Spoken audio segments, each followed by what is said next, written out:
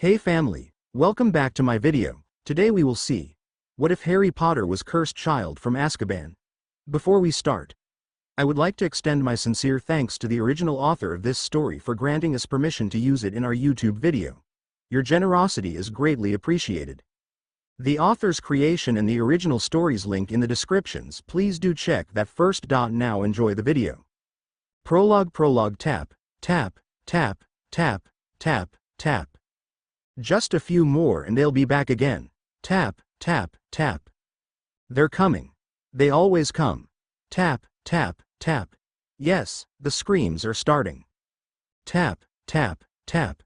The plan. Remember the plan. Tap, tap, tap. I have to warn you, Minister. Tap, tap, tap. He may not be right in the head.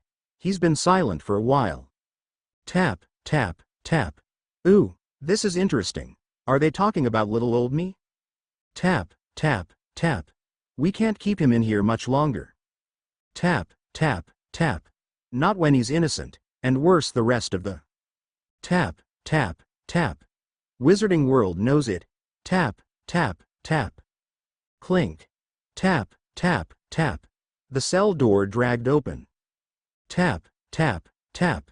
Hello, Minister. Guard Jenkins. Tap, tap, tap. Ah, the man stuttered. Ha, Harry, my boy. Dreadfully sorry about all this terrible business. Tap, tap, tap. Apologies, he giggled. Ooh, it's too late for that, Minister. How old was I when you first sent me here? Tap, tap, tap. 6. Tap, tap, tap. And how old am I now? Tap, tap, tap. 11 tomorrow. The minister paled dramatically, making Harry cock his head to the side. Tap, tap, tap. 5 years, he tutted. Tut, tut. Tap, tap, tap. New evidence on your case has come up. It wasn't you. Tap, tap, tap. A maniacal grin twisted itself onto the boy's face. Tap, tap, tap. Really? He drawled slowly. Tap, tap, tap. The minister swallowed. Tap, tap, tap. I'll explain more when we get back to the mainland. Tap, tap, tap. He stood up. Tap, tap, tap. Better get going then, shouldn't we, Minister? Tap, tap, tap. Why, yes. Tap, tap, tap. After you. Tap, tap, tap. The pathetic, cowering man shuffled out of the cell. He found it adorable. Tap, tap, tap. Guard Jenkins cocked his head to side. Time to go. Tap, tap, tap. Harry stood and strolled easily out of the cell, giving a short salute to his fellow inmates. Tap, tap, tap. Out of the high security. Tap, tap, tap. Out, out, out. Tap, tap, tap. He stepped into the boat and looked back. Tap, tap, tap. The green eyes froze over, a threatening light glinting behind the frozen sheets. Tap, tap, tap. I'll come back for you, he whispered. Tap, tap, tap. I'll come back, by magic I do swear. Tap, tap, tap. We'll reign in darkness. Tap, tap, tap. Fealty to him, by magic I do swear. Tap, tap, tap. The Dark Lord will rise again. Tap, tap, tap. To this, by magic I do swear. Tap, tap, tap. I'll come back for you, girlie. Tap, tap, tap. We'll kill them all, by magic I do swear. The tapping stopped. Chapter 1. Tick, tick, tick. Chapter 1. Tick, tick, tick. The world sped by as the train flew across the tracks through the countryside. London had melted away hours ago, being shortly replaced with the beginnings of the Scottish countryside. Moors, lakes, mountainous hills, rivers, all insignificant specks on the landscapes when it came to looking to what the train's destination actually was, or rather, the final destination of the students on board. Hogwarts School of Witchcraft and Wizardry. He wasn't sure how he felt about this. On one hand, he was glad he had chance to learn and would have access to the school's extensive library that would only seek to aid him in his mission.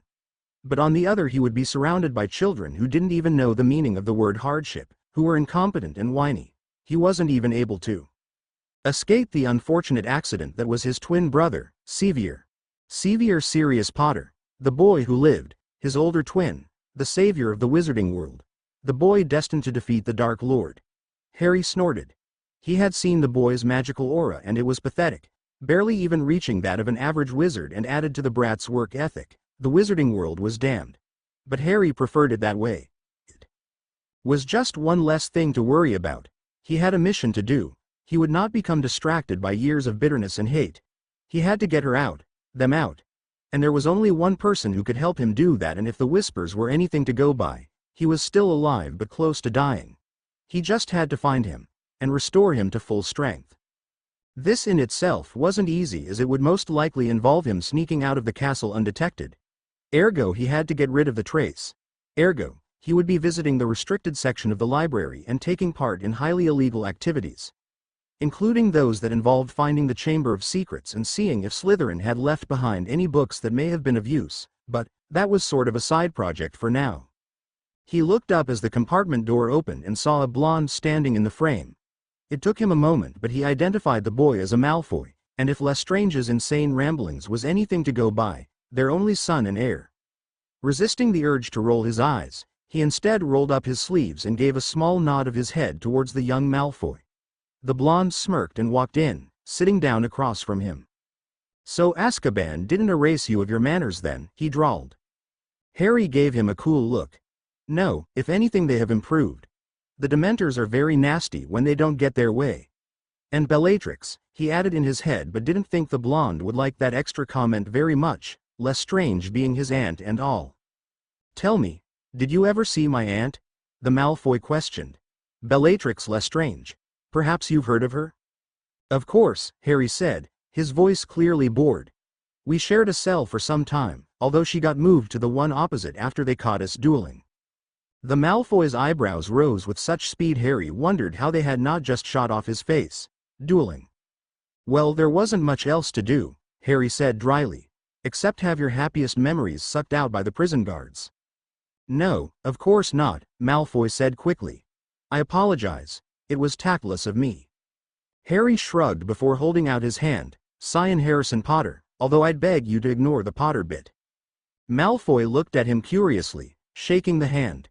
"Heir Draco Malfoy, but you can call me Draco, Cyan Potter." "In that case, you may call me Harry." They sat in silence for a few minutes, during which Harry returned to his book, but his attention never left Draco Malfoy. He seemed to be squirming over something. Slowly closing the book, he narrowed his eyes. "If there is something you wish to ask, please, go ahead and ask." "Were there any other prisoners our age?" Draco blurted, seemingly unable to control himself. "No," Harry said softly. "But there was one younger." Draco's eyes looked horrified. Who were they?" "Elidora Cynthia Lestrange." Harry turned his head away, staring out at the world rushing past. "I'd rather not talk about this anymore." "Just one more question," Draco said. "Please, I have to know." Harry studied him. A Malfoy never begged. "Just one," he conceded. "What did she do?"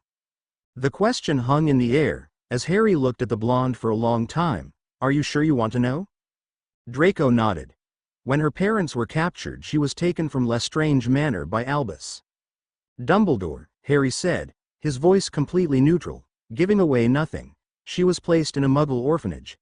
She was labeled as a freak, a demon, and her magic reacted badly when they tried to cleanse her. She killed 7 Muggles and 2 others were injured in the blast. She was 3 years old." "Cleansed her?" Draco repeated warily. "Exorcism. Shit." Harry gave him a half-hearted amused glance. "Shit indeed." They sat in silence. Harry continued reading his book but found he could not concentrate with the Malfoy fidgeting uncomfortably before him. He snapped his fingers and a book appeared in his hand, which he promptly chucked at the air. Draco caught it before snapping round to the ex-prisoner before him, his eyes angry. "What did you do that for? You looked uncomfortable," Harry said simply. "So I thought I'd lend you a book." "No, scratch that, you can keep the book. It rightly belongs to you anyway." "Oh, thank you." Draco turned the book over and smirked slightly at the title. "The Tales of Beetle and Bard." "It was Ella's favorite book," Harry said quietly. "That's her copy too. I thought you might like it." Draco stared at the slightly scuffed book in his hands. "You were allowed books in Azkaban?" he said hoarsely. No, Harry said stiffly. I have an eidetic memory. I used to tell them to her when she couldn't sleep. There was an uneasy pause in which the two just looked at each other. Harry broke it by curtly returning to his book. After a moment, Draco flipped open the cover of his own and began reading the children's stories that riddled his childhood. He wasn't sure what to make of Harry, but he knew one thing. Harry Potter cared for his cousin and had told him the truth. That was all he needed in his mind. He sniffed at the unorganized chaos around him, the complete and utter lack of decorum. Students shoved this way and that, laughing loudly, shouting and whistling cat calls at the prettier girls. Only the Slytherins showed any signs of dignity, and that in itself was a small mercy swamped by the other three houses. Clumped together before him were the quivering first years, all seemingly terrified of what awaited them. He snarled. They didn't even know the meaning of it. His twin stood right at the front, a cocky grin of superiority done wrong on his face.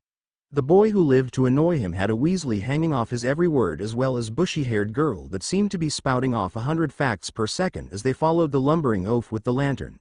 Was this really what the most prestigious wizarding school in Europe had to offer? If it was, he was disgusted. He walked alongside Draco, who appeared, along with a few others, to share his thoughts. Although he could detect, behind the confident swagger, a trace of nerves, he supposed it was natural. No Malfoy had been put anywhere other than Slytherin. At least, that is what he had been led to believe. As they slipped and stumbled down a narrow path, Harry did no such thing and walked as though it was a perfectly even marble floor. The oaf continued to talk to them, his accent tainting his words enough for Harry to even question whether or not the man was speaking English. He supposed he was, considering he could at least pick out the gist of what he was saying. Something about Hogwarts being round the corner. And it was. The castle itself was a lot more impressive than the state of its students. Towers reached for the heavens, their windows glowing with golden warmth, and the old stone reached out with embedded magic, welcoming its children home. The only thing that stood between them and the castle was a crystal-cut lake and little wooden boats without oars.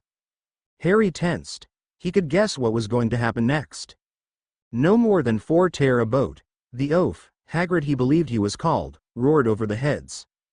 Harry had never been fond of water. He remembered all too strongly the storm in which he was brought to Azkaban, and the oars escorting him had taken far too much pleasure in allowing him to drown before they dragged him back out of the angry depths. He had been 6 years old. 6. And they had thought him a monster. He warily stepped into the boat, sitting down, straight back, not allowing his unease to show. Draco and 2 beefy boys that looked like Dumber and Dumber 2 sat down in the boat with him, and they all waited for whatever came next. With a sudden lurch, the boats floated forwards, Hagrid slowly sinking, one leading the way. Harry just about stopped breathing. If he was anyone else, he would have burst into tears of relief as they touched the shore, but he wasn't. He did, however, allow himself to relax his muscles and a little sigh.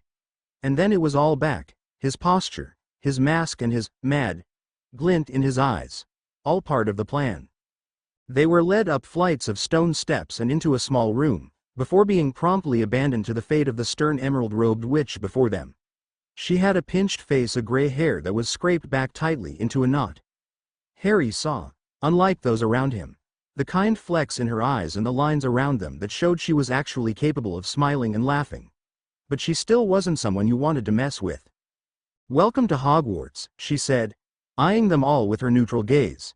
"Now, in a few moments you will pass through these doors and join your classmates, but before you take your seats, you must be sorted into your houses.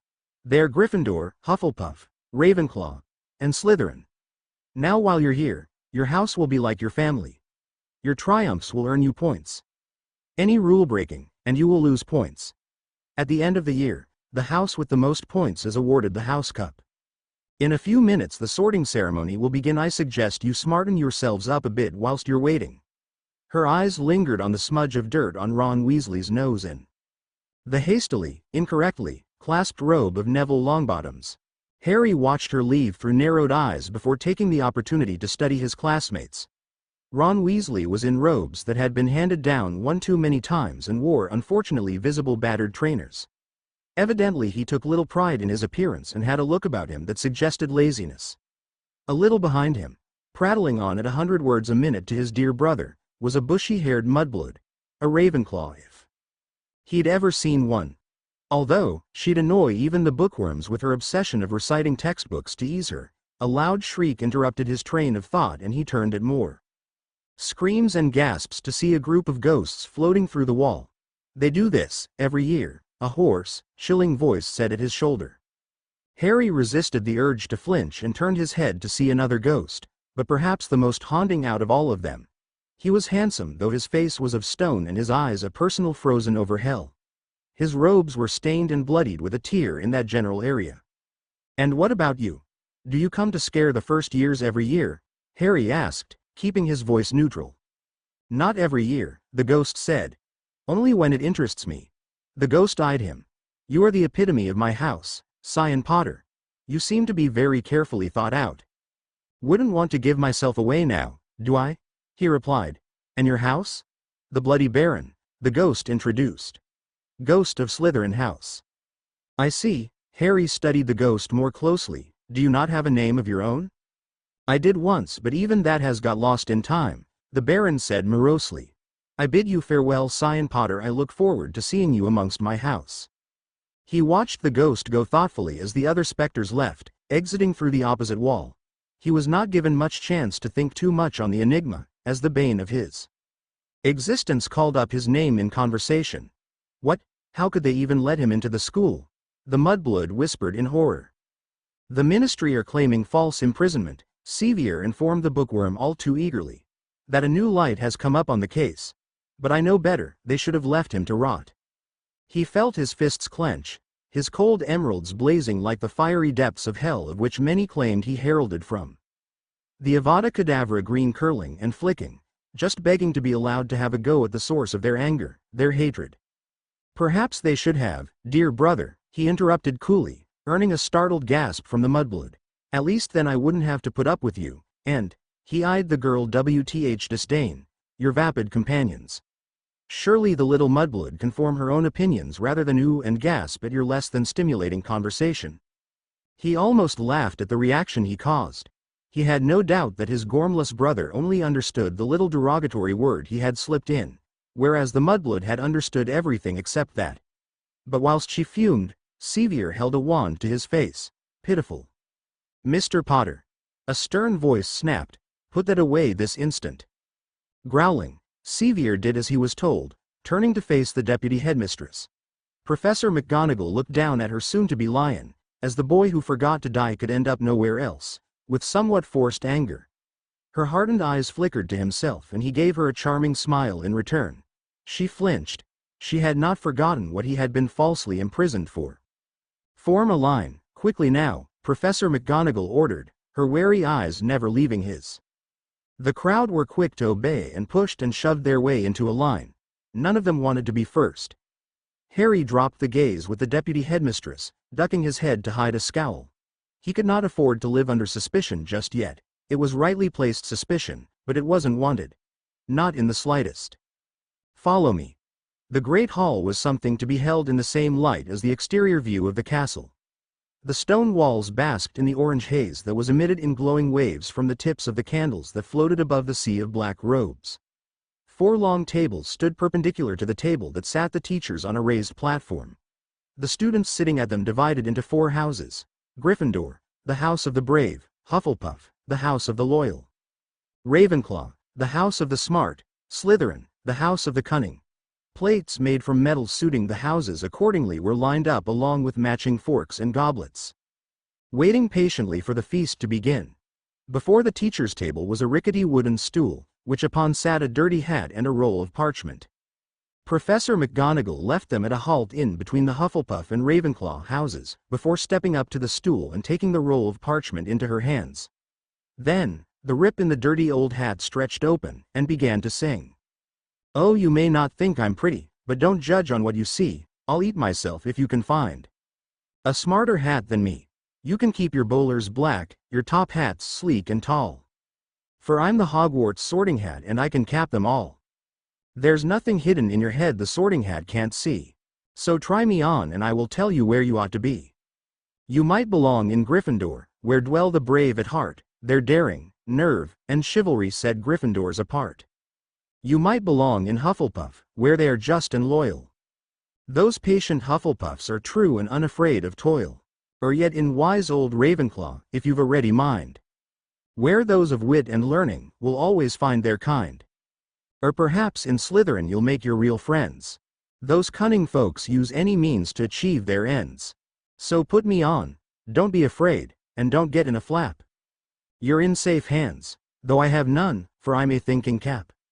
Harry just about resisted the urge to sneer as the hat finished its song and the hall erupted into applause, though the Slytherins looked rather reluctant to do so. As the applause died out, Professor McGonagall lifted the hat into the air, the parchment now unrolled and floating before her.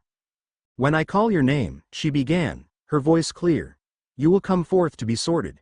After a moment's pause she continued, Abbott, Hannah. A blonde girl with pigtails nervously hurried forward and sat down on the stool. The hat was on her head for a mere few seconds before it called out, Hufflepuff. Harry's gaze followed the new badger to the cheering table, before snapping back to the task at hand. Already more names were being called out, though Harry paid little attention. He was instead internally fretting on whether or not the Sorting Hat could give him away. He had faith in his occlumency shields, of course. He was taught by the best Azkaban had to offer, but he was sure the four founders had thought of that little tidbit and found a way for the hat to get past them with little difficulty. Potter, Harrison. The effect was instant as the hall fell into a cool silence and the lighting took on an eerie look. A smirk caused a twitch at the side of his mouth, and he allowed the madness within to cause a gleam in his eyes. He had a part to play after all. He walked with perfect, lithe grace up to the rickety old stool and with a graceful twirl, he sat down. The hat was lowered onto his head, blocking out the rest of the world with old, dirty material infused with a magic almost as old as the castle. The side of his mouth twitched again. Can you tell anyone anything that you see in my mind? He was straight to the point. There was no point dancing around the subject. The hat would see it anyway. No, that was one thing Rowena and Salazar was very clear on when they first made me, the hat said. I am sure that comes as a great relief to you, considering what you plan to do. Of course, Harry answered. But I feel anyone would be relieved to know that their innermost thoughts could not be shared with the likes of the headmaster or their fellow students. You were wronged at such a young age, the hat murmured. Normally I would say not to go about revenge, but I see the revenge you intend to bring about is something the wizarding world much needs. Many of the wizards and witches of old would turn in their graves at seeing how magic is shunned in these times. It is truly disgusting, he agreed. Muggleborns and the like have poisoned our world with their prejudiced ways for too long, just as weak-minded individuals in power have bent over backwards to them for too long. I am sure I would be turning in my grave with them. It is strange, don't you think, that they imprisoned you falsely for murder, but now that they have released you, you intend to go about just that. If they had wished me not to, they shouldn't have imprisoned me. Or perhaps I would have done so anyway simply because I had begun to loathe my parents even before my incarceration. That is something to muse about. I would not spend too long on that, the hat advised. You already know that I shall send you to Slytherin, and I see you wish to seek out the chamber. My advice is to seek out the man who made it first, for only he will be able to tell you where it is in the little time you have. And how will I find him? Slytherins always stick to their own. It was a pleasure looking into your mind, Cyan Potter. It was certainly a refreshing change. Glad my mind could be of service. Remember my advice, Cyan Potter. The hat pulled out of his mind and shouted, Slytherin. As the hat was removed from his head by a trembling hand, he looked out upon the silent, still hall. Inclining his head to them all, he walked over to Slytherin table with the same grace he had walked up to the stool with. As they slowly began to clap, each move controlled and dignified. Harry allowed a smirk to grace his features. He had, after all, earned it. Chapter 2. When Tomorrow Comes. Chapter 2. When Tomorrow Comes. The feast, if that is what it was to be called, was underway. Riotous laughter and shouts could be heard from the Gryffindor table, cheerful exclamations from Hufflepuff, organized arguments from Ravenclaw, and cool, perfect etiquette released little sound from Slytherin. They had a reputation to uphold. They would not lower themselves to such a level. It made a very, very real mad glint appear in his cold Avada Kedavra eyes. His sleeves were rolled up to show he knew perfectly well that there were those around him of higher station than himself. The ghost of his smirk still lingered on his sharp, pale features. His back was straight, his posture perfect just as the dear inmates of Azkaban had taught him. And oh, how H delighted in the way he unnerved those around him. All, except for Draco it seemed. He slowly tore his bread roll, his eyes calculating those around him. Some shivered as his gaze fell upon them. One girl whimpered, though she would deny it later. "Quit terrorizing our housemates," Draco said, his eyes dancing with amusement. Harry's eyes slowly dragged themselves up to meet Draco's gaze. "I don't know what you mean," he drawled. "I'm simply assessing their lives." His play on words made one or two first-years scoot further away from him. He wanted to laugh, he did. But that moment was to be saved for a truly special occasion. He hadn't, after all, laughed properly since he was just 6 years old. How times change. Draco said. "And what have you deducted?" He was not oblivious. Much of the house leaned in slightly, eager to hear what he had to say, so, naturally he took his time in giving his answer. He had not interacted with people in some time. He did not count the Potters nor their associates as people.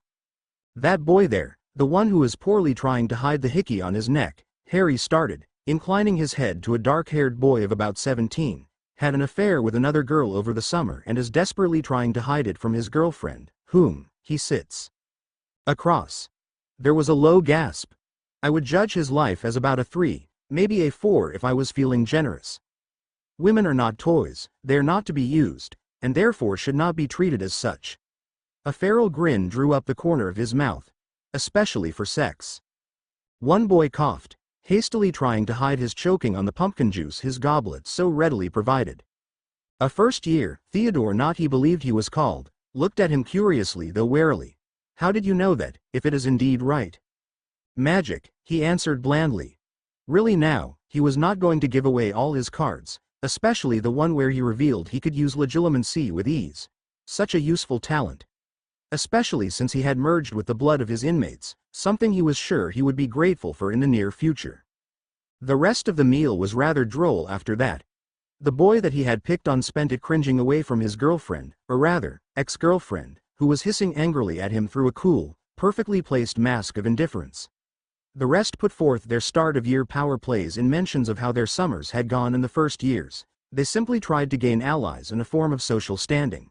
Many grasping desperately at the robes of one Draco Malfoy. Harry simply observed. He would get what he wanted without the need of groveling. He only needed the help of one man, and he was certainly not going to be found posing as a student in Slytherin House. The Dark Lord did have some dignity after all. Silence fell across the hall as the headmaster stood, his damned blue eyes twinkling as he smiled beneath that infuriating beard. "Ahem, just a few more words now we have all been fed and watered. I have a few start-of-term notices to give you. First years should note that the forest found on the grounds is strictly forbidden to all pupils, and a few of our older students would do well to remember that as well. I have also been asked by Mr. Filch, the caretaker, to remind you all that no magic should be used between classes in the corridors. Quidditch trials will be held in the second week of term. Anyone interested in playing for their house teams should contact Madam Hooch or their heads of houses. And finally, I must tell you that this year, the third-floor corridor on the right-hand side is out of bounds to all those who do not wish to die a most painful death." Harry's eyes narrowed and few around him nervously laughed as prefects were warily questioned. He took it as a sign that his was rare and resolved to investigate as soon as possible. It could prove very beneficial for him to do so if a painful death was the result of failure. People rarely guarded unimportant things to quite that extreme. "And now, before we go to bed, let us sing the school song," Dumbledore cried, drawing his wand. "Everyone pick a tune and let's go." Teachers' smiles became fixed and the entirety of Slytherin table clamped their mouths shut in rather firm lines as lyrics appeared before them in cursive ribbons and the other three houses sang, or at least that is what one would call it if one were feeling generous. "Hogwarts, Hogwarts, Hoggy, Warty Hogwarts, teach us something please, whether we be old and bald, or young with scabby knees. Our heads could do with filling, with some interesting stuff. For now they're bare and full of air, dead flies and bits of fluff. So teach us things worth knowing. Bring back what we've forgot, just do your best, we'll do the rest and learn until our brains all rot."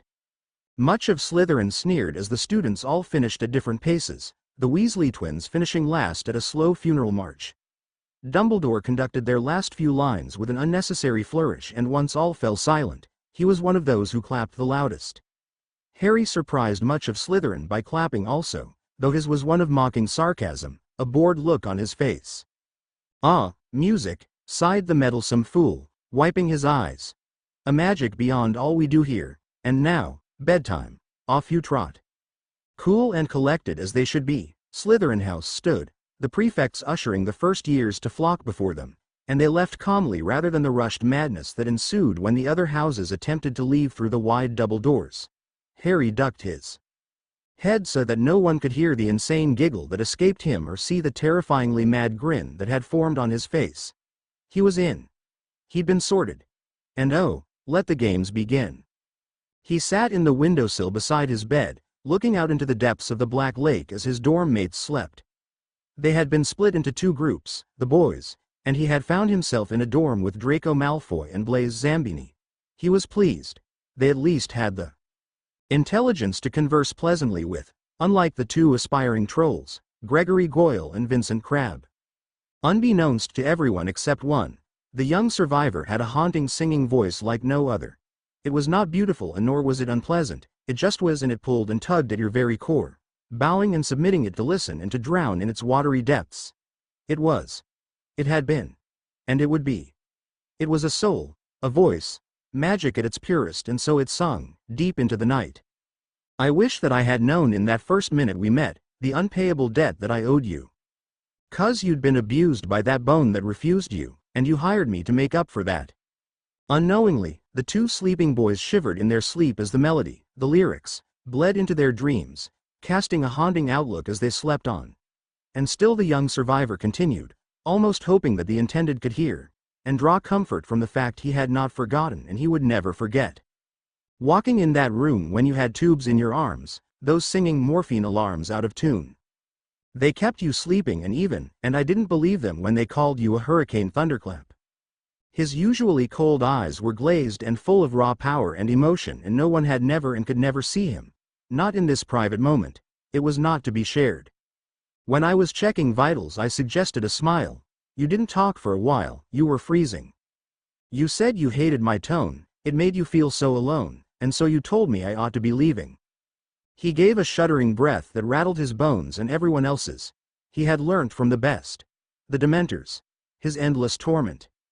But something kept me standing by that hospital bed. I should have quit, but instead I took care of you. You made me sleep all uneven, and I didn't believe them when they told me that there was no saving you. He leant back, his head resting against the stone wall, eyes looking up to the heavens as if begging for an answer to the prayers he had given since he was 6 years old. A single tear escaped, rolling down the hollow cheeks. A memory of a life once lived, and emotion once felt, and a family he once had. Harrison James Potter. And tomorrow, the last line to a family he hated, who had hurt him beyond repair, would be snapped. And his last cord that held him up would break. Thousands of miles away, across an angry gray ocean and beneath a sky the color of a pain and despair, and under attack from the storms that raged on behalf of the prisoners, the inmates of Azkaban prison began to scream as life was stripped away from them. The maddening glint in their eyes was dull and became duller still as they clawed at their skin, the stone walls, stone floors, iron bars, iron manacles that had long been out of use. A girl, just 8 years old, stilled, her blank eyes staring up at the endless gray, her lips slightly parted in an ended, silent scream. Tears slipped under heavy eyelashes as the melody washed over her. It was as if he was there, running a hand through her dirty blonde curls, promising her something better, a land where the sun shone and the people laughed. Her broken, bleeding nails scraped at the rock beneath her as she lay alone, the screams of her world echoing and shrieking around her as they swooped down, just begging for a reason. The kiss is what they wanted as they slowly drank them dry. Elidora Cynthia Lestrange. And tomorrow, it would come again, they would come again. An endless cycle with but hours to recover in between. To imagine being held by her father who was but cells away. To imagine being pulled close by her mother who just out of reaching distance, as she had always had been. As he had always had been. To be stuck in this never-ending hell with only a promise to keep her moving forward. Chapter 3. The Black and the Terrors Chapter 3 The Black and the Terrors.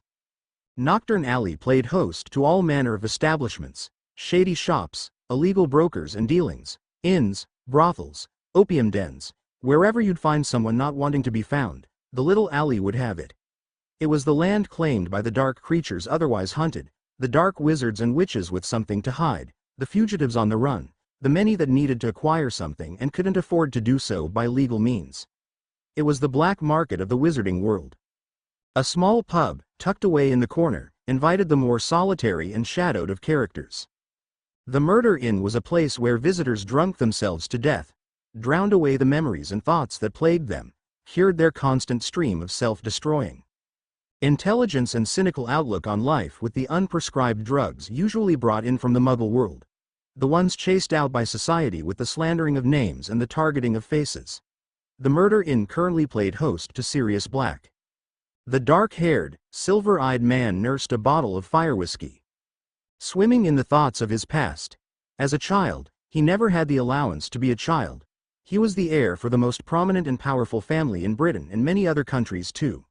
The son of Walburga Black, a woman who was difficult to get along with at the best of times. A boy who discarded teachings out of stubborn spite. He went out of his way to shame his family name, to throw away their teachings. A child throwing a temper tantrum. And oh, how he had paid for refusing them. No one ever could look past the surname, and the one person he thought had done so betrayed him for the simple fact Sirius wasn't making him look good. It left a bitter taste in his mouth. As he thought about it, how he had been let down, after he had given everything. Flashback. I want you gone, Sirius. A cold, shocked, unsettled feeling formed in his stomach as he stared at his best friend. I'm sorry. His voice was evident with disbelief. James spun around and glared at the abandoned Black with accusing eyes. You've heard what Harry did. You've seen it.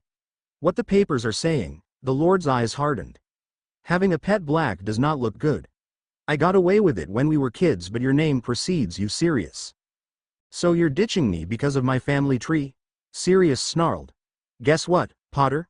Your mother was a Black, too. Are you going to disown all knowledge of her? Don't say a word against my mother, James roared. They glared at each other in silence for a long time, each with different notions, different reasons for the hatred that passed between them now. I thought you were different, James, Sirius spat. That you could look past the surname, but apparently not.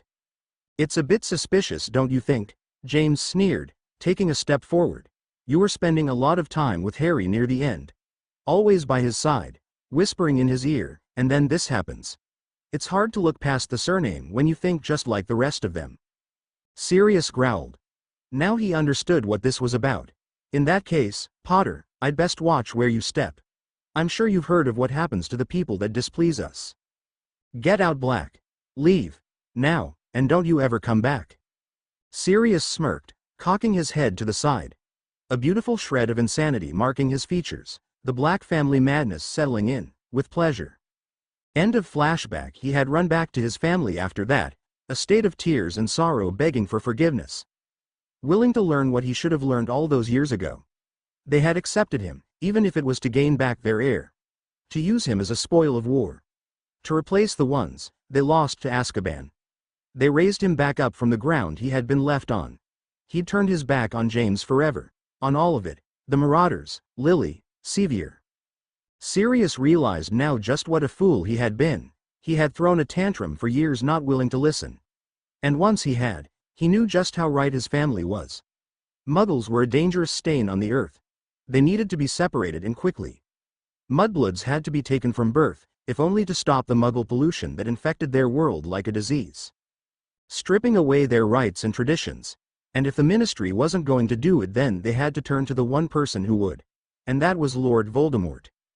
There was one person he refused to turn his back on, however, Harrison. Sirius was not a fool. He knew the child hadn't done what he had been imprisoned for. But he also knew that the boy had been the unwanted twin for a very long time before the incident had occurred. And that Harry had known it. Always living in his brother's shadow. Always being ignored in favor for the savior that had been so aptly named. Sirius often wondered if that had been how Regulus felt, but he always pushed such a thought away. What was done was done. There was no love lost between the youngest Potter and the rest. Growing up in Azkaban would not have been easy for him, and if anything would only help the hate flourish. Influenced by the Death Eaters around him, he would learn all the politics, the principles, the ways of the pureblood circles, and he would undoubtedly choose the side of Lord Voldemort. There was no room for anything else. If anything, Harry would join the Dark Lord simply for revenge on the world that had left him behind to rot, to die. Sirius took a sip of the bitter fiery liquid, a grimace forming on his face. A plan, or the foundations of one, danced in his mind as the thought on how best to contact his godson. Would he even want anything to do with him? Surely he knew by now that Sirius was estranged just as much as he was. James had probably gloated about his first day back. Look, you don't even have a godfather anymore because he's just like you. An insane psychopath. Sirius knew from his protégés in Hogwarts that the 11-year-old had been sorted into Slytherin, outwardly displayed a cold, mad look, was unpredictable, kept everyone on edge with the way he handled himself. No one ever knew when he was going to snap. And it was only the first night at the prestigious school. However, the two he mentored could also see the calculating way the boy looked at things. The empty, angry, hateful shell inside the hardened exterior. Azkaban had cursed him in many more ways than the questioning sanity that much was obvious to them. However, Harry played his part in such a way that you could never be sure if that was part of the part he played. Sirius knew his protégés were good at what they did, and very well versed in their own roles, their own acts. But they were still learning and had the much easier, later approach than most in Slytherin were given. He still remembered how he had met them. Unbeknownst to the other marauders, Sirius had added one more spell to the map. Just a little one that allowed him to get the feel of whoever stumbled across it when they left. The fact that his link with map showed him a pair of identical, dark signatures that were angry and resentful to their own blood was a surprise. But not as much as a surprise when he discovered who the new owners really were. Fred and George Weasley. The twins were disillusioned with their muggle-loving father and their overbearing mother and the propaganda spat out by the ever-patent ministry. The two were ambitious and wanted more than the hand-me-downs they received because their father cared more for muggles than the dignity, welfare and pride of his own family. They wanted more, and they were sneaky and clever enough to get it, if only given the handshake they needed. Sirius had given them that handshake. He had called to them using the map, choosing to meet with them at the very same pub he sat in now. Venturing so far into Nocturne Alley was both a test and an assurance to them both that they would not be seen by their cursed family in the presence of a black, specifically one whose falling out with the House of Potter had reached front-page news but a few years ago. The twins had been wary at first but gradually warmed up to the idea. To him, it helped, of course, that he revealed that he was indeed Padfoot, the joint record holder for the most amount of detentions and points lost at Hogwarts for 3 centuries. Speak of the little shits and they doth appear, Sirius muttered, his gray eyes flicking toward the ginger terrors as they approached his corner. You know, Fred began. That isn't quite how it goes, George finished, the pair sliding into the booth. Like I care, Sirius said smoothly, swirling his bottle. My version is much more fitting for the pair of you. I'm insulted, I know, Fred. You'd think after everything we've done, that we do, brother, that we do. Sirius rolled his eyes at the twins' commentary. They did it much too often, and when they put their minds to it, could be extremely unnerving. This occasion, however, they were using it to be annoying and to display some humor. Sirius supposed they were good for that. Besides, the Death Eater circles could do with cheering up. A splash of color here, a few pranks there, much better for the moral fiber of the group. He shook his head. He'd allowed his intoxicated thoughts to get away with him. Were you seen when you unexpectedly decided to stalk me? He drawled, wondering yet again why he had given them pendants that allowed them to find him should they need him. Now I really am insulted, the two mumbled. Sirius smirked bitterly, so much like he and James had been, it almost hurt. I suppose there is a reason you are here. Twin 1, Twin 2. Of course, Fred scoffed. We could be spending this night planning pranks on Snape. George sniffed. We didn't have to come here and give you the little tidbit of information we've found. The Black Heir rolled his eyes. Just tell me, it won't be long before someone notices your disappearance. Well, we were out for an innocent midnight stroll, George began, couldn't sleep and all that, Fred inputted. When we overheard a wonderful little conversation between Dumbles and Snape. Sirius raised an eyebrow. Go on. From what we heard, Fred said, it sounded as though a beautiful little object is being hidden at Hogwarts, and that the plan is to draw in the Dark Lord and try to trap him, using dear little Saint Sevier Potter's Gryffindor, reckless stupidity and ingrained need to fight the evil of this world. Against him, George finished, before leaning in and saying in a much lower tone, such a beautiful object is also known as a stone made by one Nicholas Flamel. George leaned back. Snape is completely against the idea. Thinks Potter will get himself killed, as well as others. And really doesn't fancy the idea of an inquiry from the Ministry. A malicious grin grew on Sirius's face at the thought. Well, we must prepare for the return of the Dark Lord then, mustn't we? The twins glanced at each other, similar grins forming on their faces. Oh, this will be fun, they said together. Sirius rapped the table thoughtfully. Keep an eye and ear out, anything and everything is to be reported back to me in the usual way. If you see an opening to help the Dark Lord, that won't get you compromised, take it. This could very well be the moment we've all been waiting for. The twins nodded curtly. Absently, Sirius casted a Tempest Charm. 1:02 a.m. You'd best return to the castle. He stood up. I shall go about stirring up the old circles. He gave a short, mock bow. Until next time. One of the few remaining blacks swept out of the pub, his intoxication all but forgotten as he expertly flipped a galleon towards the bar attendant. Long strides carried him to the nearest flow service and handful of green powder to Malfoy Manor. Skipping out of the fireplace, into the blonde lord's study he sung out. Oh Lucy. A grin appeared on his face. Have I got news for you, and didn't he just? Chapter 4. Follow me into the darkness. Chapter 4. Follow me into the darkness. I look and stare so deep in your eyes I touch on you more and more every time when you leave. I'm begging you not to go. Call your name 2-3 times in a row.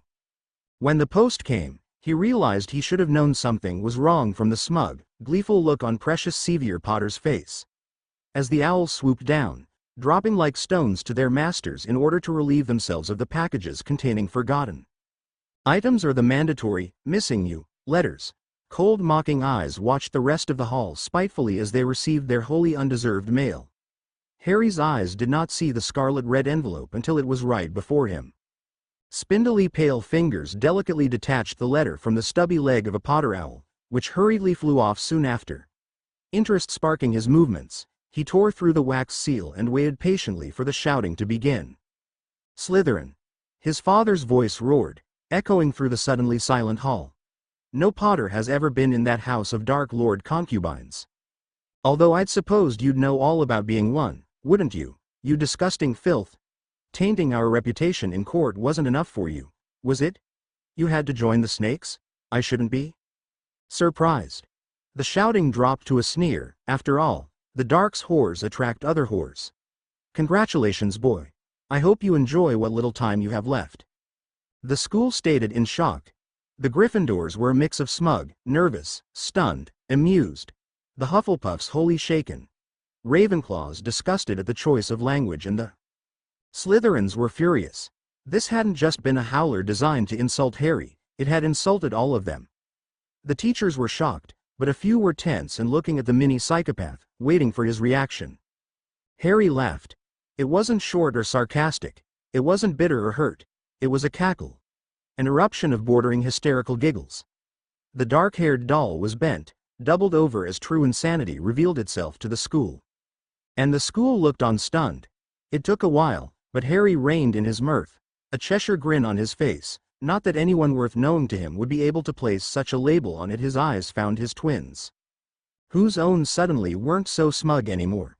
Not tearing away from the gaze, Sevier sat frozen as Harry climbed over the tables with a confident, maddening walk and a gleam in his eyes that made him want to cower. He crouched down atop the Gryffindor table and leaned forward, his mouth beside the glass's hooked ear. Tell dearest Daddy he should be more worried about the amount of time he has left. The whisper wasn't quiet. It was a stage whisper. One that carried out throughout the hall. The threat, the silent promise. Smiling Harry stood up, his gaze traveling slowly over the other occupants of the great hall. He knew he had quite possibly jeopardized himself, but it had all been made very clear to him that they expected nothing less than a mass murderer trapped in the body of a malnourished child. He never took kindly to being threatened, particularly by the very man he wanted nothing more than to see screaming, begging at his feet. He could make an exception to the guard he placed between his true insanity and the faux insanity. Just this once. Behind him, the Slytherins stood up as one, so very cold and collected. Watching carefully, Harry observed as they walked calmly but with so much purpose out of the great hall. The corner of his mouth twitched. Snakes really were loyal to their own.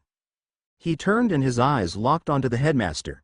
He tipped a fake hat before strolling out after them, a delicious bubble of excitement flowing inside of him for the first time since he had left Azkaban. Oh yes.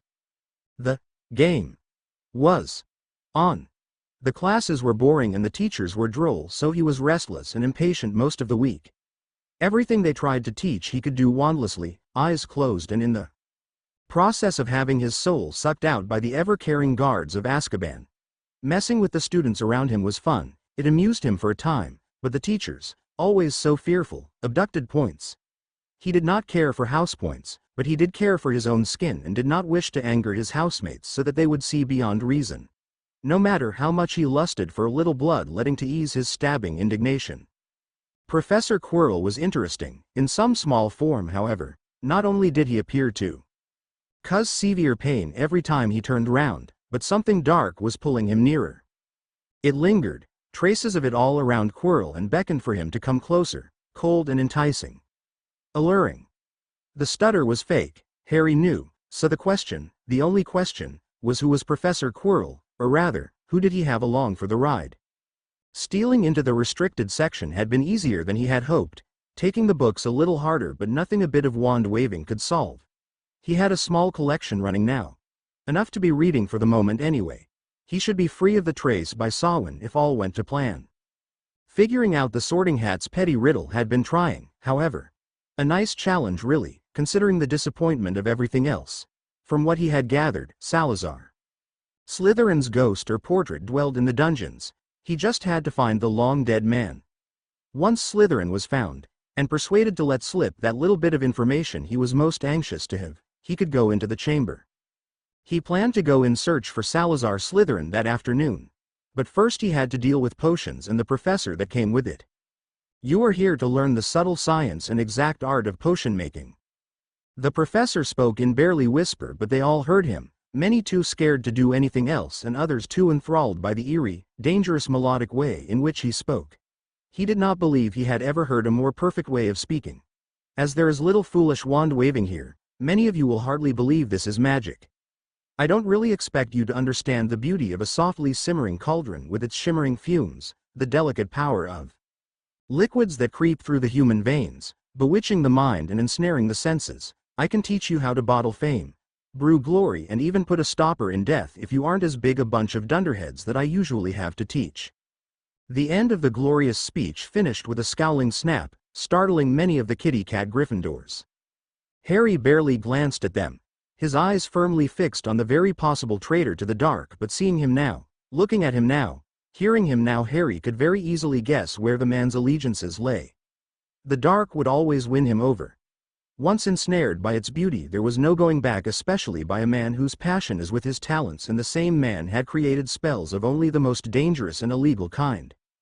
Potter, Snape said suddenly, before sneering, the celebrity that is. The class's attention drifted to the arrogant tow rag that sat surrounded by his lackeys. What would I get if I added shredded edelweiss to a bare-hot cauldron? The mudblood's hand shot into the air, whilst Sevier looked truly stumped at being called upon before his face twisted into an ugly, arrogant expression.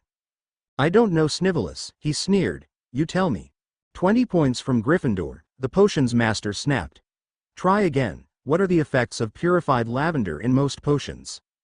The mudblood's hand was in the air again and Sevier was back to simply not knowing. Pick on someone your own size, Death Eater, he bit out. 30 points from Gryffindor, the dungeon's bat snarled. The Slytherins all secretly shared their gloating smiles, eyes openly mocking the lions. Again, what would happen if Cypress was eaten raw? The mudblood faltered for a moment before her hand was again begging for the attention of a teacher, the only teacher that would not give it to her. I don't know, sir, Sevier snarled. Hermione does, why don't you ask her? 10 points from Gryffindor, Snape said softly, Turning away the Gryffindors, he muttered, "Let's see if the other Potter can do better." He raised an eyebrow at him expectantly. Harry answered, understanding perfectly. If you added shredded Edelweiss to a bare cauldron, you would have a minor explosion to a fatal explosion depending on your precautions, the amount added and the heat of the flame. His voice alone sent shivers down others' backs. Purified lavender causes a drowsy or sleep effect in most potions, hence why it is a key ingredient in Draught of the Living Death. And finally, raw cypress when eaten can cause slow poisoning, the final effect being inexplicable death. 15 points to Slytherin, Snape called, before whirling on the rest of the class. Well, why aren't you writing this down? Penning it down in elegant script, Harry mused on the confirmation. An old Death Eater code that was used by the more public of figureheads, one his fellow inmates had been sure to teach him. Subtly, effectively, Snape had passed on the truth of his allegiances to everyone who cared to listen. Or perhaps more specifically, him. Taken together, it spelt out clearly, my allegiances and devotion are towards the Death Eaters. Dumbledore's favorite pet wasn't so loyal after all. The room was silent. The dust that clung to the ancient stones and abandoned desks was still. Midday glow shone through the windows, illuminating what it could in attempt to beat the shadows that were drawn out from the stacked furniture. In the center of the abandoned classroom was the raven-haired boy, with his hating eyes closed shut. He was cross-legged, hardly breathing, back relaxed but rod straight and his wrists hanging loosely off his knees. Fingers twitching every now and then as he searched. His mindscape was designed to be the one place he could actually remember well enough to know. At age 8, when he had first begun to build, Potter Manor was a distant dream. Despite the self-acquired eidetic memory, to him it was the house of ruined childhood, neglect and the petty jealousy he once had. Azkaban was where he found others and where he learned the dark. Add in the Dementos, and it was not a mindscape many would enjoy entering. There were other barriers, of course. The best and most intricate his mind could concoct, and once you finally, exhaustingly got past those, you would be met with the onslaught of the aftermath a Dementor would bring to your soul, to your already fragile sanity. He had designed his mindscape to be a hell to all, even occasionally himself. There was one simple reason he was in it. He'd let go and allowed it to become disordered and chaotic in a brief lapse. This was not something he could allow. He needed straight thought, cold logic and the numbing lack of feeling that came with sprinkling of shallow emotions. The few he really could possess were not ones that many enjoyed. He could hate with a passion, obsess as though his life was on the line, and possess with a determination one rarely saw. Boredom was something he refused to admit, always scrambling to get his high, his thrill away from it. Love he wasn't acquainted with. Sadness was something that plagued his life and eventually just became as easy and unnoticeable as breathing. He twitched, Rodolphus Lestrange suddenly looming before him, a wry, amused grin on his face. No, Bella, not a psychopath. He had waved off his wife's comment about what Harry was growing to be. Try a sociopath. He pushed the memory away, tucking it into the endless, never-ending cells he claimed as libraries for such things. If he wanted to be done and still have time to search for Lord Slytherin, he had to focus. He swept through the narrow, chilling corridors, fixing the bent bars, the fallen links of the disused chains, putting back the occasional Auror's fallen trinkets, ensuring the scorch marks from private duels were in the correct cells, and on the right walls. That the Dementors that swirled around, dipping and pulling at the building. Strict schedules to when they ventured inside. All for a simple purpose. He could not allow what had happened the Monday morning to happen again. His closely guarded insanity. He knew very well he had it, all who entered Azkaban had it. Had burst through due to the ill-thought, drunken, furious words of a father who hadn't loved him for 9 years. He'd shown his cards too early in the game, and it was vital he kept the few little he had left, close to his chest. He exhaled slowly, his eyes fluttering open. What were you doing? His body whirled out of years of honed instinct, and within minutes he had his wand pointing at the doorframe, where a certain, suddenly stricken, blonde stood. Narrowing his eyes, Harry relaxed and rolled up his sleeves whilst instantaneously pocketing his wand. Whatever you believe I was doing, Draco, will be the story I go with, he drawled easily, unless of course it is unfavorable, in which case I shall deny it vehemently. You entered your mindscape, Draco said. He inclined his head in acknowledgement. My godfather had only barely begun to help me build mine, refusing to have done it earlier by claiming it could be dangerous for my sanity if tried younger. How come, you Harry, have one already? My sanity was already questionable, he answered. And I had secrets that needed to be kept. He paused. Why do you ask? No reason. Emerald orbs narrowed, scrutinizing the Malfoy air before them, and then finally he realized. You wish to know if Ella has one. Only the palest of blushes tainted Draco's skin, but the boy held resilience and gave a stiff nod. You caught me. Harry donned his robe with careless grace, beginning to stride towards the door. Of course. She does. You don't believe her parents would teach me, but not their daughter, do you? Have a little sense, Draco. Incompetence doesn't suit you. The ex-prisoner slipped past nimbly, leaving the older boy behind him. The corridors of Hogwarts were lit by the autumn sun, so instead of walking them, he avoided them, taking as many shadowed passages as he could down to the dungeons. He had, of course, discovered what he believed to be 50% of Hogwarts's secret passages. Before Wednesday, knowing that should a quick getaway be needed that they would provide them. Memorizing Hogwarts would be advantageous in that respect. A person could immediately tell when they entered the dungeons. The walls immediately became darker, cooler, damper. The air froze as though it had suddenly been dipped in liquid nitrogen. Sounds echoed but were swallowed in the darkness. Fiery torches turned emerald and were few and far between.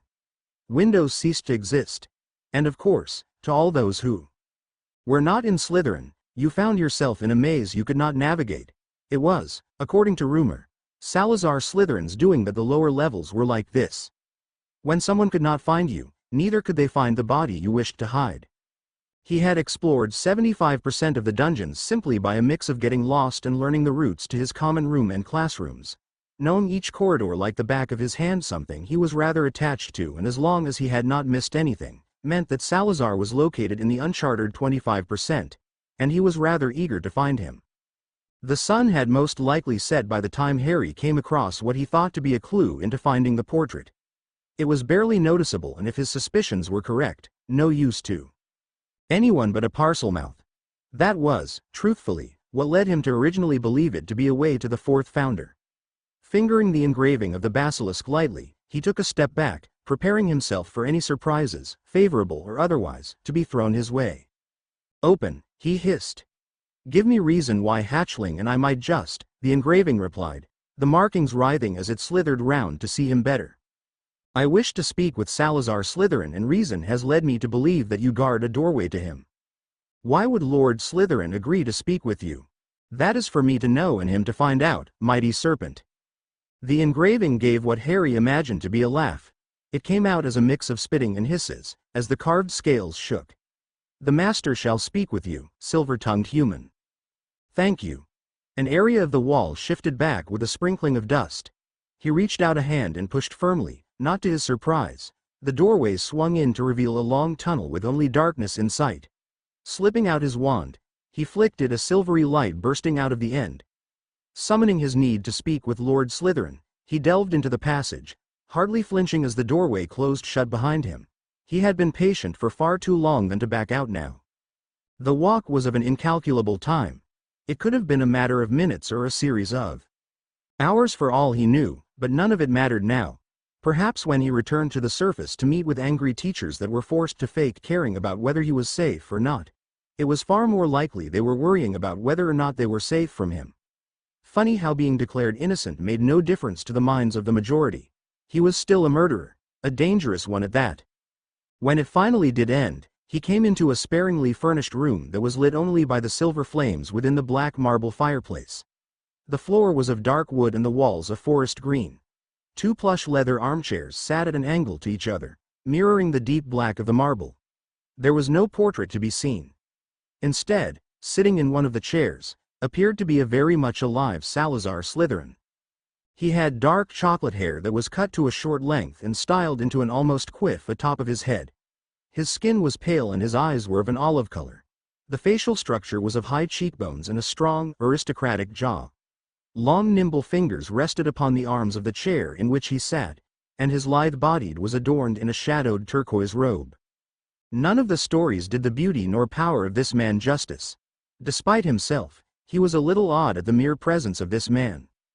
Do sit, I am quite eager to discover just what you wish to speak to E about, Salazar called to him. He stepped forward and sat, making barely a noise, his eyes on Slytherin at all times. He knew the man should be dead, and was dead, considering the idea of Horcruxes had not been made until a century after his death and the Philosopher's Stone until much later. So it was only relative that he was a phantom, rather than a ghost.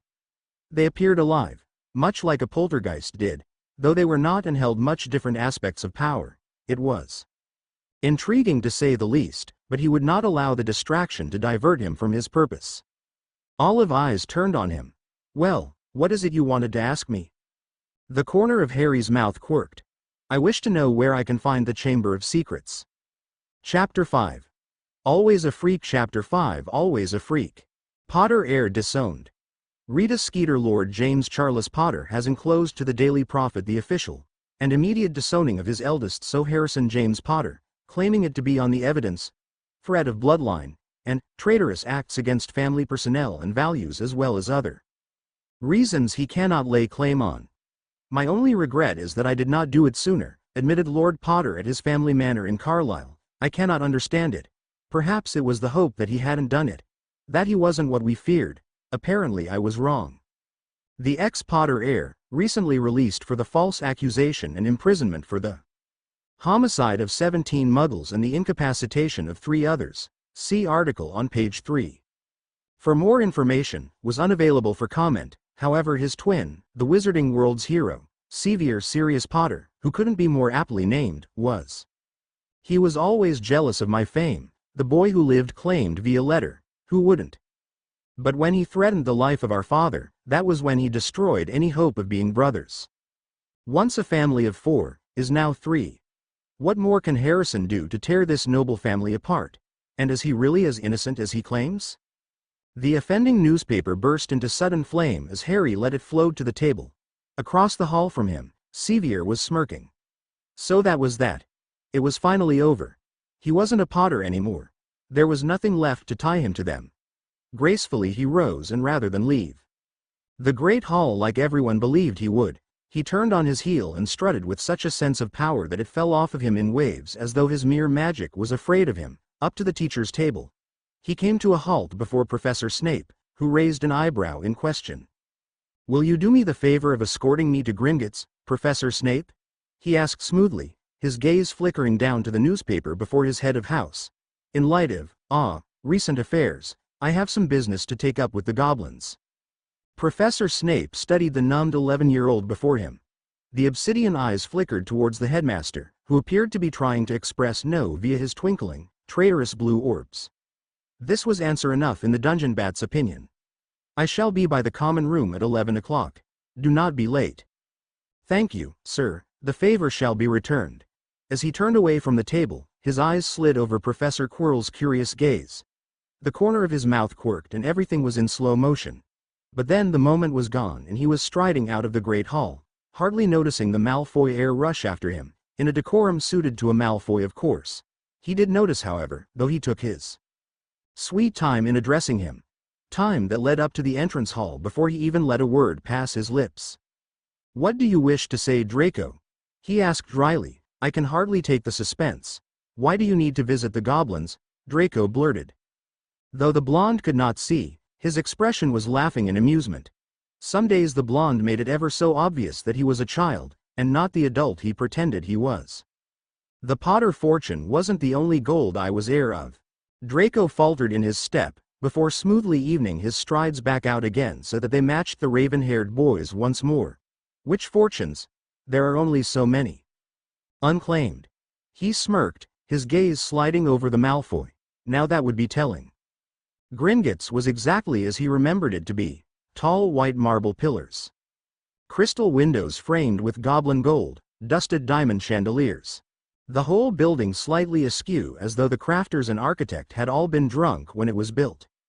The goblins were still stiff and sneered cruelly at everything that dared step into their greedy gaze. He had always favored the goblins over other creatures he had encountered, which were admittedly few. For this, Harry had always been one to appreciate the ability to make one feel small, dirty, insignificant, a tiny speck on a planet full of gods. Goblins were fine examples of this particular look of disdain. "Ah, Mr. Harrison," Griphook said slowly, looking down from his podium at the malnourished child. "I was wondering how long it would take for you to find your way here." "Apparently not long at all," he said in much the same tone. "I am here to lay claim over the vaults of Slytherin and Peverell, as well as document my being a ward of the ancient and most noble houses of Lestrange ad Black." "The most ancient and most noble house of Slytherin currently has a living lord," Griphook said, with a nasty grin. "Then I shall document being a member of the house and the last remaining heir, by claim of magic," he countered easily. Griphook scowled. "Ragnuk shall take you from here, Mr. Harrison. Professor Snape will have to wait here." He inclined his head, turning to the potions master. "I may be a while, Professor, you can always check on your own vaults or pay a visit to the apothecary or something similar whilst you wait." Snape's mouth curled slightly, whether it was in a smile or sneer he wasn't sure, but either way it was something. He enjoyed knowing he could get a reaction out of the stoic professor. The professor gave a curt nod, striding away and out of the legendary bank, before another snarling goblin led him down the dusty golden halls of Gringotts and into an office that was more an exceptionally small ballroom. He sat down at the gesture of long bony fingers and waited with as much patience as his tainted sanity allowed him to. The goblin pulled out a stone basin that had bronze inlaid runes etched into its gravelly gray surface, as well as a long silver dagger that had emeralds glittering in its hilt. He eyed them, already understanding the outline of what he had to do. His blood would be needed, the little formality the closest the world got to the dark arts these times, as well as a few pesky words and enchanted parchment. At Ragnuk's instruction, he slashed violently across his pale palm. The blood welled up and spilled in seconds, the thick red life support rushing out of the wound, and as he curled his fingers into the basin, it collected and he waited for the goblin to tell him when to stop. He did so when it was about a third full. His cut was sealed with dittany, the stinging as it healed barely noticeable as he was watched Ragnuk pour a liquid duck egg blue into his blood. The potion swirled, slowly mixing with the red, becoming a morbid purple. Moonlit parchment was procured and lain flat against the polished oak desk held at each corner by baby gems. Killing Curse Green watched in fascination and self-assurance as the mixture was wiped across the parchment by the same dagger he had used to acquire access to his blood. It danced and twirled for a few moments, slowly receding into tight letters of clear print, beginning, continuing a list. Heir apparent of Slytherin by magic and spiritual adoption. Lays claim to the heir's vaults and other assets in the case of Lord Slytherin's death. Lord of Peverell by blood and magic upon 11th birthday. Lays claim to all vaults, residence and other assets. Scion and ward of Lestrange by blood adoption. Lays claim to access of the ward's vaults and residence. Scion and ward O Black by blood. Lays claim to access of the ward's vaults and residence. He accepted the lordship ring for Peverell and heir ring for Slytherin, slipping them onto his finger, absently watching as they melded and shrunk to fit. He looked back at Ragnuk before stating, "I want to claim physical aesthetics of Slytherin and Peverell." Ragnuk nodded stiffly, summoning the required elements. They were simply 2 vials of the same potion with different additives. One held the 3 brother Peverell's blood, and the other held Salazar Slytherin's, the head of each founding family, to begin their affairs with. Gringotts all had to hand over a pint of blood for future heirs or scions just for this matter. They were handed over to him, immediately downed. A burning, tingling sensation pricked every pore of his skin as needles before a sudden rush of ice attacked his veins and froze over his blood. He didn't cry out, nor flinch or wince as most were prone to doing as their bodies were forced to morph against the original DNA. He sat there waiting for it to end as though he was merely waiting for his room key in a hotel. When it was over, he opened his eyes as he had closed them during the process and wandlessly summoned a full-length mirror. Harry stood before it, analyzing every changed detail. His hair remained raven black though became a silky flat naturally, with a slight wave in the top strands that were long enough to do so. His cheekbones were higher, sharper, and his face, chin, longer and more defined. His body had been stretched an inch or 2 taller and gained a lither than starved look to it. The weeks of good meals since his release had helped in losing the gaunt dead look Azkaban gave its inhabitants. His eyebrows took on a further arched look, though not so much that he looked as though he was stuck in perpetual surprise and disbelief. His eyes were the most interesting, however. Ice blue spotted in large groups among the Avada Kedavra green, constantly shifting and changing as his mood did. He brought forth hatred and anger, and the green was back in full force. He calmed and it receded to an equal mingling balance. It was obvious to him that had just succeeded every other first year in looks, and he was pleased. Beauty was a dangerous weapon. "Is that all, Lord Peverell?" Ragnarok asked stiffly. "Upon becoming Lord, I was automatically emancipated, correct?" "Only in Wizengamot affairs," Ragnarok answered, "and in court. Lord Slytherin is now your legal guardian. He shall be informed in due course." "Then that is all. Thank you for your time, Ragnarok. I can find my own way out." Internally smirking at the look of surprise on the goblin's face, he left the office somewhat perturbed. He had hoped he would gain full emancipation, but now, if the rumors were true, the Dark Lord was now responsible for him. His eyes ran over Green. Well, he'd better not disappoint his guardian now.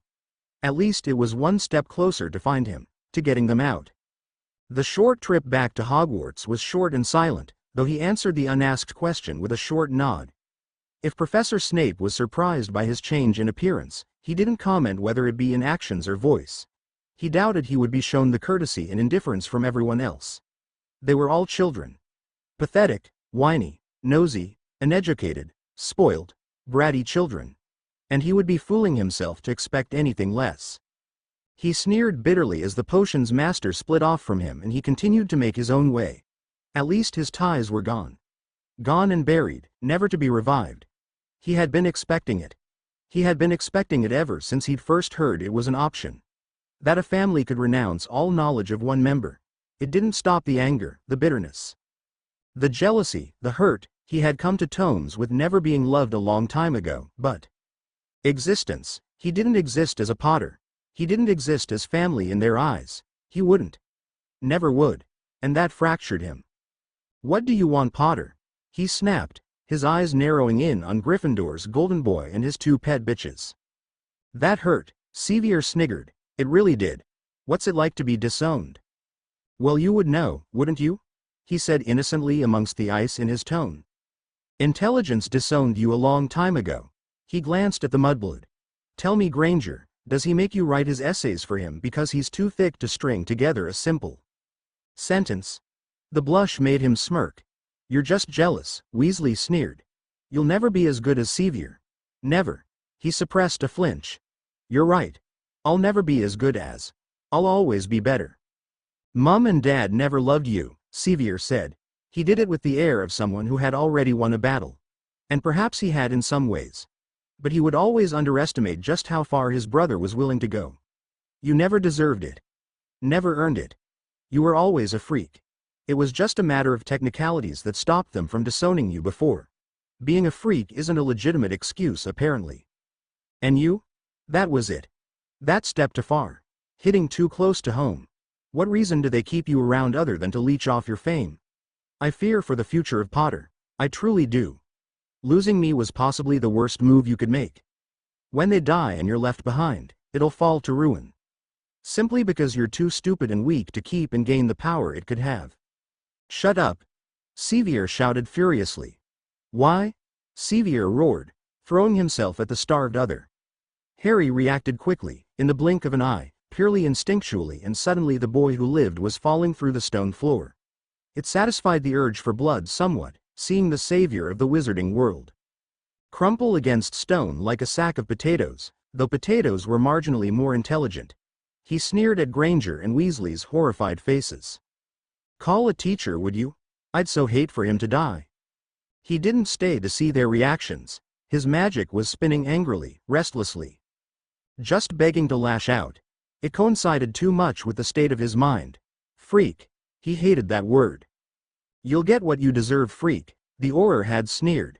"The Dementors do so love pretty things." He had deserved nothing. Not then. He had been innocent. Yet they had condemned him without a trial. His family hadn't fought for him. Nobody had fought for him, because he was just a freak. Just Sevier's older twin. Just that kid that sat in the corner forgotten at birthday parties. Freak. They had never loved him. They were so sure that Sevier was the child of the prophecy. That damn prophecy that wouldn't even have been valid if they had all just ignored it. The bigger child. The more powerful child. That accidental magic had been his. He made the toys float. He made their hair change color. He transfigured the high chair. Not Sevier. It had never been Sevier. And then that night came. And then it was as though he didn't exist. He was left behind, forgotten. A hand landed on his shoulder. Avada Kedavra. Professor Quirrell barely managed to escape the curse. The teacher trembled on the ground, staring at the cold, icy child standing above him, wand drawn. Professor, let's just keep those last few moments between us. An oath if you would. I, Quirinius Quirrell, swear to keep the happenings of the last 5 minutes to myself. So mote it be. Harry inclined his head and stalked away, his robes flaring out behind him. It was only when he reached the end of the corridor did he realize. Quirrell hadn't stuttered. Chapter 6, Lily's Mistake. Chapter 6 Lily's Mistake. Slytherin had accepted his change with sneered approval. The teachers had accepted his change with wary looks over. He could never have prepared himself for Lily Potter's reaction. Everyone had noticed the difference in him after the stinging encounter with Sevier. Physically was undeniable, but his mood was fluctuating, dangerously so. The slightest thing could make him snap. He was on edge at all times, his eyes often in a permanent state of Avada Kedavra. H was frustrated with his lack of progress on Quirrell's stutter. He was calmed in the way he only had to wait for Halloween, before he could remove the trace.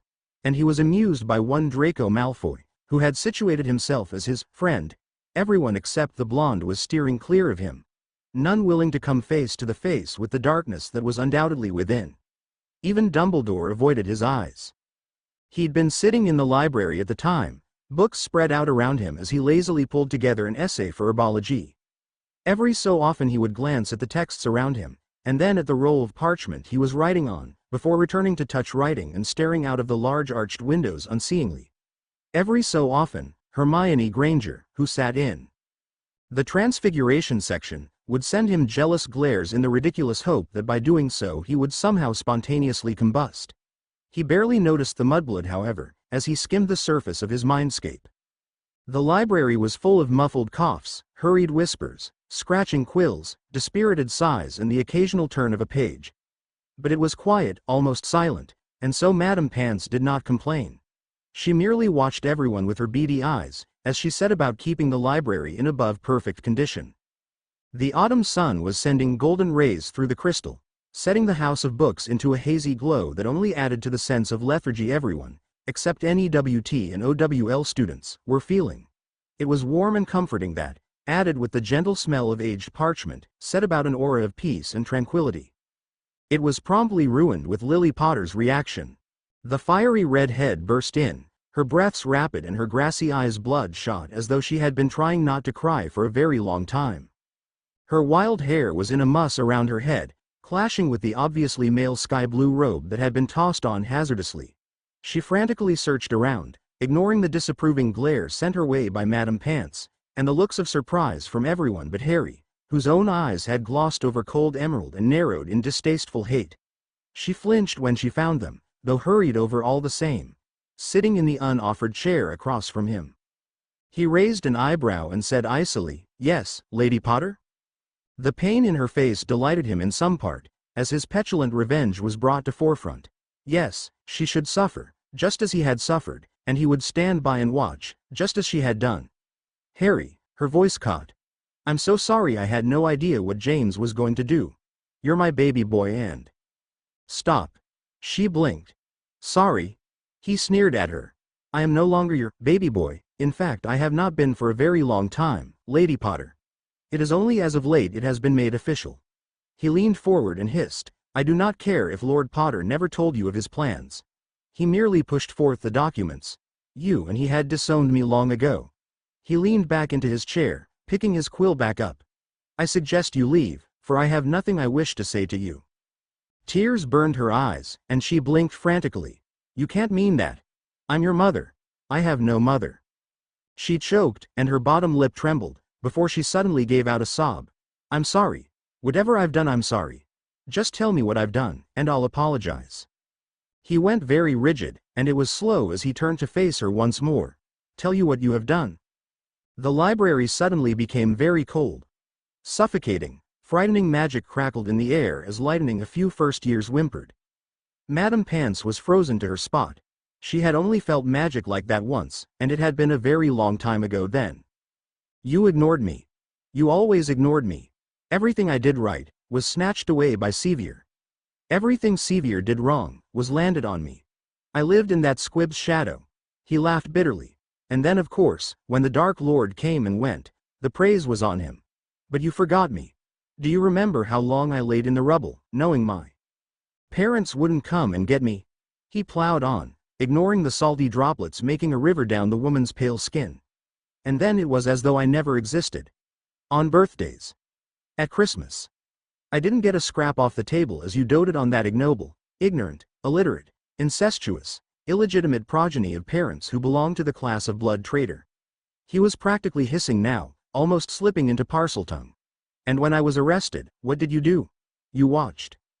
Everyone jumped at the furious scream. You watched as I was dragged away for something I didn't do. You left me to rot, a 6-year-old child. He forced himself to calm, but it didn't stop the hate, the hurt, the bitterness, the rich, unadulterated loathing to seep through into his last words. I could have lived without love. I never needed that from you. But what hurts, what has always hurt was that you never fought for me, not once. He grabbed his bag, summoning the essay to sit in the safe haven of the leather walls, before storming with the graze of a winter wind, out of the library, his robes swarming out behind him. And he was right. Lily could see all of that.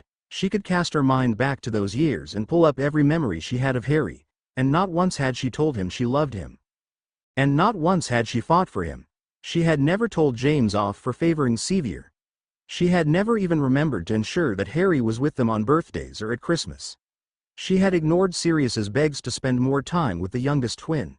She had laughed him off, telling him that she spent plenty of time with Harry. She had lied. Not only to Sirius, but to herself. She choked, disgusted with herself. Her skin crawled as she tried to flee herself, revulsion scuttling through her veins. So it was clear to her that everything that had happened, everything that had shaped her son to be the way he was her fault. It was James's too. He would always take part of the blame. But she one of two, and both had failed as parents. As human beings. They had failed a child in such a way that they could never be forgiven. It was with such self-hate, such self-abhorrence that she fled Hogwarts, not once looking back. She never made it back to Potter Manor. She had never intended to go there. No, it was in her desperation, it was in her realization that she found herself in the Hog's Head, and it was in the Hog's Head her last breath was snatched away. The morticians said it was alcohol poisoning. The library's witnesses said it was suicide. Harry said good riddance. Chapter 7. Why did I drown? Chapter 7. Why did I drown? Elidora Lestrange had few beautiful things left in her memory. When the Dementors came, they would take away what precious little she had, and she had seen so few things in her short life beyond the walls of her prison. Her papa had told her that Rabiston used to be handsome, and her mother beautiful beyond words, and that even he had fair looks away from his haggard, starved appearance. The Dementors had taken away all that too. Her papa told her otherwise, but she knew what beauty could have bloomed as a rose. Across her features had been snatched from her, just like all the beautiful things. Her earliest memory of beauty was when she had snuck away from the orphanage she had been left at so carelessly, like an unwanted belonging. They had been on a trip in London, so very close to the concert hall in which all proms worth noting happened. She had possessed a memory once, of the soft strokes of a violin, though she had long forgotten their sounds, and wondered if it were possible she should hear them again. No one paid attention to the pale shadow that slipped inside, and up to one of the balconies tucked away in the corner. She had heard the whole concert, the slips of bows against strings, the melodic tapping of the piano keys, the gentle thrums against the percussions and the violent blows of the trumpets and the trombones. She had heard it all, and it became her first memory of beauty. The next was when the orphanage had insisted upon all the girls 2 years and up entering the ballet class held in the dance school in the next town over. The matron had forgotten her, and left her behind in the corridors. So as she made her way through the gleaming walls and marble flooring, the ballerinas danced and danced, she watched with such large green eyes, the memory forever imprinted into her brain as the reason she wanted to learn such graceful steps. And now, The reason she knew not all beauty was lost in the horrors of what was left. There was only one final memory of beauty, and it had lived with her for so long before leaving. Those emerald eyes. The color of death, a beauty she could not quite conceive, so she feared it. But in his eyes, in Harry's eyes, it was so soft and beckoning that she would have gladly welcomed it, if only to see those eyes one last time. Her brother's eyes were jewels in the darkness of Azkaban, and the sight that awoke her in nightmare, or spoke what Harry could not. It was beauty that had sworn to envision itself to her again, and yet still she waited in the seeping cold of the damp and the desperate. Her papa and uncle lay huddled in the next cell over, and her mother crossed in the corner of the cell opposite, humming promises in song. She was alone, like her mother, in her own cell. She had been alone for so long, she had nearly forgotten what it was like to share it. She had shared with Harry for a time, and her papa only 1 year. Her mother had been kept forcibly separate, a punishment to both. To never hold each other, for however long they sat and rot, wasting away as skeletons in the closet of the light. He was reminded of his promise by the dirty blonde hair of Amelia Moon. He was reminded of his promise by the silver in the eyes of his classmate, Draco Malfoy. He was reminded of his promise by the damp chill that lingered in the dungeons. He was reminded of his promise by the nightmares that came each night, without fail. He was reminded of his promise by the dying pleads of outstretched hands in his mind. He was reminded of his promise by the petite, elegant hands of Diana Carefield. He was reminded of his promise by the sneers and wary glances. He was reminded of his promise by the scar etched into his ex-brother's forehead. He could never forget his promise to her, to them. That he would go back. That he would get them out, and he would do so, with the Dark Lord at his side. He remembered when Elidora Lestrange had been dragged in, kicking and cursing, by the only human visitors, if they could even be deemed human enough to acquire the status. She had been thrown into his cell, her high cheekbones scraping against the harsh gray slabs. And she had looked at him with those eyes that were a perfect blend of her parents', in a silent defiance, yet plea, of her begging for someone to hear her screams. His forehead pressed against the cold panes, as his memories slipped to the surface. It was another storm. The bleak gray waves crashed to an unknown symphony against the bleak gray shore of the bleak gray prison. They slammed against the walls occasionally, in time to the thunderous rain and the clapping of lightning that could not even light the sky properly. The bleak gray even destroying that little change. The only color to break it up was the color of the inmates themselves, though they were all fading, their colors slowly dimming, until they too would join the bleak gray that all consumed. He was alone in his cell. Beside him was Rodolphus and Rabaston Lestrange. Across from him was Bellatrix Lestrange and Barty Crouch Jr. To the other side of him was Fenrir Greyback, who sat alone in his silver cage. They were tucked away in one of the darkest corners of the prison, to be forgotten as the darkest of the criminals there. The most dangerous. They often talked away their days. The parts of their days that was not spent in cries as the Dementors passed over them, or the part spent in exhaustion, eyes closed and breaths uneven. Shouts and pleas broke out further down the corridor past what they could see. They were a girl's, not a woman's, but a girl's, and he couldn't help but wonder if another child had been condemned for their silence, for their innocence. The prison's only visitors came in their blood-red robes, the two each grasping a different part of the girl, as she wriggled and writhed and kicked and scratched. She was young, tiny, smaller than him, and younger than him. Yet her eyes were age-old in their dead, silvery depths. Dirty blonde hair was uncombed and caught in the breeze and actions of her desperate attempts to escape. None of them cared to assess the other visitors. They were just blurs in the memories they would be left with. The grated door unlocked with a clink, and swung open with an angry swoosh. The girl was thrown in violently, scraping against the harsh stone with a sharp sob. She didn't have time to try and escape, before the door was locked, and the visitors were leaving. For a while they merely looked at each other, one dully curious, and the other wide-eyed and resigned in suspicion. "Harry Potter," he offered. His voice was rasped. They never were given enough water. Elidora Lestrange.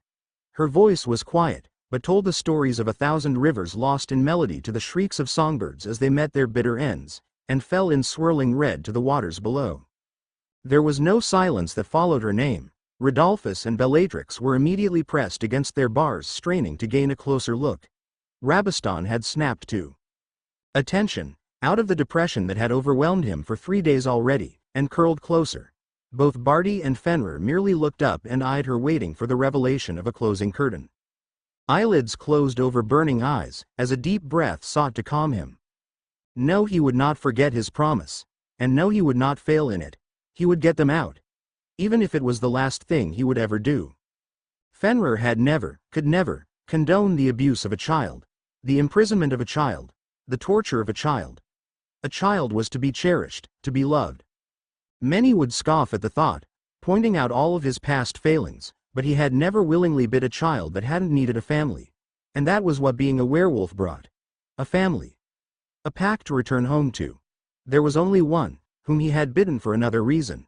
But it had been to protect the others, but all the same he regretted it. If only because he not foreseen what the boy's father would cause him to believe. Remus Lupin had been a misgiving on his part, and he would admit that. As much of a monster as they claimed him to be, he could not see how they were so different. They had tossed 2 children into the depths of Azkaban, to forever remain amongst the worst of criminals. He had become fiercely protective of little Harry when he arrived, and equally so of Elidora when she had been tossed aside, to the harsh reality of consequence, not that. There was much he could do bound by a silver cage, and with no means of escape but the vain hope that the Dark Lord would return. His amber eyes slid over to the cell next to him, where Elidora lay curled into the tightest ball she could become. Those dark silver depths were wide and unblinking as they stared at nothing, the body trembling and the mind in the same turmoil and creative torture that they were all in, for various lengths, after each visit. He wanted to hold her, to protect her, to comfort her. But he could do none of those things, only watch, as her parents were forced to watch, as Rabistan was forced to watch, and as Barty was forced to watch. That was all they could do. Watch, listen, and hope for a moment of sparse conversation between each episode. He often believed none of them would even hold any resemblance of sanity if they were alone. Their conversations, Elidora's lessons, were all they had to live for, all they had to keep them going. He sighed, the light of a nearly full moon tingling his senses. Even his blessing could not give him reprieve anymore. It would be bearable, she had often decided, it would be bearable if it weren't for the Dementors. They had asked her what she heard, what she saw when they passed over her, and she had never answered those questions. They could have guessed, but she spoke little of what she had been put through at the hands of Muggles, and at the hands of the virtuous, and what she had told them was only to answer the question of why she was there in the first place.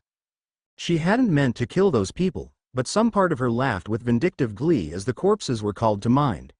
They had caused her so much pain and suffering, she hadn't done anything. Her magic hadn't done anything, but she had been condemned twice over regardless. So what she saw, what she felt, what she heard with the haunting draw of a Dementor's breath was her damnation, her condemning. It was clinical and cold, though the stone walls dripped red with still echoing screams of those before her. She had been drugged after she had made it evident she would not go. Without a fight, her body was heavy and she could not move her limbs. The same preacher that haunted her Sundays stood with the same pitying look he always had, as though he personally knew she would drown in the fires of hell. Beside him was another, who was a man of concrete and salted gravel. There were others, in the shadows, each holding something she could not distinguish. Their faces were blank and unsympathetic. She would receive no mercy here. Ankles and wrists were chained in each corner of the altar, giving her a darkened view of what was to be her first torture. The water. It rained down upon her in icy droplets, choking her as it cleansed her of the evil. Not that she knew it. She only knew the burn as she couldn't breathe. She only knew her screams. She only knew the harsh echoing voice of the men that stood at her head, clasping hold of their belief that within her the devil resided.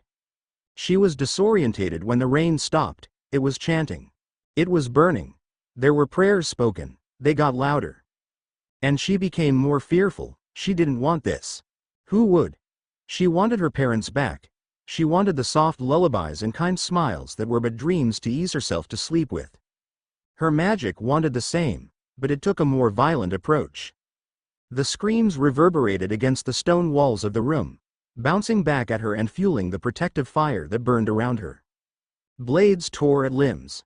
Blood stained the floor and the walls and her skin. She could taste it. And she was stuck among it, breathing in the scent of 7 dead, and 2 fatally injured.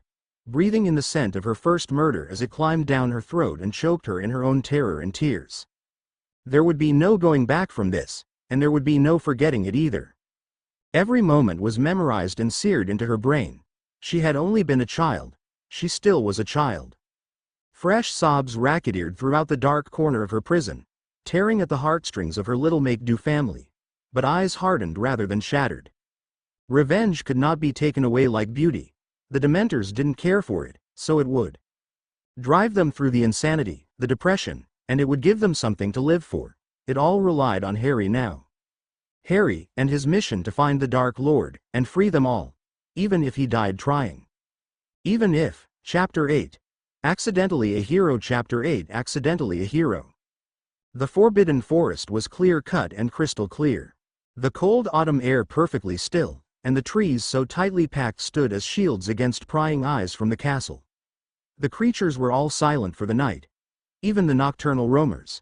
And magic hung thick in hazy mist. It spiraled inwards, getting denser and denser, until it reached the eye of the storm. It was a small clearing, with a pentagram dragged into the dirt. Blood was soaked into the ridges and the spirals. In the center of it all, a small boy kneeled, hunched over. Raven hair flopped across his face, hanging limp and damp, despite the lack of rain, present or recently past. Hands gripped the soil before him, the tendons strained and the bones sticking out beneath the translucent skin that almost glowed in the single silvery light shining through the canopy of leaves. Sharp pants brought forth and took back puffs of water vapor that shimmered slightly in the slowly fading glow of Avada Kedavra eyes. Something had happened, something that would send an addictive thrill through the senses and a chill down the spine. Something that would make some of the lightest turn dark, if only to experience the crackle of magic strike them down and make them feel alive for just one more moment. Not all rituals were like this. Some were more soothing, less of an adrenaline rush. But this was one to throw off the limitations of the trace, a weaving of spells and enchantments so old that it was solid in its foundations. It was a basic ritual, admittedly, but the amount of blood from the caster needed was enough to throw those that did know of it off, alongside its dark label and the illegality of performing it. A smirk curled the corner of the boy's mouth, his eyes now a penetrating blue though the presence of green remained. A sense of self-satisfaction was present, as well as the knowledge of freedom. He couldn't be traced by the simple matter of being underage any longer, and he was hypersensitive to the idea of spells being cast his way, and his food and drink being laced. There was little chance they would trace him at all. Forced to do it the hard way. The Muggle way. Just the thought sent a smile dancing across his eyes. Slowly he stood, brushing down his robes as he did so, absently using the gesture to also spend the time of freeing himself of all the dirt and blood that grimed him. He then turned to the evidence of what had just taken place, his eyes narrowed in thought. He could not dissipate the magical residue. That was one thing he had not been able to uncover in the time, but he could remove the more visual evidence.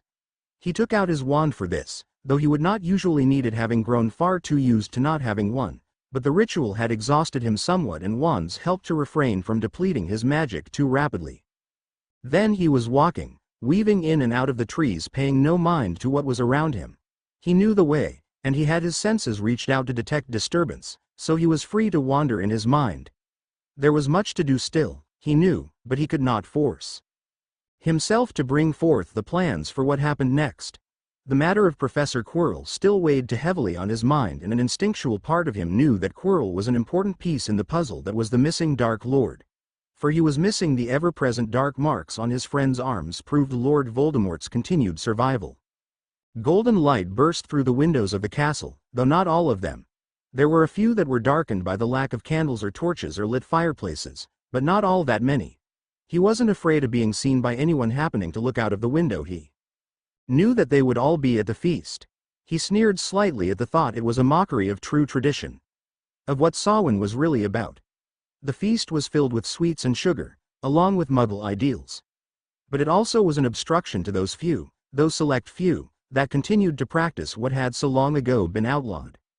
The corridors were quiet, and his footsteps echoed against the stone walls and floors, and he walked undisturbed and unnoticed, in peace and silence.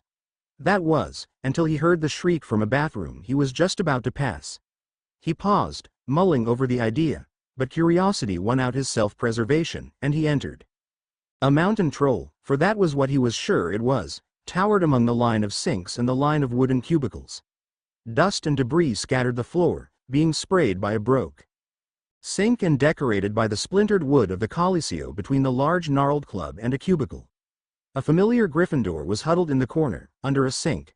Her black robes were dirtied gray and her frizzy hair flattened down by the arms brought over her head as she panicked and worried. The troll roared, swinging its club down onto the same sink Hermione Granger was huddled under. She shrieked, just crawling out of the way in time.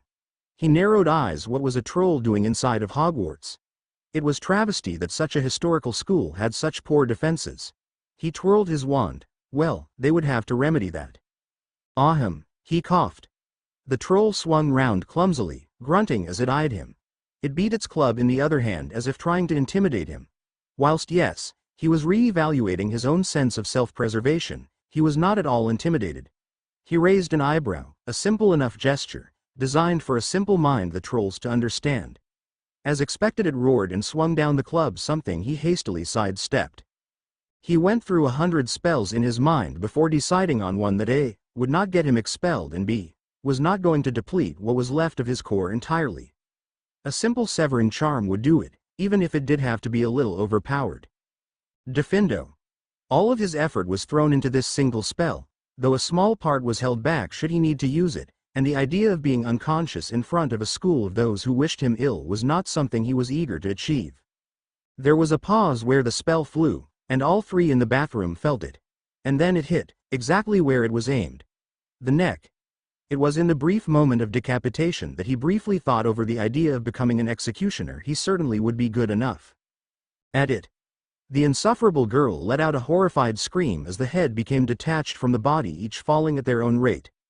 The head lolled first, scattering across the bathroom floor. Then the body fell heavily against the stone with a thud and a disturbance in the dust. You killed it. Slipping his wand up his sleeve, he inclined his head. I presume you do not need any help in making your way to the hospital wing? She gaped. How can you be so calm? He looked up at her. Should I be anything else? Miss Granger, it was a kill or be killed situation. What did you expect me to do? Be killed? He sneered the last question mockingly. Well, of course not, she stuttered, but he couldn't help the amused smirk. Oh, I see. The little mudblood thought that the 11-year-old everyone else had labeled as a murderer when he was 6 would be fretting over the idea of killing another sentient creature. I see how your logic works, it's very thorough. He rolled his eyes. Now, if you'll excuse me, I'll be going. You most certainly will not. He repressed a sigh, his whole body tensing and a scowl forming on his cool mask. He turned, coming face to face with Professor McGonagall, Professor Snape and a shaking Professor Quirrell. He couldn't help but narrow his eyes at the last one. He would find out his secret soon enough. Professors, he acknowledged tightly. What are you doing outside of your dormitories? Professor McGonagall demanded shrilly, looking somewhat shaken at the scene she had walked into. I'm sorry, were we meant to be there? He asked, genuinely confused. I thought the feast would still be going on. Due to the wanderings of a stray troll, students were asked to go to their dormitories, Mr. Peverell Slytherin, Professor Snape said slowly, which begs the question, why you are not in your dormitory? I was not at the feast, and therefore not aware of the demand, sir, he said simply. I was just heading to said feast when Miss Granger's shriek spiked my curiosity. Spiked? Your curiosity? Professor Snape repeated. He paused, gradually forming an invisible smirk. It seems we have an accidental hero in our midst. He just about refrained from sneering. I think not. Kill or be killed. As you can see, I chose the first option. Professor McGonagall turned her attention to the shaking lion. And you, Miss Granger? What were you doing outside of your dormitory? Granger stumbled for a few moments. I never made it to the feast. I wanted to spend some time alone. And naturally, the lavatory was your first choice, Snape drawled sarcastically. Granger blushed. Well, do not fluster the girl, Severus, McGonagall said sharply. She's been through quite the ordeal. She turned her sharp eyes onto Harry. 10 points to Slytherin, Mr. Peverell Slytherin, for aiding a fellow student, accidental or not.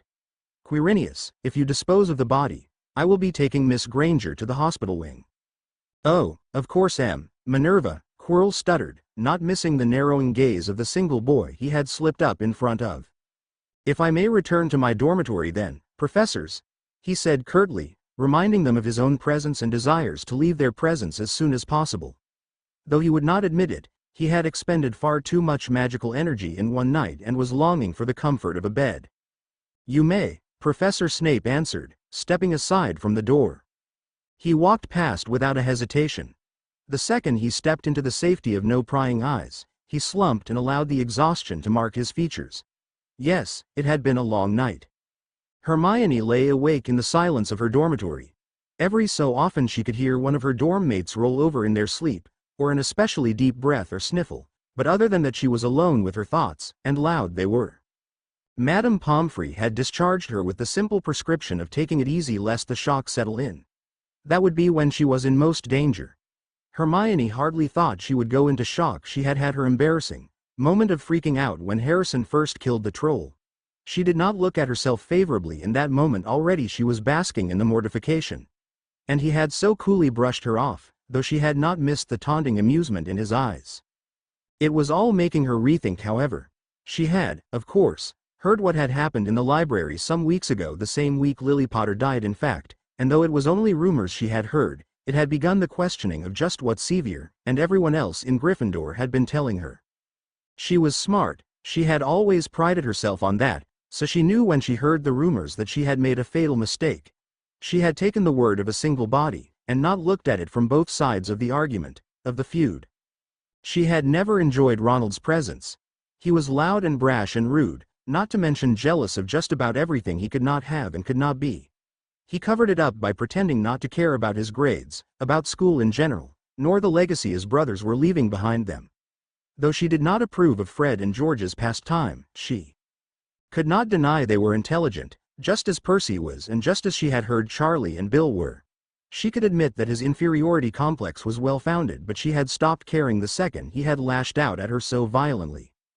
For 2 months she had been a friend to him, helped him with his homework, practically wrote it for him, but that did not stop the hurtful words spewing from his mouth. Sevier had not said anything, though he had not said much since his mother died, except when he was cursing and catcalling his brother and blaming him for her death. She understood why. Sevier didn't speak out. He didn't want to lose Ron just as he lost his mother, but that didn't stop it from hurting any more than Ron's torment. So she had done what she had always done with the bullies back in primary school. She had run. When the troll came in, she had frozen. Her endless study and practice of magic had not helped her when she needed it most, and she had stood there gaping as her life flashed before her eyes.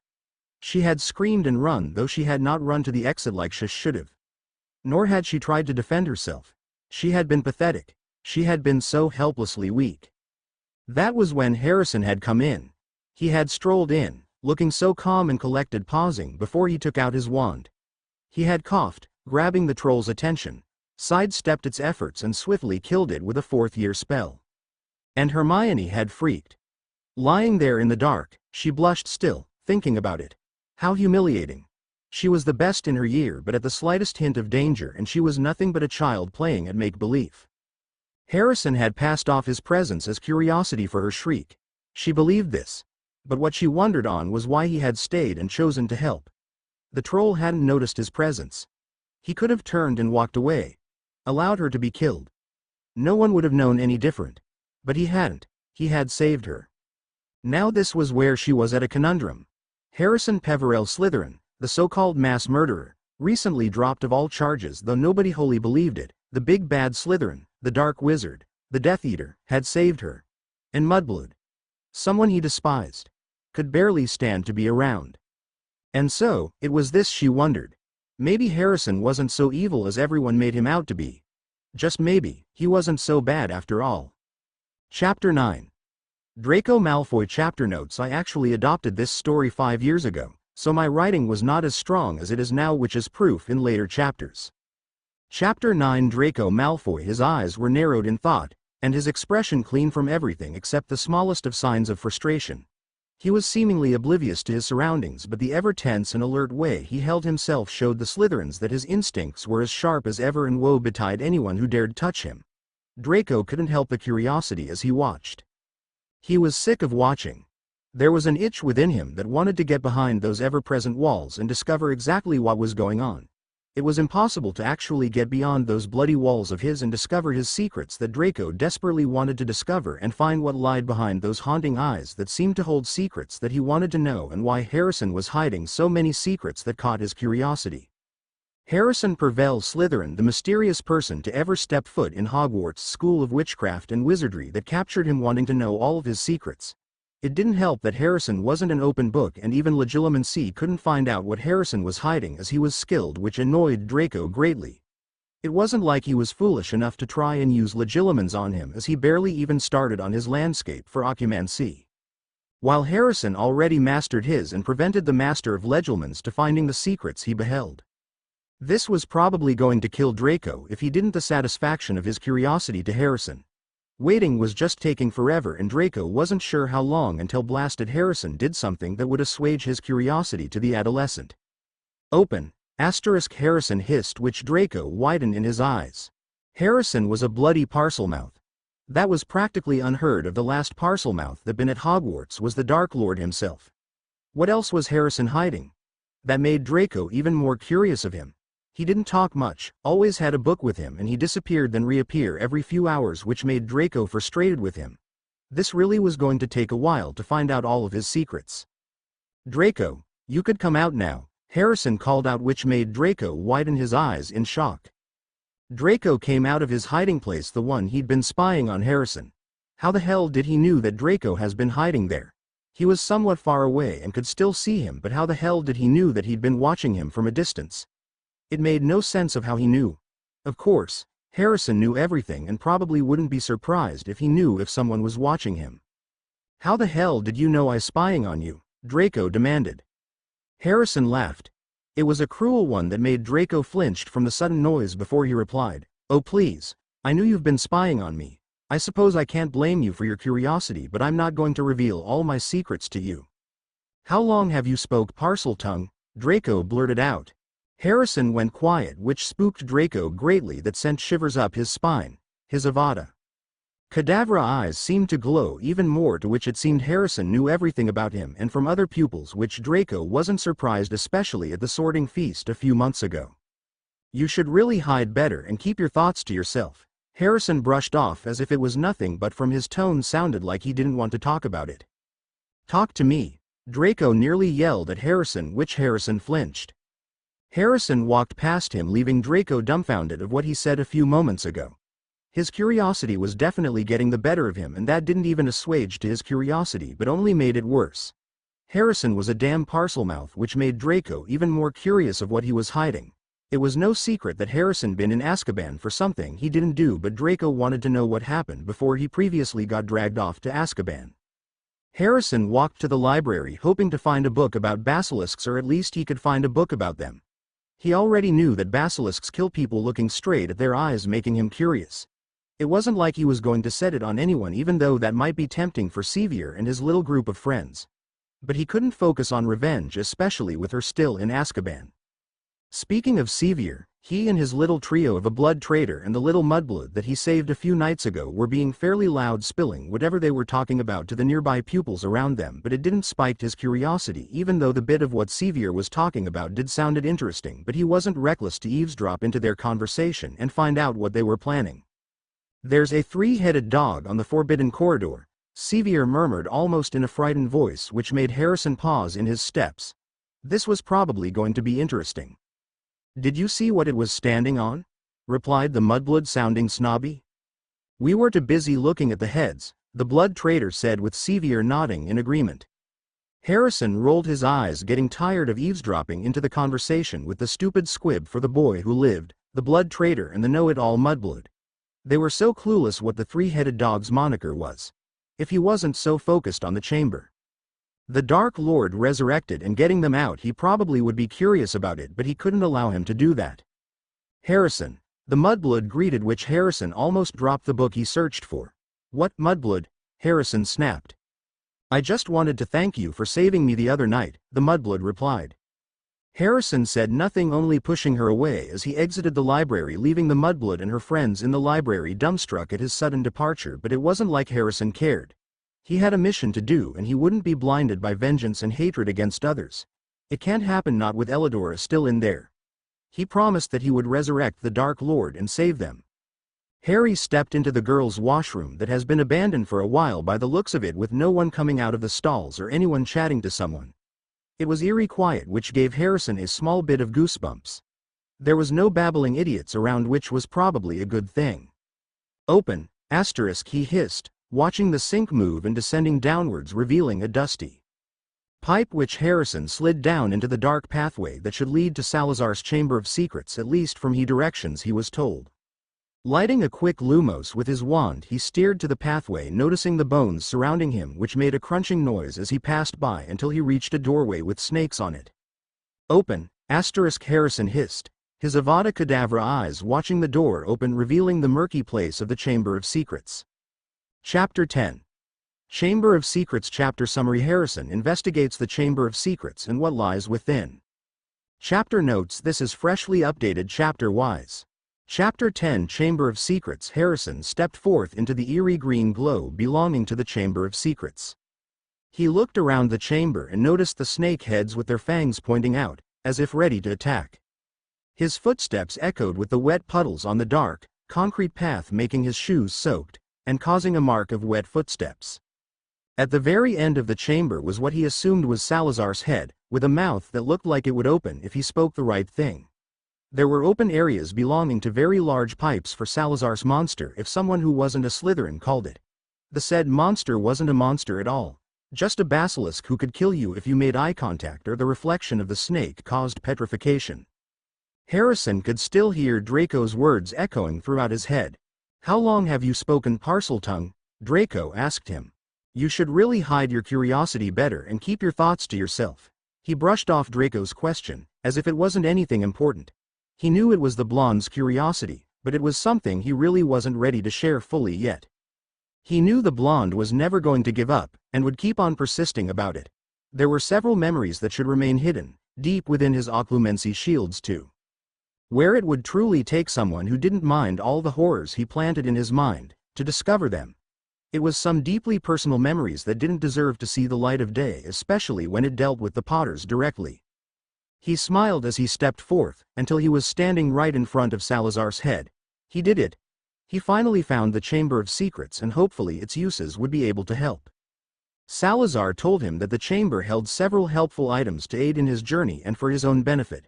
At least, he would be able to hide in the Chamber of Secrets without worrying that his secrets or any prying eyes would be able to tell. Besides, he didn't have to be in the company of his annoying pupils who acted like spoiled brats at times, who had everything handed to them while he was rotting away in Azkaban. He put his mask back into place, as he couldn't risk anyone knowing about what he was doing. He knew there hadn't been a Parselmouth at Hogwarts within thousands of years. Besides, when the Dark Lord came about, he also wasn't stupid, and perhaps someone with curious intentions discovered the chamber. He studied Salazar's mouth, and a thought popped into his head. Salazar didn't really say if there was another password, so he thought he'd try the one he used to get into the pipe trailing into the chamber, and the one in getting in. It had been about 50 years or so when the basilisk was last called, by another Parselmouth. He always thought it was the Dark Lord, as there wasn't another Parselmouth who went to Hogwarts. The petrification stopped right after it killed a Mudblood girl, a girl who now lingered as a ghost, haunting the girl's loo right where she died. The culprit and the monster, which turned out to be an acromantula, was caught, with the student being expelled. He couldn't help but find it funny that an acromantula got blamed for being the monster. Of course, Hogwarts was desperate to find the monster who was doing all the petrifications, but everyone who cracked open a book and actually read about the species knew that the spider couldn't cause petrifications, and wouldn't leave the victims intact, as the spider is known for its venom, and eating human prey. While the real monster was indeed a snake, and had been in slumber for 50 years right after the attacks stopped, Hogwarts was quite contemptuous with its monster. "Open," asterisk, Harrison hissed. Salazar's mouth opened, and he couldn't help but let a glint of glee escape through his eyes, before it disappeared as if it was never there. "Amara, reveal yourself," asterisk, he ordered. "Why should I?" came the rhetorical response from the snake, as the snake slithered out of its mouth. Harrison quickly lowered his gaze to avoid petrification, or worse, getting killed by looking into the eyes of the basilisk. There was no way he wanted to die, especially as he had yet to find and resurrect the Dark Lord. Besides, he wanted to finish his investigations into the suspicious Professor Quirrell with his spurious stutters. He wanted to know who he was taking in for the ride and if in fact, it was actually the Dark Lord. "What do you want, Speaker?" "I wish for a safe passage so I could do some research. I won't be setting you on the students, he told her. "No matter how much it might bother me," he silently added in his head. There was a small part in his head that wanted to set the basilisk onto the students, but he wasn't going to do that. Doing that would give him trouble for what it was worth, and it would set him off on the mission that he planned for himself. Besides, he doubted Amara would want to do that, be used by another parcelmouth for their own gain. A few moments passed. Amara hissed her response, "Very well. Is there any way I could look at you without me being petrified or killed at your eyes? My species has a second eyelid that conceals of being petrified or killed by looking at me, Amara said. "You could look now, Speaker. Thank you." Harrison studied the basilisk. It looked like she was about 15 meters long, give or take. She was around the same size as the old, shredded snakeskin that was located outside the chamber. She had dark green scales that were smooth to the touch, and reflected against the lighting of the chamber. She looked rather well for someone who probably hadn't eaten in 50 years, of course being in hibernation helped her case. The next time he came down here, he would give her a couple of roosters or something else that the snake wouldn't mind eating. She was such a beautiful snake that Harrison could spend a while on just studying her. "Beautiful, Harrison told her. She flicked her tongue out as a response, and disappeared back into the mouth, with Harrison right behind her. It took her a few moments before she was fully in, before Harrison stopped being cautious and looked around the room. It was a rather roomy room as there was still plenty of space with Amara already curled up, her head resting on her body, and her yellow eyes were now closed, napping until she was called on later. He casted a lumos with his wand, as he took a step forward, watching out for Amara's body as he looked around. He spotted another room, with another door with a handle, and he opened it. It was a much smaller room than before, and looked like it hadn't ever been touched before. Dust lingered everywhere, and Harrison had to stop a sneeze that was coming on from the amount of dust. It looked like no one ever stepped forth in this room ever since Salazar's time over 1,000 years ago. Harrison casted a quick cleaning spell, and the room looked cleaner. There was no dust, and it looked like it was now habitable. There was a small fireplace with logs that he quickly casted incendio on. The flames licked the logs, and cracked in the background, but the fire also gave more light to the otherwise dark room. He noticed bookshelves with scrolls stacked up on top of one another, and several books with spines on them written in parcel tongue. He picked up several scrolls and opened them, looking at its contents before putting it back. He did this several times and eventually did it to the books. The books looked like they were freshly new and hadn't been read before, as he flipped through the pages, curiosity getting the best of him.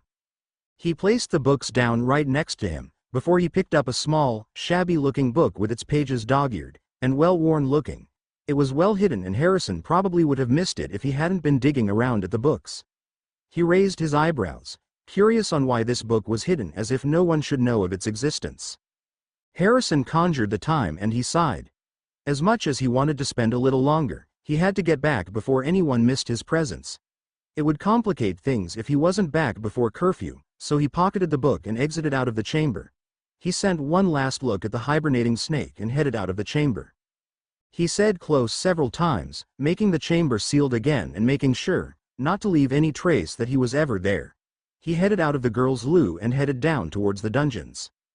He was almost to the common room before someone interrupted him. "Harrison." He tensed up, his wand at the ready before lowered his defenses as he recognized the voice. It was Draco. "What do you want?" Harrison asked him coldly, turning around to see the blonde standing behind him. "It was tactless of me to encroach on your personal life that I doubt you'd wish to discuss with me," Draco apologized. "I'm sorry." Harrison raised his eyebrows at the apology, but he realized that the blonde desperately wanted to be friends with him, as much as Harrison didn't want to have friends, but he realized that Draco was also the key to the pureblood circle, and could even get him some powerful allies that would indeed help him later on. Curiosity was going to get the best of the blonde at times, even despite his perfect pureblood mask. "You were curious to find out what secrets I have. I suppose I can't blame you for that, but in time you may know. It isn't exactly a secret of why I was sent to Azkaban for doing something I didn't do if you bother reading the Daily Prophet. But I suppose I could accept your apology, Harrison told him. Draco sighed in great relief, which Harrison rolled his eyes at. He had no idea why the blonde was so worked up about such matters. Thank you, Draco breathed. But if you really want to know, I could tell you later, or you could ask the boy who lived to tell you my secrets. He'd love to tell you how much I'm so evil and deserve to be locked up in Azkaban. But considering the aspects that Potter thinks of us as a slimy snake and a Death Eater, he wouldn't tell you anything. Just tell me, Draco begged. Begging didn't suit the blonde, but he was going to keep pestering about his secrets until he gave in. Very well. Sit, Harrison ordered, gesturing to Draco to sit on his bed. He casted a privacy ward, wordlessly and wandlessly, causing the blonde's eyes to widen in surprise. The last thing he wanted was for prying ears to eavesdrop on their conversation and potentially report to someone in power. Particularly Dumbledore. He knew his housemates were either dark or gray, and didn't like Dumbledore, but it was better to be safe than sorry. Draco made a move to speak, but Harrison merely glared at him, sending a little pulse of magic into the air. He got the message and bit whatever was on his tongue. Harrison straightened up his posture and stared at Draco's silver ones, making the blonde one fidget. You wish to know my secrets, don't you? Draco nodded enthusiastically, and Harrison sighed in response. I'm only sharing one secret with you, and that's it. I'll share how I discovered I was a Parselmouth. It all started one day. Harrison's voice cracked slightly as he realized he would have to unbury the memory. He wasn't ready, but it was only to appease Draco's curiosity, and that was it. He took a deep breath before he continued on, his voice void of any emotions. He looked at the blonde and noticed that he was leaning forward, and his eyes looking at him all wide, wanting to know more. Chapter 11. Parselmouth Chapter Summary. Harrison has a conversation with Draco about when he discovered he was a Parselmouth. Chapter 11. Parselmouth. Harrison took a deep breath before he started his memory. He didn't want to tell Draco this story, mainly because it was deeply personal. It was also the day he started holding more of a grudge against the Potters, and truly realized that no matter what he did, he was always going to be stuck in the boy who lived shadow, and no one would believe him. He always thought of it as the start of what progressed before he was shipped off to Azkaban. How else would the Potters have stood there stoic, as their youngest son was dragged off by the black claws of the Dementors? As their youngest son cried and begged for them, they turned their heads away, ignoring him just like everyone else in the courthouse that day. Harrison's eyes flickered as he recalled the day. It was quiet inside Potter Manor, which was a scary aspect. Normally, visitors flocked over to Potter's Manor to see the boy who lived, to see how he was faring, or when Dumbledore or his parents' friends came over. Not today. The house was quiet save for his breathing as he watched the Potters through the attic window, his green eyes longing to be able to join them. He wanted to be able to join his father and his brother play Quidditch, or even have his parents' attention, but he knew his parents wouldn't like it. They didn't like it when he upstaged Sevier yesterday, when all he did was succeed in the spell, Wingardium Leviosa, and managed to float the feather up in the air by several feet. By the end of the lesson, he was the only one who managed that, while Sevier's lip was curled, letting big, fat tears drop from his eyes as he lied about what happened. How Sevier was the one who lifted the feather, and in his anger, he hit him by throwing several objects to his head. They hated him when he upstaged their precious son, which was why it was better if he stayed indoors. At least, they didn't have to pretend that they were all a big happy family and merely went on with their lives as if they didn't have another son. Harrison looked at them as his father flipped upside down on his broomstick, while Sevier with his mop of black hair stuck up in every direction, as he chased his father down to get the golden snitch first. His fists clenched tightly, his emerald eyes blurring with tears that will never fall. He wasn't going to cry over something that the Potter did to him over 1,000 times. This was nothing. He didn't notice that Lady Potter was unpacking food from her picnic basket, her red hair blowing across her face, with the leaves rusting through the breeze. Her brown eyes looked up towards the manor and saw the tiny figure that belonged to Harrison, and he froze. Was she going to hit him, or even belittle him, calling him a liar? All the thoughts rang through his head as he gazed down at his mother. Fortunately, this was one of the days where she actually remembered he existed. Harrison, come down here and join us. A small smile grazed Harrison's features as he imagined that he would finally be a part of the family, that his existence was finally acknowledged. Harrison raced downstairs, taking 2 steps at a time before he reached the door, but it was no use. By the time he got downstairs and out the door, the Potters had already forgotten about him. His family was eating cucumber sandwiches on the ground, busy having a conversation about visiting a menagerie, getting a new training wand, and visiting the Weasleys, but they didn't acknowledge Harrison's existence, as he stood there, head pointed down and kicking a small pebble that laid next to his feet. Harrison frowned, his fists clenched as he squeezed his eyes as tightly as he could before he turned around. His steps crunched underneath his feet as he walked on a pebble path. Eventually, he found an isolated area in his mother's garden. He sat underneath a tall oak tree, his small finger grazing the grass, and picking up small sticks. The garden was quiet. Isolated even, and at least, he didn't have to hear the Potters talking about something. It was somewhere where he could be alone in his thoughts. "Watch it," someone hissed at him. Harrison looked around the garden, expecting to see someone standing in front of him, but there was no one there. He looked in all directions, but still couldn't see the person who said that. "Who said that?" Harrison questioned. "Down here, stupid human." Harrison looked down at his feet, and saw a small garden snake covered in greenish-brown scales, and its pink tongue flickering out by his feet. Harrison almost wanted to scream, but bit his tongue as the snake flickered its tongue at him in annoyance. "I didn't know snakes could speak English," Harrison mused. "You're speaking Parseltongue, human, the language of snakes." Harrison tested it out for himself, and while it sounded like English to him, but when he focused on what he was saying he could actually hear the hissy sounds like a snake. A smile bursted out on his features as he desperately wanted to tell someone that he was able to talk to snakes, but he realized that it was a bad idea. His family hated snakes.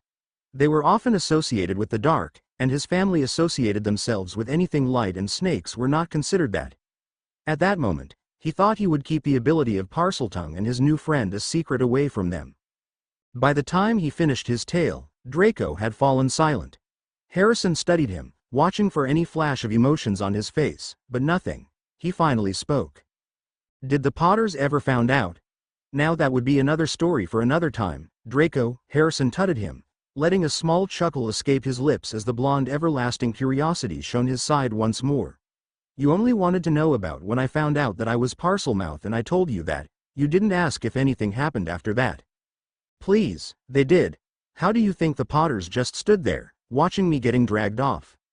He left Draco indigesting what he just said as Harrison left him sitting on his bed and out of the common room. Chatter of conversations lingered in the common room. No one paid attention to him as he left the common room and through the dungeons.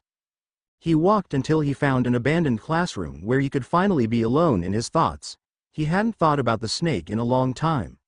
His first friend, but it was nice having something that was just personally his. But of course all good things came to an end.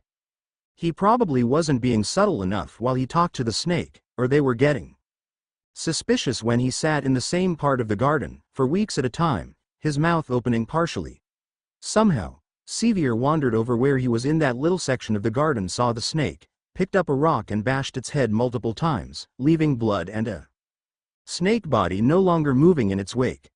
Lord Potter came rushing out of the manor, and pulled Harrison up by his hair. He slapped him senseless, pulling on his hair every time he did so. He could still hear the words that Lord Potter said to him. "The Dark Lord is the only one who is able to speak to snakes, and now you're impersonating him. Speaking to snakes is evil. You're not going to be a son of mine if you talk to snakes." He then left Harrison in the garden with the dead snake in his hands as he made a makeshift grave for his last friend. His fists clenched tightly as he remembered the first and possibly the last time he formed a sentimental connection to someone. Something in him broke that day, and began the crumbling of the trust and any sort of love that he held for the Potters that day. Chapter 12. Meeting Sirius Black Part 1 Chapter Summary. Harrison encounters the twins, and turns out they have a proposition for him. Sirius Black finally makes an appearance. Chapter notes. Important author's note at the end. See the end of the chapter for more notes. Chapter 12. Meeting Sirius Black Part 1. Harrison was heading back to the dungeons, unaware of two red-headed twins, both similar in height, following behind him. He was just exhausted from overexerting his magical power that he didn't notice two pairs of footsteps following him until he was halfway through the dungeons, when he felt like someone was following him. He looked behind, his wand pointed out, his green eyes glowed dangerously as the red-headed twins made no means to hide. They simply stood there behind him with smiles on their faces, the freckles all across their face more noticeable in the dim lighting. Harrison stiffened. He heard the rumors of the infamous twins. They were notorious for playing pranks on people, no matter what house they were in. He was pretty sure Draco had been on the receiving end, when one day he came into the dormitory with pink hair that wouldn't go away, no matter what the pale blonde did. He also knew that the boy who lived was also on the receiving side, so was the blood traitor, their own brother. No one was safe, but what was interesting was the fact that he was never on the receiving end of the twins' pranks. Instead, when he came across them, they just avoided him as if they knew what he was capable of. Now that he was looking at them, they were poised differently than the other blood traitors.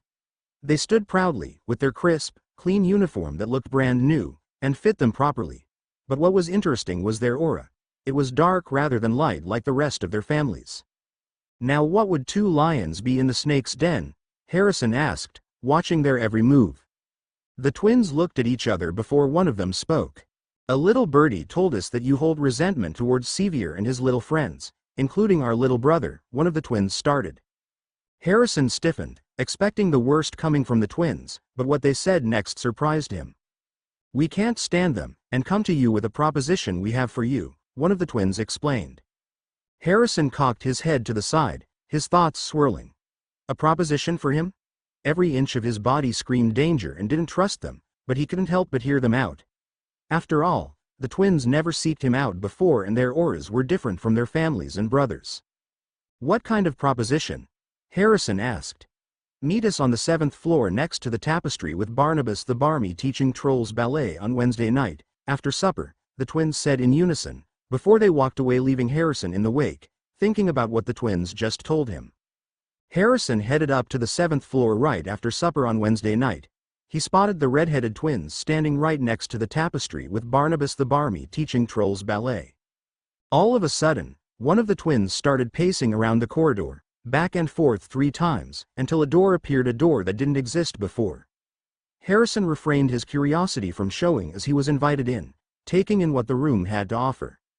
There were a couple of black armchairs facing one another, with the fire blazing in the background.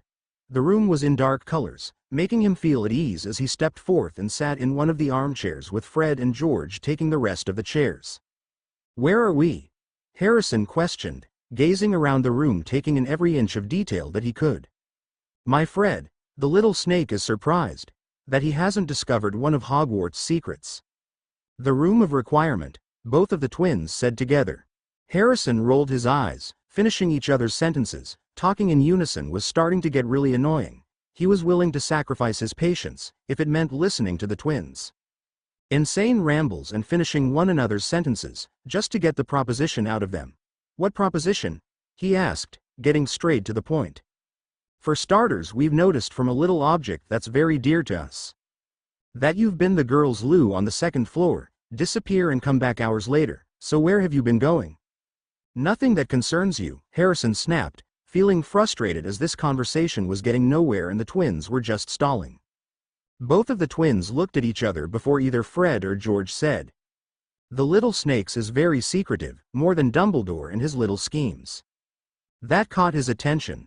Dumbledore was a scheming bastard, who was a master at manipulation, and all of a sudden these twins masters of pranking may have gathered some secrets around Dumbledore. The prosperity of these thoughts excited him and he asked, what do you know about Dumbledore? The twins looked at each other before one of them said, tell us where you've been going first. Harrison weighed his options. On one hand, he would be giving up his location, but on the other, he would get information about Dumbledore and he doubted the twins would tell anyone. Very well, Harrison sighed, I've been going to the Chamber of Secrets. The Chamber of Secrets, Twin One breathed, to which almost made Harrison roll his eyes at some of their stupidity, but he had to give these twins a chance. Does that mean the Chamber of Secrets legend is real? Harrison nodded.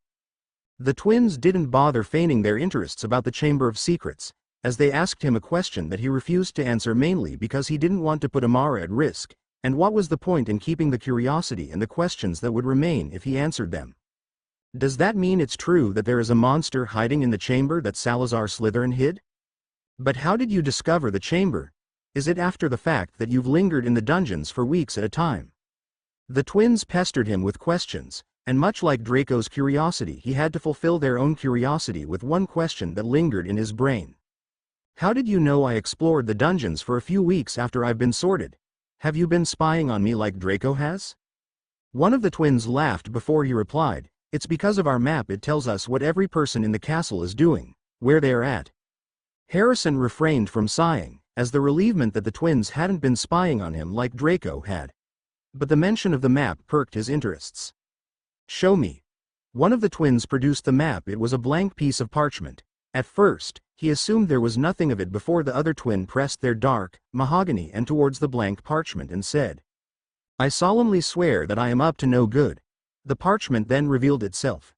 Words appeared, scrawled in black ink as he read what was written on the parchment: Messrs. Mooney, Wormtail, Padfoot, and Prongs.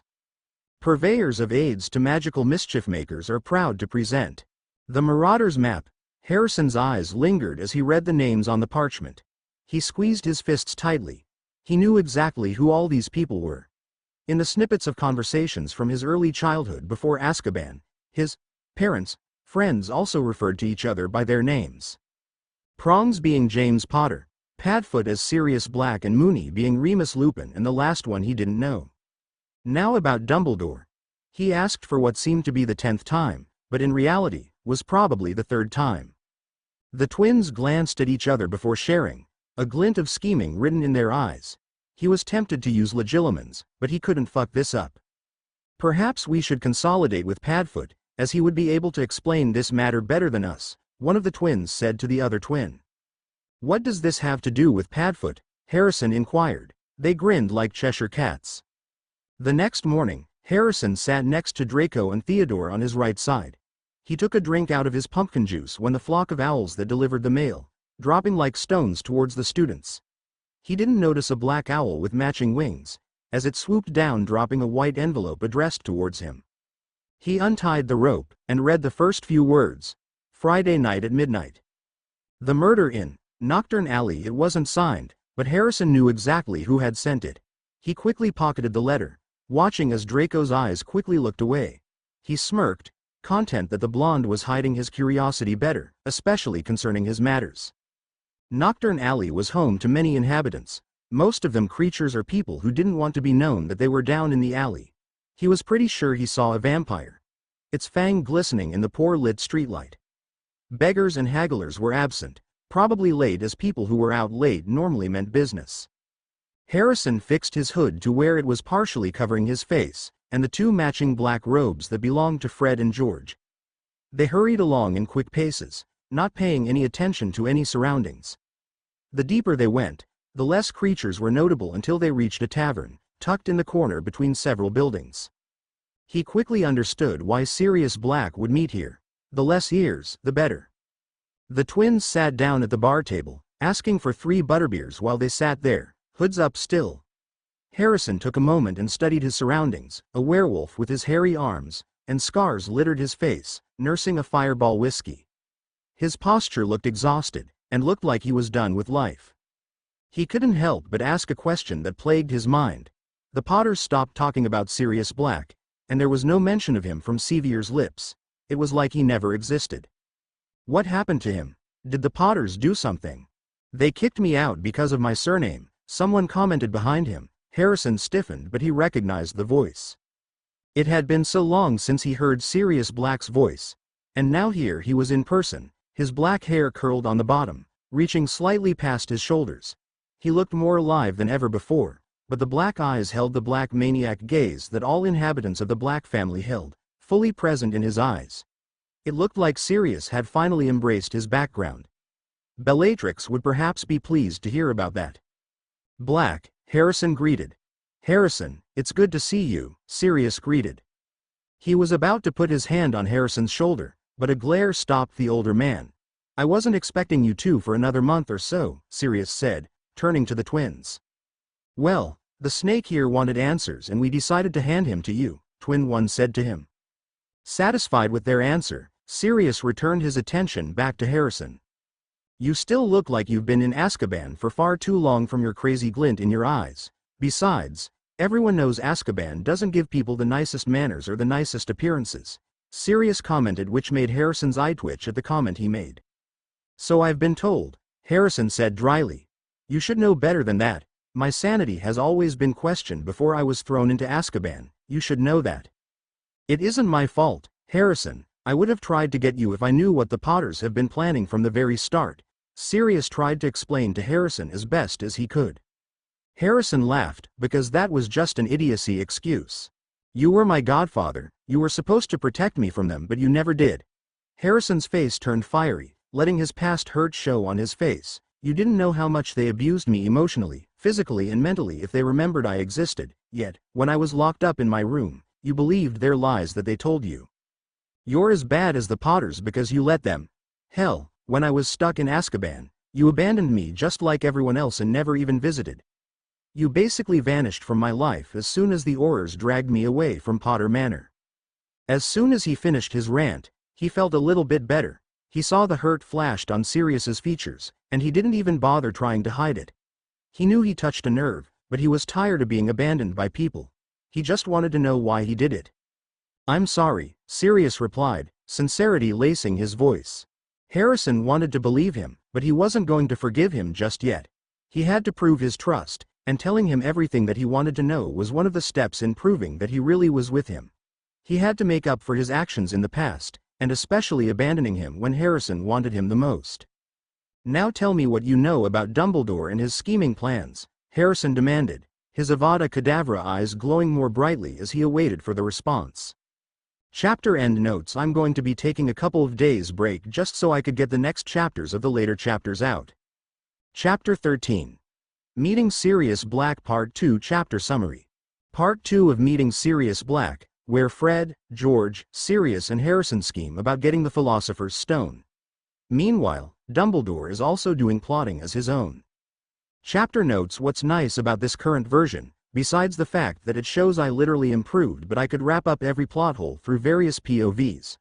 Also, it was common in fanfic that Grindelwald and Dumbledore were lovers, and y'all are telling me it's actually canon? Like what? Chapter 13 Meeting Sirius Black Part 2. Very well then, Sirius replied. You know there's something hidden that lies in Hogwarts? Of course. Harrison thought back to the beginning of term, when Dumbledore shared his nice little speech to everyone during the welcoming feast. The third-floor corridor on the right-hand side is out of bounds to all those who do not wish to die a most painful death. He heard the whispers echoing through the Great Hall, most of them coming from the prefects and the heady boy and girl, that Dumbledore didn't tell them. At first, Harrison didn't find it strange that Dumbledore said that to them, but now that he was thinking of it there was something odd about the way Dumbledore worded it. Is this the same object that was nearly stolen from Gringotts? Harrison inquired. He thought back to when the newspaper from the first Friday of that week. Draco had lent him his copy of the Daily Prophet that morning, with the headline on the first page that there was an attempted break-in at Hogwarts, but nothing had been stolen. Sirius nodded his head. Harrison refrained from sighing as his brain worked out the details. If it was an object that was really valuable, and an attempted breaking into Gringotts in order to get the said object. The timing was all too convenient if the object must have left Gringotts days before someone attempted to steal it. And now the message from Dumbledore? The old bastard was hiding the valuable object inside the school. Someone who was sane wouldn't hide a valuable object inside a school, where students and teachers would be able to stumble into it quite easily depending if there are enough obstacles that would prevent someone from stealing it. Dumbledore practically tied it to a string, dangling it out for someone to get it. He was trying to lure something or someone out from hiding, and there was only one individual who came to mind. That fucking bastard is insane, Harrison hissed, hatred lacing his voice. His fingers gripped around his butterbeer tightly, watching as the brown liquid shook a little inside the clear glass. We have reason to believe that the Philosopher's Stone is hidden and placed on the forbidden corridor of the third floor, Sirius said to him. The Philosopher's Stone? The one stone that is said to give the elixir of life? With a simple nod, Harrison understood the full picture of what was going to happen during the rest of the school year. He's trying to draw out the Dark Lord, and bait him with the stone, Sirius told him, getting Sevier to defeat the Dark Lord, essentially killing 2 stones with 1 bird. Then assuming the Dark Lord will kill Sevier, Dumbledore will do whatever it takes to trump against the Dark Lord, Harrison said. It was a clever plan, and Sevier, the pathetic boy who lived, was too blind to see that he was another pawn in the old man's game. It was also going to be quite easy as Sevier's magical core was practically a few levels beyond a squib's ability, so he wasn't going to stand a chance. That's what Dumbledore will think will happen, which means that we'll essentially be the ones who'll outsmart Dumbledore. We would have to get the Philosopher's Stone before Sevier is able to, and would ruin his plans that he has.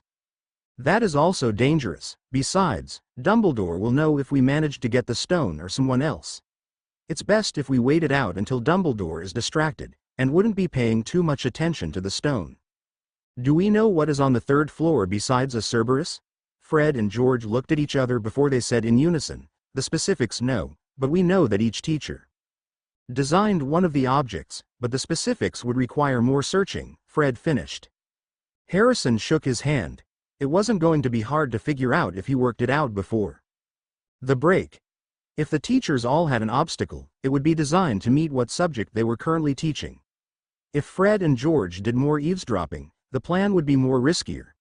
Dumbledore would become a tad bit too suspicious, and would risk it if he caught Fred and George sneaking around. No, they weren't going to force their hand, someone else was. That's too risky. Instead, let Potter do it, Harry said, his green eyes glowing. Isn't that more risky? Fred and George asked. Not really, I grew up with the brat. I know how his mind works. He's a true Gryffindor at heart, young, stupid and bashful, but he also will play hero. If someone whispers that someone is up to something, he'll rush into a situation blindly without knowing the circumstances or anything around him. He plays up to the savior role really well, if you think about it, Harrison explained. With the Cerberus on the 3rd floor, if Sevier actually picks up a book, he'll figure out what will actually lure it to sleep, or even if the oaf, Hagrid, says something, they'll figure it out. The Cerberus is basically child's play. The rest of the obstacles there wouldn't be too challenging, as Dumbledore wants to sacrifice him. He already knows there's an object on the 3rd play, it's just a matter of time. Sirius looked like he wanted to say something, but refrained from saying so. Good. He didn't want to hear any opposing viewpoints, especially when he lived with the brat, and he acted exactly the same as he did then. Is there anything else that you know about Dumbledore? Harrison questioned. Any dirt or anything on him that will bring him down? Did you know that Dumbledore had a secret lover? Fred and George offered. Silver and Green eyes looked at them, with shock written all over their faces. This was something that was really unexpected, especially concerning Dumbledore's history. He was basically in love with Grindelwald. They grew up together in Godric's Hollow, meeting right after Dumbledore's mother died. Him and Grindelwald had a little disagreement, and essentially killed his own sister, George explained. After that dispute, Dumbledore locked him up because there could only be one Dark Lord at the time, right? Harrison clarified. Essentially, yes, he's still alive because it'd otherwise mess up Dumbledore's reputation. Dumbledore wants to be seen as the greater good, and therefore, wouldn't harm anyone or kill anyone even if that man was his former lover. Harrison refrained from smirking, as he thought of a devious plan. If he was Dumbledore, he certainly wouldn't want that information to get out, especially having a love affair with the former Dark Lord. He would pay good money to see Dumbledore's reaction if it was the headline in the Daily Prophet. Makes sense, Harrison said. It's still funny that Dumbledore wants to be seen as this hero who would do harm, when he probably ruins children's childhoods, mine included. Serious dark eyes looked at him. You really think that Dumbledore played a part in the role of you being imprisoned? It's a hunch. Dumbledore was the one who told the prophecy to the Potter, essentially causing them to abandon me because I wasn't the savior child to them. I was just someone who was labeled as a squib, and no one who was special. Harrison's grip tightened against the glass, as he recalled several memories, but he was done. He wasn't going to shed tears when he had no ties towards them anymore.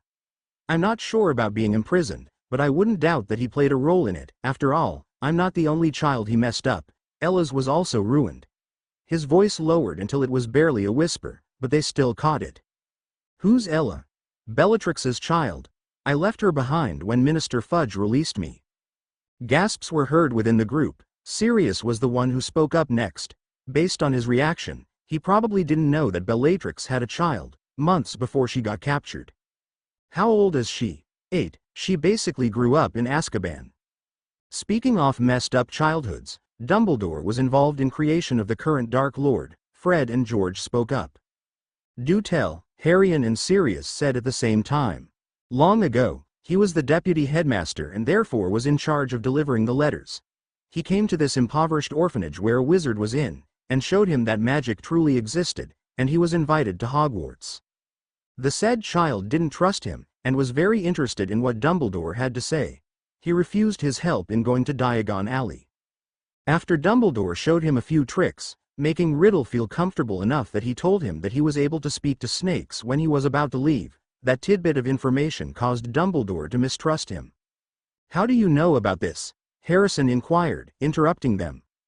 "Back in our second year, we got into a little mischief. Dumbledore was supposed to meet with us, but he got so distracted by some affairs that he left his office in a hurry. He had a pensieve laying out, and we decided to take a look at what he had to offer and information about a student concerning Tom Riddle and some things about Grindelwald. Is there anything else you may know about Riddle?" We sadly couldn't find anything else as Dumbledore came back to his office, and tried to obliviate us about what we saw. He succeeded for a couple of months, before we broke the charms over the memories. Sirius casted a Tempest charm and saw that it was well past 2:30 in the morning. "You three best be getting back in the castle. We don't want anyone to become suspicious, especially Dumbledore, or if anyone caught you walking through the corridors of the castle, this time of time would mean trouble." Harrison nodded. He knew a certain blonde would have endless questions if he didn't appear in his bed. Luckily, it was a Saturday so everyone would be sleeping in, and getting caught up on any homework that they were slacking on. It would also be good to get some sleep, or at least try when the nightmares weren't at bay. Fred and George grabbed Harrison by his arm as they apparated back to Hogsmeade. Harrison could see Hogwarts Castle, its lights casting a faint glow against the otherwise black lake. They wandered past through the streets, passing a shop called Zunco's Joke Shop before stopping at a shop called Honeydukes. Fred pulled out his wand and whispered, "Alohomora." The door unlocked, and they walked in, with their wands casting a light for them to see. Harrison could see in the dim lighting of shelves and shelves of all kinds of candy. There were a few barrels next to the shelves that were filled with colorful beans, every flavor beans, and right next to it was fizzing Whizbees. The smell of candy and sweetness filled the room, and smelled appealing. Fred and George didn't hesitate when they opened a wooden door, and walked down the wooden stairs. Empty wooden crates and boxes filled the cellar, and dust was noticeable on the group's shoes as they walked until Fred stopped, using his sleeve to clear the dust that was on the trapdoor. He pulled on the latch and walked down more stairs. This time, the stairs were longer, easily over 200 steps, which was easier going down than upwards. The sweet smell of earth and the dirt coated the air. The temperature dropped drastically as Harrison casted a warming spell on himself to prevent his teeth chattering as they continued on. At long last, they finally stopped at a stone barrier. Fred pulled out the map and tapped it 3 times, saying the incantation that would reveal its contents. George held his wand closer as they studied the map. Harrison took a look at the map. There wasn't anyone on the other side of the statue, meaning that Professor Snape had headed back to the dungeons. Harrison quickly located Professor Quirrell's name, and right beside it was Tom Riddle. Interesting. Fred concealed the map inside his cloak and tapped the statue 3 times and said, "Descendium." The statue moved, and they walked onto the 3rd floor. It was an otherwise empty corridor, and they split ways after that. Harrison quickly hurried down the stairs and into the chilling dungeons. He dodged the prefects who were still doing some patrol and walked into the unused dungeons where he knew that no one would be there. His footsteps echoed on the stone as he walked until he got to the portrait, guarding the Slytherin common room, and entered inside the common room. In a room on the 3rd floor castle inside an otherwise unused castle, someone was sniveling on the stone floor. A purple turban lay forgotten on the floor as a pale wizard's features begged to an invisible force. The young man's knees pressed on the stone floor, his black robes billowing across his defeated form, hands in a pleading motion with tears streaming down his face. "My lord, please," begged Quirrell, his eyes casted downwards. His entire body trembled. "Quiet, you fool," said a raspy voice. "Your insufficient actions caused you this." "My lord, it wasn't my fault. I didn't know that there would be a three-headed dog on the third floor. I gave you one simple job, and that was to figure out the protections around the stone," the invisible man said. "Yet you failed that, and now, we have the old man watching us. You drew too much suspicion." "I'm sorry." "You're sorry? One more chance, and I'll find a new host because you are obviously useless." "Yes, my lord."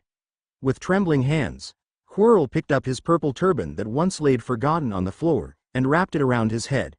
He heard the menacing, whispering voice in his head, threatening to find a new host if he didn't do his job properly. In that moment, Quirrell felt powerless, as he knew there was no way he was able to get the stone without the old man's suspicions. In another part of the castle, an old man with pearly white, long hair and beard, a nose that looked like it was broken twice, and light blue eyes that normally were twinkling, was pacing. Albus Dumbledore was deep in his thoughts. His plans were coming together nicely. Quirrell knew that the stone was hidden somewhere in the castle, and tried gaining access to the third-floor corridor. He sent Snape to go after Quirrell after the chaos the Troll Division caused, and he knew the stone was still laid in the castle, several ward protections over it. Sevier also knew that there was something hidden in the same corridor. He came across the three-headed dog that guarded the trapdoor underneath its paw, and was currently doing research about Nicholas Flamel. There was only one setback: Harrison Peverell Slytherin.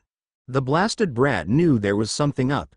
His instinct was already telling him that the 11-year-old was going to bring him trouble in the long run and needed to figure out a way to eliminate the brat, before he unfoiled countless years of planning. The brat should have stayed in Azkaban where he belonged. It was great for the 5 years when he was locked up with the only company being the Death Eaters and Dementors. He had hoped that the boy would die from the exposure from the Dementors or would never again set foot on the mainland as a freeman. Unknowns to him back at the end of July, the Ministry and Minister Fudge had set the boy free from his cell, as new evidence came to light. Even as a child, the 11-year-old had a magical core that was already more powerful than the average wizard.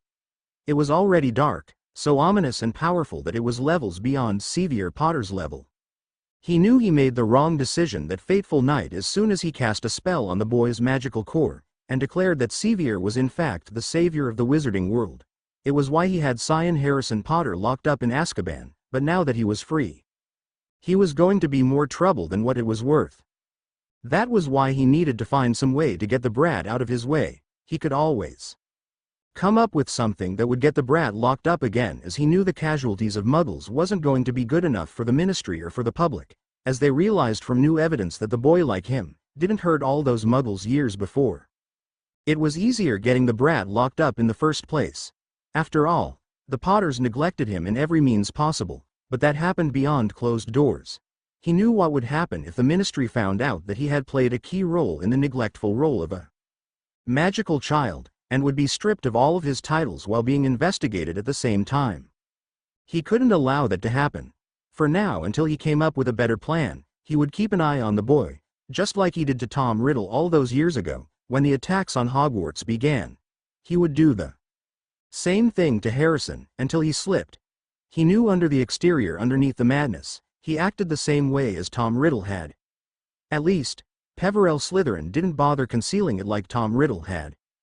Both of the boys were cold towards their peers, top of their class, and their childhoods were eerily similar.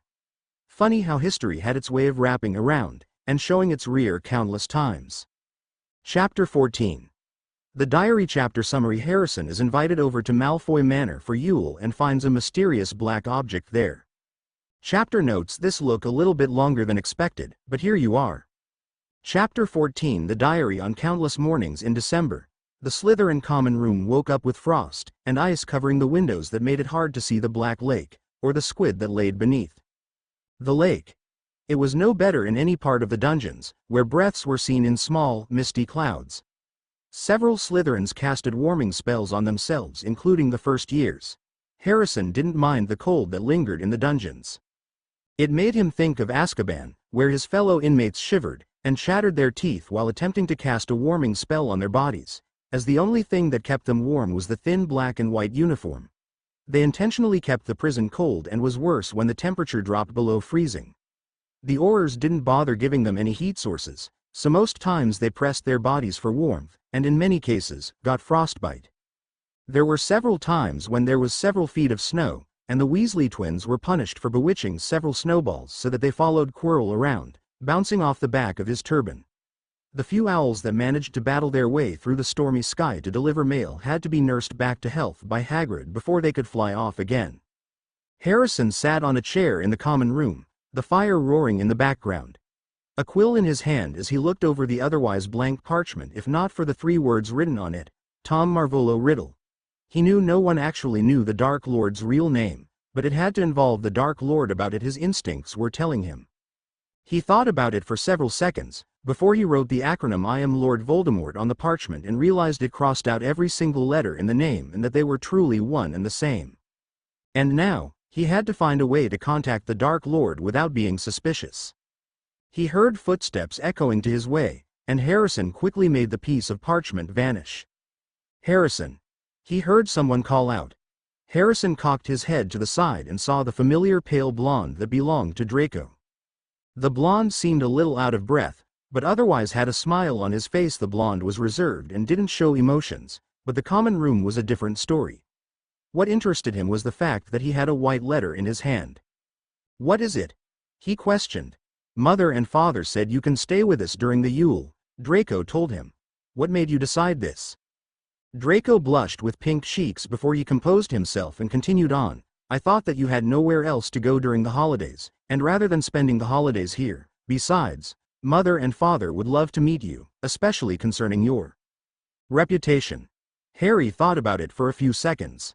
He knew the Malfoys had a good selection of books, ones that were quite heavily focused on the dark arts and some forbidden books. It would also be a good use in his research, in trying to find something that would bring the Dark Lord back, but also give him more sanity. He knew somehow the Dark Lord lost himself during his rise of power, and he had no idea what his condition was. It would also do him some good to gain some allies and some more inside information as the Malfoys were close, and it would give me a chance to celebrate his first proper Yule. The Christmas cheer in the air became pronounced as the days bore on. People were anxious to get away from the classes, and became more of a ruckus. Potter became more of a nuisance when it was starting to get closer to break, which Harrison just stood there, flashing his emerald eyes at him. During the last class of defense against the dark arts, Harrison noticed that there was something off about Quirrell. It wasn't the fact that he had someone hanging off the back of his head, but Quirrell was more pale and shakier. Any sound made Quirrell jump, and his stutter became more pronounced, stuttering every other word. He wondered what had happened during the span of a few weeks. What exactly went on behind closed walls? Thoughts filled his mind, trying to figure out what had happened to Quirrell, but he came up with no reasonable explanation. It also meant that no one was going to find it suspicious if he had a small discussion with the Dark Lord, as no one would want to talk to teachers especially this close before the holiday break. That night before curfew, Harrison headed to the Defense Against the Dark Arts classroom, making sure no one was following him. He opened the classroom's doors and noticed that Quirrell was busy packing. Quirrell noticed him and started talking. What C could I help you with Mr. P.P. Peverell Sly Slytherin? Harrison rolled his eyes before he spoke coldly. Give up the act, let me talk to him. I don't know who you're talking about, Quirrell said rather quickly. Harrison sighed. He knew Quirrell wasn't going to give up the Dark Lord's location that easily and was going to have to play his game. The Dark Lord? I know you have been housing the Dark Lord on the back of your head. Very well. Quirrell turned around and started to unwrap his purple turban. The Dark Lord peered back at him. A little more than a wraith with red, cat eyes stared at him. What do you want, child? The Dark Lord hissed. This is what you've been doing too. The Dark Lord latching onto a professor in hopes to get your body back? Harrison mused. Dark magic filled the air, and the red eyes flashed with anger. Harrison smirked. He knew this was a dangerous game to be playing. Why, you insolent brat, I should kill you right now, the Dark Lord seethed. You can't, it would offer too much suspicion, and I'm pretty sure you don't want the old fool to question you more, Harrison told him calmly. Besides, I would be better off alive being useful than dead, as you may know. What could you offer me? Information. Like what? You do realize it's a trap in getting the stone? Dumbledore knows that you're in the castle, and he wants to lure you to the stone so he could vanquish you, Harrison said. I'd suggest leaving the castle, find a new host as I'm pretty sure the current one is no longer useful. What about the stone? Simple, it'll take a little time, but getting the stone shouldn't be too hard. The matter of finding you again, but shouldn't be too hard. Harrison stood at the edge of the platform, amidst everyone who was heading home for holidays. Small snowflakes fell from the gray sky as he watched the unorganized chaos. Before him, Draco stood next to him, in his winter black cloak, his breath forming a small mist in front of him, teeth chattering. He cast a warming charm on Draco, in which Draco gave a small smile in return. He caught Sevier's eye. It wasn't hard as he was the only glasses wearer and his black hair was sticking up in every direction. Before he looked away, he was not in the mood to deal with Sevier as he was only going to bring trouble. Where do you think you're going? His eyes caught sight of the pale blonde standing next to him, and his smirk only widened. Going with your Death Eater friends. This is why Daddy disowned you. You always hang out with Death Eater scum. Harrison ignored his remark and merely stared ahead. See, he's quiet. It means he admits it, he heard Weasel say. Harrison squeezed his hands into tiny fists as he said in the most neutral tone, I'm not admitting anything. I'm tired of your childhood antics, so I'm choosing to ignore you. Can't you just leave him alone, Sevier? He heard Granger say. He noticed her dark brown eyes looking at him for only a few moments before returning to Sevier's. He's not giving you the satisfaction you want. Why are you sympathetic towards the Death Eater, Hermione? Don't tell me you feel sorry for him. Have you forgotten who he really is? Sevier noticed. A pink blush formed on Hermione's cheeks. He's just going to use you. That's what he does. That is what all Slytherins are good at. Besides, once he's done using you, he'll throw you on the side and you'll be all alone. You don't want that, do you? Granger remained silent. I rest my case. If it wasn't because of us, you would be alone and have no friends. Besides, we wouldn't be anywhere without your wit, Myone. Sevier and the Weasel went to put their trunks onto the train. Before boarding it, Hermione stood there, eyes casted downwards. She headed towards him and only took a few moments before she was next to him. I'm really sorry that he always bullies you. I don't think it's right that he does that to you, Granger said to him. Look, I don't want you to stand up for me. I could handle him myself, Harrison told her coldly. Besides, you're the one who still hangs out with you, and even if you're sorry, you still hang around him. Hermione looked back and noticed Sevier and Weasel, waving at her through the window on the train. Sorry, she told him, Happy Christmas. With that, she left and went to board the train. He only stared at that spot where Granger was once standing, with a small frown on his lips. Muggle holidays. Eventually, he and Draco got their trunks on the train and they boarded it. Open compartment doors leaked various conversations that were none too interesting. Most of the compartments were filled up as the pale blonde headed further down the train until he opened a compartment door that had several people in it already. He noticed the dark-skinned Blaise Zabini sitting next to the window with Theodore not right beside him. Pansy Parkinson, a pug-faced girl in short black hair, sat on the other side of them. Draco tried to make an attempt in sitting next to Theodore, but Pansy grabbed his arm and he pulled him down right next to him.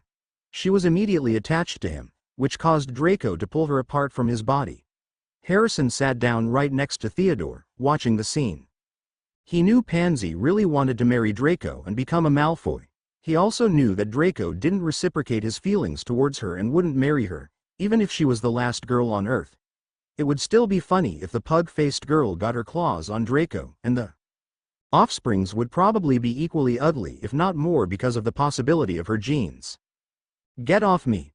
Draco shrugged off Pansy, and immediately sat on the other side of the seat, getting away from Pansy's reach. Pansy's dark eyes looked at him, and she asked in the most high-pitched voice that got on his nerves. Why did you bring him here, Drakey? He's my friend, Pansy, Draco snapped. Pansy looked away from him, her eyes looking at the window. He could see her lips move to say something quiet that he probably wasn't meant to hear, but he heard it anyway. He's just so creepy, besides he terrifies me. Harrison cleared his throat. You know you shouldn't talk to people if you know that they are in the room with you. I thought a pureblood like you would know that? Pansy shrieked like a banshee when she realized that he actually heard her comment, and caused a feral grin on his face. Sorry, she added rather quickly, and avoided his eyes when she said that. Theodore, Blaise and Draco started to talk about something that wasn't too interesting for him to really have his input in. Instead, he pulled out the book from the chamber and flipped through the pages until he landed on the page that he was. It was a spell that he had been itching to use, a spell that hadn't been used in thousands of years. He knew it had to be one of Salazar's creations, as no one alive would dare to use such a spell. It required a sacrifice, clever wand-waving skills and the correct incantation, which shouldn't be too hard. He studied the book until pressure started to build up in his head, so he was forced to put down the book for right now, until his headache went away. He looked at the window, watching the hills of the countryside go by quickly as the train raced by, heading to King's Cross. He noticed that people were staring at him, eyes narrowing. He questioned, "What are you planning to do over break?" Theodore asked. "Read," Harrison told them. "Are you sure you're not a Ravenclaw?" Pansy teased. "If that's all you're going to do during the break." "I have my own plans that I don't feel the need to share with you," Harrison told them. The train slowly came to a stop at King's Cross station. Adults crowded the platform, eager to embrace their children, after being apart for a couple of months. He saw James Potter standing right next to the Weasleys. He quickly looked away and got up from his seat and walked off the train. It was chaos when he got off the train. Parents with tears streaming down their face, as they embraced their children. Students struggling to get away. Laughter at various conversations were throughout the platform. Harrison looked away from all the various sights of affection and followed Draco through the crowd, until they finally reached a corner where he noticed two blondes, one female and one male. Lady Malfoy had similar characteristics to the Black family. She was very pale with blue eyes and long blonde hair. She also possessed an arrogant look on her face that Harrison saw a couple of times on Blacks, besides the crazed glint which was strangely absent. She also looked similar to Bellatrix. Lord Malfoy had shoulder-length blonde hair and gray eyes that were similar to Draco. He had a walking stick in his hand with a snake head that Harrison could only assume contained his wand. "Mother, Father, this is Harrison who I talked about during my letters," Draco said. "Pleased to meet you, Lord and Lady Malfoy," Harrison said, bowing slightly. "I'm Lord Harrison Peverell Slytherin." "Please meet you, Lord Peverell Slytherin. I'm Lord Lucius Malfoy and this is my wife, Lady Narcissa Malfoy. Draco has written about you countless times when he mentioned that an ex-prisoner of Azkaban was sharing a dorm with him. An unfortunate precedent, but I also wouldn't trade it for anything as I was taught everything I know from them," Harrison told them. "I'm pretty sure your former family would have had something to do with it," Lord Malfoy drawled. "Especially doing a public disownment like that. Most families would do that in private as it's a disgraceful thing." "The Potters always had a flair of dramatics," Harrison said. "Indeed." Draco cleared his throat. "Perhaps we should head back to the manor and discuss these matters there?" "Right," Lord Malfoy hummed. They headed towards the flow stations. They each picked up a handful of flow powder and said, "Malfoy Manor." Green flames consumed them, and was a fast, whirring speed that made Harrison close his eyes as he passed through various fireplaces until his feet stumbled out of the fireplace and into the drawing room of Malfoy Manor. Malfoy Manor was dimly lit with a long ornate table in the center of it. Two chandeliers hung from the ceiling that were about 30 feet tall. A pipe organ sat in the corner end of the room, with an ornate, marble, mantel fireplace with a gilded mirror hanging on top of it. There were armchairs all around the room, with dark purple walls with portraits of pale blonde figures that Harrison assumed were past Malfoy members. Everything in this room screamed rich, and no doubt that the rest of the manor was like this as well. "Really lovely manor, Lord and Lady Malfoy," Harrison said. "Thank you, Lord Peverell Slytherin," Narcissa replied, a small smile forming on her features. "You can just call me Harrison," he told them. They nodded. "Well then, Harrison, we're pleasantly surprised that you chose to visit us. We thought you'd be like your former family," Lord Malfoy told him. "Mother, Father, are you really interrogating him? He's my friend," Draco protested. "It's fine, Draco," Harrison brushed him off. "Besides, I'm pretty sure they're curious about the sort of company you're hanging with. It is a parent's right to get to know their child's friends." "Right you are," Lord Malfoy said. "Draco, just go on without me. I'll find you as soon we're done chatting," Harrison told him. Draco rolled his eyes, but headed out of the room, closing the door behind him. Harrison turned his gaze back towards Lord and Lady Malfoy. I don't have many relations with them. They abandoned me way before Azkaban, and after I was sent there, they allowed it to happen. They didn't care for me in any way. You grew up with the imprisoned Death Eaters? Lady Malfoy questioned. I did, Harrison confirmed. Did you see my sister or my niece perhaps? I shared cells with them during my time there, Harrison told her. How is Elidora? Narcissa questioned. Surviving, just like everyone else in that hellhole.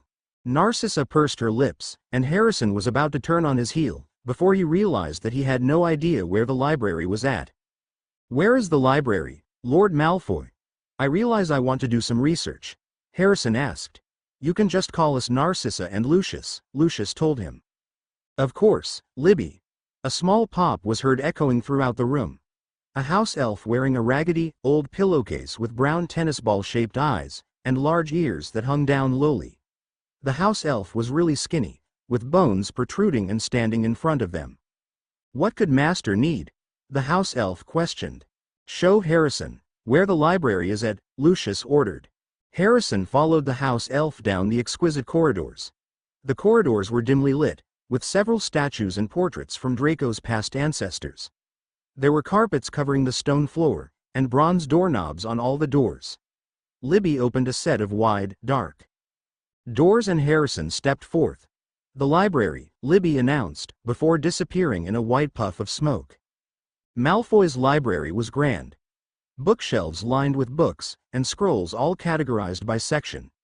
Magic filled the air, several wards and protection spells keyed to Malfoy's, no doubt. He walked further in, taking a look at the spines, at the darker spells that were borderline gray, and the old spines. He touched a few of them on their spines, noting the lack of dust on them. It wasn't until Harrison reached the back section when he realized he felt dark magic near him. What was a dark object laying out? Harrison thought. He followed the dark magic until he found a black little book, with yellowing pages. There was no title or anything on it, besides in the little left-hand corner with a name, T.M. Riddle. Dark magic was on the object, which made Harrison curious because it was a simple black book that looked like no one had written anything in. A suspension formed in his mind. There was no way a book like this would have nothing on it. There were no spells that would conceal its content, but there was one way to figure it out. He spotted a quill from nearby and dunked it in black ink before he opened up a page in the middle of the book. He was unsure what to write, but a drop of ink spilled onto the yellowing pages. There was a splat of black ink on the pages before it disappeared like it never existed. He took his quill, pressed it to the page and wrote in his neat handwriting, "Hello?" Just like the splat of ink, his words disappeared onto the page before a neat calligraphy appeared before him. Words he didn't write. "Hello, may I ask who is writing?" Harrison Peverell Slytherin under it. He wrote, "You are?" And the words disappeared. Strange. I was under the impression that there were no more Slytherin heirs besides myself. My name is Tom Riddle. How did you came across this diary? Harrison narrowed his eyes. He already figured out that Tom Riddle referred to the Dark Lord. What were the Malfoys doing having an object that was obviously connected to the Dark Lord? Inside the library of Malfoy's Manor. The words disappeared, replaced with something different. "How are you connected with Slytherin?" came the reply afterwards. Harrison pressed the quill into the pages, wondering whether or not to tell this inanimate object the truth. He wrote down what he knew without revealing too much of his life. Spiritual adoption. The pages remained blank, before Harrison asked a question that interested him. How are you connected to the Dark Lord? Chapter 15, Yule. Chapter summary. Harrison celebrates his first proper Yule celebration with the Malfoy family. Chapter notes. I am so sorry this took so long. The end of semester was upon me, so I focused more on schoolwork than writing, which is why there was a large delay. After this chapter, it should go a lot more smoothly. Chapter 15, Yule. It was practically black, empty space inside the diary. He just existed merely within its pages as his 16-year-old self, still in his Hogwarts robes, and a Slytherin prefect badge right near the collar. Simply existing, floating within, with no form of entertainment or anything that could pass the time. It was lonely and time was moving slowly. At first, he didn't mind, glad that he found a way to make himself immortal, but at what cost? There was no form of communication. He simply had to wait until someone picked up the diary, until a quill would appear on a desk and he would write his responses down.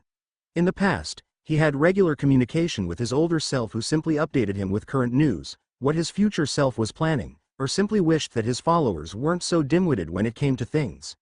It made time pass, and gave him sort of amusement, that is, until his older self stopped talking to him. Now, no one had picked up the diary. No one picked up the object in years, and made Tom Riddle wonder why no one picked up the diary. It also meant that he needed to do something with his time, so he sorted through his memories, relishing every minute he knew, sometimes keeping tabs with his older self, or thinking about getting someone to open themselves up to him and he would have a chance to escape this prison. But as time went on, he knew that was a silly dream. No one was going to pick the diary. Instead, he merely slept. It wasn't exactly like he needed, but he found that time passed and he wasn't losing his mind stuck in his prison. At least, until someone realized that a black little book, with nothing in it, would enchant someone. His brown eyes opened as soon as he felt hands handling the diary, someone becoming curious about the artifact that made him smile in delight. He could tell it was someone with a rather dark magical core that was larger than an average wizard. For a moment, he thought it might have been his older self, but the last thing he knew was that the wizard had found some fool to possess. He would have felt if his older self had returned, the other ones would have. Besides, the magical signature was different. He felt someone open the pages, and began writing in it. Just like clockwork, a quill appeared, along with parchment and a pen. He nearly ran to the desk, picked up the quill and began writing down his responses, becoming curious on who the rather unfortunate soul was. When the boy introduced himself as Harrison Peverell Slytherin, he was immediately curious. He knew no one in centuries had ever carried on the surname Slytherin or Peverell. He once chalked off about the possibility of the Peverell family and the Deathly Hallows existing. And now, he was faced with the fact that the once brushed-off story about the tale of three brothers was true, and maybe he should go find the three objects that death crafted, when either he or his older self regained his body. If that didn't make him curious, it also the fact that the boy also carried the surname Slytherin. He wanted to know how the boy was related to Slytherin. He knew he was the only heir left of the Slytherin line. Besides, he also made sure that he was the sole heir after he killed off any of the Gaunt family, including its heirs. So the question remained, how was the boy able to claim the line? It was only then that Tom Riddle refrained from possessing the young individual. He wasn't going to do his original plan. He wanted to keep the individual, wanting to know his secrets. He was something that Tom was going to enjoy being able to crack. After all, Lord Voldemort gets what he wants. It wasn't until Harrison wrote something that made him freeze. How are you connected to the Dark Lord? At first, he considered not telling Harrison anything, but somehow the little snake figured it out. He erased his tracks right after he left Hogwarts, and made sure there was no one alive that knew his real identity besides Dumbledore, of course. The old fool was always suspicious of him, when he was in school and after. He wasn't going to trust the boy until he proved his loyalty, so he just distorted the truth. I'm a fragment of a memory. There wasn't any response for a couple of minutes. He knew that the boy was still on the other side, a quill in his hand, probably thinking about the next response. Tom Riddle was quicker as he produced his own question. How did you figure out that I'm a part of the Dark Lord? Almost immediately, a response came by. It wasn't hard to figure out. Tom's eyes narrowed as he wrote another question. Did Dumbledore put you up to this? Why would I trust that scheming bastard? My allegiances are to the Death Eaters only. I just simply wanted to know how you were connected to the Dark Lord. Tom Riddle set down the quill, wondering what to put next. That confirmed any suspicions he may have had. He noticed that the quill disappeared and he was alone in the dark empty space, wondering what to think about one Harrison Peverell Slytherin. Though one thing for sure, he was left with one emotion, curiosity. Harrison finished his chat with Tom Riddle, and pocketed the diary inside his pocket. He knew no one was going to notice the black little object, and he doubted anyone would notice its disappearance. The object was valuable, and poor little Lucius Malfoy, who had no idea how priceless the object he was enlisted in. He would keep the book safe with him to make sure no one knows its secret that it carried. It also connected him with the Dark Lord in a way. Yule was fast approaching. The elves had quickly set up the fresh pines, and the berries too. Make wreaths and decorations. Strands of bright, white lights hung through the walls and the outside, decorating any life source.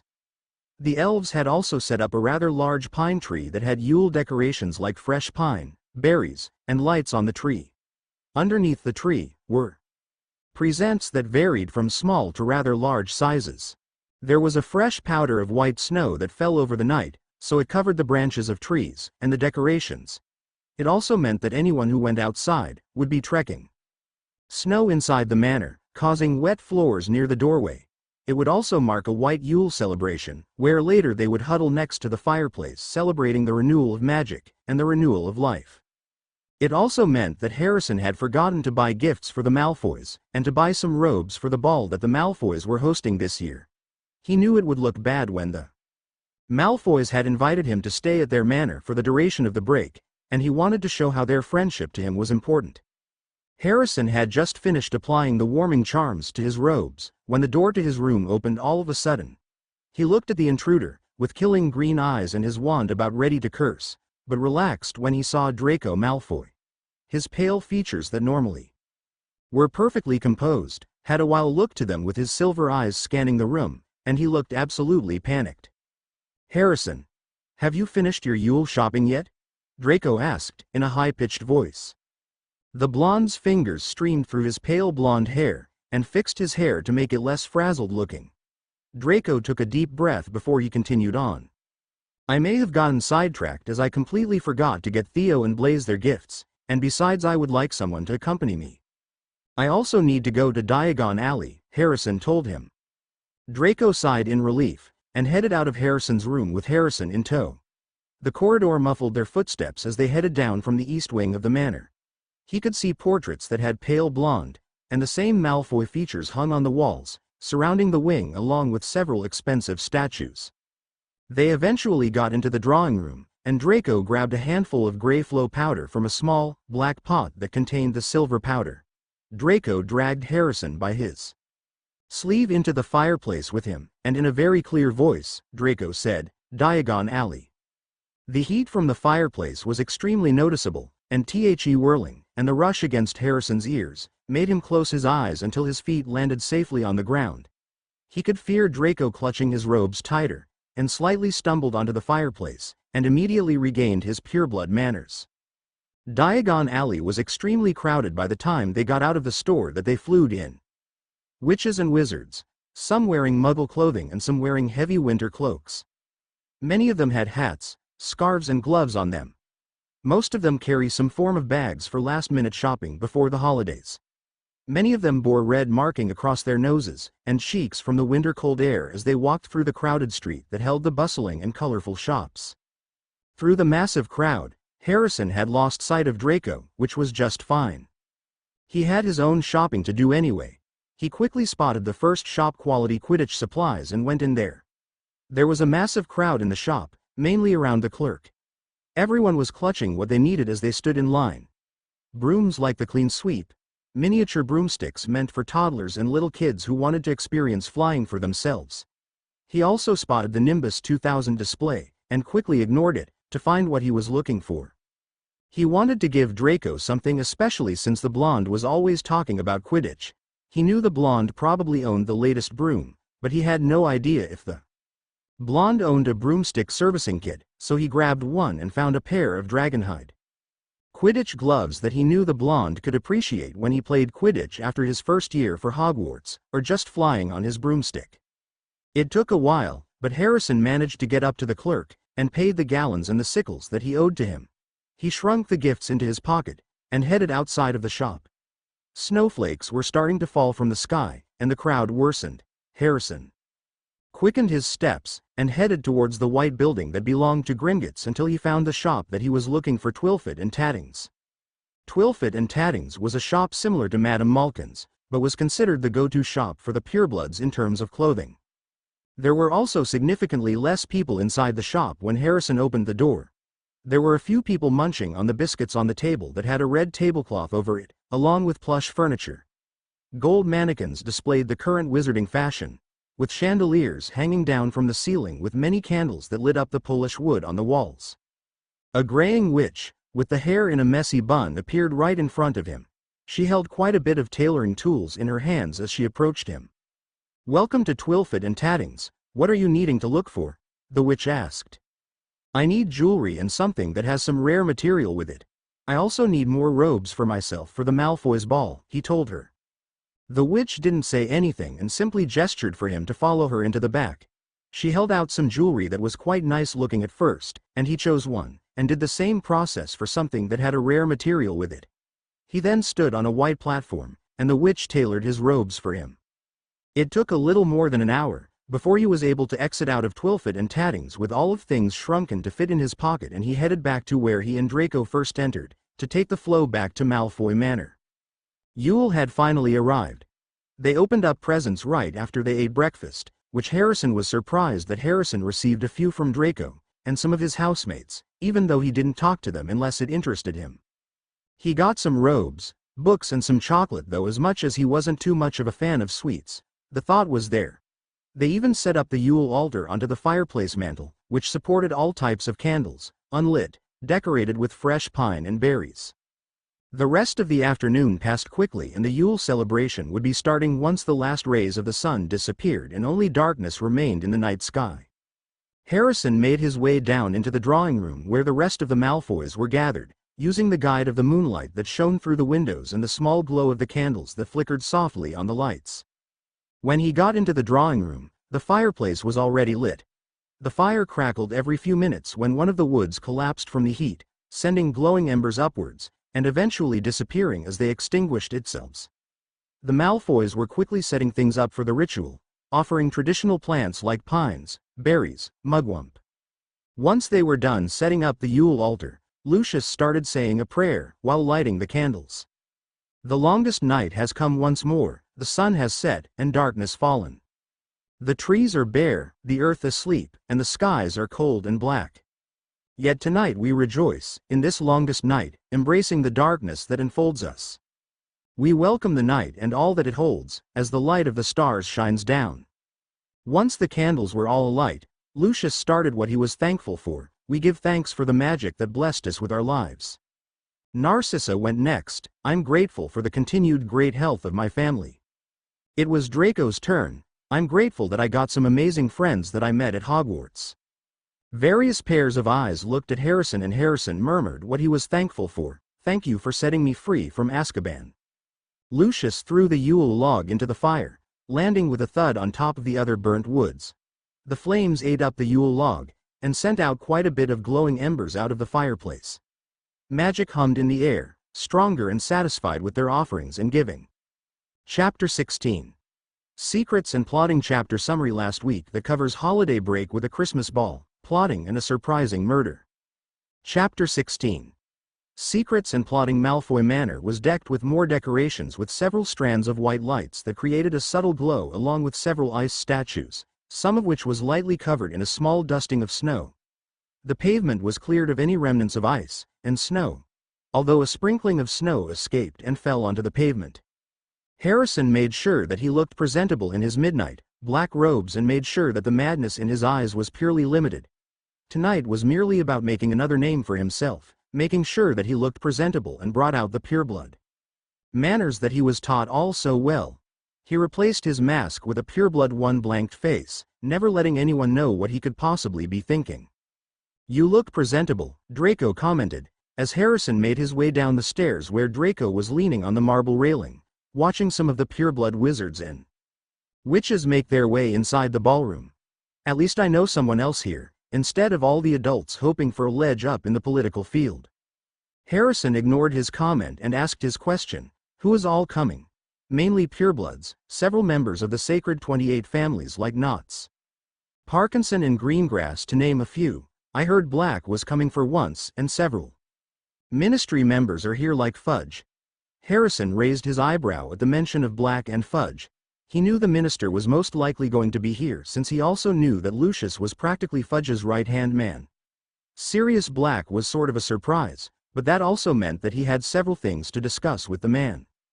He turned away and was about to head down the stairs before Draco grabbed his arm, and his sleeve preventing him from going any further. Where are you going? He hissed. Let go of me, Draco. I have business to attend to. Draco's pale hand let go of his Beelk sleeve. Harrison turned away, but paused briefly once he heard Draco say in a low voice, please don't terrorize them like you do to our classmates. Relax, You have nothing to fear. Besides, don't you know who I was raised with? That's what I'm afraid of." Harrison let out a small smirk as he heard that. It seemed that Draco didn't forget who he was practically raised with. He headed down the stairs, his black dress shoes thudded across the marble staircase. Many pairs of eyes looked up as he walked down, and heard the whispers of how it was possible how he was invited, his troubled past, something like that. He couldn't, but giving them a Cheshire cat-like grin as he walked past them. He opened the double doors belonging to the ballroom. Many pureblood witches and wizards were dancing in the middle of the ballroom, in a couple of customary pureblood dances that he had no idea how to do. Waltz music, along with several other types of dance music, was playing loudly, that blocked out several conversations. Other witches and wizards who were not dancing were off to the sides getting refreshments or talking. He noticed that Lucius and Narcissa were off talking to Minister Fudge in the back. Harrison dodged witches and wizards who were gliding across the floor. His face remained impassive as he approached the three. Lucius was in matching black robes, with Narcissa by his side, her arm lightly touching Lucius's right arm, wearing a light blue princess ball gown, her blonde hair curled at the ends. "Mind if I interrupt? Lady Malfoy, you look stunning," Harrison complimented her. Narcissa bowed her head slightly in appreciation. "Have you seen Draco?" "I haven't seen him anywhere and I don't want him to be antisocial." "He's leaning on the staircase," he told her. "Excuse me, gentlemen." Narcissa turned her back, her heels making a clicking sound, and headed out in search to find Draco. Harrison returned his attention. "Harry. My boy. How are you?" Fudge asked, his voice rising to a high pitch. Harrison flashed him a smile. "I'm doing well, Minister." "That's good to hear. How is Hogwarts? I assume it hasn't been too difficult to adjust." "It hasn't been that difficult, sir." "Lord Malfoy, have you met Mr. Peverell Slytherin?" Harrison suggested flatly. If Fudge had any reactions towards Harrison's change of surname, he didn't show them. "I have, in fact. He's made such good friends with my son and he's staying with us over the course of the holidays," Lucius answered. Fudge's smile brightened. Harrison looked over his shoulder and saw the dark curly hair and the dark onyx eyes that belonged to Sirius Black. He headed over there. "I'm surprised to see you here," Harrison commented. "I thought I'd rather get involved with the pureblood customs, seeing how I'm representing House Black and the Lord of the House." "Why are you not dancing?" "Not a fan of it. The amount of times my mother made me require doing it. I grew up distasteful of it and of course, I met Potter." Harrison silently casted a silence charm over them wandlessly, to prevent anyone with prying ears to eavesdrop in their conversation. "How did you remove yourself from Potter, anyway?" "It was right after you were sent to Azkaban. I came to drop by Potter Manor, in order to reassure James, unexpectedly. I didn't know that James took the news harder and decided to kick me out and didn't want to be seen with someone who was a black. He was always prejudiced against anyone who didn't fit in what he thought was right, true. Anyways, after the holidays, can you come over to number 12 Grimmauld Place, so we can talk more?" "Of course."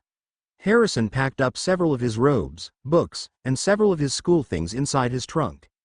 The diary packed away, underneath several charms, and locked the trunk in Parseltongue.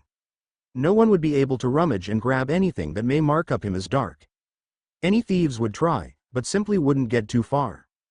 He heard the door open, but didn't hear a knock on the black door.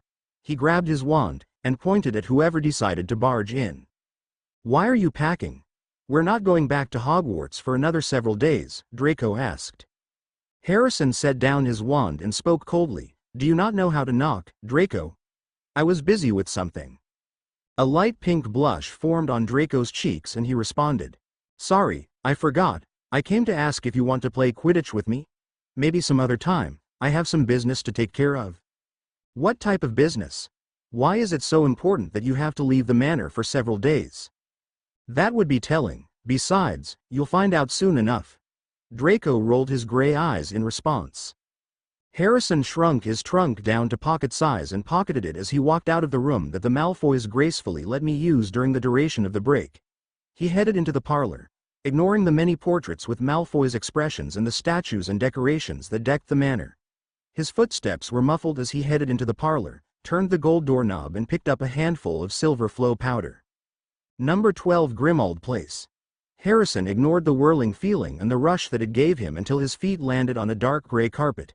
He opened his eyes and saw the place. It was less fancy than Malfoy Manor, and made it look practically abandoned. An umbrella stand was right next to where Harrison was standing and almost knocked it over. He managed to catch it and looked around the gray, empty corridors. He heard footsteps soon coming down from the corridor, and Sirius Black was wearing dark green robes, his hair looking like it hadn't yet been brushed. "You made it all right," Sirius greeted. "What do you think of it? Not to be different from Malfoy Manor." "It's getting slowly refurbished." "Oh," Harrison murmured, "so what did you want to talk about?" "Fred and George sent me news." "About what?" "They sent me a letter that Dumbledore is up to no good.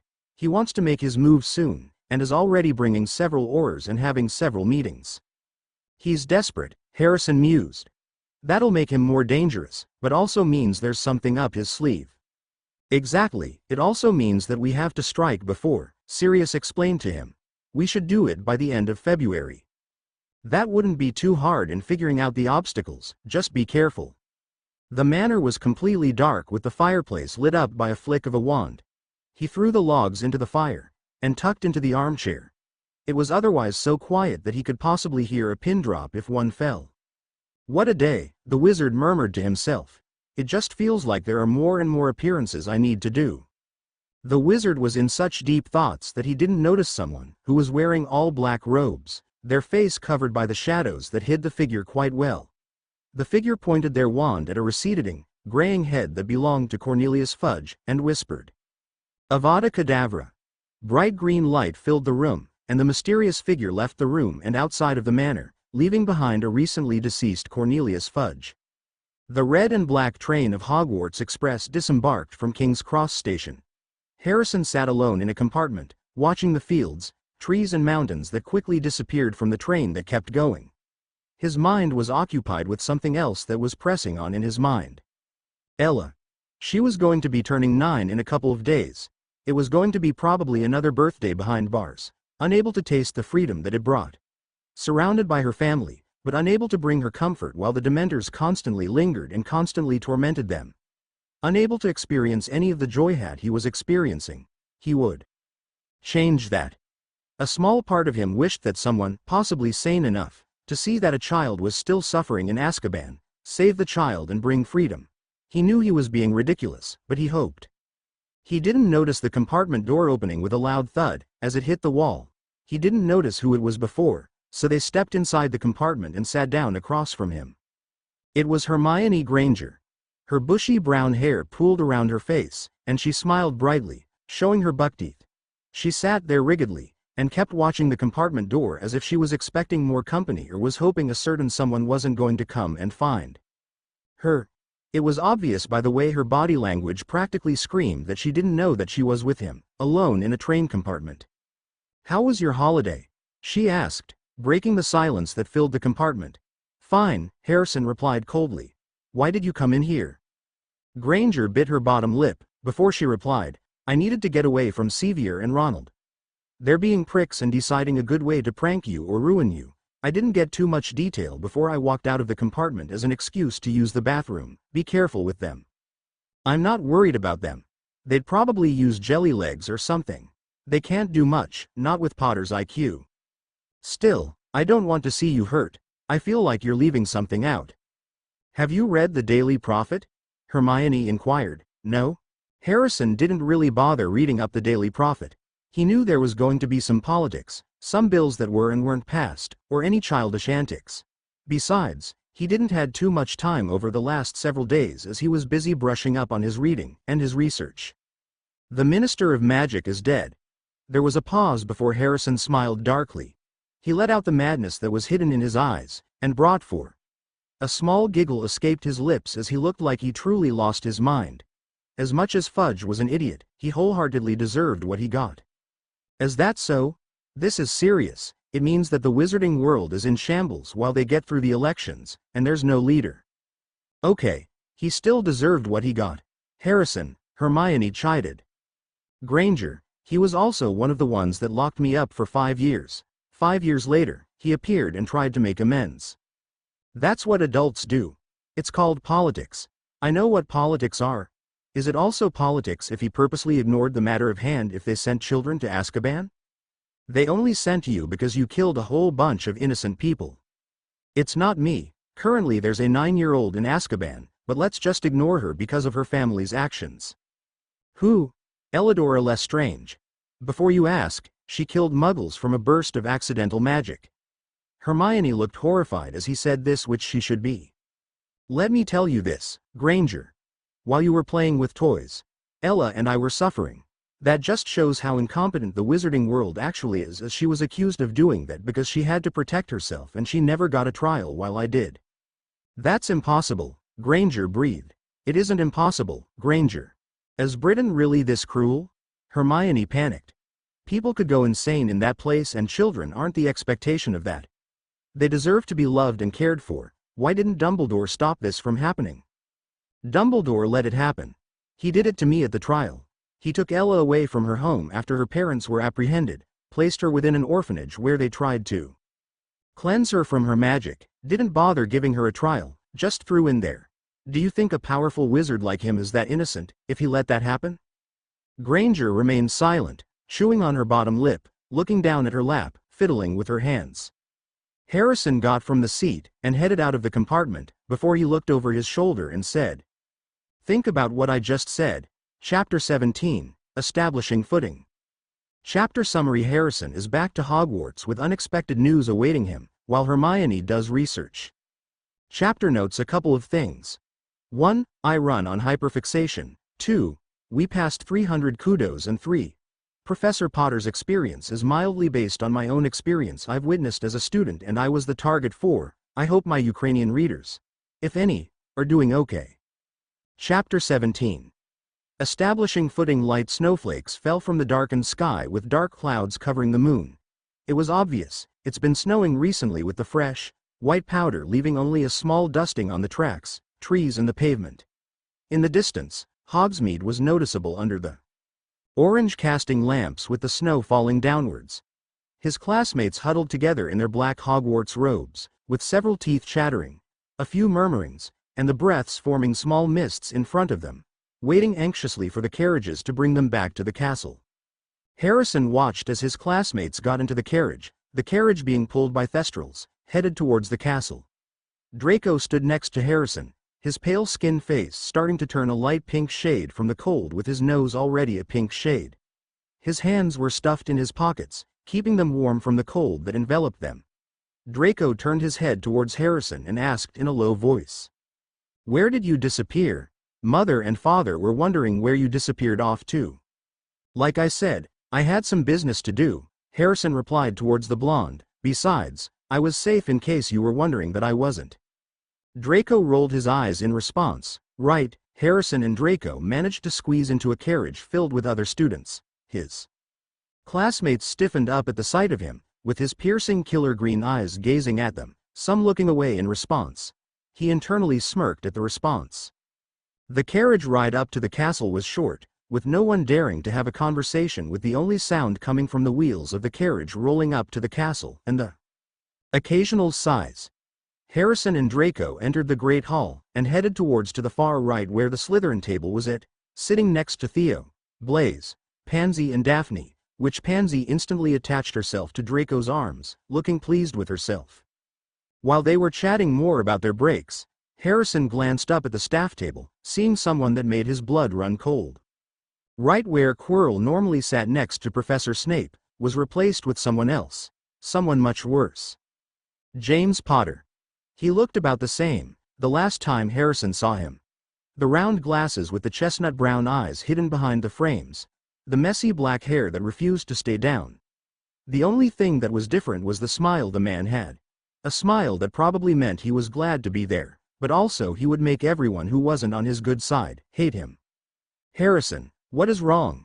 the blonde hissed, before looking to where Harrison's gaze was settled. He turned his gaze back to the table, and so did Harrison. "Oh, that's strange. What happened to Quirrell?" "Dunno," Blaise responded. "What do you think happened to Quirrell that he quit last semester?" It didn't take long for everyone else in the Great Hall to notice. Whispers broke out in the Great Hall, wondering why Lord Potter was here instead of Professor Quirrell, and of course, the Dark Lord. By now, whispers broke out amongst the table, as they figured out that Quirrell was nowhere to be seen, and James Potter took his place.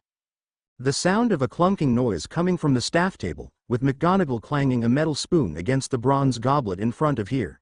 Whispers died out quickly as they broke out, as Dumbledore stood up from his seat with his arms open wide as if he was about to give everyone a hug, his baby blue eyes twinkling, and a large smile took over his features.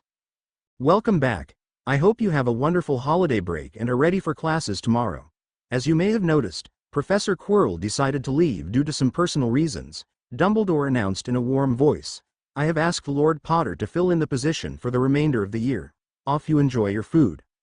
Harrison glanced at Sevier, who was looking quite smug, and smirked in his direction. Granger looked quite confused at the ordeal before piling some food onto her plate. Can you believe that Quirrell decided to leave and give us Lord Potter as the new Dens teacher? Blaise commented, unpacking his things and pulling out several articles of clothing from his trunk. Granted, his stutter got annoying as he couldn't speak a sentence without stuttering. I'd expected that he would at least last through this semester. What was the reason for leaving? Draco asked. I don't buy the vampire that he angered back in Albania came back for him. That some of our classmates are saying. Yeah, Blaise answered. It's kinda strange, but we'll never know. All I know is, I'm not looking forward to our first defense meeting considering the fact that Potter is prejudiced towards us. Blaise added, what's the chance he's going to say we're all evil, we're dark, and give the lions points for simply breathing? Harrison laughed. No, it's going to be, why are the Slytherins in this classroom, and Daucus points for simply breathing in the wrong direction or just simply being in the classroom, in general. Do you think he'll really do that? Draco inquired. I wonder why Father hasn't mentioned anything about that. I wouldn't doubt it, Harrison said darkly. Besides, it's going to be an interesting term. After that, the three returned to what they were doing, ending the conversation.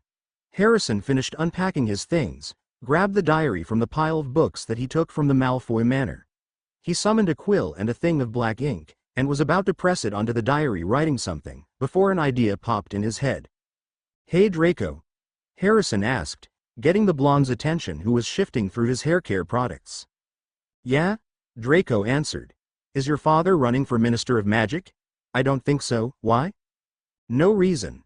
Gray eyes looked at him with curiosity, but Harrison ignored it, merely summoning a parchment in front of him and wrote a letter directed towards Lord Malfoy. Harrison ate breakfast quietly, eagerly awaiting for an owl from Lord Malfoy. He hoped he played his cards right. It was almost perfect and would make it a lot easier for their coup against the Ministry if need be. Quietly and swiftly. It didn't take long for owls to start swooping in through the window of the Great Hall, flocking towards their masters with various parcels and letters from parents and guardians. Owls swooped down to the Slytherin table, with a couple of owls soaring towards him and Draco, with a barn owl dropping a couple of letters right in front of them. His spindly, pale fingers grabbed the one addressed to him. White Draco grabbed the one addressed to him, probably his mother, missing him dearly. Harrison ripped open the Malfoy insignia on the back, and read the letter. Harrison, I was not considering running for Minister of Magic. As you've brought up valid points that would certainly aid the Dark Lord in the future, if he was brought to life once more. I decided to run for Ministry of Magic, and hope more of our agenda will aid the future of the Wizarding World. Best regards, Lord Lucius Malfoy. Harrison grinned, and pocketed the letter inside his pocket. Hermione looked over various books and newspapers articles she could get her hands on. Pale fingers flicking through the pages, trying to find the information that she was looking for.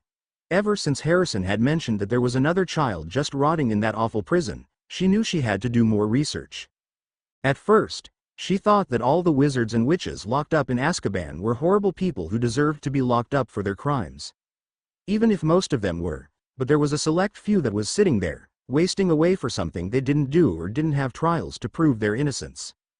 Innocence before proven guilty was the Muggle saying, although that was proven entirely false. She never expected to see the same problems as the Muggle world has with the incarceration rates, some countries like the United States. She'd assumed that the problems that were prominent in the Muggle world were erased in the Wizarding world. There were problems in the Wizarding world that had a lot of importance, issues that needed to be fixed, yet everyone in power was assuming the systems worked perfectly. She found that there were multiple people in Azkaban without a trial, which was interesting. Her fingers grabbed a newspaper that was right above her, all dated within the year of 1986 and 1987, hoping to find the imprisonment of Elidora Lestrange and the crimes that she was charged with. It didn't take long for Hermione to find a small article within the stack of newspapers, noting how Dumbledore and the Aurors dragged her off to Azkaban after the killing of Mugs. No mention of trials or anything, despite killing Muggles. If there was one thing Hermione knew was that children were prone to accidental magic. Accidental magic that children couldn't control. From her experience of being bullied in primary school, stuff just happened without any reasonable explanation. Why should a child, much younger than her, be charged for a burst of accidental magic that killed Muggles? Maybe there was someone higher up in the ministry that she should try, that would listen to this concern? Granted, who would listen to a 12-year-old, who had a good life, a good child, was only a first year at Hogwarts? But she had to try. Hermione grabbed a thing of parchment and a quill from another table and wrote a letter to Madame Bones, the head of the Department of Magical Law Enforcement. On Thursday morning, Harrison and Draco headed down to the Great Hall for breakfast. Before they returned to the dormitory to grab their books and headed to herbology, and after that, was Defense Against the Dark Arts with Professor Potter. Along the way, they noticed that the Slytherin hourglass had fewer green gems in it than the day prior, where they gained several points from charms and potions, while Gryffindor was now in second place, when before they were in fourth place. The Great Hall was loud with various conversations, mainly from the Gryffindor table, with Slytherins eating away at breakfast, in the perfect pureblood way, and kept their heads down.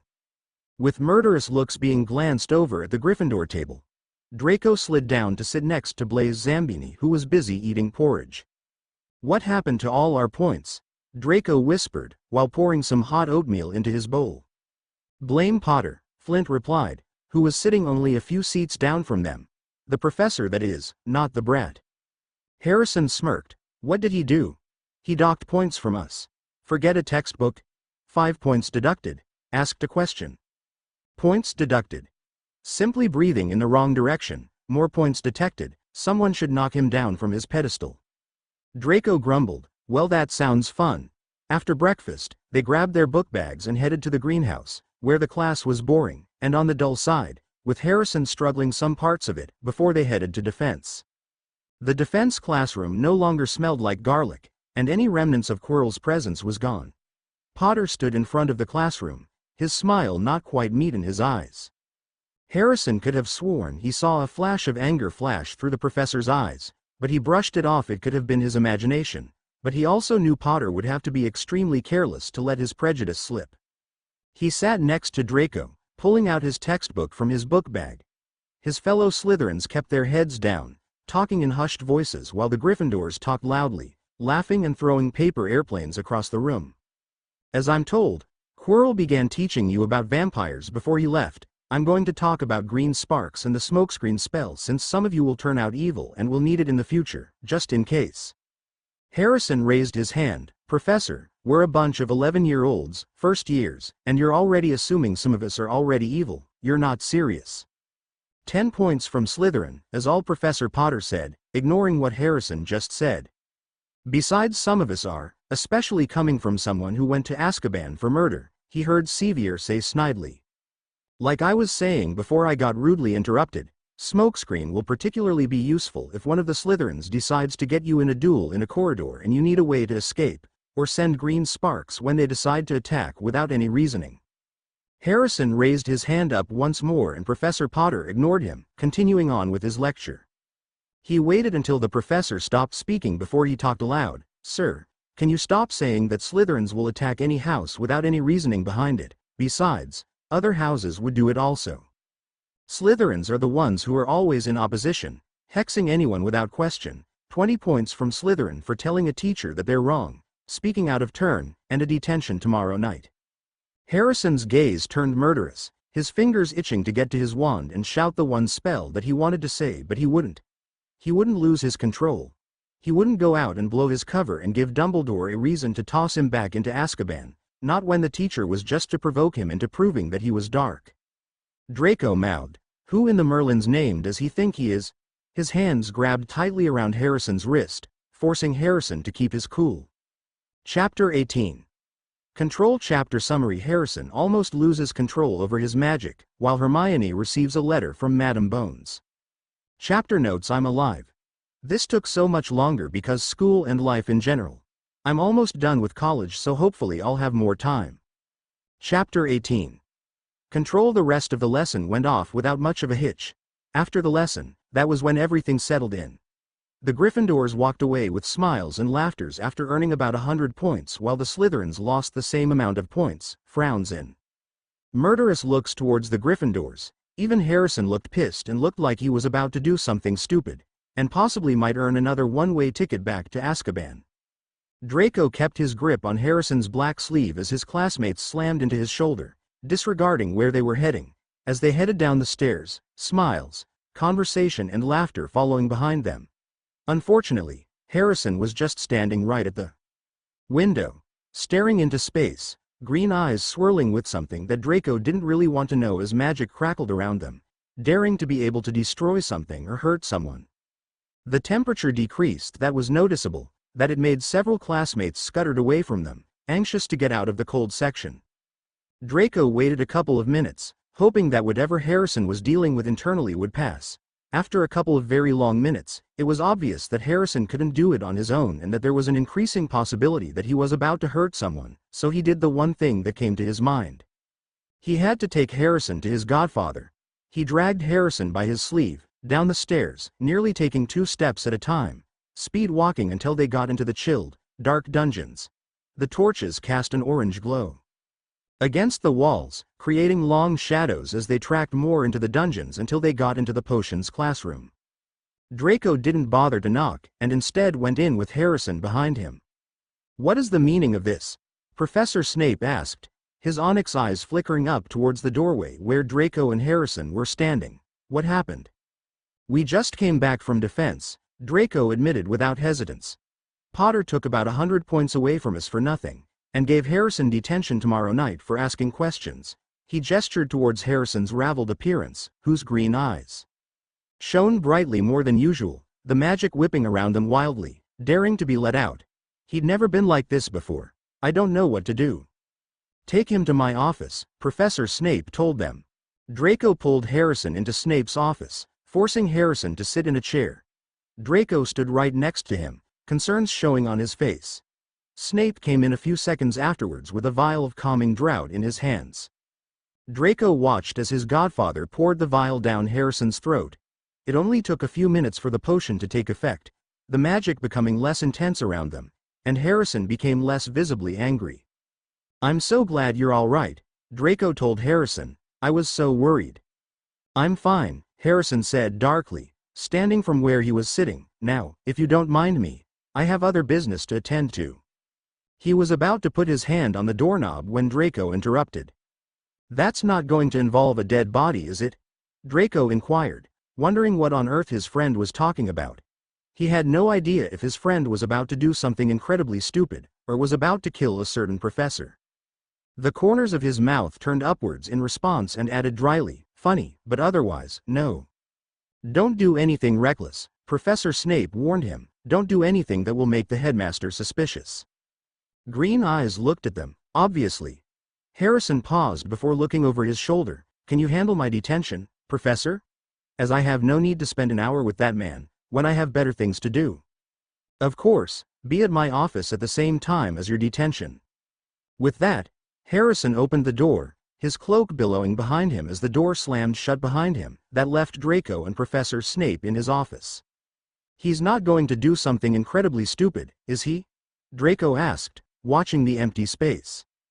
"I don't know," his godfather told him. "Just make sure he doesn't do anything reckless for the remainder of the term. I don't think this will be his last breakdown, but he needs to be careful if the headmaster gets word of it." "Right." Dread coiled in the pits of his stomach as he knew deep down how much the headmaster would want to get rid of the ex-prisoner and throw him back into Azkaban, if he really wanted to. After the rest of his classes, Harrison spent hours in the room of requirement, using the room as a dueling room. He spent hours, sending various hexes and dark spells he could think of towards the wooden dummies. He spent hours inside the room, feeling the urge for blood every time he sent out a dark curse towards the dummy, imploding into tiny, little particles of wood from the impact. It didn't. Sweat lingered on the back of his neck, forehead and on his hair, as he panted and placed his hands on his knees, trying to catch his breath. As much as he was growing exhausted, he still couldn't forget what happened earlier. He nearly lost control. He almost lost control of his magic and the madness that lingered ever so closely to the surface.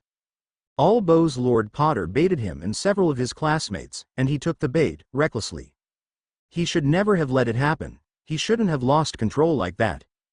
Harrison knew Lord Potter had it out for him, since even before he was at Hogwarts and before he was thrown into Azkaban, he knew the man was going to show his bias, and didn't like it if a student asked questions about his teaching method.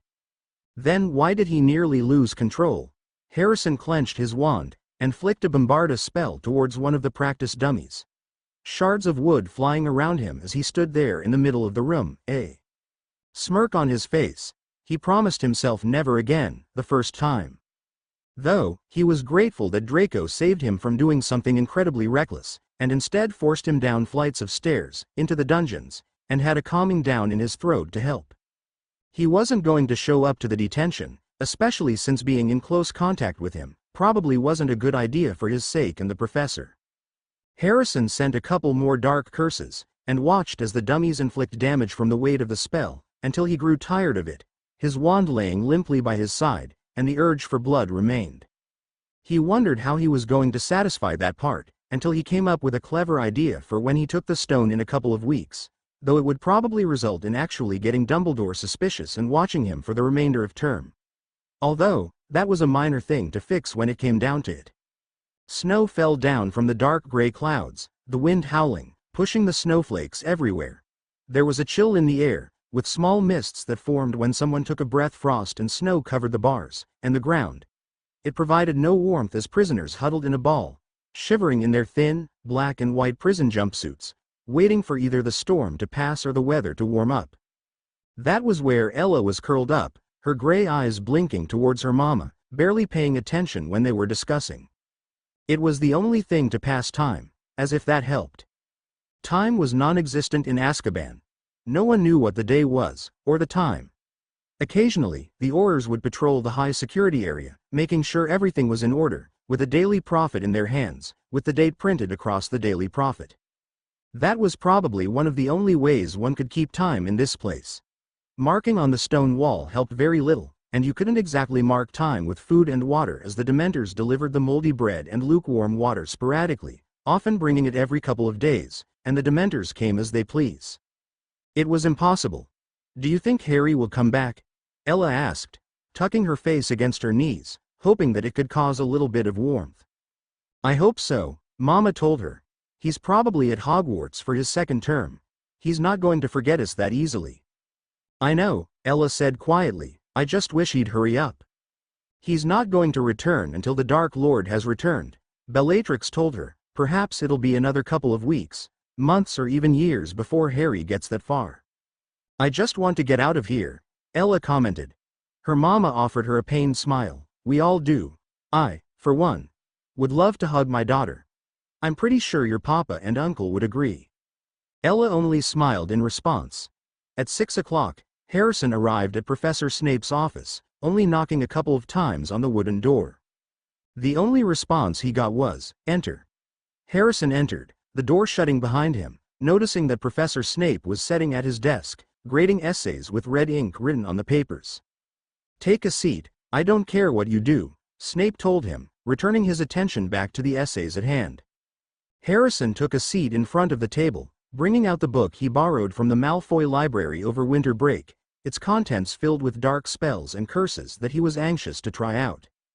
Some of them were particularly gruesome, that had particularly ill effects towards the victims, like the blood-boiling curse he found. Even though the spellcaster would cancel the spell, the victim could most likely potentially die because of the temperature of the blood being raised to the point it turned deadly. He flipped through the pages of the book, reading different types of curses and spells until the hour was up. He tucked the book back inside his bag, and shrugged it on his shoulder. He was about to turn away before Professor Snape spoke to him. "I don't want to see you here to serve detention, again. Just do what Potter says and keep your head down like I know you have been doing." Of course, sir, he replied back. He exited out of Snape's office, and instead of heading back to the common room like he wanted to, instead, he exited out of the dungeons and headed to the Chamber of Secrets. It only took 2 weeks when Hermione received a response back from the Ministry of Magic, most specifically from Madame Bones. She detached the letter from the leg of the Ministry's owl, flying off once the letter was in her hands. Sevier and Ron watched, with their cheeks puffy as they were in the middle of chewing, as she opened the insignia marked with the Ministry of Magic, and grabbed the parchment from inside it. "What's that, my own?" Sevier asked, swallowing his food down his throat. His fork was long forgotten in his hand. "What does the Ministry want from you?" Hermione took a deep breath, wondering how she could possibly phrase this to her friends. She knew they would quickly label her as dark, bully her to the point where she was no longer going to have any friends and she would be shunned more from her housemates. Especially it contained a response back from Madame Bones about Elidora Lestrange, the daughter of TTHE infamous Bellatrix Lestrange and Rodolphus Lestrange, two of the torturers who tortured the Longbottoms into insanity, a few years after the Dark Lord had fallen, in search to find his whereabouts. Hermione only smiled and lied to her friends. "It's nothing, really. I was just wondering if they had any records of Nicholas Flamel, as we still haven't found anything about him." Sevier's brown eyes widened, along with Ron. "Well, what did they say?" Sevier asked all too loudly. Heads turned to their direction, wondering what on earth they were talking about. Hermione ignored their curious looks and instead opened the letter. She looked at the curious expressions and bit her lip, wondering what she would say. The response came easily. The more she thought about it, she found Nicholas Flame's name in the book that she checked out before break, but she hadn't exactly had a chance to tell Sevier. "They told me that Nicholas Flamel was the only person in Europe to create the Philosopher's Stone." "Oh," Sevier said, "what is the Philosopher's Stone?"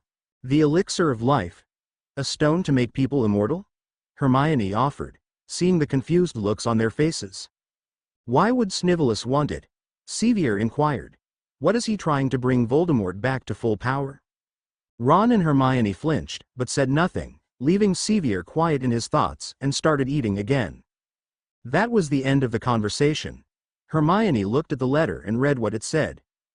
"Dear Ms. Granger, while I am pleased that you are writing to me to inform me about one, Elidora Lestrange, one of the children residing in Azkaban, however, I must dutifully tell you that I won't be re-examining her case. Various testimonies and evidence paints that she is a dangerous person and must spend her days serving her sentence in Azkaban. Madame Amelia Bones, head of the Department of Magical Law Enforcement." She knew that it was going to be impossible, and a long shot. There was no way that they would listen to a 12-year-old muggle-born who knows practically anything about the magical world. Letting children rot in Azkaban wasn't an okay thing to do, and the wizarding world needed to know that. Perhaps there was something else that she could do, but the one thing clear was that she had to change Madame Bones' mind. One way or another. "What did you do?" Draco asked in a loud whisper, slamming the Daily Prophet onto the table.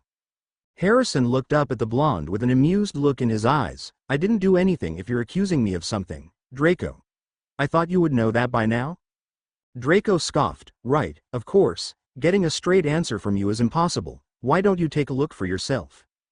Harrison looked at the headline marked on the front page, with an amused smile and a mad glint in his eyes. "Lucius Malfoy, new Minister of Magic. Your father is now the Minister of Magic?" Harrison asked, stating the obvious. "Congrats. Perhaps I should send him my regards." "I know you had something to do with this," Draco accused. "My father didn't want to be the minister and you asked me if he was running, and now he won. That can't be a mere coincidence." "Believe it, Draco," Harrison said coldly. "Besides, even if I did have something to do with it, I really doubt I have that much influence over your father." "Right." The blonde narrowed his eyes as if he didn't quite believe him, but there was nothing that he could do about it. Chapter 19. Shadows of the Past. Chapter Summary. Hermione becomes really persistent about Harrison and how he was incarcerated within Azkaban. Meanwhile, Harrison hatches a plan of his own. Within a couple of weeks, the month of February finally arrived with not much change.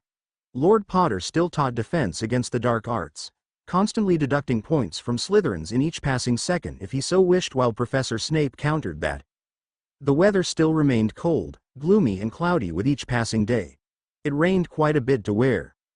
Students kept getting mud all over their shoes and falling ill with the cold weather, coming down with the flu or a cold, who was nursed back to health by a pepper-up potion that Madame Pomfrey gave out. Because of this, Harrison was forced to stay inside the castle. He was currently sitting in the library, his back arched straight with a quill dipped in black ink in his hand, his head looking downwards over his charms essay about the usage of bluebell flames, finishing up the last couple of paragraphs of the essay, when a pair of feet stopped right next to him. He looked up towards the person, with green eyes that shone coldly to the person. He didn't relax even though he knew it was Hermione Granger, who was probably going to ask a question. He had no idea who was worse. A Malfoy who was curious about his actions or a mudblood that kept coming back to him with questions. Hermione squirmed under his gaze, biting her bottom lip as her warm brown eyes avoided eye contact with him, as she shifted her weight from one foot to another, and picked at the tattered strings of her gray sweater she was wearing. He tilted his head to the side, waiting for the unavoidable question he knew Hermione was probably going to ask him. It took a couple of minutes once Hermione took a couple of deep breaths and a lot of mouth opening then closing before she was able to speak and ask her question. "I have something I wanted to ask you," Hermione trailed off, biting her bottom lip before she continued on. "I want to know what happened the day you were convicted of your sentencing." Harrison was a little taken back by the question. He had never expected such a question to arise, certainly not when it came to his past of being convicted. He expected such a question to arise in Draco, but he never thought Hermione would actually ask him this sort of question. "Why?" Harrison asked coldly. "Everything you should be able to find is in the Daily Prophet, or you could ask Sevier, he'd certainly tell you. It's not your perspective and I don't want any bias, especially since whatever happened changed you to be like this." Harrison's eyes narrowed in thought. What brought this on? "I couldn't sleep at night when you told me about Elladora," Hermione admitted. "I thought. You want to try to save Ella?"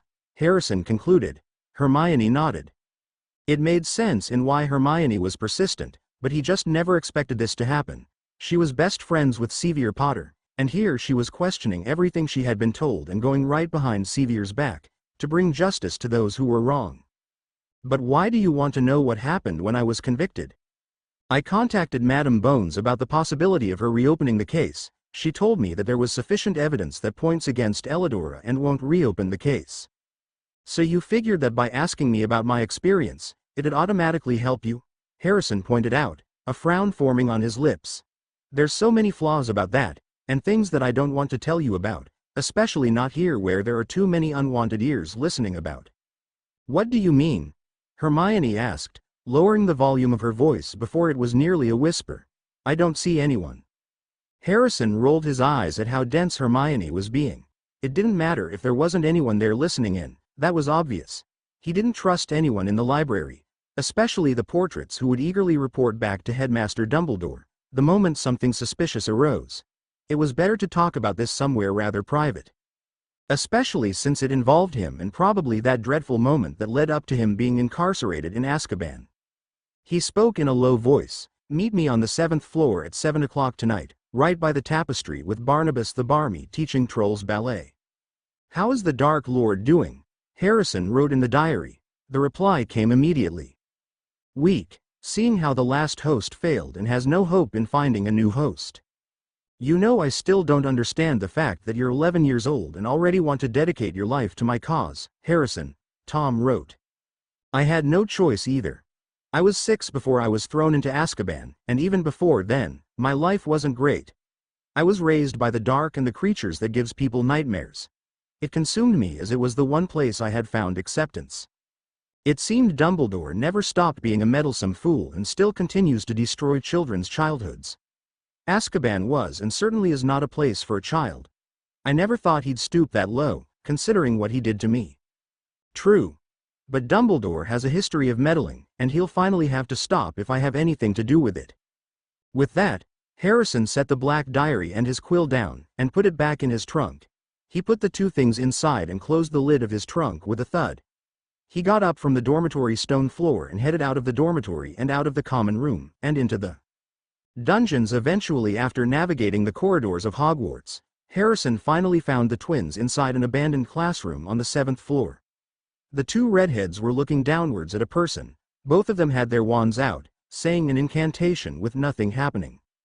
He watched as the twins eventually transfigured the person's hair into a pink bubblegum color with their hands that eventually became a light pink color with hearts all over their fingernails. The twins broke into grins and canceled the spell, looked at him and sent the person scurrying off out of the classroom with a handful of bronze nuts in their hand. "If it isn't our little snake, Gred, come to hang out with the lions?" George asked, with a huge grin on his face. "Or perhaps the snake got lost and should be our little subject," Fred suggested, looking at George before looking at Harrison, who had a smirk on his face. "Touch me with whatever you're planning and I'll make sure it's going to be the last thing you do as I'll feed you to a basilisk." The grins on both of their faces disappeared as they looked at him with a stoic face. "Right," Fred cleared his voice before he continued on, "what can we do for you?" "I need you to provide a distraction for Dumbledore to get him out of the castle," Harrison told them in a hushed voice. "Is the little snake going to get the Philosopher's Stone?" The twins chorused together. Harrison nodded. "Now what could we do to get Dumbledore out of the office and the castle for a few hours?" George mused. "Send an owl to Dumbledore saying that there is an emergency at the ministry?" Fred suggested. "That would work as long as it keeps Dumbledore out of the castle for a couple of hours. Do not let Dumbledore come back until after like 2 hours. If he does, set up a distraction or something," Harrison told them. "That certainly wouldn't be too hard to do. We'll keep watch if and when Dumbledore gets back if you're not out yet," Fred explained. "Great," Harrison said flatly. "Could I borrow the map for when I get the stone?" Without saying a word, Fred grabbed the map out of his right-hand pocket on his black robe and handed it to Harrison, which he took it gracefully. He stuffed it in his pocket and was about to turn away, to head down to the Great Hall. He looked over his shoulder and called out, "You know, if you ever get a chance to do whatever you're planning, you should cast it over Draco and possibly the 2 blood traitors in your house. It'd be funny." The twins looked at each other with grins on their faces as an idea popped into their head. While Harrison headed out of the abandoned classroom and down to the Great Hall for supper. His footsteps echoed through the stone floor of the 7th floor corridor, the torches casting an orange lighting across the corridor, shining like a beacon of light against the dark evening sky that was the color of almost pitch black as the last remaining rays of the golden sun slipped behind the mountains and hills surrounding Hogwarts for the day. It didn't take long to go find Hermione leaning against the stone wall, right next to the tapestry of Barnabas teaching trolls ballet, looking at her hand, picking at her nails while she awaited for Harrison to show up. He quieted his footsteps as he approached her until she nearly jumped at the sudden presence of another. "Don't do that," Hermione said, clutching her heart as if she was about to kneel over and have a heart attack. "Right, so why did you want to meet here?" "For a Gryffindor who sneaks around, I'm surprised that you haven't found any of the hidden rooms or passages this castle has to offer," Harrison said, pacing around the corridor back and forth 3 times until a large, mahogany door that wasn't there before appeared. "How did you do that?" Hermione asked, straining her neck to see up to the ceiling of the corridor. "Magic," Harrison said flatly. Harrison pushed open the doors and headed into the room of the requirement. The room was filled with bookcases of books, a fireplace that was already lit and a couple of armchairs sitting around the fireplace, bathed in an orange glow as the fire crackled from logs collapsing due to the heat.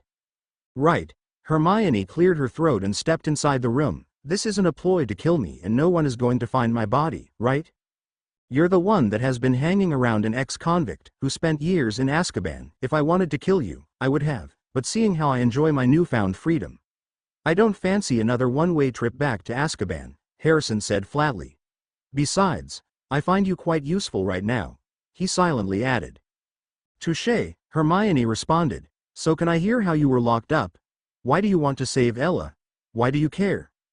It was quiet for a few minutes, before Hermione was able to say something. "Because it's not right that you or her have spent years in Azkaban, no matter what you guys did," you said before she is only 8. 9. She still has her whole life ahead of her, because her magic reacted poorly in her reaction, which is completely understandable. It's accidental magic and you don't have any control over it. Look, Granger, you don't need to convince me why Ella deserves to be free. I want to know why you care, considering the fact that she is considered dark.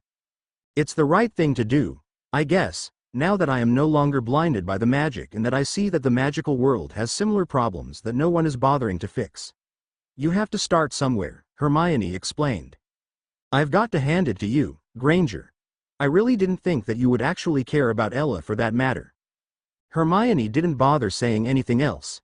Now, do you want to hear about what happened that day? Harrison asked, sitting in one of the armchairs the room had to offer. Hermione nodded once she took a seat. It was a memory that he could recall really well and felt like it was almost yesterday when it happened. 6-year-old Harrison was sitting in the back of the library, surrounded by stacks of books and bookshelves filled with books. He sat on the way back, which made it hard for people to immediately find the tiny child, wearing dark hand-me-down clothes that were one size too big for him. His pale hand flipped through the book, The Tales of Beedle the Bard, focusing mainly on the legend of the Deathly Hallows, about the tale of 3 brothers meeting death. It was quiet in the library, save for the sound of Harrison's breathing for a little bit until he heard multiple pairs of footsteps echoing through the corridor, adjacent to the library. He paid no mind to it until he heard the library's grand doors closing and the same multiple pairs of feet inside the library, stopping only right behind him, and multiple hands placed on his shoulders. He'd expected the soft, firm hands that belonged to Sirius Black. He wasn't expecting the multiple hands on his shoulders that squeezed harshly, as he turned his head, his green eyes shining brightly, with his eyebrows arched high as he took in multiple people unfamiliar people at that with their wands pointed at him, and 2 of them having their hands on his shoulders. Who are you? Harrison asked. Are you Harrison James Potter? One of the strange men most likely in Auror asked. Yes. You're under arrest for the homicide of 17 muggles and the incapitation of 3 others. Under the decree for the reasonable restriction of underage sorcery, you pose a serious threat to muggles and magic alike and must detain you. Homicide? Incapacitation? Arrest? So many thoughts were swirling around in Harrison's head as he tried to understand the situation. But he didn't kill anyone. He was sitting at home in the library, reading and having the books as company. What on earth were they talking about? But I didn't do it, Harrison shouted. He screamed, and kicked as the Aurors pulled him out of the chair by his shoulders as they dragged him out of the library. Tears fell down his face as he realized that his parents were not coming to the rescue, not like he was surprised by that. Mother. Father. Someone save me, he yelled as the doors to the drawing room opened. Through his tears and his hysterics, he saw his parents and his older twin, Sevier, with grim faces.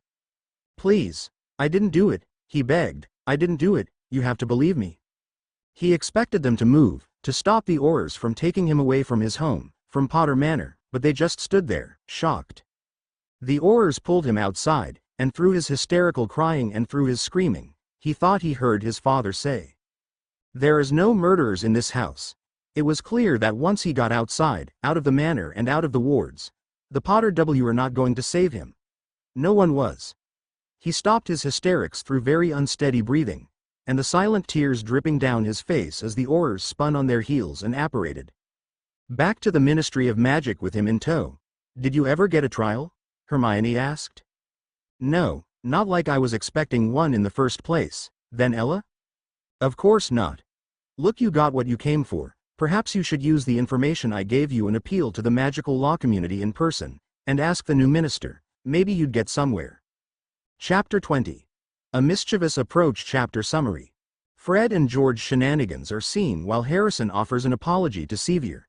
Is it a sincere one or is there something sinister underneath it all? Chapter notes. This chapter is much shorter in length, about like 100-word difference from the original, but I will promise one thing, and that is a longer chapter on the next one. I have about 14 chapters pre-written, excluding the ones that I have chopped out so far, just needs to be edited and revised, so they should be up soon, when my schedule allows. Chapter 20. A Mischievous Approach. You know, I still don't understand why you hang out with the mudblood, Draco commented during breakfast that Thursday morning. I don't hang out with her, she is simply useful for me, right now, Harrison responded. Useful, how? She wants to get Ella out of Azkaban. Who am I to deny her that? You and I both know that Ella should not be in Azkaban. I still don't see what she is doing. Simple. She sends letters of appeals to the magical law, and hopefully visits them in person with hopefully. Your father is directly supporting to get her out. Still a mudblood. She is. An annoying one at that, he added. Draco turned his attention back to his breakfast, while Harrison grabbed 2 pieces of toast on the silver platter in front of him and put it on his plate.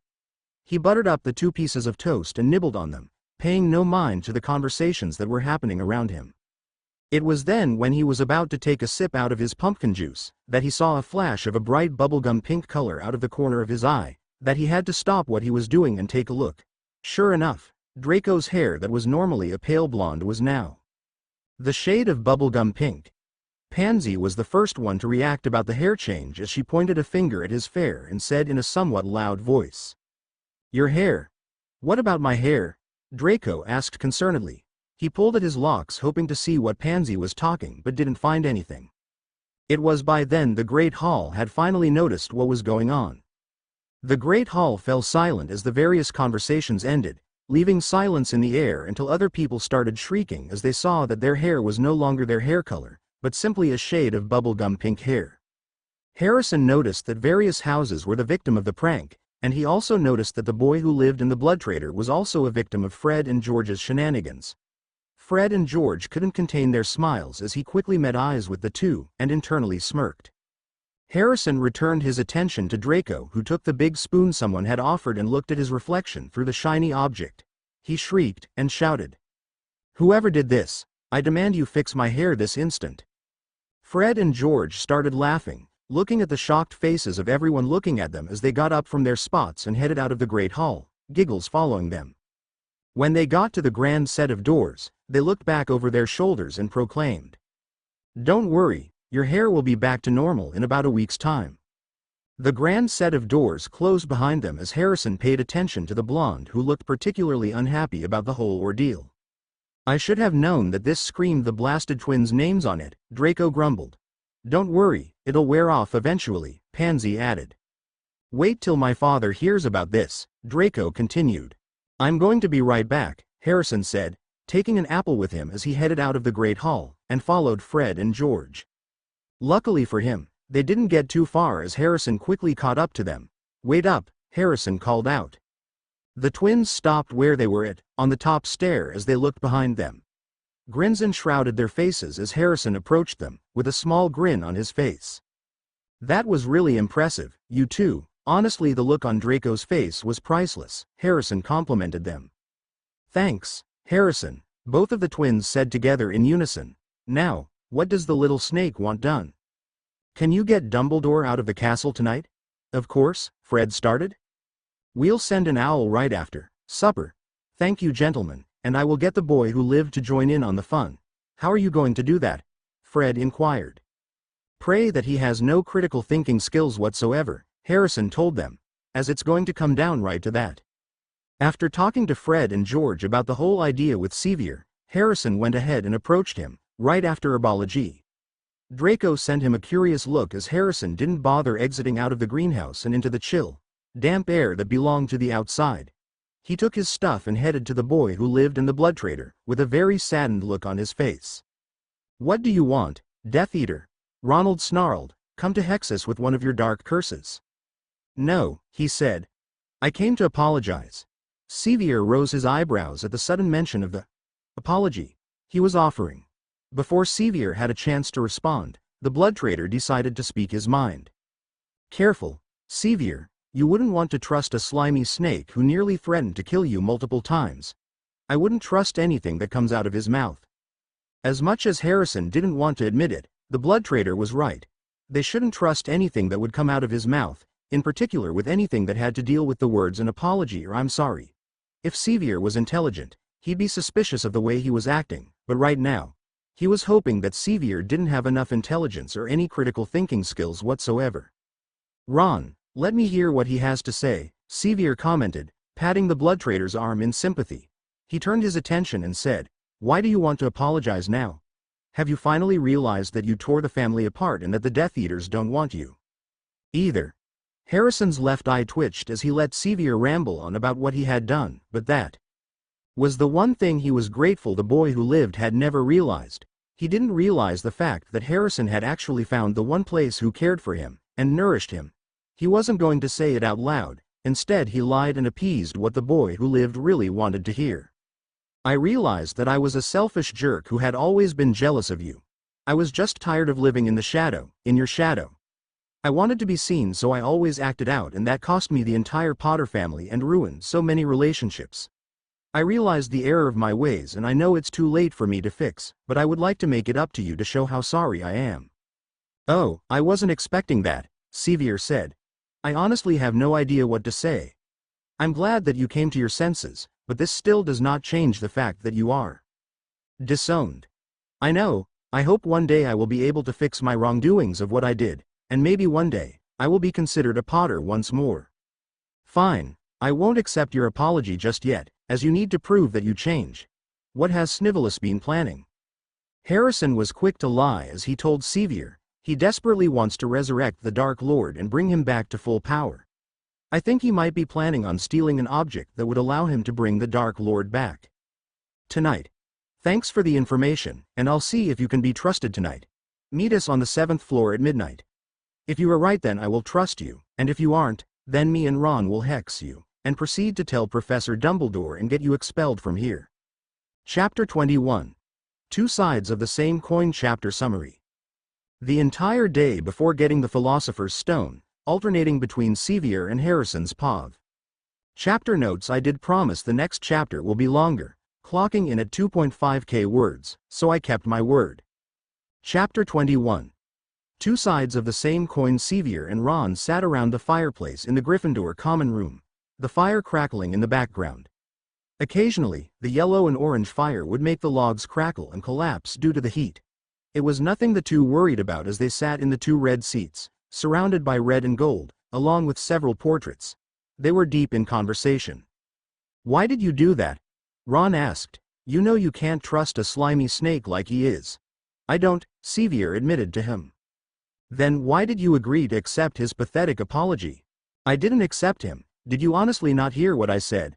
I'll see if your apology can be trusted tonight. I'm not a fucking moron, Ron.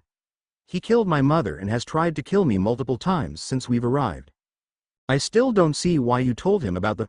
Ron's voice dropped to a whisper as he leaned closer. The stone. He probably works for you-know-who. You-know-who isn't even in the castle.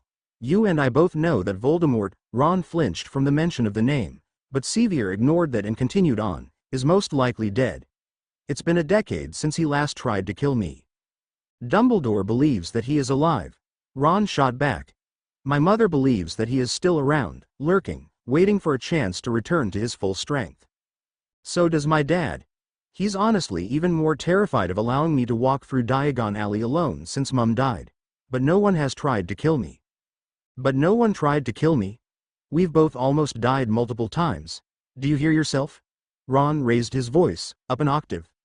Sevier gave him a look, but he was really starting to hate the fact that Ron, his best friend in the entire world, the person who stuck with him through the good and the bad, and a brother but all in blood, wasn't hearing him or his logic whatsoever. Of course I hear myself, but the point is that I am literally the safest while at Hogwarts, and Dumbledore wouldn't allow anything bad to happen to me. I'm the boy who lived. I'm the one that has to vanquish Voldemort and his followers. Why don't you understand the fact that I have my own reasons? I'm not an idiot. I didn't say you were an idiot. Why are you putting words in my mouth when I am pointing out some of the inconsistencies and the fact that you should not trust your ex-brother, the ex-prisoner who spent 6 years in Azkaban, who threatened to kill you?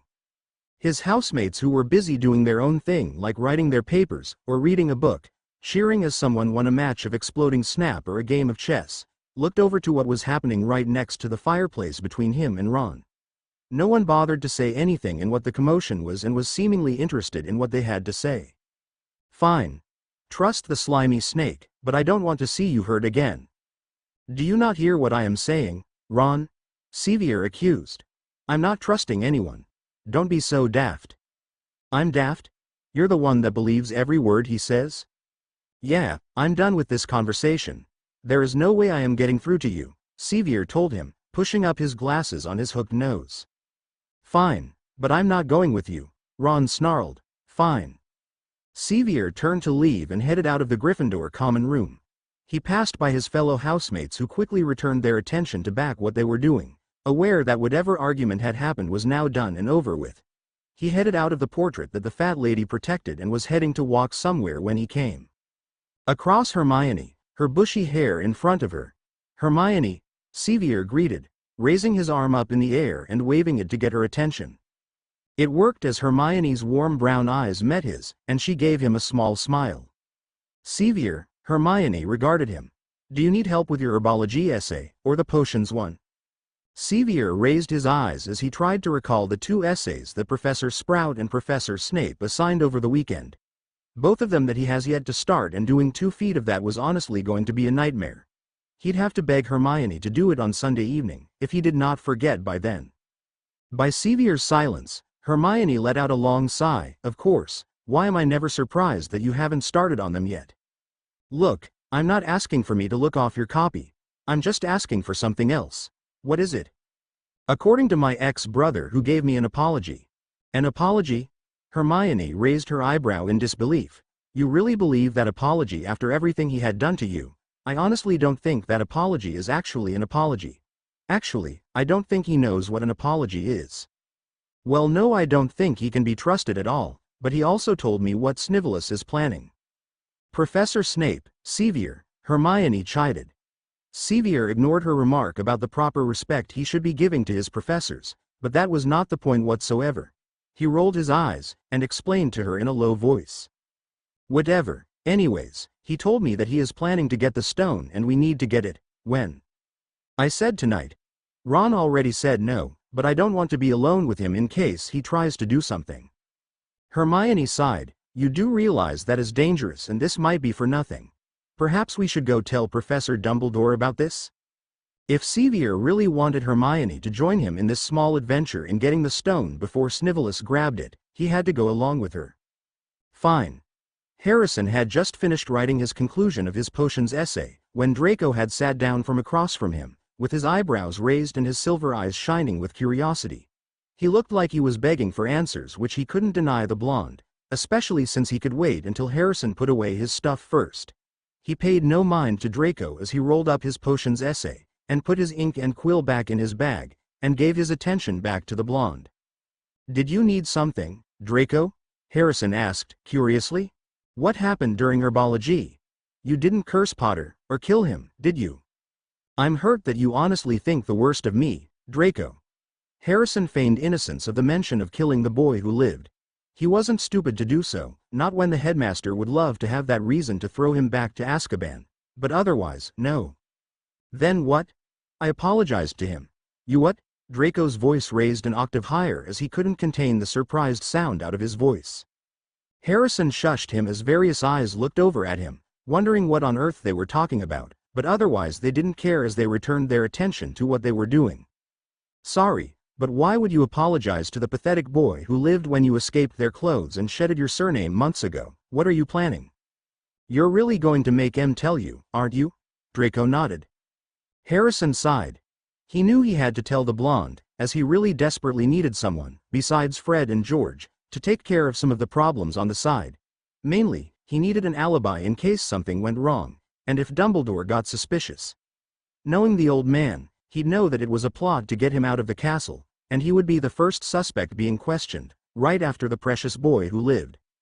"I need the boy who lived to lure me to the Philosopher's Stone, and I have to gain his trust, so he would help me." Draco's eyes widened as his mouth formed a small O.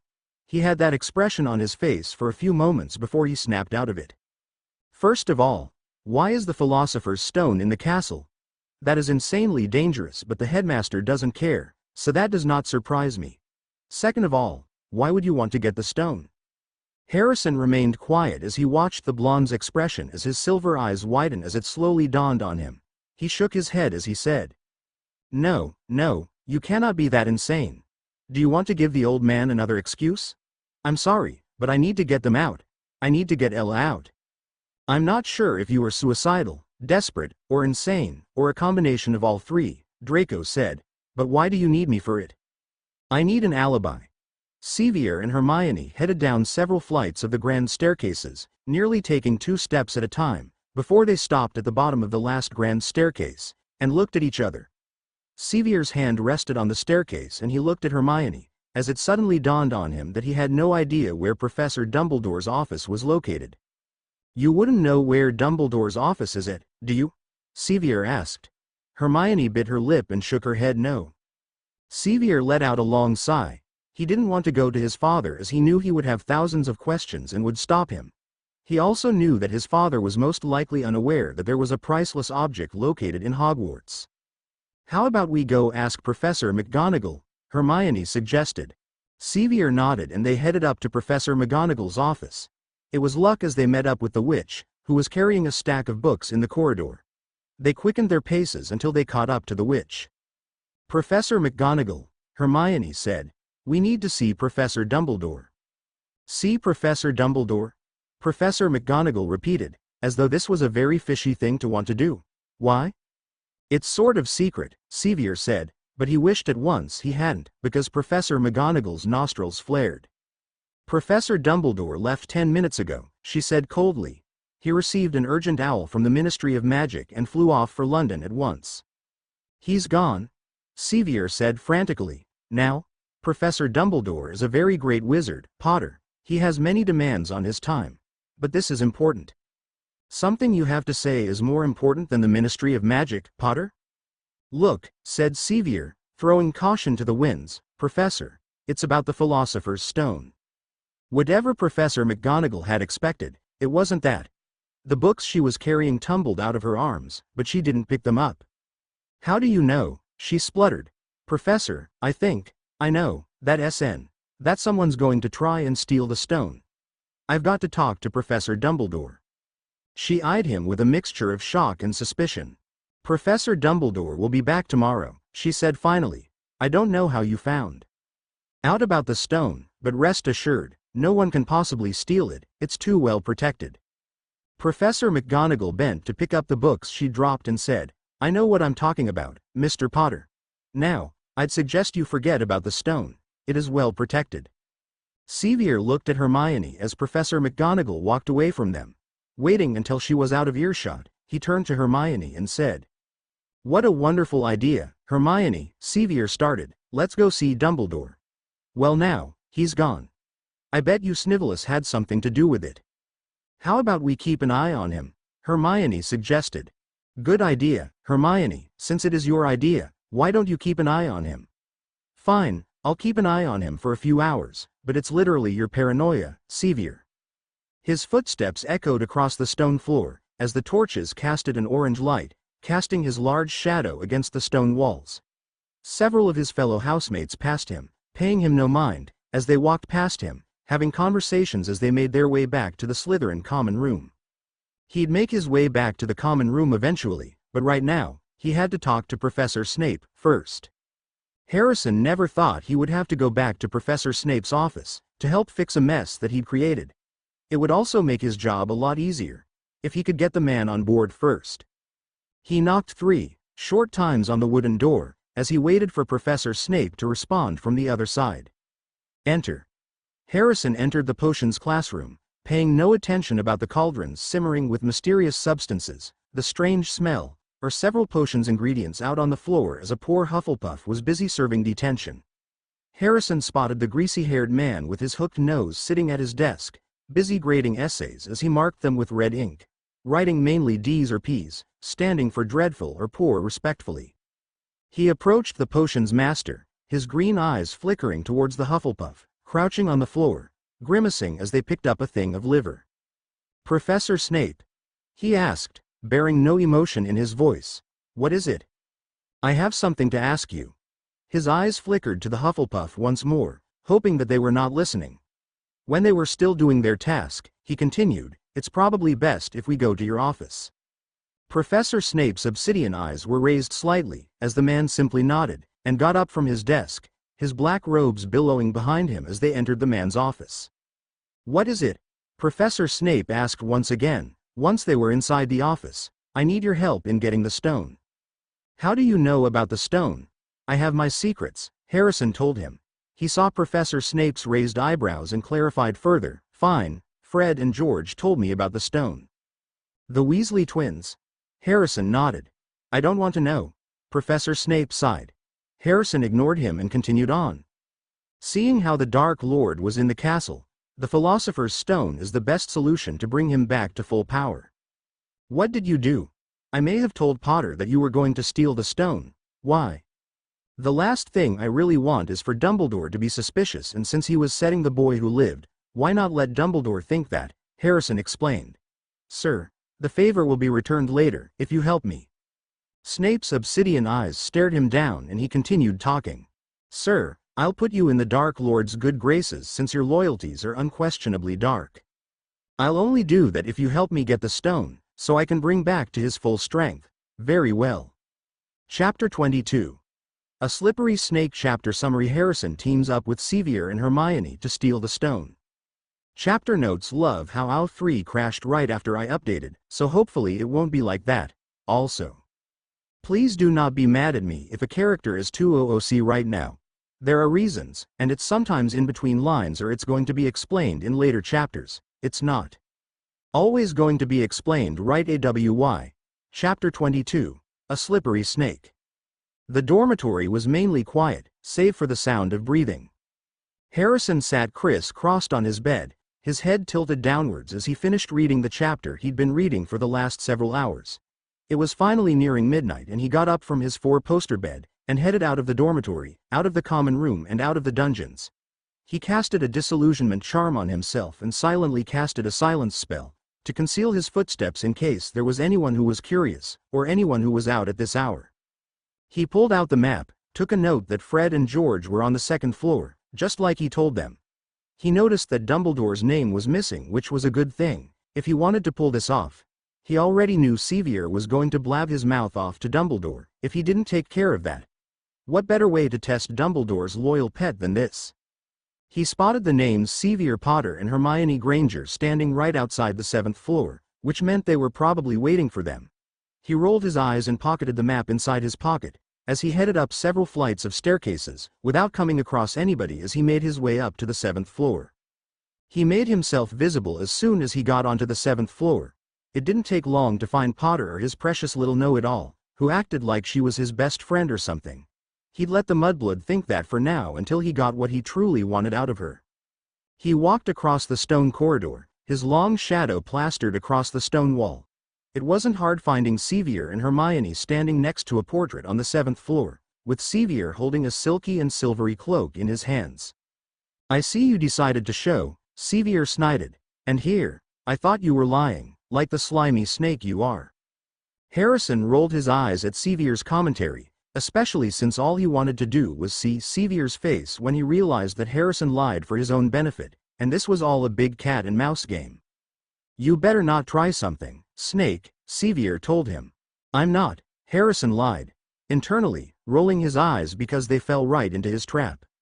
Let's get going, we're wasting precious time, Sevier announced, pulling on the cloak between him and Hermione. The top of Sevier and Hermione's heads disappeared along with most of their face when they went underneath the cloak. It must have been the invisibility cloak that the Potters owned. He held out the cloak outwards and Harrison ducked inside, right next to Sevier. He could feel the boy who lived twitch his arms and the way his breathing changed. He could feel the boy who lived eyes darting towards him once in a while, as they headed down towards the 3rd floor, their footsteps shuffling around quietly. They stopped at the first set of stairs when they saw Filch's cat, Mrs. Norris, sitting there, with her lamp-like gaze upon them. They ignored her, and kept going until they stopped at the 3rd floor staircase, with Peeves loosening the carpet so people would trip. Who's there?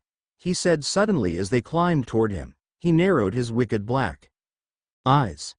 No, you're there, even if I can't see you. Are you ghouly or ghosty or wee student beastie? He rose up in the air and floated there, squinting at them. Should call Filch, I should, if something's creeping around unseen. Sevier was the one who spoke up first, almost sounding like the Blood Baron, in a hoarse whisper. Peeves, he said, the Bloody Baron has his own reasons for being invisible. Peeves almost fell out of the air in shock. He caught himself in time and hovered about a foot off the stairs. So sorry, your bloodiness, Mr. Baron, sir, he said greasily. My mistake, I didn't see you. Of course I didn't, you're invisible. Forgive old Peevesy his little joke, sir. I have business here, Peeves, croaked Harry. "Stay away from this place tonight." "I will, sir, I most certainly will," said Peeves, rising up in the air again. "Hope your business goes well, Baron, I'll not bother you." And he scooted off. A few seconds, they were on the third-floor corridor, with the door already ajar. "Well, that made our job easier," Sevier commented quietly. "Snivelus already got here." Sevier pushed up the door, with the door creaking open. A low, rumbling met their ears as the Cerberus sniffed madly in their direction, even though they were invisible. Harrison was the first to notice a harp right by its feet and silently pointed it out. "Someone needs to play that or the Cerberus will wake up," Harrison whispered. Hermione nodded, and they walked slowly until Hermione was able to grab the end of the harp and pull it closer, with the dog remaining upright, with growls coming from the Cerberus. Out of the corner of his eye, he saw Hermione bend down towards the ground and began playing the harp. Soft notes filled the room as Hermione played. The Cerberus stopped what it was doing, with its eyes beginning to droop and its growls ceasing to exist, as it fell to its knees and fell to the ground, fast asleep. Sevier removed the cloak off them, and crept towards the trapdoor underneath its paw. The Cerberus' hot, smelly breath was felt as they crept towards it, and pushed its paw back, opening the trapdoor, that revealed nothing but pitch black. Sevier turned his attention towards Harrison, his brown eyes hidden behind his round glasses, as he said with barely any emotion, "You go first." Harrison didn't say anything and simply jumped down the trapdoor. Cold, damp air rushed past him as he continued to fall down until he landed on something soft. He ran his fingers and quickly deduced that it was some sort of plant. There was no way he was going to remain in place and find out what the plant exactly was, so he jumped up and headed towards the damp wall, struggling as the plant's snake-like tendrils were already starting to wrap around his ankles.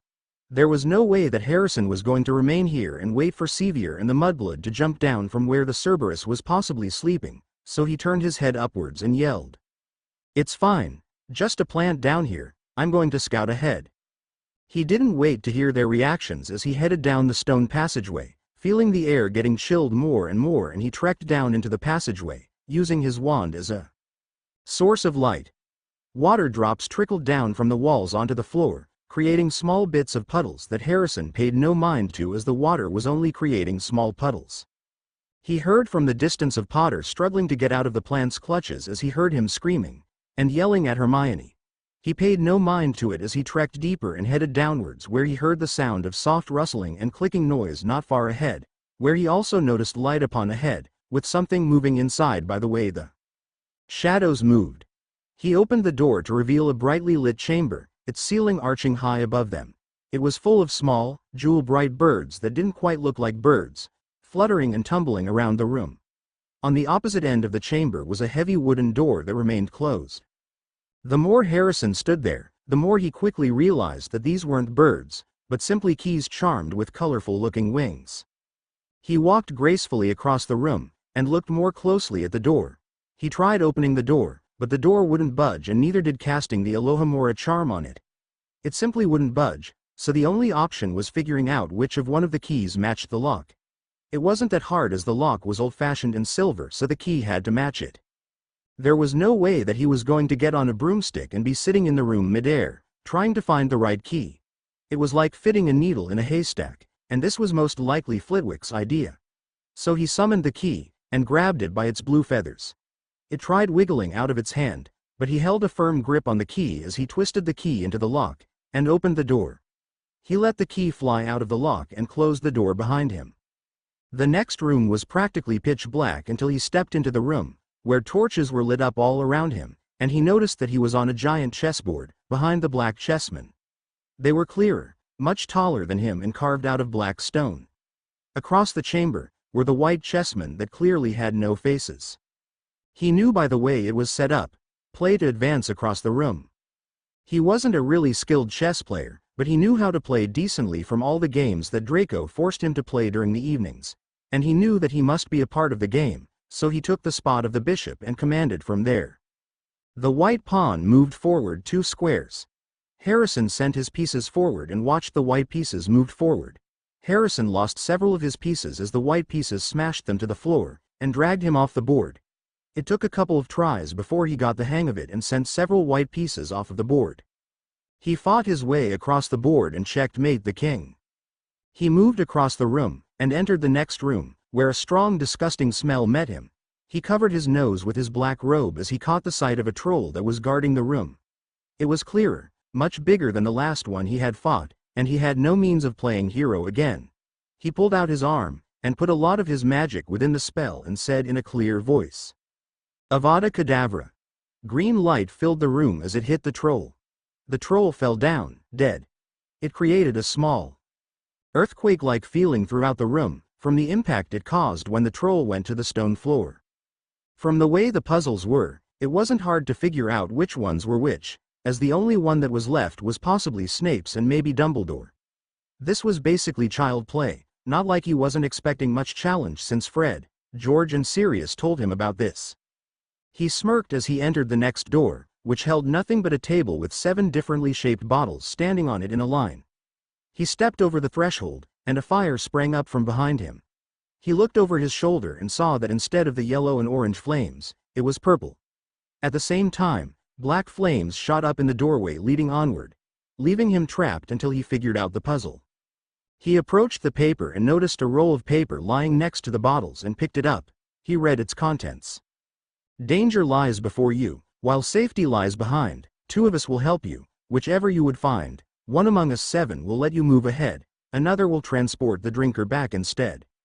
2 among our number hold only nettle wine, 3 of us are killers, waiting bidden in line. Choose, unless you wish to stay here forevermore. To help you in your choice, we give you these clues for. First, however slyly the poison tries to hide, you will always find some on nettle wine's left side. Second, different are those who stand at either end, but if you would move onward, neither is your friend. Third, as you see clearly, all are different size, neither dwarf nor giant holds death in their insides. Fourth, the second left and the second on the right are twins once you taste them, though different at first sight." Harrison studied the paper and potion bottles for several minutes. It was clearly going by logic, something that many witches and wizards lacked.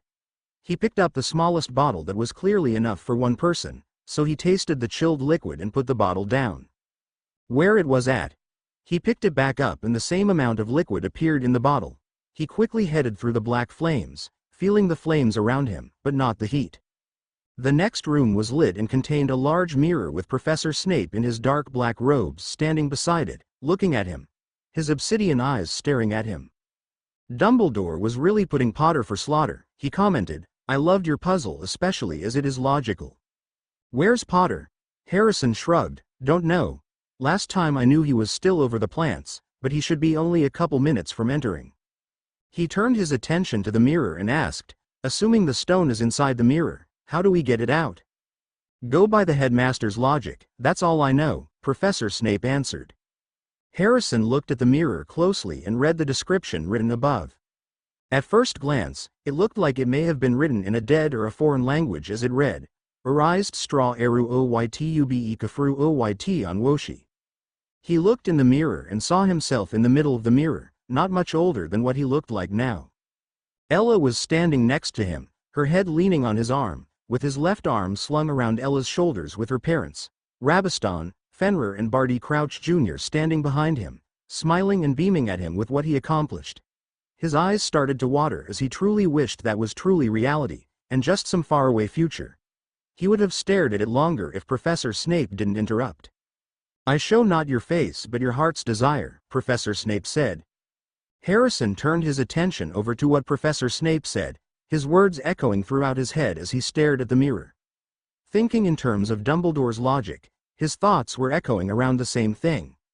"I don't want to use the stone. I just want to hide it away with better protection than won't allow anyone to steal it." He felt a small weight in his pocket, and pulled it out. There it was. A small, blood-red stone was in his hand and now in his pocket. It was his. "Now I'm going to leave and hope that you don't ruffle Mr. Potter up further," Professor Snape said. He turned himself invisible and right as he did that, he heard a voice from the doorway. Chapter 23. Keep Your Enemies Closer Chapter Summary. In which Sevier realizes he was tricked and decides to fight Harrison. Chapter notes shout to the people who leave those wonderful reviews, kudos and write notes in the bookmark section. Y'all make me laugh and smile when I see those. The main reason why I try to update within a month. If I knew that I would have joined AO3 earlier. Did I casually plan out 5 chapters being bored at work? Yes I did, but on the plus side that means this story is a lot longer and more developed. This is the last chapter for a couple of weeks because I am going on vacation. Chapter 23. Keep your enemies closer. You. Harrison turned around and he saw Sevier standing at the top of the stairs. His wild, unkempt pink hair was matted with sweat, as beads of sweat were posed on his forehead. His pale face was almost the shade of tomato red, if it was more redder. His dark robes were caked on the ends with dust, rips and tears.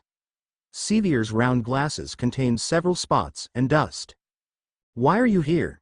Sevier asked, suspension rising in his voice. "Where's Snivelus?" He looked around the room, probably expecting to find Professor Snape, with his shoulder-length greasy black hair, swallow skin, and black flowing robes, as if he was about to suddenly appear right next to him. Sevier turned his attention back to Harrison as soon as it became really clear that Professor Snape wasn't going to reveal himself anytime soon. Realization quickly dawned on Sevier's face, as his eyes widened and his mouth was wide open. He pulled out his wand from his pocket, and held it by his side. His brown eyes narrowed. "I knew you couldn't be trusted, but I thought I'd give you the benefit of the doubt," Sevier started. Harrison raised his eyebrow. "The benefit of the doubt? That's rich coming from you in particular." Sevier's features turned into confusion as he knitted his eyebrows together. "What do you mean? You cannot be that daft. I was never given a chance. I was never given the benefit of the doubt as you so proclaimed," Harrison said in a rather bored tone. "Why would you ever think that I would want to come back as a Potter or even go back to the light?" He let out a cold laugh as soon as he said that. The laughter rang through the room, as it almost sounded like a maniacal laughter, if he truly cared to do so. "Quit acting like you're a victim," Sevier snapped. "You act like it's so fucking hard that it was awful that Mum and Dad never loved you at all, and it's their fault that you were sent to Azkaban. You deserved it all since you slaughtered those muggles. There was no evidence that I did all those things, but do you want to know what truly hurt the most? I was fine by the abandonment. It was..." His voice turned into barely a whisper. "That was truly chilling. The fact that Mum and Dad simply watched as I was taken away that day, and never intervened. That I was truly expendable and that no one cared that I didn't do that. Now if you don't mind me, I'm going to leave." Harrison was about to head towards Sevier and out through the door where the room with the potion bottles on the table was at. He stopped in his tracks as soon as he saw the red sparks of a spell shooting out of Sevier's wand, and he was forced to protect himself by raising a shield in front of him. He watched as the red color of the spell hit the shield, and reflected off of it. "I did not say I was finished." Harrison rolled his eyes at the statement that Sevier had made. Exactly like a child, he thought. "I, however, did. Now, if you excuse me, I would like to leave as I have other things to do," Harrison told him coldly. He was almost a couple of meters away from reaching the door, when he felt a spell hit against him and felt his legs give out from under him. He landed harshly against the stone floor, pain radiating on every surface of his skin as he gritted his teeth, from the pain. He tried moving his legs to support him, but found that they were very useless in bearing any weight. It was like they were very made of jelly. "Didn't your mother teach you to show respect to others, especially if someone's back is turned?" Harrison said, canceling the spell on his legs that made his legs out of jelly. He got up from the stone floor, dusting off any of the dust that got onto his robes before he looked at Sevier, his green eyes shining brightly. "My mother is dead, thanks to you," he heard Sevier mutter. He grinned as he slowly started to taunt him back. Two can play this game. Even if it might be a dangerous game he was playing. The jelly-legged curse. He didn't bother waiting for a response, as he quickly added. "Where did you learn that curse? And here, I thought you were incapable of learning any spells or these kinds of curses. For your information, Dad taught me this in case you or anyone else tries to do anything to me," Sevier added rather smugly. "I am impressed," Harrison said, sarcasm lacing his voice. "But if that's the only thing you can do, that you cannot really stop me." "I know you stole the stone," Sevier stated. "I'm going to tell Dumbledore that you tricked me and made me go on the 3rd floor. "I don't know what you're talking about. The stone is still in the mirror. I didn't do anything," Harrison lied, without any hesitance. "You're a fucking liar," Sevier cursed, stupefied. Harrison quickly dodged the spell as he watched as the spell hit the wall. He watched as Sevier put his wand down right next to him. That's all you could do, Potter. How about this? If you truly think you know what spells are, here's one crucio. As soon as the spell was cast, Sevier fell to the ground, his back hitting the stairs, writhing in pain, and screaming. It was so loud that Harrison wondered how a human could possibly scream like that. It was much louder than what the volume he used with the Dementors. He waited for about 1 more minute, feeling satisfied with every passing second, until he cancelled the spell. He knelt down beside Sevier and looked at the brown eyes that were now watering with tears. Brown eyes met green eyes, and Harrison whispered, pointing his wand at Sevier's temple. Obliviate. He carefully only obliviated Sevier's memory of anything about the stone, particularly tonight with him in it, and especially with him setting the Cruciatus curse on the boy who lived. He didn't want Dumbledore to go digging through the brat's head, and finding him as the culprit of stealing the stone. He ignored the slumped body and glanced briefly at the silvery, silky cloak that was lying discarded on the floor, right by Sevier. He was tempted to grab it for himself, but instead left it as he knew it was Potter's prized possession and he had his own means of invisibility. He headed out of the chamber, out through the 3rd floor, and to the 2nd floor where Fred and George were located at. Harrison met the twins on the 2nd floor, right in the girls' bathroom where the Chamber of Secrets was located. It was one of the weirdest meeting spots to meet at, but it's also one of the very few places that people would not go willing to enter on their own. It was probably because a ghost haunted it, and was always wailing. He spotted Fred and George near the wall, testing one of their pranks to see how useful it was, or if it actually worked. He didn't really want to know what sort of prank they were working on as long as he wasn't the target. "Good evening, gentlemen," Harrison interrupted the silence that filled the room. Fred and George looked at him in shock, and had the biggest grins on their faces. "Did you?" Fred started. "Get the stone?" George finished. Harrison nodded and pulled out the small, blood red out from his pocket. He looked at the stone more closely, with its smooth edges in his fingers, how it carefully gleamed in the direct lighting. He could see its value, seeing how this was the elixir of life. The elixir of life that would turn metal into gold, and give people immortality. It was almost a shame how this object of this importance was being guarded with such pathetic protection, and was now going to be used to help bring the Dark Lord back into power. They broke in the biggest grins as they marveled at the stone. "Now to find the Dark Lord," Fred commented. "Leave that to me," Harrison told him. "Here's the map." He handed him the blank map that looked like an extra piece of parchment and handed it to the twins. The twins looked at each other and talked amongst themselves. "You know, Gred, I wonder where Dumbledore is," George suggested. "You're quite right, Forge. Perhaps we should really see if Dumbledore made it back to the castle," Fred told his twin. They pointed their wands and said the words, "I solemnly swear I'm up to no good," and the map showed various names and their locations. They spent a few minutes trying to locate Dumbledore's name, so either he was off the map in the castle or he was still out of the castle. "I honestly think he's in the castle," Harrison stated. "Probably is," Fred started. "Perhaps we should off to bed before someone gets too suspicious," Harrison suggested. They agreed and headed their separate ways. Dumbledore entered the brightly lit chamber. As he looked around the room, he paid no attention to the limp form that belonged to the one boy who lived, his right arm sprawled on the stairs, with the occasional twitches here and there. It looked like he got beat up, but as long as the boy who lived still had a pulse for right now, that was what counted. It was the stone that he was the most worried about. The stone was the most important piece in all this. He knew something was up when he went to the Ministry of Magic for an emergency Wizengamot session. It turned out there wasn't, and there was no way he was going to talk to the new Minister of Magic, so he remained at the Ministry for several hours, talking to some of his close friends instead. He rushed back as soon as the spell casted over the Philosopher's Stone being removed from the mirror was activated. He stepped over Sevier's slump body and headed to the mirror. Dread was starting to sink into his stomach as he approached the mirror. His worst fears were realized as he felt the enchantments around the mirror disturbed and the spell to reveal the stone wasn't working. Someone figured it out. He thought it might have been Tom, eagerly wanting a chance to regain his body. He knew Tom was still anxious to get his body back after that fateful night years ago. It's why he set up this entire scheme, to see if Sevier was able to vanquish the Dark Lord. It was a major setback as soon as Professor Quirrell gave him the resignation letters, claiming that being the defense of the dark arts professor was becoming too much, and broke down on his way to pack up his stuff and left. That meant two things.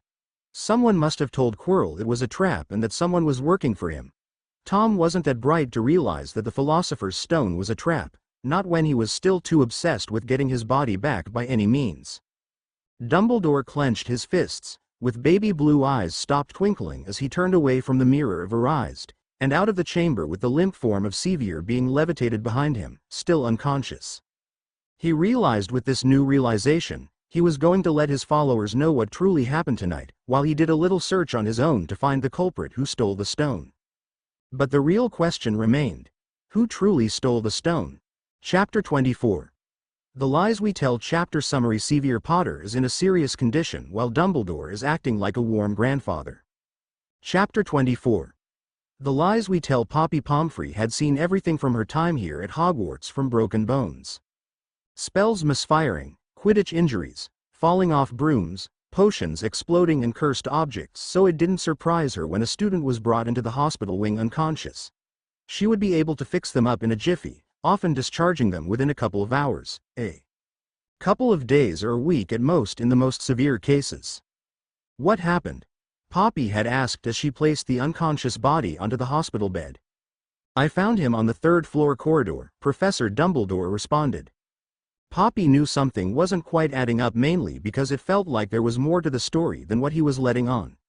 Professor Dumbledore didn't tell her the details about anything and she didn't pry. It wasn't business, anyway.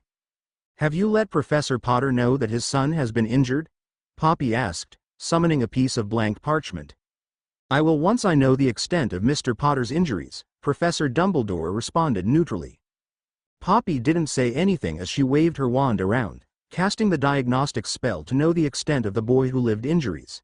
It was a pretty short list, thank goodness. Some of it was pretty minor, like scrapes, bruises, and a sprained wrist. Those were pretty easy to heal. Her eyes scanned downwards where it started getting worse, the further she read. He had a deep laceration on his left arm that revealed muscle and hasn't stopped bleeding, which meant she needed a blood replenisher for that. Her eyes widened when she saw that the boy was exposed to the Cruciatus curse for a couple of minutes, and that there was damage to the lower spinal cord, along with a couple of cracked vertebrae. She decided to go cast another spell on his spinal cord, and sure enough, there was damage from falling onto something that had enough force to crack a couple of bones in his lower back, and also cause damage to the spinal cord. The site of injury was already swelling from the amount of damaged nerves around the spinal cord, which was going to make her job harder. Unfortunately, it was above her knowledge to know, especially concerning spinal cord injuries, if there was any paralysis. If so, how severe is it? If Sevier Potter would be able to walk again, or would he be paralyzed? Headmaster, it's bad. I'm able to handle everything, but one thing, she told him. I'm going to need to get him over to St. Mungo's so they can handle that. Poppy, my dearest friend, you're being dramatic. I'm sorry that I woke you up at these early hours, but perhaps you can try. Sir, with all my due respect, I do not feel comfortable attempting to heal Mr. Potter by myself, so unless you are skilled with healing, do not dictate what I am wanting to do.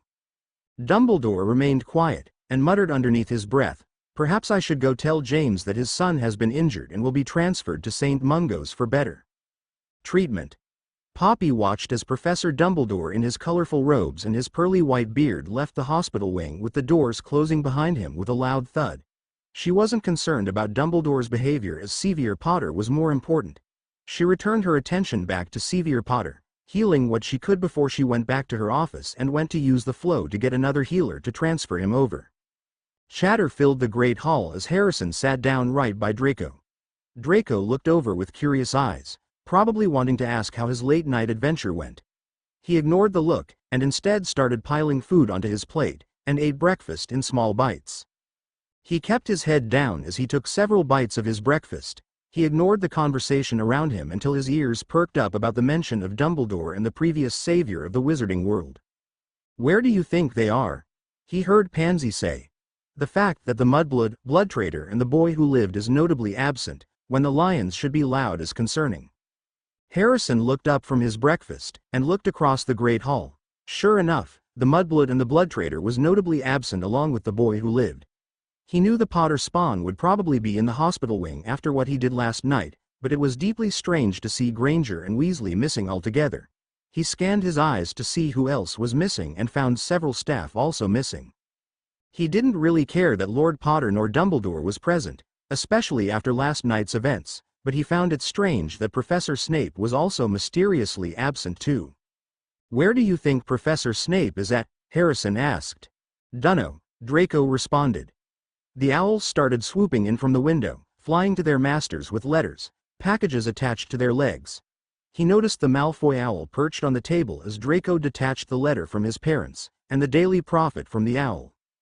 Draco discarded the Daily Prophet and Harrison grabbed, interested about the headline on the front page. "Is Hogwarts safe? Rita Skeeter late last night, someone attacked Sirius Potter, the boy who lived, while attending Hogwarts School for Witchcraft and Wizardry. The culprit remains uncaught while the investigation continues on what happened during the night. My son, Sevier Potter the boy who lived, was attacked last night. I received news that he was hurt to the point where Matron Poppy Pomfrey transferred him to St. Mungo's Hospital, due to the extensive damage. It was obvious someone had casted the Cruciatus Curse on his body. For more information about the Cruciatus Curse and the Unforgivable Curses see page 9. Along with a spinal injury, Lord James Charles Potter wrote in the letter, while also adding, "It's Headmaster Albus Dumbledore's fault that he allowed this to happen. Sevier Potter was placed underneath his ward, with the promise that my heir will be protected, and Dumbledore allowed this to happen, right under his nose? This isn't the first time something like this has happened, according to Lord Potter via letter. There was a troll incident on Halloween that went unreported. It was lucky that there were no casualties when that happened. My son also has been attacked by a Slytherin and been pushed down the stairs." Headmaster Albus Dumbledore declined to answer surrounding the allegations towards him. The question remains, dear readers, is Hogwarts truly safe? If incidents like these continually happen? Don't worry, dear readers, I will update you all when more information is shed to light and hope our dear wizarding hero, Sevier Potter, gets well soon. That explains everything, Harrison commented. Draco and Pansy gave him curious looks as he explained to him. Lord Potter decided to make accusations towards Dumbledore, so he's probably doing damage control, while Potter is in St. Mungo's. He handed the Daily Prophet to Draco, who took a look for himself. Weasel and Granger must be with Dumbledore, probably trying to figure out what happened, Draco concluded. I hate to interrupt, but Professor Dumbledore wants to see you in his office, Peverell Slytherin, a voice said behind them. Harrison and Draco turned around to see Professor Snape standing behind them, his face revealing nothing. Of course, Professor, he said, getting up from where he was sitting. Harrison turned around and said, Of course, Professor. Do you mind showing me where his office is at, since I don't know? Professor Snape didn't say anything, and simply headed out of the Great Hall with Harrison following him in tow. They passed through several portraits, up several flights of stairs until they stopped at a gray gargoyle on all fours. Lemon drop, Professor Snape said.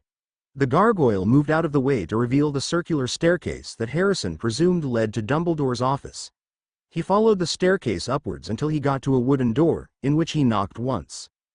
Come in, he heard someone say through the door. Before he opened the door, he looked over his shoulder to see Professor Snape still standing in the exact same spot and opened the door to Professor Dumbledore's offices. The room was circular and very bright looking. It had a lot of windows that brightened up the room. The walls were covered with paintings of past headmasters and headmistresses, he figured as he looked around the room.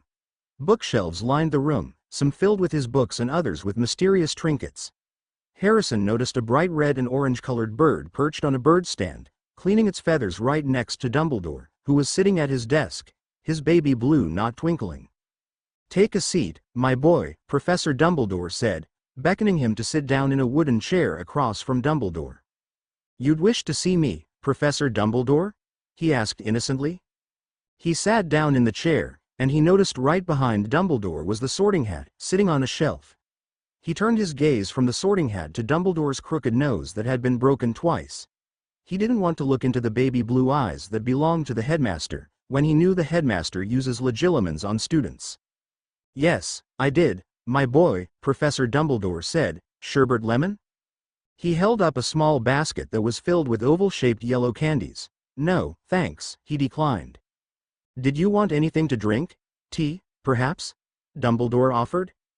No, thanks, I'm not that thirsty, Harrison responded, his voice polite and gracious sounding. He knew what Dumbledore was up to. He wasn't naive, especially since the Death Eaters back in Azkaban taught him about Dumbledore. He'd play the role of friendly grandfather who would do anything for you to trust him, and tell him things. He'd offer tea and sherbet lemons that were laced with veritaserum to get you to tell the truth, and would often use legilimens on students. He simply thought it'd be amusing to play along with him for the time being. How are your classes going?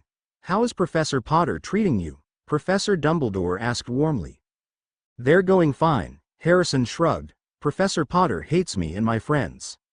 I'm aware of your complicated history with Professor Potter, especially when he disowned you publicly like that. I'm sure you're still quite upset about the whole ordeal, but it's for the best. You know, I asked for Lord Potter to come and teach since I know he was experienced in defense against the dark arts, especially since, as you know, he's an Auror, Dumbledore explained all whimsically. Harrison internally rolled his eyes at the bullshit Dumbledore was spouting. He sounded like he had rehearsed this so many times and actually believed that personally. He wasn't upset about the disownment. He still thought it was the best thing that happened in his entire life. He did the one thing he could do so the old man could stop spewing his carefully selected words. Sir, I have a feeling you did not invite me to your office so we can chit-chat and invite me over for tea, Harrison commented, changing the subject. Dumbledore laughed before he continued on. You're quite right. I invited you over here because of the fact that you probably know that Mr. Potter is in St. Mungo, and Miss Granger gave a recount of yesterday's ordeal. How you, Mr. Potter and Miss Granger hid under Mr. Potter's invisibility cloak to go steal the stone, because Professor Snape was going to steal the stone. She mentioned that you went ahead and she didn't see you whatsoever after that. Dumbledore's baby blue eyes tried to meet his eyes, but Harrison turned his gaze away. Before Dumbledore was able to, he thought deeply of what he was going to say. This was going to be hard to get out of, especially since that the mudblood already told her side of the story. He was lucky that he was able to obliviate Sevier and his memory, but he wasn't able to obliviate her memory quite yet. He was going to do that right after breakfast, but now it would look too suspicious now. So he'd have to figure something out. He quickly figured something that would hopefully not allow Professor Dumbledore to become that suspicious of him. Sir, Granger dragged me there because she thought that I needed to be there. I don't know her reasons, but all I know is that as soon as I saw what they were doing, talking about a philosopher's stone and the forbidden corridor, I knew I didn't want to be dragged into their mess. I left and went to the Slytherin common room where Draco was there, finishing up an assignment last minute. You could ask Draco, he was there with me and could cover my whereabouts, he finished explaining to the headmaster. What's interesting to me is that you and Miss Granger seem close, despite her non-magical background, Professor Dumbledore commented. Perhaps she reminds you of your dead mother? Harrison sat there, flabbergasted. It seemed like Professor Dumbledore was trying to find something to pin this on and thinking that he still loved the late Lady Potter. He had no idea where Professor Dumbledore was going with this, but there was no way he was going to let Dumbledore continue this. Sir, with all due respects, why does Granger's non-magical background and the person who gave birth to me matter? I don't love any of them like that. Granger just happens to be an acquaintance of when she has a question about something, he responded coldly. Dumbledore simply smiled. You're quite right, my boy.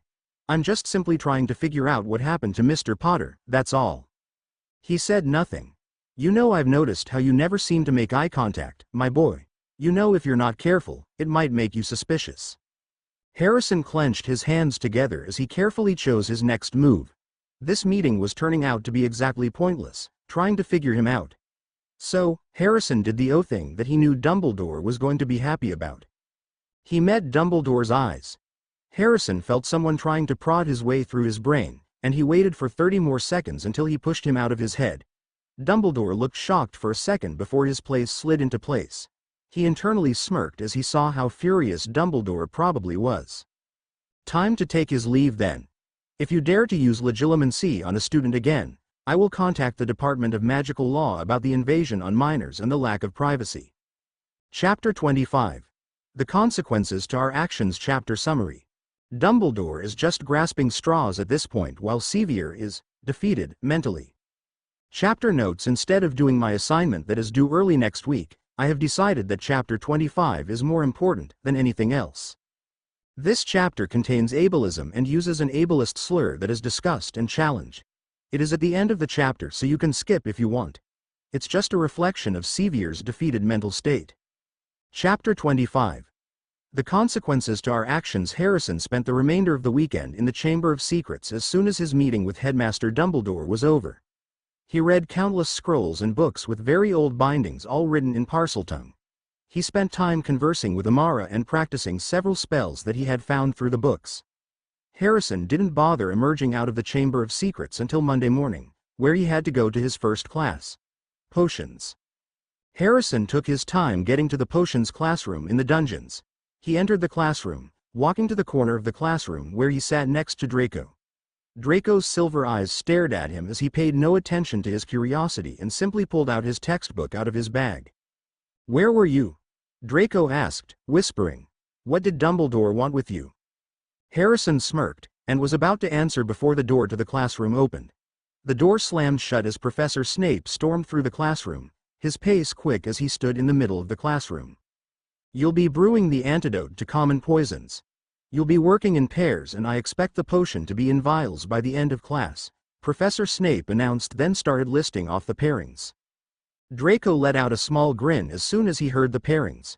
He looked briefly at Harrison, who only gave him a slight smirk as a response. "You may begin," Professor Snape finished. He flicked his wand at the board, where small white printed letters that were barely eligible to see appeared on the board. Harrison and Draco flipped open their books and quickly found the page to the antidote to common poisons. After setting up the cauldron, Harrison turned to Draco and asked, "Can you get the ingredients?" Draco got up to get the ingredients from the cupboard. He came back, carrying several ingredients like bezoars, mistletoe berries, along with other things. He set the things down on the table in front of them, and went back to his seat. "So are you going to tell me what Dumbledore talked to you about?"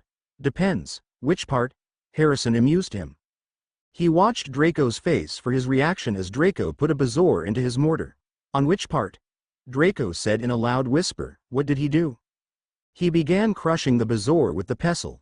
With every crush, it turned the bezoar into small pieces before it turned into a powder that he then poured 4 measures of the crushed bezoar into the cauldron, and proceeded to add 2 more after that. He unsuccessfully tried to give up my secrets by wondering what on earth happened to poor Sevier Potter," Harrison told him. "What did you do to him?" Draco hissed. "You didn't try to murder him with your midnight adventure, did you?" Harrison added a thing of crushed mint sprigs into the cauldron as he proceeded to answer Draco's question. "No, that thought did cross my mind, but I didn't kill him. Dumbledore would have become more suspicious than he already is." "I'm not sure whether to be relieved or disappointed that you didn't kill him," Draco pointed out. "Or both. He tried being the kind and trustworthy grandfather and proceeded to guilt-trip me in things that were irrelevant to the fact that he has no idea why Sevier is in St. Mungo's. He truly is incompetent," Draco sighed. "Why hasn't he gotten sacked yet?" Harrison shrugged. He raised the temperature on the cauldron slightly to let it brew for 40 minutes.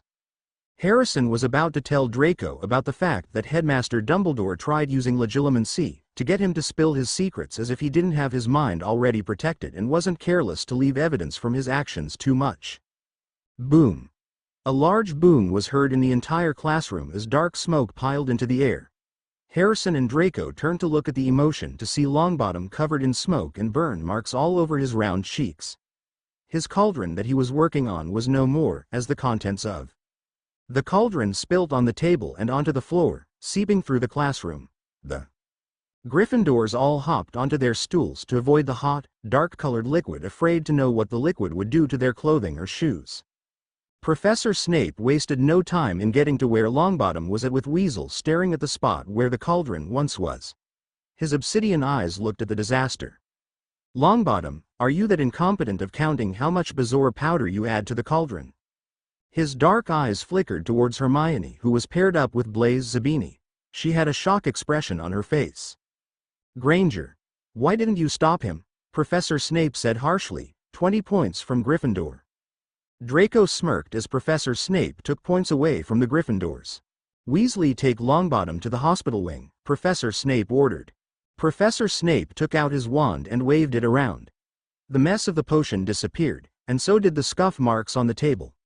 Professor Snape returned back to his attention of walking throughout the classroom, monitoring of what they were doing. Everyone returned back to their seats and resumed what they were doing. Harrison and Draco returned back to their potion once that was settled and returned their attention back to the potion. There were still so many minutes left before their potion would be done brewing, before they could add any more ingredients into the potion. They went back to their conversation. Did the headmaster try anything else? Harrison proceeded to tell me about Dumbledore's usage to Legilimens on him, and how he caught him in the act. He really tries anything, doesn't he? Draco shook his head in astonishment. Of course, he's the headmaster after all, Harrison added dryly. Don't be surprised if Dumbledore tries to question you, especially since he did question my whereabouts. Harry was right, Draco thought to himself as he headed back down towards the dungeons and into the Slytherin common room. After Harrison told him about Dumbledore, it only took Dumbledore a couple of hours later to question him. It wasn't to the extent that Harrison described to him during their conversation in potions earlier. He told Dumbledore nothing, but simply told him that Harrison was with him through the night and knew nothing about his actions, if he had any. He entered the dark common room. The common room illuminated the color of light green, and reflected off the walls as he quickly scanned the room, hoping to find Harrison. It didn't take him long as he saw Harrison lounging in an armchair right by the lit fire. The fire crackled, shooting up orange embers upwards in the fireplace, and cast shadows on Harrison's thin and pale body. Shadows etched on his face as he simply wrote in the small, black book. Harrison, he greeted. Draco, he drawled. He set his quill down in the book, and shut the black book. His green eyes flickered towards the flames and then met Draco's silver eyes. How was your meeting with Dumbledore? He kept his voice down to the point where Draco could barely hear him. It was fine, he told him. He only wanted to know what we were doing on Friday night. It was almost like he was trying to get me to turn on you. Harrison shook his head. Perhaps we can go to the dormitory, Draco suggested. No need, I already put a silencing ward around us. Harrison waved him off. What did he do? Draco proceeded to tell him. Draco entered the headmaster's eyes. His face was bare of any emotions as he walked into Dumbledore's office. His office was bright and cheery with the past headmaster's portraits. Draco recognized a couple of them from what his grandfather and father told him during their time at Hogwarts before Hogwarts went downhill soon after Dumbledore took over. Come sit, Mr. Malfoy. Professor Dumbledore beckoned to the seat that was in front of Dumbledore. His baby blue eyes were twinkling as Draco approached him. He clenched his fists as he took a seat in front of the headmaster. His gray eyes revealed nothing as he simply looked in between Dumbledore's eyes. You're pretty close to Mr. Peverell Slytherin, aren't you, my boy? Dumbledore asked warmly. Yeah, he's my best friend, Draco told him. Can you tell me his whereabouts on Friday night? Draco quickly stitched together the story he needed to fabricate in his head. It wasn't hard as he was expecting this, since Harrison told him that Dumbledore questioned him. He was with me almost the entire night. He was just reading a book in the common room while I was playing chess until night fell, Draco told him. Interesting. Mr. Peverell Slytherin also mentioned that you were also doing work late at night. Shit. Draco wanted to get up and leave from Dumbledore's office. He honestly wished Harrison would have told him about this so they could have gotten the story straight. Yeah. It must have slipped my mind as I was working on an essay late at night as I nearly forgot about it, Draco admitted. Dumbledore nodded. You may go. Without another word, Draco left Dumbledore's office. Draco finished telling Harrison what happened. Harrison had a small smile on his lips as his green eyes shone brightly against the dim-lighted room. Hopefully that'll get the old man off my back, Harrison told him. I don't understand why he wouldn't want to go question the Gryffindors. They have plenty of reasons for them to be suspicious. No, he has to go after the snakes. Wait, until my father hears this. I wouldn't even doubt that he wouldn't even bother questioning the Gryffindors. He's so worried about Precious Sevier, but doesn't care about anything else, Harrison commented. I honestly doubt he's so worried about the stone. I know, right? Bright light filled the entire room as Sevier came to it. Everything was white, the floor, the curtains around him, and the blanket, they were all white. For a moment, Sevier considered if he was blind, so he rubbed his eyes, hoping that would help. It didn't. There was simply no color other than white in this room, and everything looked so blurry. He couldn't really see the doorknob on the door in front of him. Wait, the door in front of him? Sevier scrunched his eyebrows together in confusion as he had little to no memory of where he was. It didn't look like the hospital wing. So, where was he? Sevier looked on the side of him, and there was a mahogany-colored table right next to him. It contained a thing of red flowers, cards and various types of candy in their packages, but he could tell from the shape of the packaging that they were Birdie bought, every flavor beans and some that were shaped like chocolate frogs. In front of all that stuff were his round glasses, folded up neatly. He tried making a reach for them. Sharp pain shot up his spine. He had to clench his fists and bite his tongue to keep from screaming out in pain. He also realized as he tried to twist his back to grab his glasses that his legs were refusing to cooperate with him. Correction, he couldn't feel them whatsoever. "Why can't I move my legs?" Sevier whined. "You're finally awake, son," he heard someone say. He turned his head to see a figure standing up, stretching as he stood up, from the chair he was sitting in. His father entered the view of his vision as he leaned over Sevier and grabbed his rounded glasses from the bedside table. His father put them on his face and Sevier's vision became much more clearer and sharper instead of the blurriness he had without his glasses. He could see that his dad looked like he hadn't slept decently for the last couple of days. His messy hair was more disheveled than it normally was, while he had bags underneath his warm brown eyes. "Dad," he spoke softly. Tears pooled in his eyes and he let them fall. Grateful to see such a familiar face in this very unfamiliar room. What happened? "That's what I would like to know," his dad stated. "Headmaster Dumbledore woke me up in the middle of the night and said that you were injured and needed to be transferred over to St. Mungo's. What did you do?" Sevier thought long and hard about that night. He remembered a glimpse of the invisibility cloak he snagged from his dad, Hermione and that bloody snake. He briefly remembered the forbidden corridor on the 3rd floor, but that was it. He couldn't remember anything else. "I don't remember," he admitted. "It's a blur and nothing. It's like something should be there, but I don't remember." "Of course," his dad huffed. "Dad, I'm sorry." "Now you're sorry. What were you thinking?" "Dad, I don't remember. I wish I did." Tears started streaming Sevier's face as he sobbed. His dad was angry with him. He couldn't move his lower half of the body. Everything was going so wrong and he didn't even remember why. "Why can't I feel my legs?" he cried out one more time. He looked at his dad's expression. How crestfallen and defeated he looked. His dad let out a long sigh that he had no idea if that was good or a bad thing. "The healers said it's just temporary paralysis." "Temporary paralysis?" "The healers said in a couple of days or so, the swelling in your spine should go down and you'll be able to move your legs again." "Great," Sevier muttered darkly. The hero of the wizarding world failed so miserably that he won't be able to move his legs. "It's just temporary," his dad reasoned with him. "You'll regain feeling in your legs again soon." Sevier tuned him out and simply said, "I'm fucking crippled. I'm so weak that I can't even remember what happened.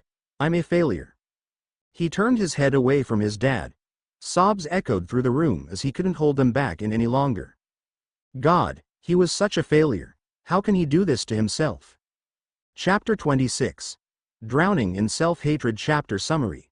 Sevier recovers from his injury and has a discussion with Professor Dumbledore.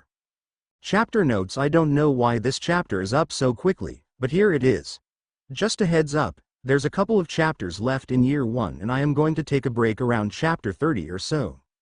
I'll be diving into brand new content that will take a little bit to plan and I want to update another story of mine, in the meantime. Chapter 26.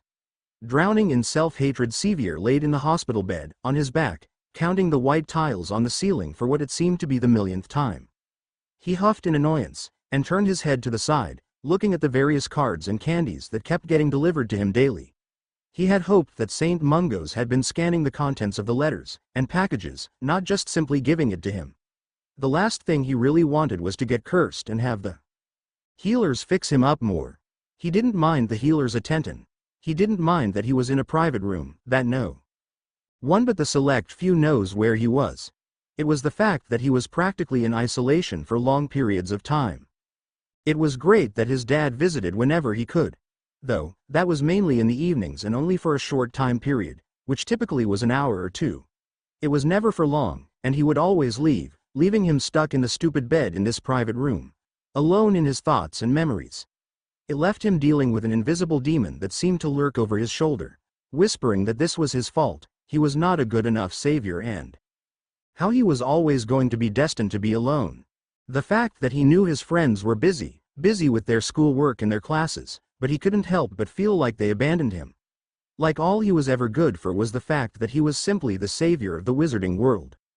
And, when the savior of the wizarding world got hurt from a stupid stunt, there was no one here for him. It was like they all just see him as the hero, the boy who lived, but didn't really care that he was injured. It was times like this where he simply wished that he was someone else, someone normal. Of course he was asking a lot. There was nothing normal in his family. His mother died under suspicious circumstances, his ex-brother always was jealous of him and his fame, while his father was a little more distant, but still dramatic and spoiled him all the same. Sevier sighed.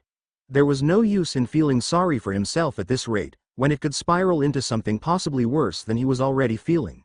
He needed something to distract himself. Something to distract from this pain and anguish he was feeling. "Mr. Potter, are you ready to take your potions?" one of the healers asked, opening the door to the private room with one hand, while in the other hand was a bunch of potions. "Do I have two?" Sevier whined, making a face at the mention of potions. "Come on, you know the drill, Mr. Potter. The more you drink these potions and the sooner you go back to Hogwarts," the healer pressed on. "More like the sooner I comply in drinking these foul-tasting potions, you'd stop worry about the boy who lived," Sevier muttered underneath his breath. "Why do you always have to be stubborn, Mr. Potter?" the healer wondered. Sevier rolled his eyes and simply bit his tongue in response. "Are you going to make my life difficult?" the healer huffed in annoyance. "You're going to make me force you to drink it, aren't you?" The healer held up a vial of a dark-colored potion right up to Sevier's lips. Sevier looked at the neutral-colored potion vial and parted his lips. The cool liquid slid down his throat as he drank all of the contents from the vial. He nearly gagged as the after-flavor on his tongue became apparent, and found himself making a disgusted look on his face. "One down, 4 more to go," the healer announced. Sevier rolled his eyes and drank the rest of the vials, without any complaints. He watched the smile grow on the healer's face as he didn't put up too much of a fight on drinking the potions. He glared at the healer. "Come now, Mr. Potter, it's not so bad." Merlin, he had no idea who was worse. Madame Pomfrey or the healers over at St. Mungo's. They were both pretty insistent on bed rest, and making sure they would heal. It sometimes scared him, knowing that he wouldn't be able to get far without them finding out. Hopefully he wouldn't be in this place for so long. Over the course of the week, Sevier was relieved when he started regaining some feeling in his legs. It started out small, like simply being able to move a toe and then a couple of toes. Eventually, he was able to start moving his ankles and his legs. He wasn't going to be some freak who couldn't use legs. He wasn't going to be some failure of the wizarding world anymore. He was going to succeed even if it meant that he had to push himself harder. The healers started pushing him harder, helping him to get off the bed and walk around the room with small steps. He clung to the arms of the healers, his nails scraping through their skin as he gripped them, as he tried to get his feet to move, to comply with him.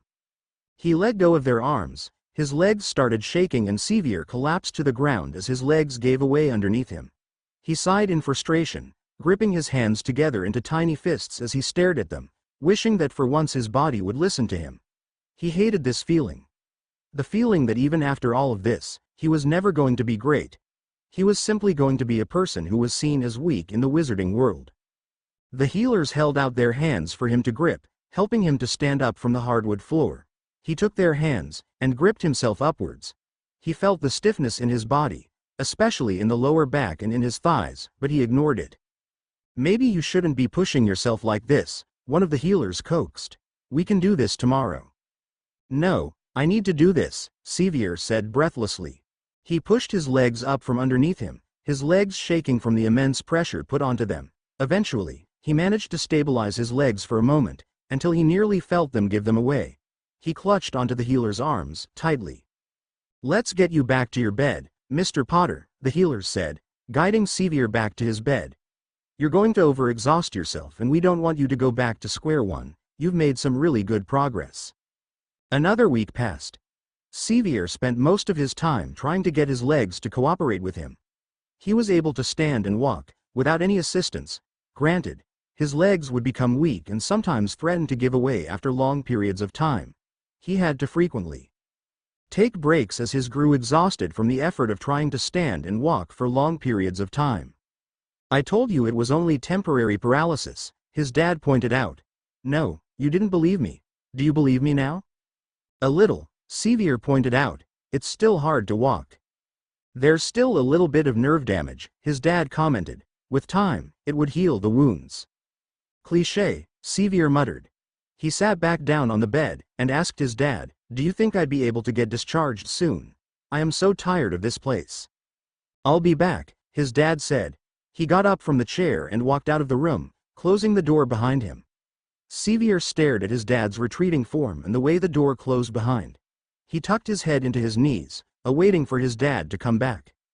After a couple of minutes, his dad came back into his room. He had the biggest grin on his face. He was also holding a crumpled up parchment in his hand. I talked to the healers, his dad announced, and? Sevier's heart fluttered in his chest as he took in his dad's happy expression. You're able to go back to Hogwarts, his dad told him, but what? You'll have to attend a couple of checkups with Poppy and continually take the potions. Sevier groaned. The winter wind whipped at them. Sevier's face quickly turned a light shade of pink from the cold, even though he was standing out for only a couple of minutes. He clutched his dad's sleeve as they walked through the trudges of snow, and up the slippery hill towards the castle. Sevier had to take a couple of breaks as his feet were starting to buckle underneath him, but he held on tightly, not wanting to fall into the snow. They made up to the cast and Sevier was about to let go of his dad's arm. He was going to head towards the grand staircase, eager to climb all those stairs into the Gryffindor common room. He wanted to see his friends, his housemates, and see what he'd miss, not school work-wise. Before he'd have a chance to walk off, his father grabbed him by his black sleeve and wrist. He had a serious expression on his face, with his eyebrows knit together. Sevier looked at him in shock. What did I do? Sevier demanded harshly. Seriously, I'm not going to get myself hurt again, at least like that. You can let me go. I know, son, as much as I would love to let go of you, but Dumbledore wants to talk to you, his dad told him. You don't think I don't want him to get his hands on you again, and purposely let you get hurt? Dad, Dumbledore's not going to hurt me, you're just being paranoid. I know, I'm just still a little angry that Dumbledore let this happen to you, and he didn't try to put a stop to it. I know. Sevier and his dad headed up towards the headmaster's office. Their footsteps echoed in the corridors, passing by the scattered students as they whispered towards their friends and pointed at him. Sevier blushed a little bit, his face turning a shade of light pink as he ducked his head down, following behind his dad. His legs were becoming insistent on buckling from underneath him, but Sevier ignored the burning feeling as he simply clutched his father's hand tighter in response, afraid that his legs would soon give up on him. I still don't see why we can't just postpone this meeting with Dumbledore, Sevier said. Neither do I, but Dumbledore was pretty insistent about it. Fireiseverywhere grumbled but continued walking for what it seemed to be like a minute. They stopped at a gargoyle and his dad said the password. The gargoyle moved out of the way, revealing circular staircases that headed up the door. Sevier and James walked up the stairs, with Sevier following behind him. He held tightly to the stone walls, afraid that any moment, his legs would give up and he would be back to square one. He squeezed his eyes shut for a few seconds before he continued up to the small flight of circular stairs. Don't worry, I won't let anything happen to you, his dad whispered to him. Sevier let out a small smile in response. His dad knocked on the wooden door. He tapped the door 3 times and headed inside as soon as Dumbledore's voice rang through. Come in. Sevier looked around the room in awe. He had never been inside Professor Dumbledore's office. The walls were covered in red wallpaper, the walls covered with portraits of headmasters and headmistresses. There were various bookshelves filled with books and trinkets that Sevier was a little curious about. He spotted the sorting hat on top of a shelf. Sevier's brown eyes caught on a bird with vibrant red and orange feathers. His head tucked into its wing, its small, skinny legs perched on a bird stand. "Sevier, my boy," Albus Dumbledore greeted from his desk. His pearly white beard and hair shone brightly, along with his baby blue eyes that were twinkling. He had a warm smile on his face as he stared at them both. How are you? How are you feeling? You gave me such a fright. Sit down, my dear boy." "Professor Potter, you can leave if you want. I just want to have a quick chat with young Sevier here," he said kindly, looking up to look directly at James. "I promise you, he is safe in my care. You don't need to worry about it." "Headmaster Dumbledore, with all due respect, he is my son, and I have every right to be here with him," James pointed out. "You're quite right, my dear boy," Dumbledore let out a small laugh. "I was merely wondering in case Sevier wanted to talk to me in private, or if it's okay, if you're in here." He looked at Sevier, who was busy fiddling with his black sleeves. Sevier looked up, aware of two pairs of eyes that were on him. He shrugged. "I don't really care. Besides, Dad, I can handle myself just fine." "Fine." James left the office. His footsteps echoed on the wooden door as he slammed the door behind him. Sevier looked up towards the headmaster. "I was hoping you can tell me what happened that night, if you can remember anything." Dumbledore started. "I know, it's been so long, but try to remember." Sevier thought long and hard about that night. He remembered bits and pieces of that night, but there was nothing new to his memory. It was like there was nothing there, nothing that could pinpoint exactly what happened. "I don't remember anything," Sevier admitted. Dumbledore's smile faltered a little bit, but he quickly recovered and pressed on. "Nothing? Nothing at all?" Sevier shook his head. "No. That's all right. Do you know anything about the Philosopher's Stone?" "The Philosopher's Stone?" Sevier wondered and saw that Dumbledore nodded.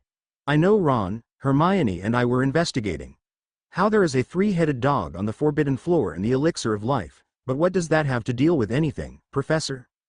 "As you may know, the Philosopher's Stone gives you the Elixir of Life, which gives you immortality along with other things. Can you think of anyone who may want that?" Realization dawned on Sevier as his lips parted into a small, "Oh, Voldemort." "That's correct, my dear boy, sir. Why do I feel like you're hiding something from me? Did the stone get stolen or something?" "I'm afraid so. That's why I'm trying to figure out what may have happened. Is there anything you may want to tell me about?" Sevier sat silent for a few minutes. He thought about last term with how his scar was always hurting in defense against the dark arts when Professor Quirrell was around. Now, his scar hasn't even hurt once. It was just a weird coincidence, but it wasn't worth telling Dumbledore about it. That wasn't worth anything to fuss about. However, the more he thought about it, it was strange how Peverell Slytherin, that slimy snake, had apologized to him like that. The slimy snake had made it clear that he had always been jealous of him and his fame. Even now, as he strutted around Hogwarts like he owned the place, acting like he was better than everyone else, he was just as bad as his housemates who were all future Death Eaters. "There is one person," Sevier started. "Whom?" "It's Peverell Slytherin, sir. He always had it out for me. Just like a day or two before that night. He came up to me and apologized to me. He always hated me, and he just did that," Sevier pointed out. "Sir, do you think he may have been the one that stole the stone?" "It's plausible. Unfortunately, if he did, he was smart about it and didn't leave any evidence behind to suggest that he did it," Dumbledore explained to him. "I already questioned him and Mr. Malfoy and there was nothing too suspicious about it." Sevier bit his lip and looked down towards his lap. A lump seemed to form in his stomach as he quickly thought of the what-ifs and everything else that may happen in the near future. "Professor, if he is working with the Dark Lord and indeed stole the stone, would it be possible that Voldemort would get his body back and I'll have to vanquish him once and for all?" "I'm afraid so, my boy," Dumbledore told him in a sad tone. "I'll be right behind you as you are the only one that can defeat the Dark Lord." "I know, sir." Sevier sighed in disappointment. He was hoping that the stone hadn't been stolen. Now, he had to worry about the fact that if Voldemort got his hands on the stone and regained his powers, he'd certainly try to kill Sevier once and for all. He might even regain his body in a couple of months, all while Sevier was only 11 years, and almost finished his first year at Hogwarts. Maybe he was worrying too much. That was it. He was simply overreacting with the unknown. He was safe at Hogwarts. He knew this was his JB. He was the chosen one after all. Sir, about the stone, I can't remember if I tried preventing it, but I am sorry, Sevier started, wiping away some of the tears that seemed to slip away from his warm brown eyes. I'm sorry for not stopping tea from happening. It's all right, my dear boy, Dumbledore told him. The important thing is that you are alive. Chapter 27. A promise must be kept. Chapter summary. Hermione felt horrible about the way she treated Harrison after realizing that Sevier isn't quite her friend, and hopes there was one thing that can help him.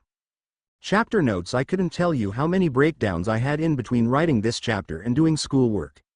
Main reason why this chapter took so long to update, and writer's block. I'll quickly get chapter 28 written, which I am so excited, and chapter 29 will soon follow. Chapter 27. A promise must be kept. Over the course of the weeks ever since that night, Hermione was grateful for the silence it brought her. Sevier's absence meant that she didn't have to sneak around or tiptoe around Ron or Sevier's behavior, hiding in what she wanted to achieve. It meant that she had a little more freedom and that she didn't have to worry about them finding or pestering her to finish up their assignments that they refused to do, until it was the night of.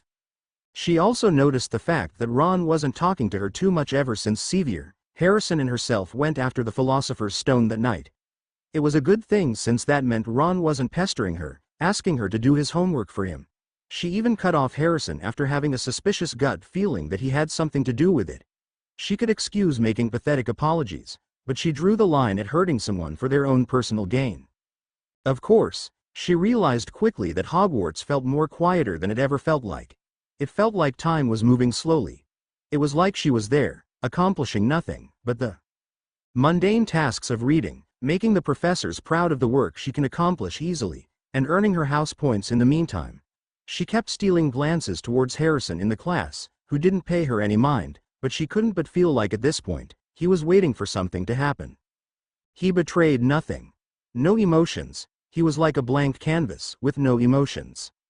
Hermione thought he'd be mad at her ever since she went to Dumbledore about what happened that night.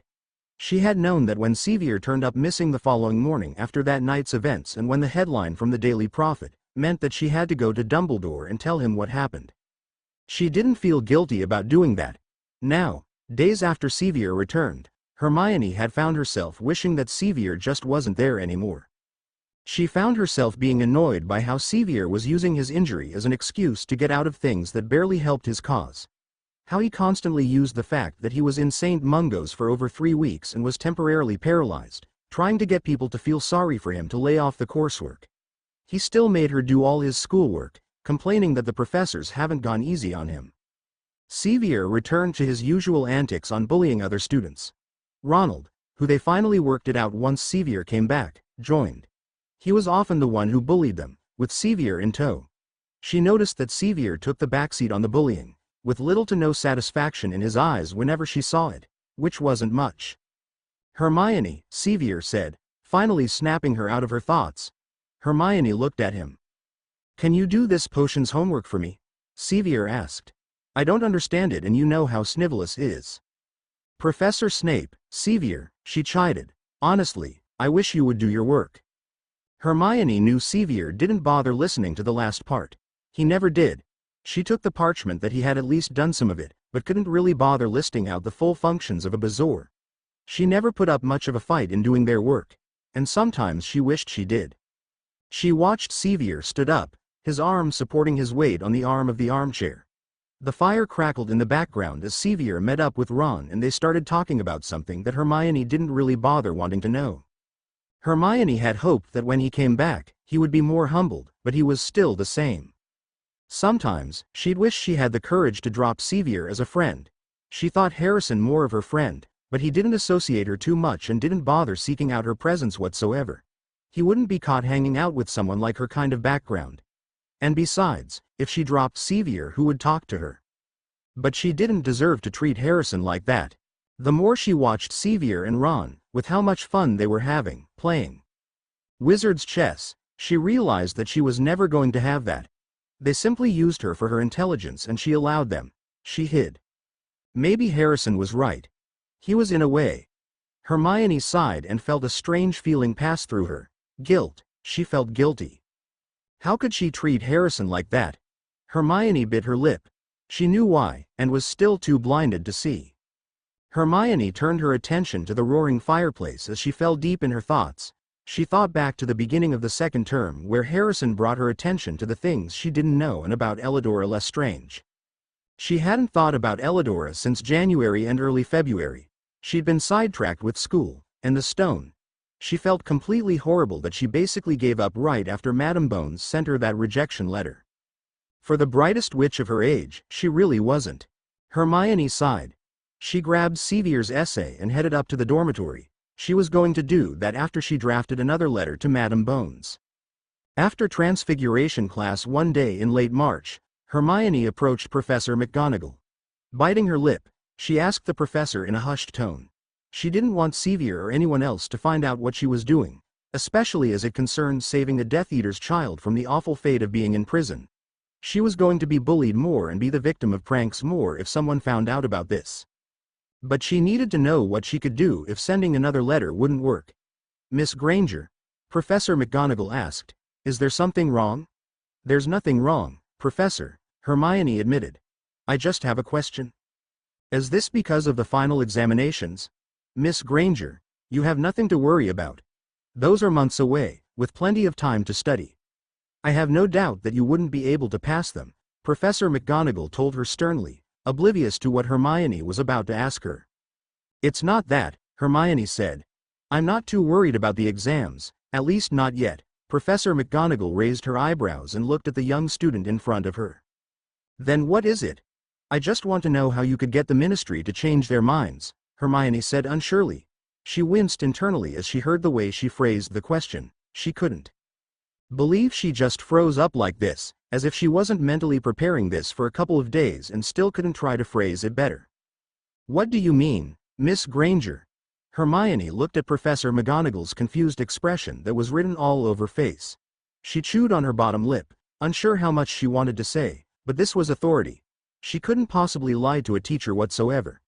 Not when it meant that maybe Professor McGonagall had the answer she was seeking for, even if it meant giving up everything that Harrison told her about his past and about Ella. And so, she told Professor McGonagall everything. It all came spilling out of her mouth, about how she found out there was someone else in Azkaban, clearly much younger than they were, who were brought on the counts of murdering muggles, but it was because of accidental magic. It was so effing the child had no control over. She explained to Professor McGonagall about her findings and almost came close in blurting out what Harrison told her about that unfortunate day for him, but refrained from doing so. That was just being more selfish on her end. By the time she was done, Professor McGonagall looked stunned. The professor quickly regained her composure, straightened up her spine, and began collecting the books that were left on her desk. She looked rather frazzled after Hermione finished telling her. Her heart swelled as she waited for Professor McGonagall to give her a direct answer. "I'm sorry, Miss Granger," she said, shaking her head. "That is out of my hands." "But Professor," Hermione cried out, "it isn't fair that a child is getting punished for a bout of accidental magic. You have to help me with this. Like I said, this is out of my hands. Maybe you can request a meeting with the Ministry or with Madame Bones. Even then, this is a matter that you shouldn't handle. You don't know what you might find and I don't want you to waste your potential on wasting your time. Besides, how did you ever come up with a matter like this? Harrison told me," she muttered. "Miss Granger, you have so much potential on being the brightest witch of your age, and I have to agree with that, but you can't believe everything that Mr. Peverell Slytherin has told you. You have seen what type of person he is, and from what I have seen, nothing good comes from him, whatsoever." Professor McGonagall gave her a weak smile and began to walk away. But Hermione knew it was hopeless. How could adults be so blind to this injustice? How can they just sit around and pretend like there was nothing wrong with how things were running in the magical world? It was just like back home, how people were apathetic towards things that didn't concern them, and here it was they didn't care. "Now I'd suggest getting to your next class. You wouldn't want to be late." Hermione bowed her head down in shame, as she clutched her book bag tightly, tears threatening to fall. An idea quickly formed in her mind. If Professor McGonagall wasn't going to help her whatsoever, then she would have to start getting creative. She had no doubt that sending continuous letters to Madame Bones was going to get tiring and might produce the same output, but maybe, just maybe, she can just get herself a meeting with Madame Bones in the Ministry of Magic, and she knew just the person. Chapter 28. This is only the beginning. Chapter summary. It's finally Easter break. Harrison is staying with Sirius Black over the course of the break while Hermione stays with the Weasleys hoping to get a chance to see Madame Bones. Chapter notes: I'm sorry it took so long between work, school and life in general, not the funnest aspect. There's some things I do need to say. 1. Happy 1-year anniversary for this story being on AO3. 2. There are several translations available Russian and Spanish, so check those out, links in my profile. 3. Please read the story closely. The last chapter took place within close to a span of the week. 3a. Hermione does her work days ahead like the night that it is assigned. Sevier just procrastinates and leaves it until the night of. 4. This chapter was split into 2 parts for the sake of clarity and it just wouldn't fit with this chapter. Chapter 28. This is only the beginning. Harrison considered staying in the castle over Easter break, just so that he could finish what he wanted to do, which was mainly reading the books that he grabbed from the restricted section and casted dark magic. He decided against it when he realized it was possibly the only way to get away from Dumbledore, who was keeping a close eye on him, waiting for him to slip up and give the old fool another reason to continue watching him. So, Harrison made arrangements to stay with Sirius over the course of the break. Sirius had eagerly agreed as they could both figure out where to go next in terms of getting the Dark Lord resurrected. Harrison was a bit suspicious why Sirius had agreed all so quickly, but he wasn't going to question it. He was grateful that Sirius was providing him a place to stay during the break and he was able to do things without anyone's prying eyes or worse. Dumbledore finding out. Harrison packed up his trunk, making sure that the Philosopher's Stone was tucked away underneath the things he was going to take with him over to Sirius. It included a bunch of books from the restricted section of the library and some books and scrolls that were written in Parseltongue that contained a wide range of things, mainly just the use of dark magic and blood magic. He continued to pack up the things, collectively going over the things that he needed to do during break. Figure out how to bring the Dark Lord back using the Philosopher's Stone, find the Dark Lord and most importantly have a discussion or two with Lucius. He knew one specifically was going to be easy, if his theory was correct. He just hoped the diary would be able to locate the Dark Lord primordial spirit. Draco stared at him with his gray eyes watching his every move. He ignored the eyes as he finished packing. I still don't see why you don't want to stay during break, Draco pointed out. Harry, who's going to keep me company? Draco's tone turned childish as he begged the dark-haired boy to stay during break. Can't you at least stay so you can help me with my homework? Draco pleaded. The professors had been assigning them homework increasingly. It wasn't that much of a struggle to Harrison as he quickly got his work done and still spent most of his evening conversing with Draco or reading a book that he found interesting from the chamber or the restricted section. He shook his head no, and the blonde sighed relentlessly. A small pout formed on the blonde's lips as he changed the subject. Where are you going anyway? Nowhere special, Harrison told him. I just have business to attend to, that's all. You and your secrets, Draco huffed. Sometimes I wish you would tell me something. Now where would the fun be in just telling you? You'll see soon enough, Harrison told him. He closed his trunk with a thud, shrunk it down to the point where it easily fit in his pocket and headed out of the dormitory. Raindrops splattered the pavement and wet everything it touched, including the newly blossomed flowers and the green leaves that were on the trees. It was obvious that it was finally springtime, and yet the bitter cold winter and the wind was still clinging onto the grounds. Dark gray clouds covered the sky, with some small patches of clear blue sky peeking through. It looked like they might be able to see a glimpse of the sun today, once the rain ended. Harrison stood in the decent-sized crowd. It was much smaller than the one on winter break, as this time, many students opted to stay in the castle in order to get ahead on their studies. And the final exams that were coming up in a couple of months. Students were crowding along the entrance of the train, with sounds of trunks being brought up in the back, various conversations that centered around Quidditch, or what they were doing during the break.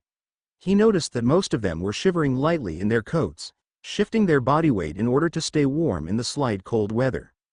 He wouldn't be surprised if there was no one waiting for him at the platform. He had plans to stay with Sirius during the course of the break, but Sirius gave him no indication if he was going to be at the platform waiting for the boy to arrive at the station. All he got was where he was staying during the course of the break. He was probably going to have to find his own way, and probably just take the flow network to Grimmauld Place, if need be. The rain started to increase rapidly, and soon students quit standing around and hurried up. He finally got on the train, wiping his feet on the stairs of the train, barely looking at the compartments until he finally found one that was empty. He doubted anyone would come in, seeing how Draco and his group of friends were staying in the castle. There was really no one else besides the annoying Mudblood, but she stopped making small talk to him. Good. He sat down near the window once he closed the compartment door, waving his hand over himself, drying himself that got wet to the showers of rain. Raindrops hit the window, but he paid no attention, bringing out a book that was poorly binded, written in Parseltongue, about the effects of usage of spells in Parseltongue. It was quite interesting how in Parseltongue, the magic was much more powerful than if it was spoken in English. Eventually, Harrison grew quite bored of the book, putting it away in his pocket. He sat there, breathing slow and steady, his green eyes closed as he entered his mindscape. It was clean and orderly, at least the best he did last night when he couldn't sleep. He swept through the narrow corridors, making sure that there were memories tucked safely away behind the bars of the cells, from the shackles that held them tightly. He pulled several memories that involved the Potters just outside, the deepest part of his mindscape. He locked those memories up tightly, pushing them to the darkest part of the shadows that loomed inside the cells, never to be touched to the light again, unless he brought it out. He added the scorched walls, more bars and chains, and continued on, venturing to when he was a kid. Memories of his younger self appeared. Some of it was before he was in Azkaban, the jealous and overshadowed feeling he had, along with the remnants of sadness, anger and bitterness enshrouded those memories. Those memories were mainly him crying out, begging for anyone to save him. They never did. He walked past them, memories tucked behind bars so thick, and chains wrapped tightly around them. He made sure that the Dementors were still outside, hovering just a few meters outside of the entrance once they were allowed to roam the icy corridors soon. Harrison exited out of his mindscape, content that the memories were safely tucked and his mindscape was as perfect as ever, in case anyone tried to pry. By the time Harrison was done, the Scottish hills were soon replaced by London's buildings and houses, marking that they were almost to their destination. Soon, the red and black train came to a stop. Steam came billowing out of the engine, as the brakes were applied. The train soon came to a stop, and families started waving as the children on the train disembarked, collecting their trunks and animals, and reuniting with their loved ones. Harrison remained impassive, his mask put in place as he climbed off the train. He was about to head towards the fireplaces, before he noticed Sirius Black, wearing black robes, his curly black hair down. He was standing against a pillar in the back, his onyx eyes staring at him. Harrison approached him, dodging hugs and kisses as mothers and fathers kissed their children's temples, and held onto them tightly. Black, Harrison greeted. Harrison, Sirius greeted him warmly. Shall we? Sirius held his hand out to him and Harrison took it. It felt like he was being sucked by a thin tube. Eventually, they landed on solid ground and Harrison felt a rush of nausea rush through him. He clutched his fists tightly as he waited for the bout of nausea to pass. It didn't take too long once he realized there wasn't too much moving. First time? Sirius asked. Harrison didn't bother answering him as he looked around Grimmauld Place. It was grand looking, not as grand as Malfoy Manor is. Ornate portraits hung the walls, as a glass chandelier hung from overhead, baking the room in white light. The wallpaper was a shade of a light green, with brown hardwood floors. Creature, Sirius called out. A house elf appeared with a bulbous, snout-like nose, with bloodshot eyes, many folds of skin, and white hair growing out of his bat-like ears. He wore a green pillowcase with the black crest on the side. How may Creature assist you, Lord Black? The house elf asked. Go get us something to eat, sandwiches would do, and put it in the dining room, Sirius ordered. Of course, Lord Black, Creature said and disappeared with a loud pop. Should we have lunch and then I could give you a tour of the place? Sirius offered. Sure, Harrison responded. Sirius and Harrison headed to the dining room. He noticed the portraits of Black ancestors and the Black family hanging throughout the hallway, with snake decor around it. They stopped at the end of the hallway through a brown door that contained the dining room that held a long ornate table in the center of it. There was a fireplace unlit, and hanging light fixtures that gave the room a light tone. On the long ornate table, contained a silver platter filled with sandwiches, 2 gold goblets with the black insignia on them, 2 plates and several things of silverware all in gold. "Would you like anything to drink?" Creature asked once Sirius and Harrison sat at the table, right next to each other. "Butterbeer," Sirius said without a second thought. "Water," Harrison said. It only took a few moments for their goblets to be filled with their drink of choice. Harrison grabbed a couple of sandwiches off the platter and put it onto the plate. Harrison's back was straightened as his spindly fingers took a sandwich and nibbled on it, feeling the crunch of the lettuce stuck between 2 pieces of bread, and the cold feeling of the meat touched his tongue. There was a lot of awkward feeling in the room. They mainly ate in silence until Sirius broke the silence with his icebreaker question. It felt forced, and sounded like he was trying to connect with the 11-year-old he was sitting next to. "So how's school going?" "Fine," Harrison responded to him, sounding bored. The awkwardness in the air resumed until Harrison broke the silence again, this time to change the subject into something he was itching to bring up. "I have an object in my possession you may be interested in," Harrison said. Sirius's looked towards him with confusion written all over his face, before it suddenly dawned on him and he let out one of the biggest grins on his face. "Could I see it once we finish with the tour?" Sirius asked. "Sure." Sirius and Harrison finished eating, and the plates disappeared along with the platter and the rest of the dishes. They stood up and Sirius was the first one to leave the dining room. They started the tour soon. Sirius pointed out each of the doors, starting with the floor that they were on. There was a door that contained that kitchen that also led to the stairs to the basement. On the far end of the hallway was the door that contained the staircase to the upper levels of the house. The stairs were made out of black marble and shiny looking as their footsteps were heard on the stairs. Harrison noticed the intricate snake designs on the stairs banister. He also noticed the long row of beheaded house elves on the walls. "It was my dear Aunt Elidora's idea," Sirius explained as he took in Harrison's expression, staring at the beheaded house elves. "I thought about taking it down when I inherited the house, but I thought it added character, don't you think so?" Harrison merely nodded his head, his green eyes merely staring ahead. The first level of the Grimald place contained the black library that looked like it could rival the Malfoys or Hogwarts library. Books lined the shelves, and he could feel the familiar hum of black magic from the books. He wouldn't doubt that some of the books could put a hex or a curse on you if you weren't a member of the Black family. The Blacks were notorious for their collection of rare and dark arts books. It also contained several bedrooms and bathrooms that Sirius just brushed off. What drew Harrison besides the library was the drawing room. They paused the tour right when they stepped into the drawing room. The drawing room contained a long window that displayed Muggle London, and the gray clouds that covered the city. A black mahogany desk in the corner of the room, and several bookcases filled to the brim with books behind the desk. There was a fireplace on the opposite end of the room, with the mantel filled with intricate vases and decorations. On one end of the wall was what it looked like to be a family tree of the Black family. At the top of the tree contained the Black family motto, "Toujours pure," French for always pure. He quickly noticed the burned-off faces of several Black family members who'd been disowned and Sirius's picture being reinstated, with the remnants of burning showing. He saw the pictures of Bellatrix, but not her husband or daughter, and Narcissa both on the sides of Sirius's face. It wasn't the tapestry that interested, it was the fact that he felt the presence of a dark magical signature that felt oh so familiar to him. He wanted to reach out, seek out the object that called for him. He was probably being ridiculous since the Black family was notorious for dark objects, but this one was different. It was almost like it was another object that belonged to the Dark Lord. He would have to search for the object later, before he would leave. Sirius sat at the desk and Harrison took a seat in front of the desk. He watched as Sirius organized the stack of parchment all over his desk. "Could I see the stone?" Harrison summoned the Philosopher's Stone. The small, ruby stone was on the center of the desk and Sirius picked up with one hand. He looked at the stone, breathing loudly as he held the object, afraid that it was all a dream, and it would disappear. They waited for so long for this moment and now they could finally move on to finally resurrecting the Dark Lord.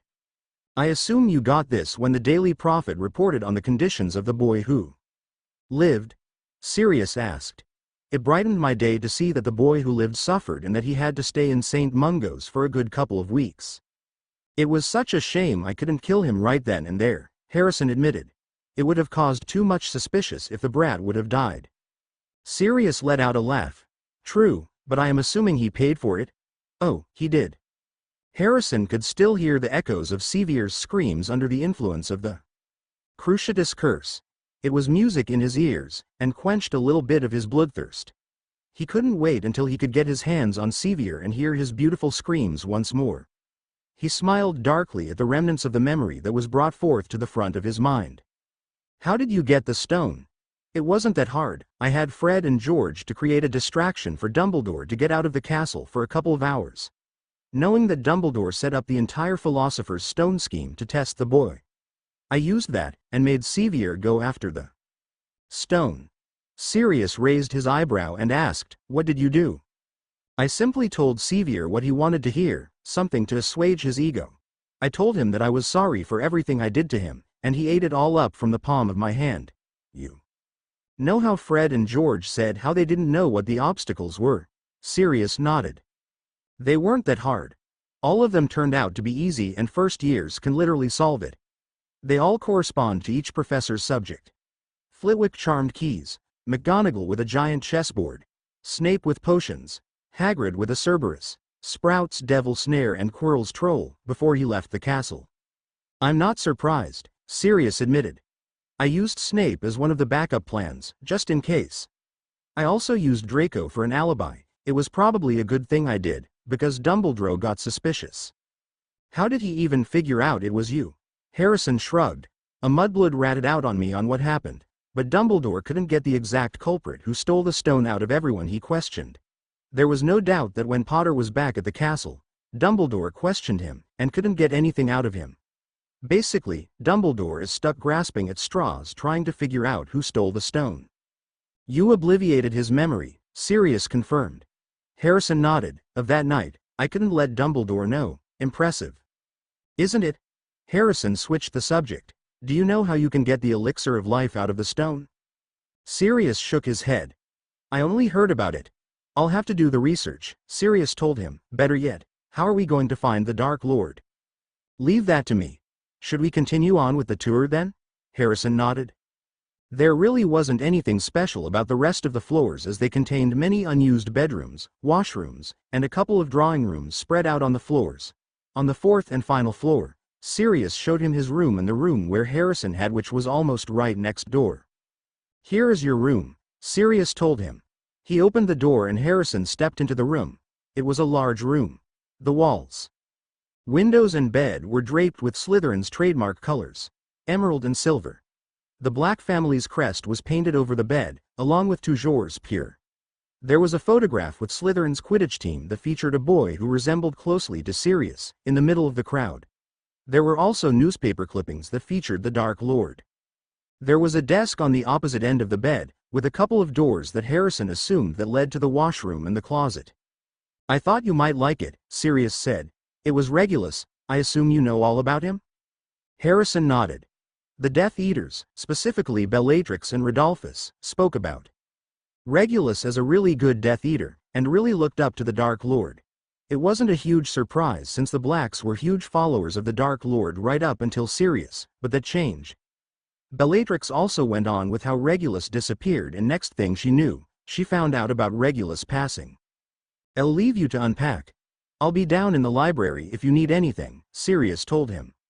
He heard the door close behind him, with a click of the lock, and Harrison sighed and grabbed his trunk from his pocket. He unshrunk it and started to unpack. Hermione decided that she liked Molly Weasley and the Burrow, as the Weasleys called it. From what she heard, the Burrow was something else compared to the manors of other families, but it really added character. The building itself might once have been an old stone pigpen, which had several crooked stories attached to it. 4 or 5 chimneys dotted the roof of the house, and the entire building was most likely held up by magic due to the way it was built. She was really grateful that the Weasleys allowed her to stay. She wasn't close to Ron, but he allowed her to stay at his place since she claimed that she wanted to get out of the castle for a few and her parents were out of the country.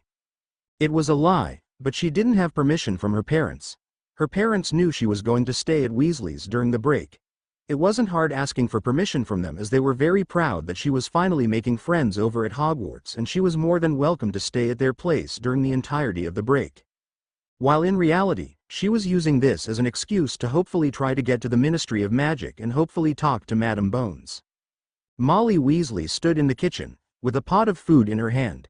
Hermione sat around the large table that had half the mismatched chairs empty. Ron and Percy was there, along Mr. and Mrs. Weasley and Ron's little sister, Ginny. Fred and George chose to stay at the castle for some reason that was beyond her, but Ron told her that it was probably because his mum disapproved of Fred and George's pranks. Hermione could see the fireplace from where she was sitting, and a large grandfather-like clock that had one hand which contained various times such as "You're late," and "Don't forget to feed the chickens." It was very creative. "Thank you for allowing me to stay, Mrs. Weasley." Hermione smiled as Molly continued to serve her green beans from the pot she had in her hand. "You're welcome, my dear," Molly told her, with an equally warm smile. She soon gave everyone a portion of the green beans and sat down right next to her husband. "Ron has told us so many things about you." Hermione could see Ron stiffen up, but she ignored it. "Good things, I hope." Molly let out a small laugh. "Of course, dear. He kept telling how much he loves having you around." She saw how Ron relaxed and took a deep breath at the statement, and she was glad that the red-headed boy actually refrained from spewing his actual opinion about her. She knew Ron wasn't too much of a fan of her, but he was always grateful when she was doing his schoolwork. "That's good," she told them. "So Hermione, what do your parents do?" Mr. Weasley asked. "My parents are dentists," she told them. There was a pause before Hermione fully clarified what her parents do for a living. She noticed how Mr. Weasley's expression became fascinated by what she was telling him. It seemed that what people told her, and from what she heard, Mr. Weasley was obsessed with muggles and muggle objects. They got into a conversation about muggles that lasted all the way through dessert, in which Mrs. Weasley has served them a thing of cherry pie. Hermione waited until after dessert was over, and once most of the Weasleys left to go upstairs and do their own things, until she asked. "Mr. Weasley," Hermione started. "What is it?" Mr. Weasley asked. "I know you work in the Ministry of Magic. I've always been fascinated with what it looked like and want to see it in person. I was hoping you can take me to your work and I could help you out with identifying objects that you may have no clue about," she told him. Mr. Weasley looked taken back. There was silence in the air, besides when Mrs. Weasley turned the radio onto a singer, and she started singing. There was the sound of water hitting the sink as it sounded like Mrs. Weasley was doing the dishes, not paying attention to what was going on. She watched Mr. Weasley's expression changed multiple times before he finally told her. "I really don't see why not," he said after careful consideration. "You just have to understand that the Ministry of Magic is a big place and no place for children." Hermione beamed. The candle light flickered against the room. Harrison grabbed a quill and black ink, from which he grabbed it from one of the drawers in the desk, pulled the emerald covers up to his legs, and opened the black diary. He couldn't help thinking about the dark object that he felt in Sirius's drawing room. It couldn't have possibly been another object of the Dark Lord's, could it? "Hello, Tom," Harrison wrote in his neat writing. "Hello, Harrison," Tom wrote back. "Is it possible that there is more than one object of the Dark Lord's?" Harrison wrote. He watched as the words disappeared into the pages of the diary, and within seconds appeared. "What do you mean? You told me that you were a fragment of a memory of the Dark Lord. However, today, I felt a similar dark presence to the one this had, just very less appealing," Harrison wrote. "It's certainly possible. Are you staying with a dark family?" "I'm staying over at the Blacks." "Are you sure it couldn't possibly be a dark object that belonged to the Black family?" Tom responded back. "It felt similar in how the object drew me," Harrison wrote back. "Huh. It's plausible that it can be another object of mine, but I don't recall giving an object of this valuance to the Blacks," Tom wrote back. "Thanks, Tom. I'm going to sneak over to the room and see what it is," Harrison wrote back. He closed the black diary shut, and set the diary down on the table next to the bed. He was left with conflicted thoughts. He knew Tom was hiding something, and he wasn't going to pry too much, especially since it was none of his business whatsoever. Though he was now really curious if that object he felt earlier was in fact one of the Dark Lord's possessions. He waved his pale hand and the light from the room disappeared as Harrison laid there in the dark, his thoughts swirling about what Tom told him. Chapter 29.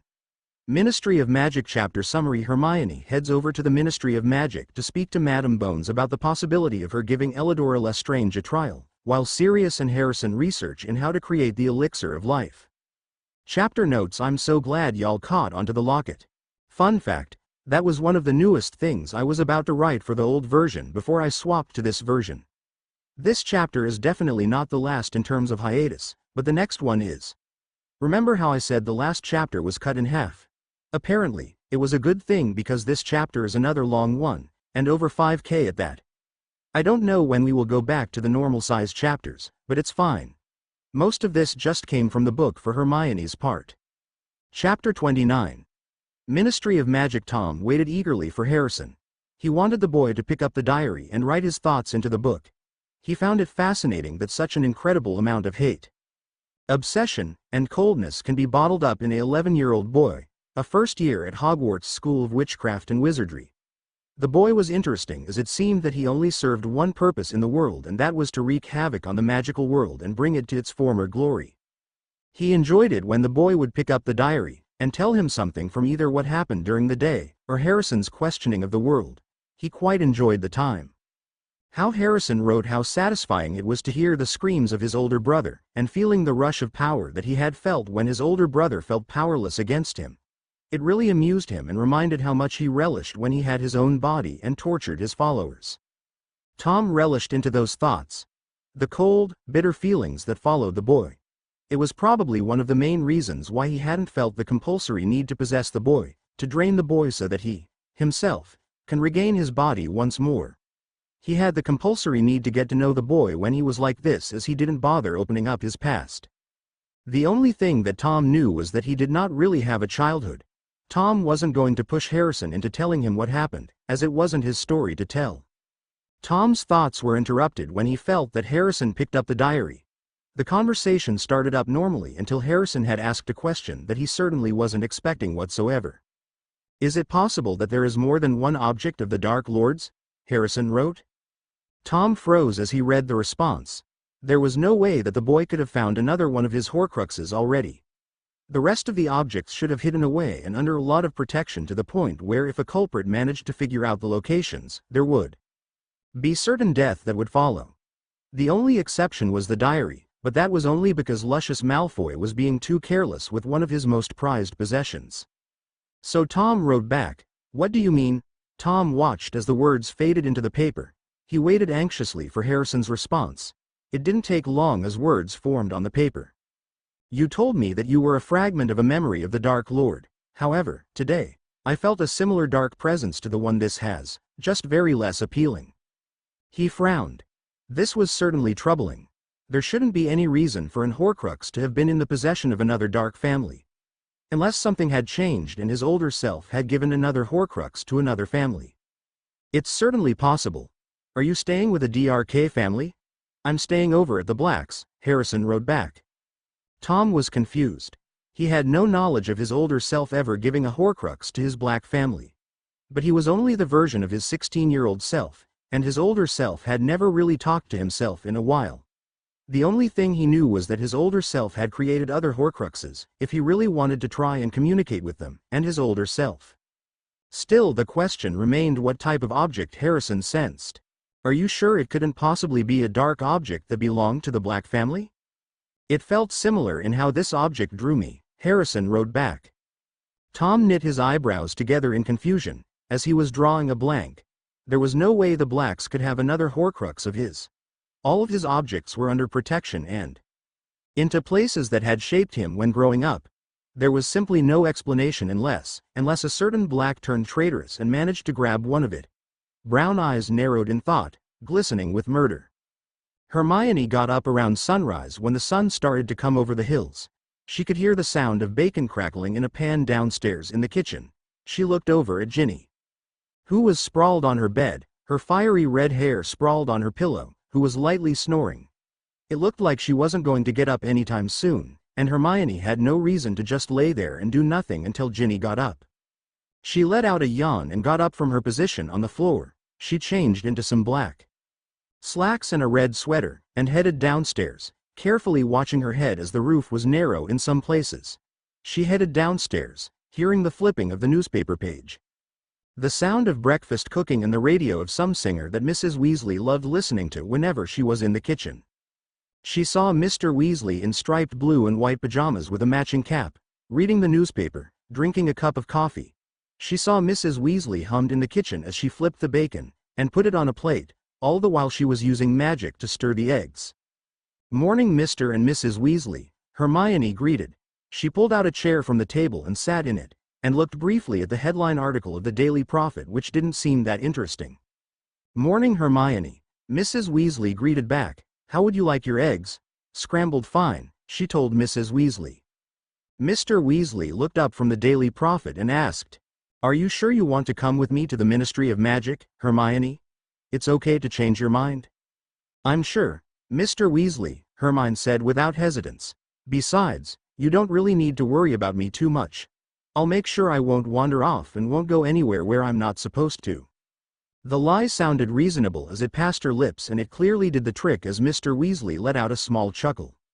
"Make sure you don't," Mr. Weasley said. "The Ministry of Magic is a big place and there are some things that probably should not be seen, especially for someone as young as you." That was the end of the conversation as Mrs. Weasley strolled into the room, carrying pans and pots, and set it on the table. She waved her wand and set the table. She served the plates equally with eggs, biscuits covered in gravy, bacon, and small pieces of cut-up potatoes. "Ron still hasn't got up yet," she said, shaking her head. "That boy needs to feed the chickens." She let out a sigh and started heading upstairs. Hermione could hear footsteps coming up the stairs, the shouting of Mrs. Weasley's voice as telling her children to get up and knock on doors. The response was a little muted, but Hermione paid no attention. "I thought we might take the visitor's entrance," Mr. Weasley suggested. "Make sure that no one frowns at why there is a visitor at the ministry." "That's fine, Mr. Weasley," she said with a smile. Multiple steps of footsteps were heard, making their way downstairs. First came Ron, Ginny, Percy, and then Mrs. Weasley. They all sat at the table and started eating. She stared in disgust as Ronald inhaled his bacon and his breakfast and already had seconds within a couple of minutes. Eventually, breakfast was over. The Weasley kids started doing their chores like weeding out the garden, catching the gnomes, or feeding the chickens. Hermione and Mr. Weasley finished getting ready to head to the ministry, and soon they apparated into an empty alleyway on a dingy street. It was clear that this section looked very well down, but the one thing that stood out as a broken down, red telephone box. Mr. Weasley entered first with Hermione standing right behind him, feeling a little cramped from the lack of space.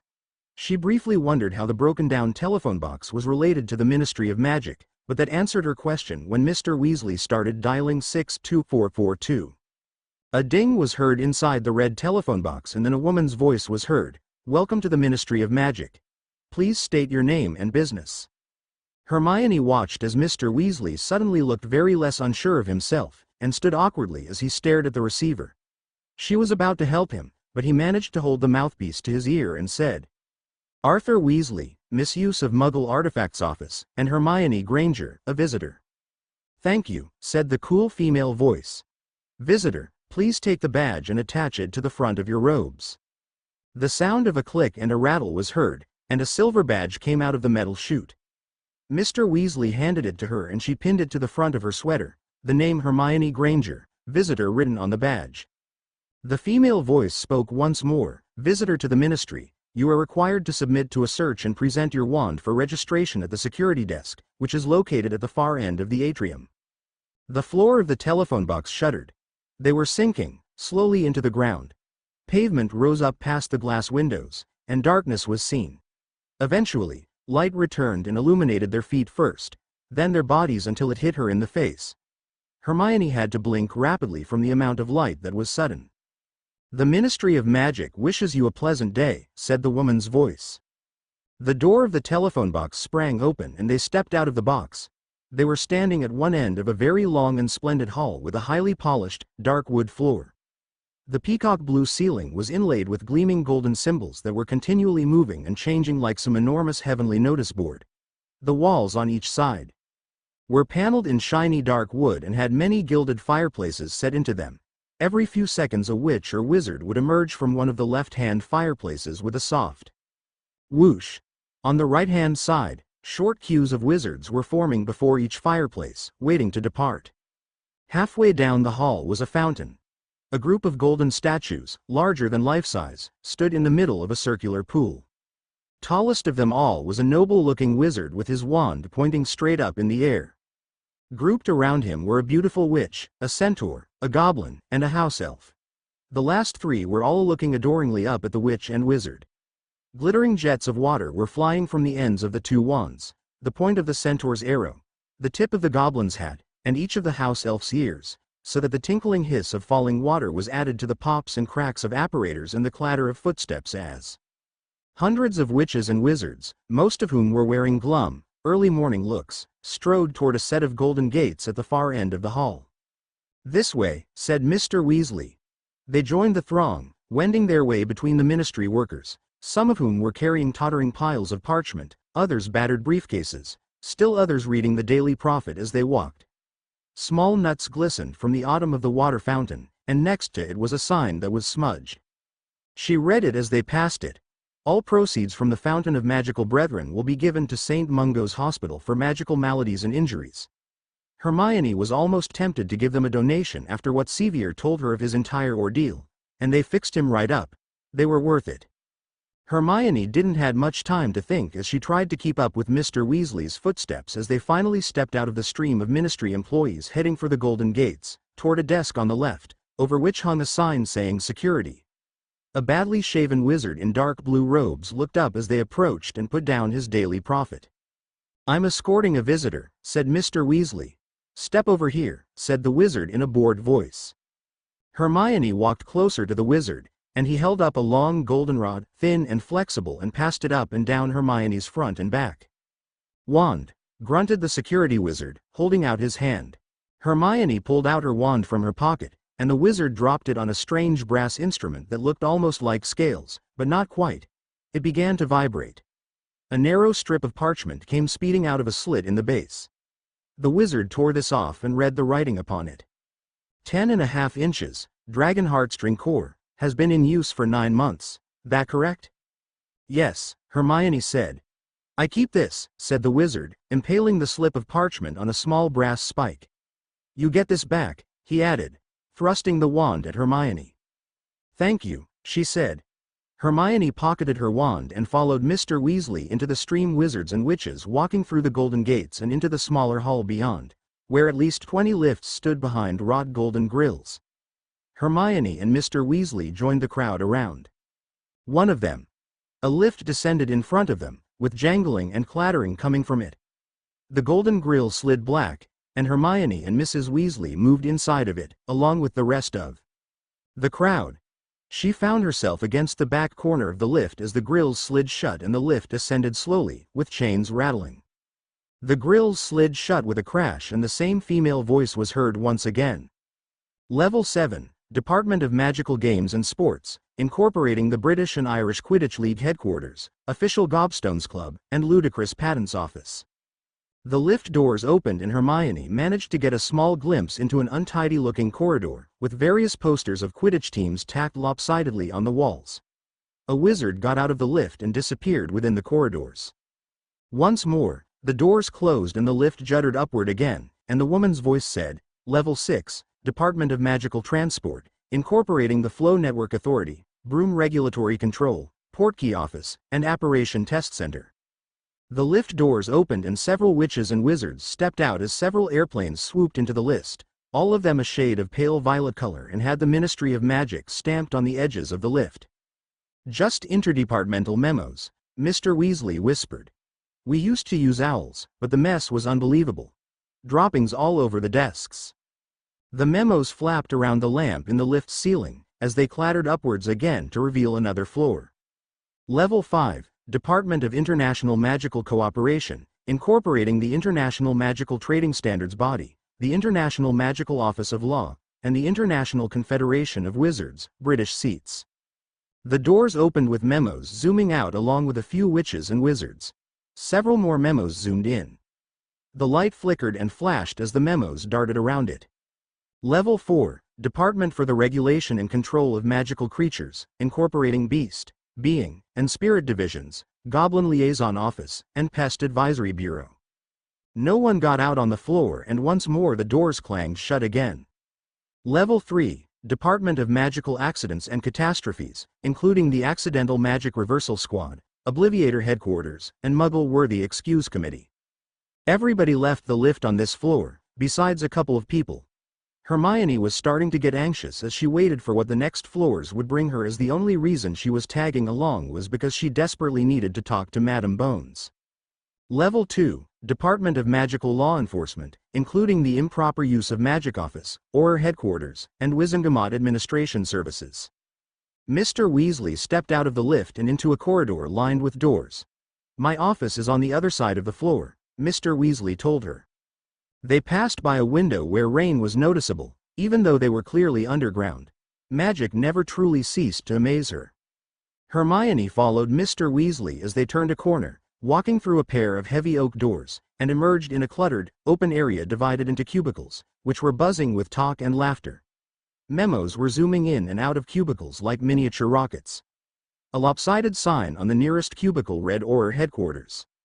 Hermione looked through the cubicles. The Aurors had covered their cubicle walls with everything from pictures of wanted wizards and photographs of their families, to posters of their favorite Quidditch teams and articles from the Daily Prophet. Aurors looked over reports with quills in their hands and talked to the other Aurors. Mr. Weasley didn't really bother to stop and chat with the Aurors too much, but one of the Aurors, dark-skinned and brown eyes, gave Mr. Weasley a stack of papers. "A report about teapots attacking Muggles," he said. "Thank you," Mr. Weasley said, taking the stack of parchments with him. They continued to head through a second set of oak doors, into another passage, turned left, marched along another corridor, turned right into a dimly lit and distinctly shabby corridor, and finally reached a dead end, where a door on the left stood ajar, revealing a broom cupboard, and a door on the right bore a tarnished brass plaque reading "Misuse of Muggle Artifacts." Mr. Weasley's office was smaller than a broom cupboard. 2 desks had been crammed inside it, and there was barely room to move around them because of all the overflowing filing cabinets lining the walls, on top of which were tottering piles of files. The little wall space available bore witness to Mr. Weasley's obsessions. There were several posters of cars, including one of a dismantled engine, 2 illustrations of postboxes he seemed to have cut out of Muggle children's books, and a diagram showing how to wire a plug. Sitting on top of Mr. Weasley's overflowing tray was an old television set that was currently vibrating on the desk, and teacups that were currently twirling. A photograph of the Weasley family stood beside the tray. "We haven't got a window," said Mr. Weasley apologetically, taking off his bomber jacket and placing it on the back of his chair. "We've asked, but they don't seem to think we need one. Have a seat." Mr. Weasley beckoned Hermione to sit at a chair in the cramped room, and she did. Mr. Weasley's partner, Mr. Perkins, showed up a couple of minutes later. He didn't really bother talking too much as he sorted through a stack of parchments on his desk, and wrote notes. She corrected Mr. Weasley a couple of times and asked her questions about what objects these were, things like that. Hermione didn't mind it, but eventually she was getting antsy and she wanted to go find Madame Bones. She crafted a plan in her head, and she hoped that Mr. Weasley wouldn't notice her extended leave of absence too much. There was only one way to test it. "Mr. Weasley, I'm going to be right back," she said, getting up from the chair. "I'm going to use the loo." Mr. Weasley only nodded and kept his head down, sorting through reports about various incidents involving Muggle items. Hermione headed out of Mr. Weasley's office, remembering how she got to Mr. Weasley's office and retraced her footsteps. She was about to step out of the Auror Headquarters when she realized she had no idea where Madame Bones' office was at. "Excuse me," she said, asking an Auror. They looked at her like she was interrupting something important, as they were just standing against a cubicle, talking to another Auror. "What is it?" they asked in a snippy kind of voice. "Can you show me to Madame Bones' office?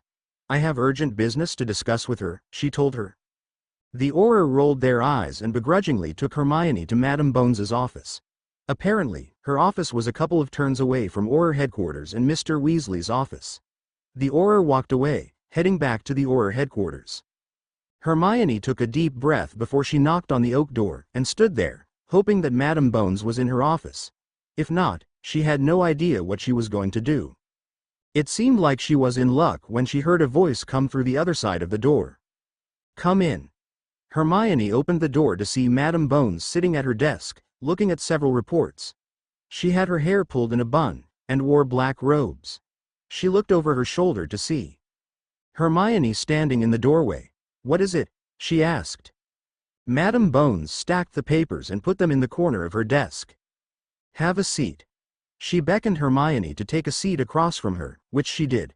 "What do you need?" Madam Bones asked again. "It's about Elidora Lestrange," Hermione started. "What about her?" Madam Bones asked in a neutral voice. "I want to know why you won't reopen her case, when it is unfair," Hermione pressed. She watched Madam Bones' face for a reaction. She was stoic, and watched as the look for recognition dawned on her face. She hoped it was because of the fact that Hermione wrote her a letter back in January. "Are you the same person who wrote to me about the possibility of a trial for her?" Hermione nodded. "It's the reason why I came here today. Miss Granger, as I have already told you before, I'm not seeking to reopen her case. It's one thing if she was sent to Azkaban and she was innocent. However, she did kill Muggles and she is considered a threat to the magical world. But Madam Bones, she was 3, Hermione pointed out. She was only protecting herself against the Muggles who were cleansing her. They were the same Muggles that abused her. It was one of the reasons I thought about when I looked over her case. However," Madam Bones continued, "the fact that there was visible evidence and eyewitness accounts from Muggles who were there. It was a headache for many of the Aurors who had to clean up the mess." "It was self-defense," Hermione argued, her voice rising slightly. She was displaying magic because she felt unsafe. Instead of taking her away, and putting her to a magical family that could have helped her, she was punished and taken to Azkaban, where criminals are at. Isn't that hypocritical of the magical world? Madam Bones remained silent, startled by the fact that Hermione was arguing with the head of the Department of Magical Law Enforcement. "Madam Bones. I'm a Muggleborn, that means I come from a non-magical background. I had bouts of accidental magic when I was growing up, trying to protect myself from bullies at times. I have never once seen a letter or anyone from the ministry, claiming I was dangerous to society and I should be locked up in Azkaban, of all places." "Miss Granger," Madam Bones said, "your case and hers are totally different. It's still the same thing, almost. I didn't kill Muggles, but she did. And yet, you guys have a history of sending children to prison, because they didn't fit in the mold that you wanted them in. You put a 6-year-old child without a trial based on evidence that he did it. The ex-Potter boy's case was different, and we eventually released him based on the fact that new evidence came to light. Madam Bones. Elidora Lestrange was removed from her home by Albus Dumbledore and put into that orphanage. This could have been prevented if Albus Dumbledore simply put her with her relatives that she had, which makes no sense on its own."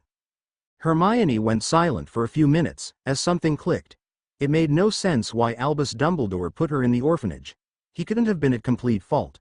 There had to be something more to the story that she was missing. "Who was the one who pushed Elidora Lestrange to Azkaban?" Hermione asked. Madam Bones responded after much thought. "Millicent Bagnold, Barty Crouch and Albus Dumbledore, who pushed for some type of punishment for her." "Madam Bones, is it possible that Albus Dumbledore could have been the ringleader in all of this? Maybe he wanted the child out of the way, and thought it wouldn't look good for a child who killed Muggles to be free." "Miss Granger, you're not saying that Albus Dumbledore is the one who is behind this, are you?" Madam Bones accused. "No, I'm just trying to draw a conclusion on why Elidora Lestrange had no trial and went straight to jail," Hermione told her. "You were very persistent for a young witch," Madam Bones said. "Look, I'm not going to say she will be let out, but I will push for a trial for the Wizengamot to decide what to do with her fate, in case someone might actually be at fault for this." Hermione smiled. "Really? Thank you so much for hearing that out, Madam Bones. Miss Granger, do not let anybody know until it is official," she warned. "I don't want word getting out about this." "I won't." Multiple books lined the table, with the sound of pages being turned every couple of minutes. 2 figures sat in the Black family library, hunched over, with looks of concentration on their faces. Sirius and Harrison were still trying to find something about a ritual to use the elixir of life in a book. Sirius looked up from the book from what he was reading, his hair pinned back in a man bun, and said in a rather impatient tone. "Have you found anything?" "Nothing yet," Harrison said. "This is hopeless," Sirius said. He snapped a book shut with a thud and placed it into the stack of books that they had looked at, but contained nothing about the elixir of life or how to get the philosopher's stone to the elixir of life. "Out of all these books, there is nothing that is mentioned about the elixir of life," Sirius sighed. "What good is our extensive collection of books if it contains nothing that we need?" Harrison didn't bother to respond. He wasn't really listening as he couldn't keep his thoughts away from the object that he felt in the drawing room. It plagued his thoughts day and night, but Harrison still really hadn't a chance to sneak into the drawing room and figure out what that said object was. They had spent the last couple of days looking over ancient scrolls and books that could have possibly contained the potion or the ingredients mentioned. They spent most of the days and evenings until the sun was replaced by the dark sky, obsessed with trying to find it. Sirius got up from the chair and headed towards a section of the library. Harrison watched him briefly, his green eyes watching his movement before he summoned the diary. The black diary laid flat on the book that was opened. He grabbed a quill from inside and started writing in it. Maybe Tom would know the answer. He doubted it, but at the same time, they were at a loss, and was tired of looking through almost the same books that had almost similar contents. "Do you know anything about the recipe for the elixir of life?" Harrison wrote. He watched as the ink bled into the pages, and the answer came suddenly. It didn't surprise Harrison one bit. He kinda figured, but he still had to try. "No," Harrison sighed. He heard footsteps coming back and Harrison banished the diary. Sirius came by, carrying a stack of books and scrolls. "Hey, Sirius?" Harrison asked once Sirius set the books and scrolls down on the table. "Why don't we ask Lord Malfoy and see if they have something? Lord Malfoy is probably bound to know something," Harrison suggested. "That's a good idea," Sirius said, after a couple of seconds of silence. Sirius and Harrison stopped what they were doing and headed towards the nearest fireplace. They grabbed a handful of flow powder and went up in green flames as they swirled around until their feet met the soft carpet. "Oh, Lucy!" Sirius cried out. Sirius sounded like a child, and Harrison watched as Sirius wandered through the corridors of Malfoy Manor until they entered the drawing room, without knocking first. Harrison's eye twitched as the disrespect, but he didn't want to say anything as the older blonde was sitting at his desk, reading over something. "What is it, Black?" Lord Malfoy said. "Must you call me by that childish name?" "You know I have too," Sirius said. "You really don't," Lord Malfoy said in a cold tone. "Now, seriously, what do you want, Black?" "Can't I just say hi?" Sirius said. Harrison watched the two go back and forth, with great amusement. He had a small smile on his face. "Typically, Black. When you show up here, uninvited, it's because you have some interesting news or you want something," Lucius pointed out. "You caught me," Sirius sighed. "Do you know anything about the elixir of life?" Lucius's face blanked. "No, I don't, besides the fact that it's supposed to give the drinker immortality." Sirius sighed in disappointment. Sirius was about to turn to leave before Lucius said something. "Have you two seen this?" Lucius said, holding up a piece of parchment. Both of them shook their heads no, and headed closer to look at the piece of parchment that was in Lucius's hand.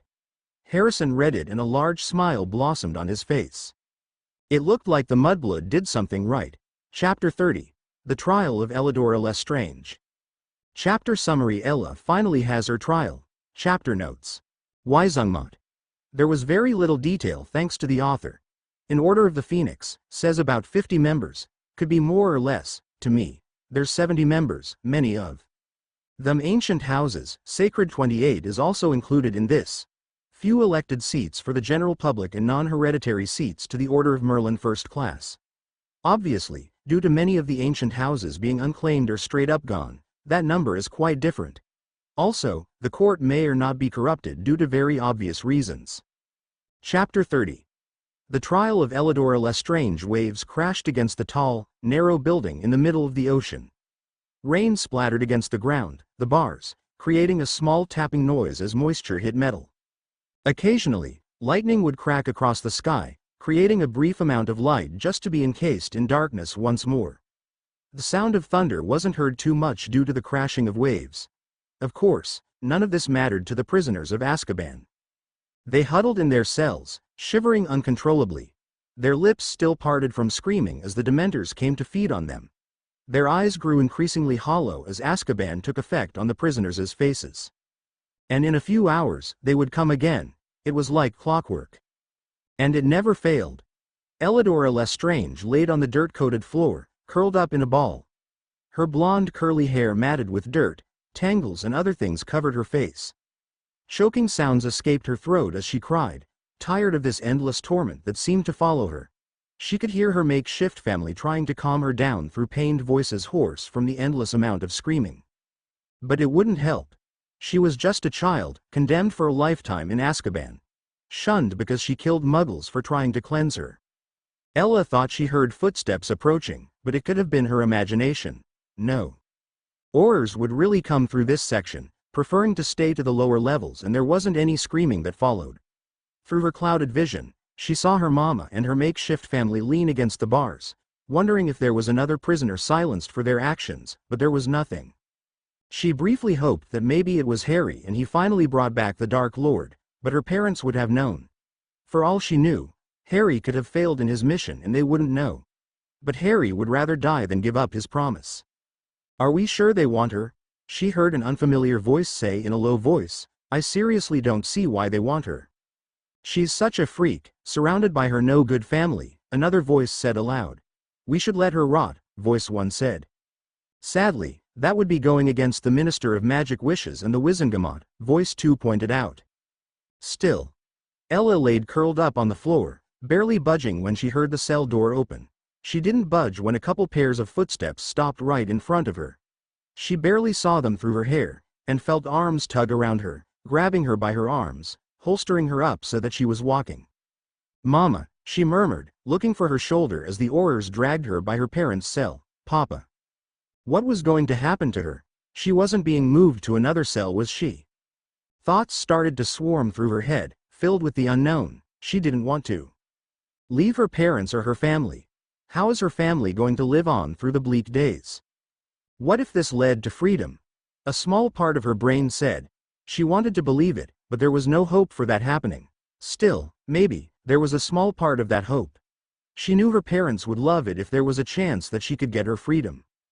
"Be strong, dear," she heard her mama say before she heard the lock of the cell door click behind them, and she dragged her feet as the Aurors dragged her down the path, down to the wooden boat docked, tied with a raggedy rope.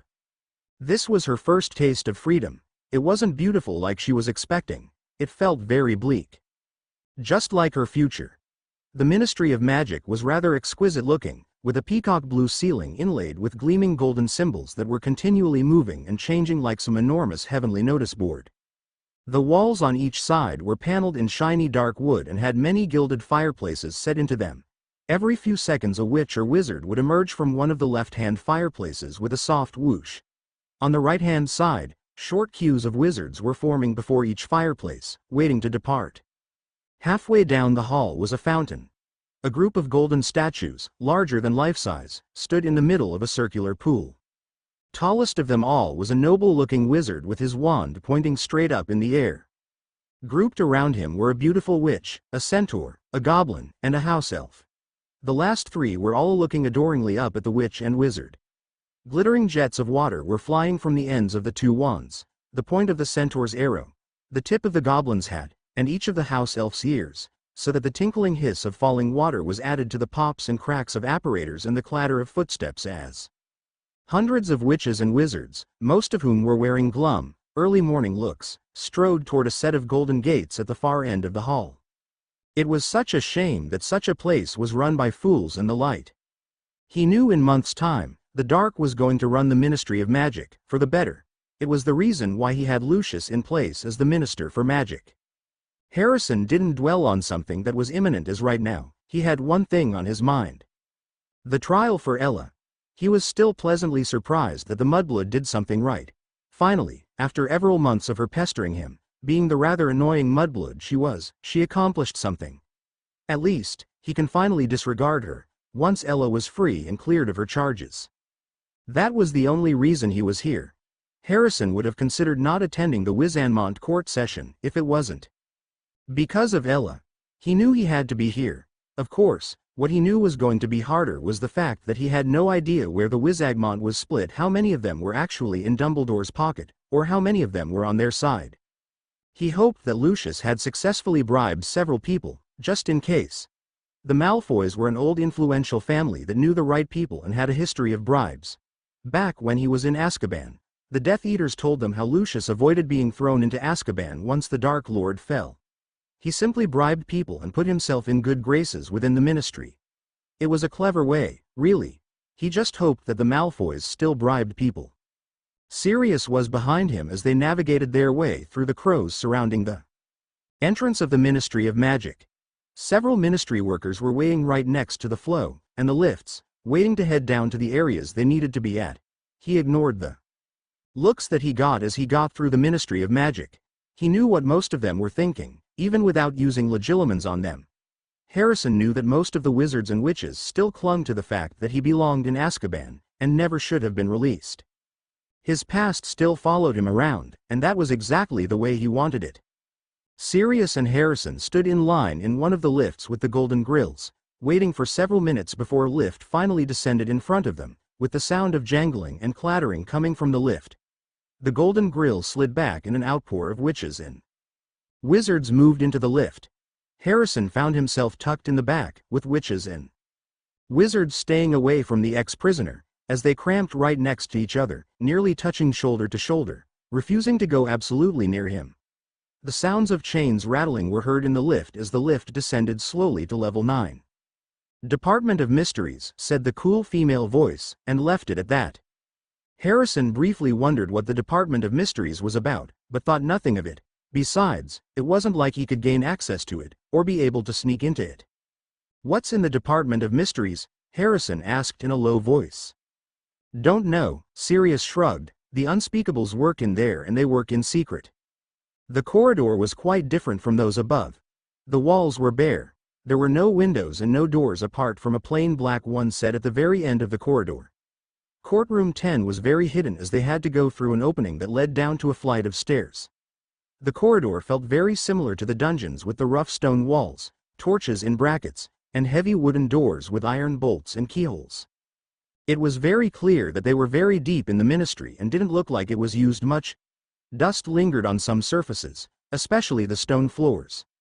Their footsteps echoed on the stone floor, and opened the heavy door. The door closed behind them, and headed up the stairs. The Wizengamot court stood in small groups, talking to one another. Many of the Wizengamot members stopped their conversations and looked at the ex-prisoner, some of them with disdain on their faces like Lord Potter, Lady Longbottom, Lord Shacklebolt. Many of them that carried disdainful faces were light, and followed Dumbledore. They resume their conversation once they pass, and he can hear every word. Luckily, Black and Lucius had helped Harrison with the court procedures and what to expect. Harrison only had 3 seats that he controlled, Peverell, while the Black family had 1 more. Most of the Wizengamot only had either 2 or 1 seat depending on how they won their seat, or how influential they were. It didn't take long until Albus Dumbledore showed up, wearing bright robes as he entered the room. Harrison quickly noted the way some witches and wizards shifted on the stone benches, their eyes practically lighting up with awe and recognition. "Madam Bones, is it really necessary to hold a trial for a known murderer?" He heard Dumbledore say to a witch that he seemed to be Madam Bones. "Yes," Madam Bones answered in a clipped tone, considering the fact that it wouldn't be fair as she never received a trial in the first place. "Very well," Dumbledore said in a neutral voice. Dumbledore took a seat. Harrison thought he saw a flash of anger in Dumbledore's eyes when he saw Harrison sitting there on the bench, his back perfectly straight, his pale hands in his lap, next to other affiliated dark heads of houses. "Shall we begin?" Dumbledore suggested. "Bring the defendant forward," Dumbledore continued. The doors opened to reveal 2 Dementors. Harrison had to stop himself from letting out a flinch as he caught sight of the Dementors that glided into the courtroom. No, they weren't for him. He chided himself mentally. Even months of being away from the presence of the Dementors, he still dealt with the nightmares that plagued him in the night. He saw Ella in the middle of the 2 Dementors, their black claws clutching her pale, skinny arms. Her mouth tightly shut as the Dementors dropped her to the chair in the middle of the room. The chains sprang up and bounded around Ella's torso, arms and legs preventing her from moving. Harrison could still see that Ella looked exactly like the last time he saw her. Still tiny with her gaunt look, her curly, dirty blonde hair framed her face. Trial for Elidora Cynthia Lestrange on the 24th of April, Dumbledore stated. Harrison heard the slight scratching of a quill hitting parchment as a scribe began writing on parchment, recording the trial. Into the charges of the homicide of 7 Muggles and injuring 2 Muggles in the process. Interrogators: Albus Percival Wulfric Brian Dumbledore, Chief Warlock. Amelia Susuan Bones, Head of the Department of Magical Law Enforcement, and Lucius Abraxas Malfoy, Minister of Magic. Ella mainly stared at the marble podium. She didn't want to look at the people who had her fate in their hands. She barely even wanted to be here, but this was one of her only chances of freedom. She hoped Harry had been the one to orchestrate this. It didn't seem like something he would do, but why would she want to complain? This was one of her only chances of freedom. If convicted, Elidora Cynthia Lestrange would be sent back to Azkaban, where she would be sentenced with a life sentence. If she isn't convicted, she would lose all charges on her. Reparations for her time in Azkaban and, Dumbledore stated, and be sent to her living relatives, the Malfoys, interjected a person with long blonde hair. This must have been Lucius Malfoy, with his black robes. She heard stories about her mama, about her Aunt Sissy and an Uncle Lucius, or Uncle Lucy as she liked to call him. She had fleeting memories of spending time with them. She barely remembered them, mainly their appearance, but that was it. Granted, she was only a little girl when that happened, and then her parents and Barty Crouch Jr. got captured by Aurors and thrown into Azkaban. She could still, however, remember unfamiliar wizards who claimed they were going to take her to a better place. They lied. They brought her to the orphanage, and left her there until she killed all those Muggles with her magic. You are Elidora Lestrange, correct? She heard a female voice say. Yes, she said quietly. Do you remember the night you killed those Muggles and injured them? The female voice Madame Bones asked. Yes. Can you tell us what happened? The caretaker of the orphanage along with several others drugged me when they realized that I simply didn't WNT to cleanse. They brought me to the priest, and they started to cleanse me to get the demon they thought resided in me. Something happened where the priest and the rest of them started screaming, and blades started cutting through the skin. I was trapped there until strange wizards cleaned up the scene, Ella explained to them. She felt like she was reliving the day of her first murder. She hated seeing her own condemnation, and it felt funny as it came spilling out her mouth. She never told anyone this. Besides Harry. But this was her chance at gaining her freedom, and she didn't want to blow her chance. She heard whispers break out of the otherwise silent courtroom. She wanted to know what they were talking about, but she didn't want to push it. Ella didn't really want to know too much. Did you purposely slaughter the Muggles? Dumbledore pressed on.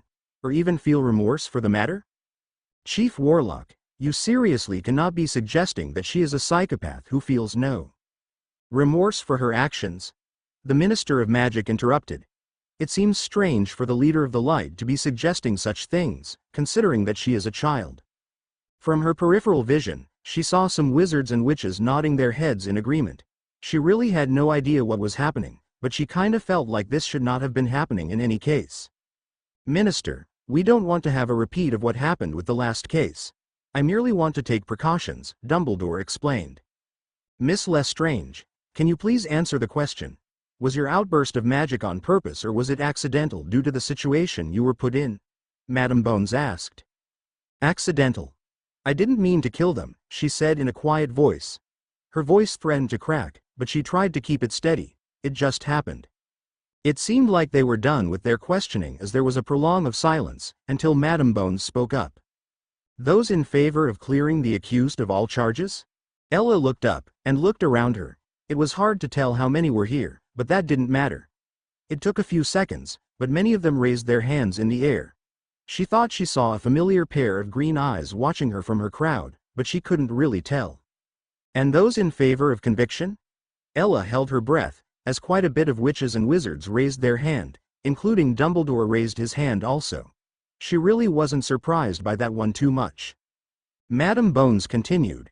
Elidora Cynthia Lestrange is cleared of all charges. She will receive reparations from the Ministry for the time spent in Azkaban, and will be residing with the Malfoys. Cleared of all charges. She thought to herself. She couldn't believe it. Those years she spent being condemned for the murder of the Muggles and being treated like a monster and freak she was. It felt so different. She felt the chains unravel around her, and drop to the floor with a clang. Ella got up from the chair. She felt tiny compared to everyone else around her. She looked around her, staring upwards, and she saw the smirk on Harry's face as he headed down the stairs. He was here. She couldn't believe it. Ella wanted to approach him and tell him things, but before she had the chance, she felt a hand on her shoulder. She looked up to see Lucius looking very pleased with himself and talked to some Wiesungmot members and other people who congratulated her on her newfound freedom and talked about several things. Her newfound freedom. She still couldn't believe it. Those in favor of clearing the accused of all charges? Madam Bones asked. Harrison saw the hesitance in many of the witches and wizards before they raised their hands. He and Sirius also raised his hands. It looked like the dark families and most of the neutral families raised their families. And those in favor of conviction? The light witches and wizards and Dumbledore raised their hands. There was no doubt that they wanted to continue to live like they were superior to others, and wanted to be in power, even if it meant condemning others for silence. Madam Bones continued. Elidora Cynthia Lestrange is cleared of all charges. She will receive reparations from the Ministry for the time spent in Azkaban, and will be residing with the Malfoys. There was chatter in the air, as witches and wizards got up from their seats, and began talking to one another, talking about other Wizengamot matters, and simply expressed their opinion about the verdict that just took place. He wasn't really worried.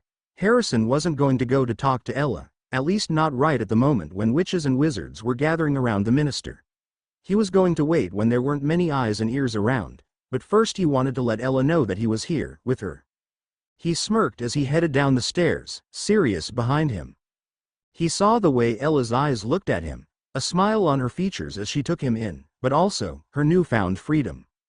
Now, he had to focus on bringing the Dark Lord to full power, and then he could work on getting them out. Chapter 31. Tainted Innocence Chapter Summary. Ella's finally free, now what? Chapter notes. Y'all might cry with this chapter. Anyways, hi. I did not mean to just stop updating my stories like that, but considering the fact that my intrusive thoughts were very strong, dental problems, holidays, and my new job, it's not a surprise. Don't expect quicker updates because I am now buried in schoolwork, and it just started. A reminder, these kids are traumatized, are not okay. No matter how adult they may act, or how childish they are still kids, and don't know how to act their age. Another thing, would y'all like a separate story just based off of Ella, and her dealing with her own set of trauma? It's probably going to be a short story, like 10 chapters max, but like I thought it would be a cool thing, because I can't put everything I want to with her in this. Chapter 31. Tainted Innocence. Many people were congratulating her on her newfound freedom while she clutched her uncle's hand tightly. They were surrounding them, as they chatted loudly, proclaiming about how this was important and how they are finally glad that she finally got justice after being in Azkaban for so long. Ella knew those words they were saying were hollow words, as there was no doubt that they really didn't care. They don't care about letting children go to Azkaban, or else she and Harry wouldn't have been in there in the first place, rotting there for years, until they realized that maybe this was wrong and that they should do something. But she wasn't going to seem ungrateful, no matter how hypocritical adults were. So, Ella made sure she was seen as grateful. She had a soft smile on her face, reserved for strangers as they continued to talk. Her mind was still wrapping around the one thing that was always a fleeting dream, and something destined to be out of her reach: freedom. While her uncle chatted to all these strangers, her mind kept coming back to her family. She wondered how they were going to continue on. She knew she was the only thing that had them living, to continue to survive day by day, even with the suffering the Dementors had brought with them, enduring each passing day. She wondered how her parents were going to react when they found out that she wasn't going to return back to the cell. Ella wondered if they were wondering if she was going to be placed in another cell away from them, or if she finally got the impossible and was away from the place. It was almost a shame that she couldn't know their reaction, but she wasn't going to miss the Dementors that roamed the place, condemning her for killing those muggles. She snapped out of her thoughts as it became clearer that her Uncle Lucius finally stopped chatting with strangers, and left the courtroom with Ella in tow. She felt wandering eyes as she quickly hurried her footsteps, her gaze focused on the grunt, as they passed by many witches and wizards wearing dark-colored robes, carrying briefcases and parchments as they headed to their location, while she and Lucius continued upwards. The lift ride was silent save for the flying airplanes on the roof of the lift, flying by, and the female voice announcing the floor levels in each department. She watched with curiosity as a witch carried a house pet that looked like a very tiny version of when Fenrir turned into a werewolf during the full moons, that was more fluffier and more cute looking than what Fenrir looked like. The animal had short, light brown hair, and small beady black eyes. The small animal was breathing small patches of fire, creating small wisps of dark smoke every time it exhaled.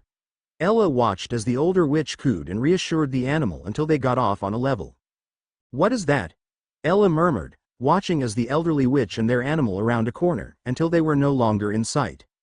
"I don't know. It could be a chimera, but I'm not an animal expert. It's why they got off on level 4, was all her uncle told her." Ella simply nodded, and continued to stare ahead of her as the golden grates opened and closed until they got off on the atrium where more witches and wizards were crowded around the lifts, and around the fireplaces. Ella looked around the room, feeling overwhelmed by the amount of people in one place. She held onto her Uncle Lucius's hand tightly as he guided her through the crowd. They eventually stopped in front of a fireplace, and awaited as each time a person stepped in, they went up in green flames. It only took a short wait, until it was their turn. Lucius stepped in the fireplace and Ella followed. Her uncle announced their destination and they soon went up in green flames. Ella closed her eyes, and clutched Lucius's robes tightly as the flow took them to the manor. It took a little bit, and Ella almost fell face first if Lucius hadn't caught her by the back of her clothes. Lucius didn't waste any time before he called someone or something. "Dobby," Lucius said. An elf appeared right in front of them. Dobby was only roughly 15 centimeters smaller than she was, and she thought she was short. The elf had tennis ball-sized, green eyes, bat-like ears and a very large nose. He was wearing a tattered-looking pillowcase that covered almost his entire body, besides his scrawny, little legs.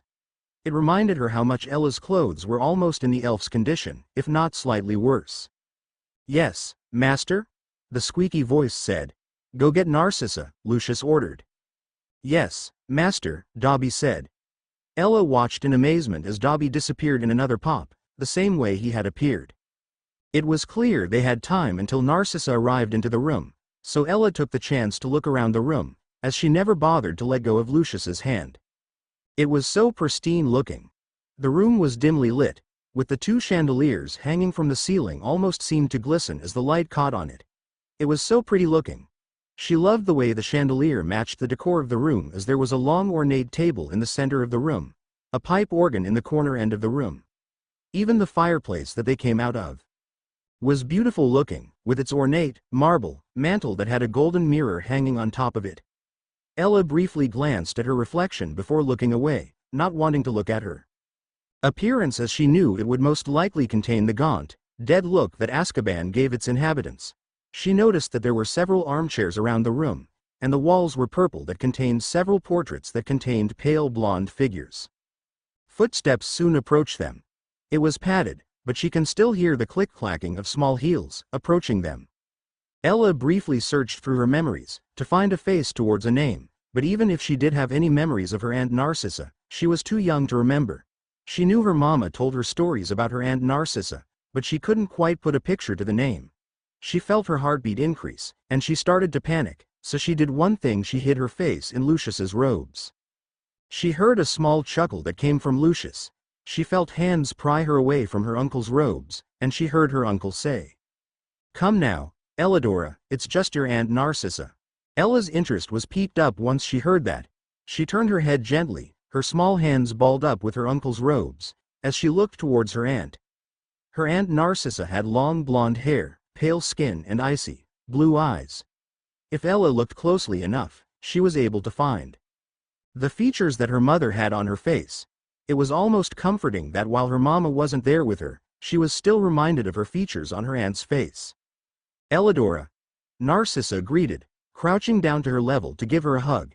"It's so good to see again, after so many years." With a gentle nudge from her uncle, Ella approached her aunt with open arms. She felt arms wrap around her. A strange sensation came over her. She wasn't used to the close contact that her aunt was giving her. She wasn't used to contact whatsoever, not even when Harry was in Azkaban. But she liked the warmth that the hug gave her, and she instantly wanted to stay in the hug forever. She felt safe and loved. Ella didn't realize when tears started streaming down her face, as she realized that her vision was cloudy and had to blink several times to clear it. She realized the extent of today's events, and now more than ever, she wished for her parents back. This was her first time apart, away from them, in years, and she realized that she might possibly not see her parents for a while, not until Harry brought back the Dark Lord. She wasn't going to hear her parents' voices. She wasn't going to hear their chatter, or how they reminisce on the good times, or how they told stories to pass the time. For the first time in a long time, she felt very uncertain about her future, and that frightened her. She felt soothing circles on her back, as she cried in her aunt's arms. Through her sobs, she heard her aunt tell her, "You'll be okay, Elladora," Narcissa reassured her. "I know it's hard for you, and I know you feel overwhelmed. I promise you, I will take care of you like you were my own, until my sister, your mom, and her husband get out." Ella sniffed. "When will that be?" Ella asked in a low voice. "Soon, I hope," Narcissa said.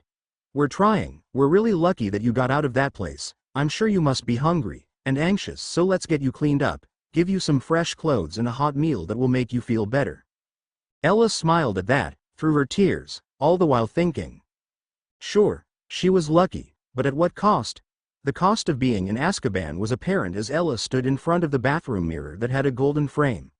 Aunt Sissa, as Narcissa asked for her to call her, on the way to her room, helped her take off her prisoner uniform, and set the bathwater to the right temperature. She saw the way Narcissa looked at her with a frown on her face as Ella truly caught sight of what she truly looked like. Azkaban did a number on her small, skinny frame.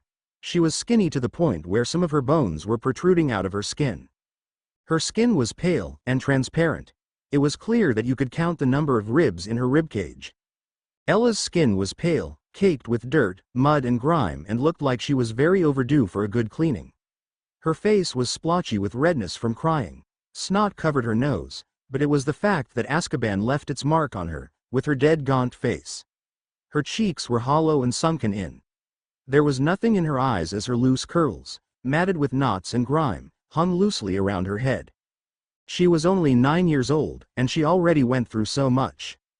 Her gray eyes flickered towards her aunt to see her reaction, but her aunt didn't display much. Instead, she gave her a small smile and she guided Ella into the porcelain tub. Ella looked at the white bubbles that covered the water, and she looked at her aunt with a worried expression on her face. "You'll be okay," Narcissa told her. "The water will help relax you and will be easier to clean off the dirt that clings to your skin." Ella only looked at her in response. Narcissa summoned a couple of toys with her wand, and they fell in the tub with a small plop in the water. Ella looked at them with curiosity, afraid to touch them as they floated on the water, occasionally breathing bubbles. "Why, don't you go play for a little bit, and I'll be right back to help wash you up," Narcissa suggested. She stood up from her kneeling position with a soft smile as she left Ella alone in the bathtub and the bathroom alone. She studied the toys.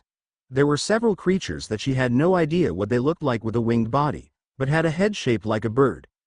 There were also some fishes that breathed with the occasional bubbles that came out of their mouth, and several sea dragons that would move its fins on its own, but that's all it did. Ella hadn't seen a toy in years, not since she was in the orphanage, and even then, all her toys were either stolen, broken, or mysteriously vanished. It had been so long since she saw them, and she almost forgot how to play. She picked up a sea dragon hesitantly, and looked at its blue-green scales and pushed it ahead in the water, watching as its fins moved, pretending like it was swimming. A tear slipped down her cheek as she realized that she was only a child that had seen too much and experienced very little. So much was taken from her in her short span of 9 years. Narcissa had a hard time holding back her tears as she stepped out of the bathroom. Lucius stood right next to the doorway, concern written all over his face. Narcissa approached him, tears clinging to her eyelashes as Lucius took his wife in his arms. Narcissa knew it was going to be bad. After all, spending roughly 6 years in Azkaban can do that to a person, but sending a 3-year-old in Azkaban was just unforgivable. She still could remember the day where she found out from the news that her sister and husband were captured. It had been a little over 3 years after the Dark Lord was vanquished. Most of the Death Eaters had been rounded up by then. Bella, Rodolphus, Rabaston and Barty got lucky in evading the Aurors until they decided to torture the Longbottoms for the Dark Lord's whereabouts. Bella reassured her that nothing was going to happen, and she would return before Elidora would even realize that they were gone. They both knew the risk and even had a plan. In case anything bad happened to Bella and her husband, one of the house elves was going to deliver Elidora to them. Yet, it seemed that Dumbledore expected that and instead took Elidora away in that filthy Muggle orphanage, where who knows what went on there, behind closed doors. "Oh, Lucius, she's so thin," Narcissa said. "You should have seen how bad it is." "I know," Lucius murmured. "I can't understand why Dumbledore thought it was a good idea to put a 3-year-old in Azkaban." Narcissa pursed her lips and shook her head. She wasn't going to press further, and instead asked, "Did the Ministry decide to compensate her for wrongful imprisonment?" "Madame Bones has decided to give her 50,000 gallons in reparations. 10,000 for each year she has been in prison." "Is that it?" "Unfortunately, so," Lucius sighed. "I tried to get the Ministry to pay for St. Mungo's treatment, in getting her to see a mind healer, but Dumbledore was pretty adamant and said that 50,000 gallons was enough. Whenever I get my hands on Dumbledore, he's going to wish for death to bring him mercy," Narcissa hissed. "You and everyone else, my dear. She was just a child, and yet, she's a victim of this war, and is expected to be just fine," Narcissa told him.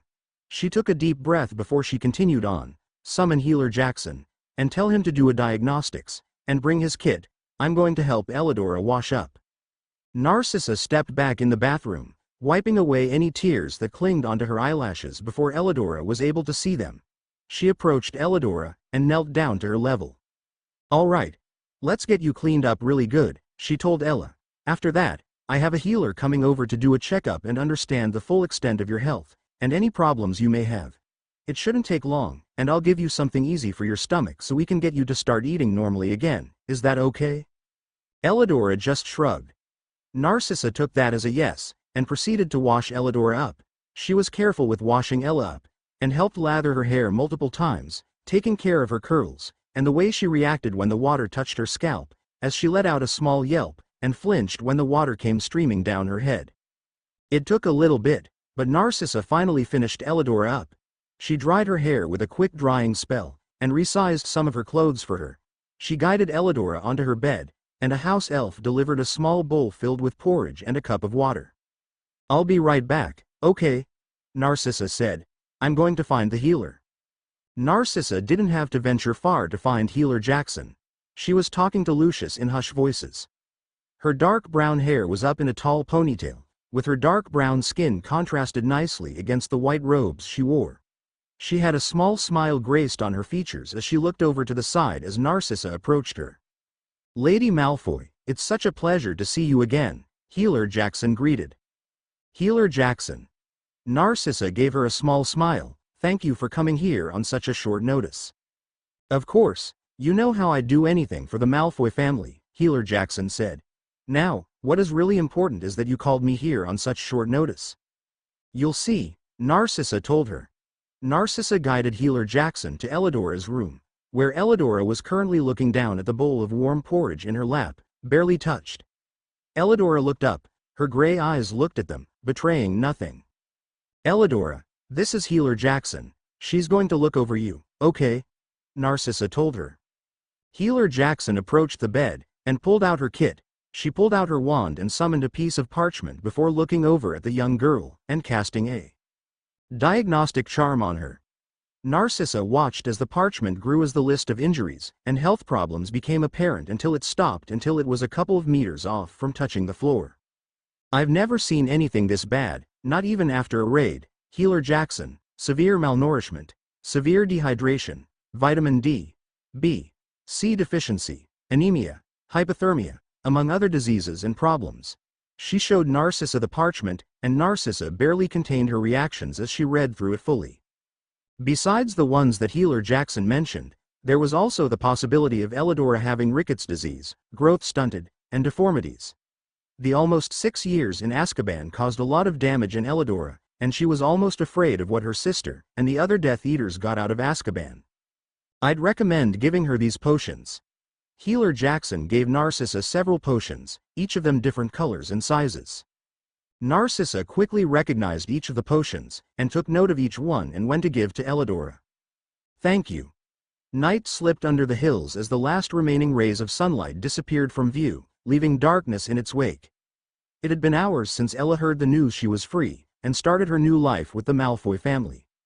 She had a small smile on her face as she clutched a stuffed dragon, which was one of Draco's favorite stuffed animals when he was younger that Narcissa explained to her when she gave it to Ella, along with several of his toys that he no longer played with too much.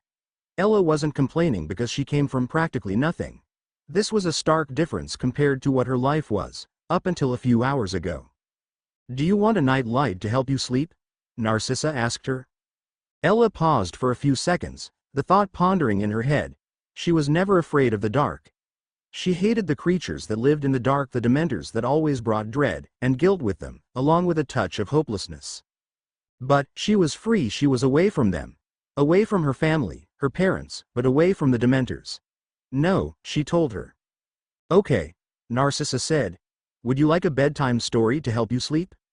A huge smile was seen on Ella's face. It had been so long since someone told her an actual story, not since Harry got out. Her mama and papa knew stories, but had troubles remembering what would happen in the book, or it was just stories about when her parents were younger or tales about Death Eaters. There weren't many stories from books, but that was what Harry was for. "All right. Which story?" Ella didn't have to think about it before she exclaimed, "The Tale of the Three Brothers." Without saying another word, Narcissa summoned the book sitting on a bookshelf. It was still a decent-looking copy, despite looking like it was well-loved. The corners of the book were nicked, and cardboard was seen peeking out of the cover. She flipped through the pages until she reached the Tale of the Three Brothers, and started reading. There were once three brothers who were traveling along a lonely, winding road at twilight. In time, the brothers reached a river too deep to wade through and too dangerous to swim across. However, these brothers were learned in the magical arts, and so they simply waved their wands and made a bridge appear across the treacherous water. They were halfway across it when they found their path blocked by a hooded figure. Eventually, Ella slipped into dreamland. It wasn't a particularly settling dream as she soon started twitching. First her fingers, then her toes as she began to toss and turn in the bed. She was back in Azkaban, the ocean's waves crashing outside of the prison. The silver bars and the dirty floor surrounded her, but the only difference was no one was there. She couldn't see anyone. She was alone. She was met with silence as Dementors started to loom closer and closer. She looked around, hoping to find at least one familiar face or anyone whatsoever, but there was no one. She couldn't hear anything, no human voices. The only sounds she could hear was her own breathing and the ocean's waves. She didn't notice until she felt the familiar goosebumps on her body, as her hair raised up, shuddering as she felt the familiar presence of the Dementors come over her. Ella knew running away wouldn't do anything as they always got what they wanted. She saw their movement from the corner of the eye. The flash of a rotting claws picked her up by her tattered uniform. She was suspended in midair. She started kicking, but was no use as the Dementors closed in, and opened their mouths to reveal nothing. "Elladora." She whipped her around, to try and find the source of the voice, but couldn't find anybody. She was still alone as the Dementors continued to suck out her soul, and was going to give her the kiss. "Elladora." Ella tried one more time to find the source of the voice, but she felt the last bits of her soul leave her body. Ella was up, her heart beating loudly in her chest as she looked around. She was safe. She was still in Malfoy's manor. She was safe. She was away from Azkaban and its inhabitants. "Are you okay?" she heard her aunt say, her fingers combing through her hair. Ella caught sight of the reflection of Narcissa's blue eyes from the glow of the moonlight. "You had a nightmare." "Sorry," she murmured. "Do you want to tell me about it?" Tears started gathering in her eyes and she quickly broke down, as she told Narcissa what happened in her dream, about how she was back in Azkaban, alone, and the Dementors finally gave her the kiss. All the while as Narcissa soothed her, and cuddled her until she felt safe, and sleep would overtake her. Chapter 32. Curiosity Kills the Cat. Chapter Summary. Curiosity kills the cat, but satisfaction brought it back, or Harrison finds the locket, and Ella has her first session with a mind healer. Chapter notes: this just turned into two entire messes. That things just happened. Shout to that one reviewer who asked how this is WBWL story. I explained a little bit, but more will be revealed later. Chapter 32. Curiosity Kills the Cat. The holiday break was coming to a close, And Harrison knew there was very little time in finding that object that haunted the back of his consciousness. There was only a little more than a day before he would go aboard the Hogwarts Express to finish out the remainder of the term at Hogwarts. Right after that is when he was going to spend those few months of summer in finding the Dark Lord and bring him back to his full power. That was the plan. Right now, he just wanted to get that object out of his head, the one that continuously haunted his thoughts, kept him up all through the night, wondering what this object was and why this was important to the Dark Lord. He wanted to feel its power, the dark magic that was practically begging him to find it. Practically calling him. He wanted to feel the rush of magic it would give him, and how much he still had much more to fight, much more to give before his promise would mean something. Before, everything in the magical world would be okay, and finally be a better world. Right now, the object was going to take priority, and he needed to sneak around to grab it before Sirius found out what he was doing. He spent the last couple of days studying the man's habits and routine, so it would be easier to grab the object before Sirius would even notice if he ever noticed. He didn't want to risk it, nor did he feel like asking Sirius what the object was even appropriate, considering he was a guest in his house. Harrison cast a muffling charm on his feet as he headed down the stairs, down to the drawing room. He soon arrived in the drawing room, barely even looking at the tapestry with the black motto, written in French on top of the family tree. He barely even glanced over at the papers sprawled on the desk, messily, or how the window showed Muggle London. No, instead he focused on the tingling and the presence of something dark that came from the door, the one right across from the desk.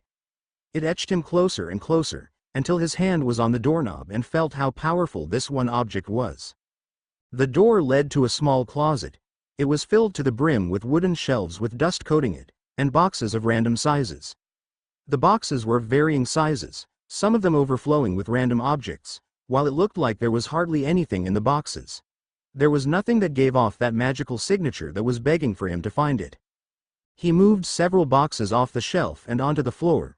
It looked like there was nothing special about them, considering that they were all collecting dust from just sitting there. It was like Sirius or one of his ancestors just threw them in there, hoping to find a place to put them, sentimental reasons, or just didn't want to throw it out. It took Harrison unsuccessful attempts, looking through boxes before he put out a box that was stashed in a dark corner. At first, it looked like nothing important, but he felt the dark magic coming from the box, and knew that somewhere within the box would contain the dark, mysterious object. He tossed several objects on the floor, landing softly with a small thud, before something caught his eye.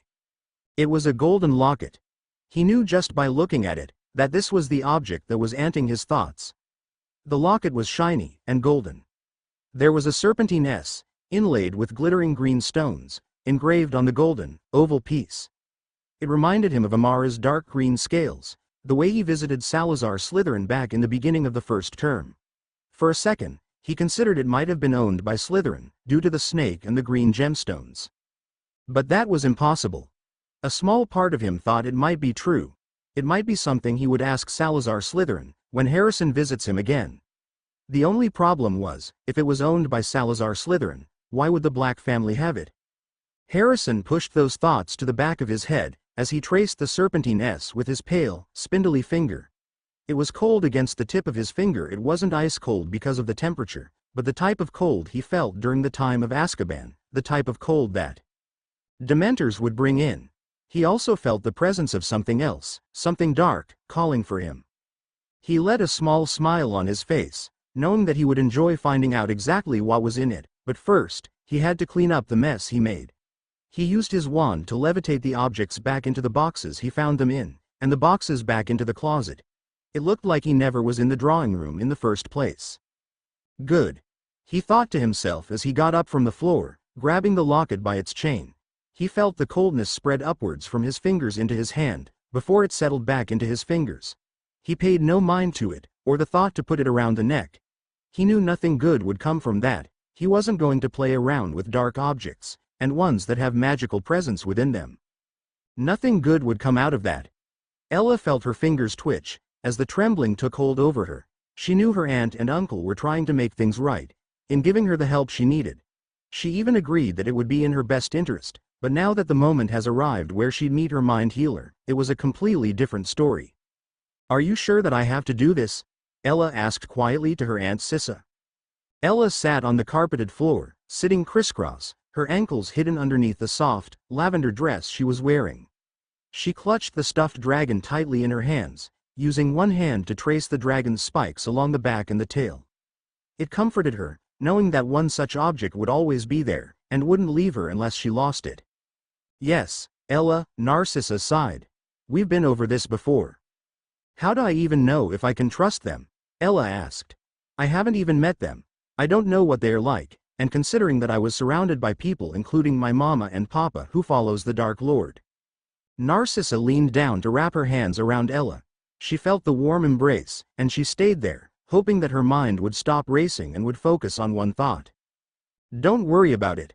Lucius and I made sure to find a mind healer that will help you, considering your family name and who they follow, Narcissa explained to her.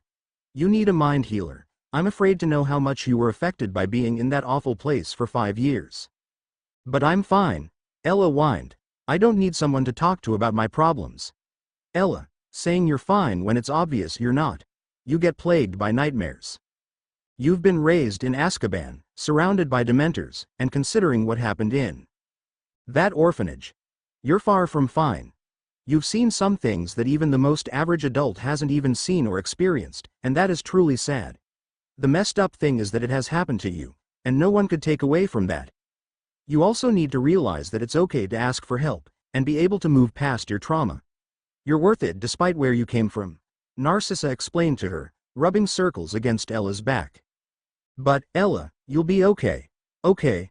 Narcissa told her. How about this? You get through this session with them without throwing a fit or protesting about it, and we'll go out, get some ice cream and maybe pick out your own training wand, deal? Deal. That seemed to keep her quiet with her mind occupied with the idea of getting her own training wand. She knew her mama and papa once had one before they were thrown into Azkaban. It was one of the things that her parents talked about how, once they would get out of prison, they'd be a normal family and let her enjoy things that she should be enjoying as heir to the Lestrange family. She kept imagining all the spells she might be able to cast along with it, and a pang of guilt spread through her as she realized that her mama and papa wouldn't be there for her to cast her first spell with an actual wand, well, a training wand, but it was the same gist. Ella, she heard someone say her name. She looked up to see her Aunt Cissa standing next to an unfamiliar witch. The unfamiliar witch had dark brown hair put up in 2 braids, and her skin having a deep bronze-colored tint to it that reminded her of the instruments of the orchestra she watched so long ago.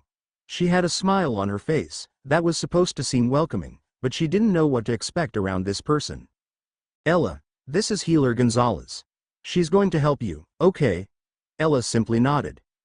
Healer Gonzalez sat down, right in front of her.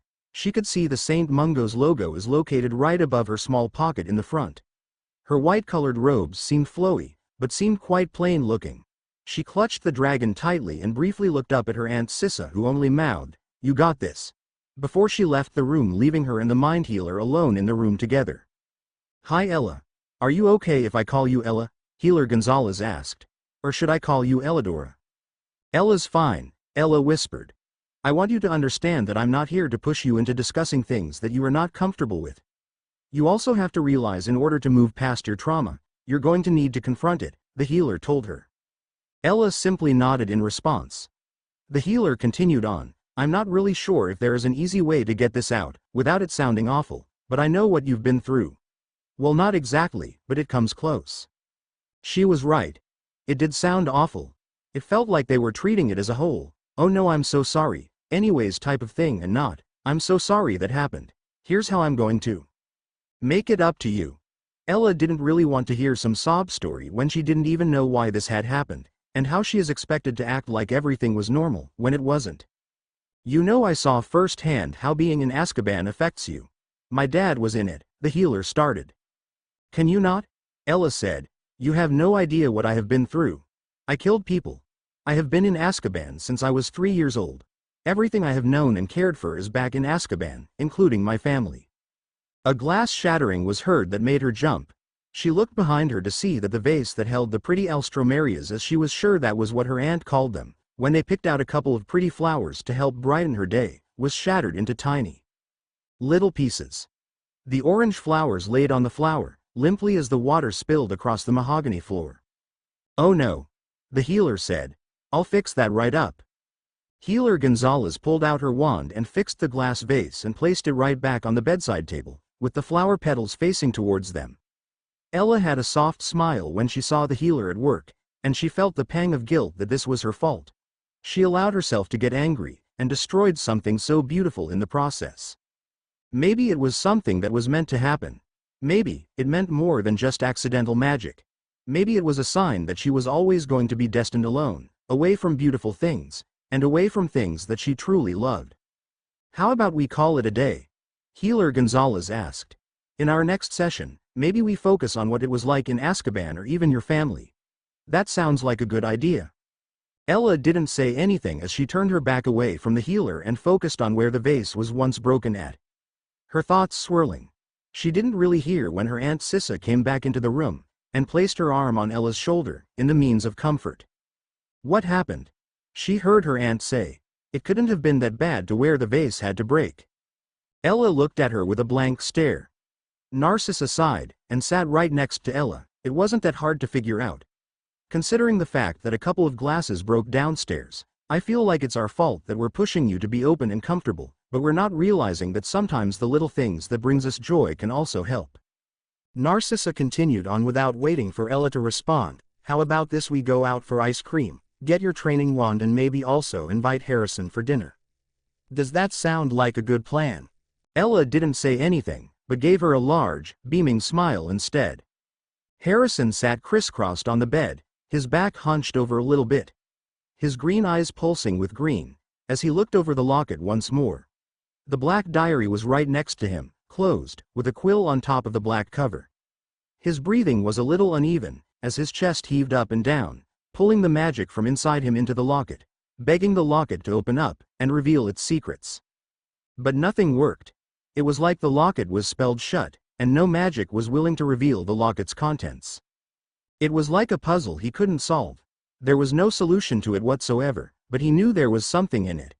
There was something contained inside of it. A brief thought came over him, and he wondered if this may be something like the diary on how Tom Riddle was. Basically a memory of his 16-year-old self, forever contained in the diary for all eternity, unless someone gave him enough magic to give up a corporal body of his own. Harrison let out a sigh, and he threw the locket on the bed, landing at the foot of the bed. He closed his eyes, taking a deep breath in the process before he opened his eyes again. He felt clear-minded, with every emotion tucked away, including frustration, tucked behind a wall, and an idea in the forefront of his mind. It was worth a shot. Harrison leaned over on his legs, grabbing the chain of the locket with his fingers, and brought it to him. It sat innocently on his lap, and whispered, "Open." The locket opened itself, and darkness came pooling out like black smoke. Darkness spread across the bed, from his lap, coating everything in the room with black, and shadows. Within a few seconds, it was like all the light from the room, from the sunlight streaming in, was gone. It was darkness. His vision couldn't adjust as darkness overtook him. He heard whispers in Parseltongue that he could barely make out. The darkness moved away from him, as it was afraid before it was morphing into something, or well, rather someone. It almost looked like the darkness was trying to replicate his worst fear, morphing into a small figure with dirty blonde, curly hair that looked like it was Ella. The darkness being Ella made her out to be somewhat tall, her curly blonde hair pulled back out of her face, and not around her face. Her silver eyes contained a wide range of emotions that he can only guess to be bitterness, hurt, and sadness. Sometimes, for only the briefest moment, he could see small wisps of darkness pulling at her silver eyes. The darkness opened its mouth, and Ella's voice came out of it. "How can you?" Ella said. "Why promise me something that wasn't true?" Something inside him felt crushed, as if a strand was thinning out for a second. He felt nothing but hardened rage. The darkness Ella continued on, her voice filled with disappointment and anger. "You promise you would get them out. You would get my parents out, but that was all a lie, isn't it?" He let it continue talking. "You whispered sweet things that I thought were the truth, but in the end, you failed. You failed to bring the Dark Lord back, you failed." Harrison felt anger simmering inside of him as the darkness Ella played with his emotions that was tucked away, using his worst fears against him, and using someone who looked up to him, and wanted him to burn down the world to protect each other, and everyone else from the harm of its world, from letting the poison seep through. letting further harm into the magical world. How dare this creature of darkness that wasn't a Dementor play with his emotions? A cold, jaded laugh left him, as he realized that this creature was only saying things that weren't true. That hasn't happened. He wasn't going to fail at his mission, and he knew he was to get them out and let the world burn. Ella looked shocked at the way Harrison responded, and recoiled back into darkness. Darkness encroached his vision once more, before the darkness morphed into another shape. The figure was handsome looking, that would probably rival his looks. He was rather tall, and appeared to be in his early 20s. He was rather pale looking, and had a small smirk on his pale pink lips. His dark brown eyes contained a small hint of scarlet within them. It almost looked like the crimson-red eyes that belonged to the Dark Lord. "Where am I?" the figure asked, looking around the still darkened room. "You're in one of the Black family's ancient houses, Grimald Place," Harrison told him. "Impossible." The stranger's tone turned dark, and almost slipped into Parseltongue. Harrison saw more of a flash of crimson from his eyes. He was dealing with the younger version of the Dark Lord, then. "Unless my older self decided to give me to the Black family for safekeeping, but that's impossible. He wouldn't have given me away." "Is it possible that one of the Blacks turned traitorous?" Harrison offered. "It doesn't really seem like the Dark Lord would leave his objects behind like that, but then again, I found the diary easily." Tom Riddle looked over to the black diary that was sitting next to Harrison. The air in the room seemed to drop drastically, as coldness took over. Darkness seemed to coil up to Harrison, until he felt a pressure around his neck, squeezing his neck tightly. "How dare you have my diary?" Tom Riddle hissed. Harrison's vision started blacking out as he struggled against the force that held him, letting him unable to breathe. He choked, gasping for any breath he could get his lungs, but that wasn't enough oxygen to get in his lungs. He started clawing at the darkness, begging for air, but the darkness kept a good hold on him. "I found it, in the Malfoy's library," Harrison managed to whisper, slipping in Parseltongue as his last desperation. The darkness receded just a little bit to the point where Harrison gasped for air, when the pressure around his throat was gone. He took in several breaths of air before his breathing finally returned to normal, before he looked at Tom Riddle, who had a look of curiosity on his face. "How are you able to speak Parseltongue, child?" Tom Riddle asked. "I've always had it." "Impossible," Tom Riddle said. "Only descendants of Slytherin has it, and I'm the last one." "You still are." Riddle's eyes narrowed. "Explain." "Spiritual adoption." Riddle was quiet for a couple of seconds. "Let me in." It wasn't a question, it was more a demand. Harrison lowered his shields as the younger Dark Lord went prodding around in his mind, pulling memories from the cells, navigating his way through the deepest and darkest corners of the prison. Occasionally, the Dark Lord would stop to look at several of his memories, like Ella in Azkaban, the time he was thrown into Azkaban, the first time Harrison found out he was able to speak Parseltongue, even going deeper to find the Potters celebrating Sevier's birthday and ignoring Harrison, favoriting him. Harrison felt the disdain coming from the younger Dark Lord, radiating off of him, but he continued to let the Dark Lord go through his mind, until he stopped at the memory of the Dark Lord, his older self, nearly killing both of the Potters' kids, and the killing curse rebounded back to the Dark Lord, vaporizing him in the process. He felt the Dark Lord still in his mind, replaying the memory, as the killing curse rebounded onto the Dark Lord. The younger Dark Lord must have found the answer as he exited out of his mind. Harrison quickly put his shields back, mentally adding a note later to reorganize his memories. "Impossible," Tom muttered. Harrison stayed quiet for a few seconds as the younger Dark Lord looked at him, with an odd look on his face. It looked like Harrison was a puzzle that the Dark Lord was going to enjoy unraveling, bit by bit. "No one can survive the killing curse." Harrison only shrugged at his response. He was used to that type of response. How it was really weird that his brother survived the killing curse, and didn't die. Everyone asked that, and they were still going to ask that long after Sevier and the Potters were gone. "It's a good thing that my older self thought it was a good idea to let you live," Tom slipped into Parseltongue. "You're a valuable asset, child." Chapter 33. Only the Young. Chapter Summary. Harrison finally sees Ella. Chapter Notes. It's been a while. I know my updates have been sporadic since 2023 happened, especially for this story.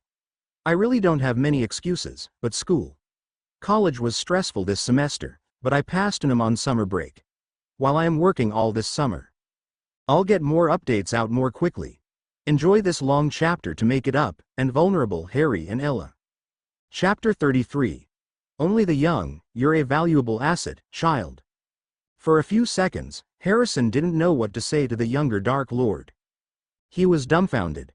Those words that were echoed gave him a weird tightening feeling in his chest as he knew a compliment from the Dark Lord was massive. The Dark Lord doesn't do that, but it meant that he did something that no one ever would have accomplished before. He was useful. It almost seemed that all that time that he waited just for this moment, for the time he spent in Azkaban, was worth it, just to get to this moment.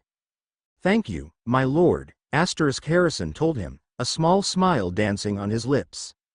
I know one thing for sure, if I ever get my body back, I would love to be able to teach you the things I know, Tom Riddle said in a low voice, switching the conversation over to something else, ignoring what Harrison told him. I'd appreciate that. For being only 11 years old, you have been through things that most adults wouldn't have thought about. You're willing to join my cause and fight for it at your young age. That is impressive, Harrison smiled softly before he murmured, I hope to turn the tide of the incoming war when it comes. I have no doubt that you will, however, Tom Riddle said, suddenly switching to English in a low tone. You're only 11 years old. A child. You have no place for fighting in a war that should only be fought by adults. I don't care how much your experience is different or how you're dedicated to my cause. Your age is what impacts you the most. War should not be fought by child soldiers. That is inhumane and dragging those who do not understand the thing that they are fighting for. Children are the ones who are the most easily coerced into things, and get exploited by adults who should know better, yet continue to rope the next generation into it. It's one of the reasons why I dislike Dumbledore. Dumbledore doesn't know when to fight his own battles.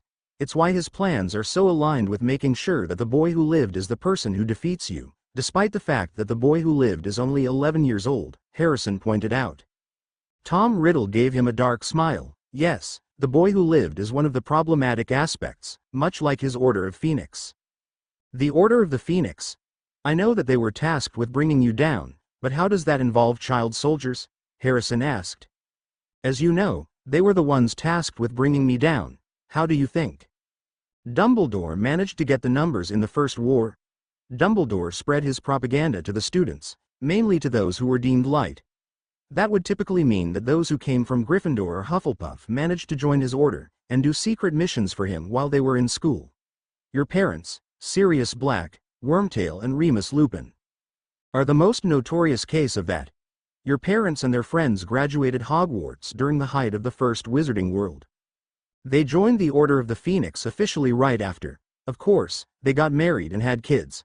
I admit it's my fault that I was blinded by the prophecy that Snape told me about one of the Potter kids who were destined to overthrow me. I was too obsessed with having power and defeating Dumbledore that a mere toddler would have that kind of power to defeat me.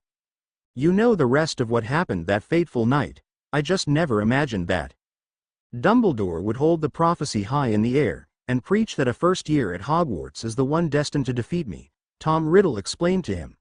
My older self was incredibly blinded by the Philosopher's Stone to realize it was a trap set up by Dumbledore when you explained it to him. What about you?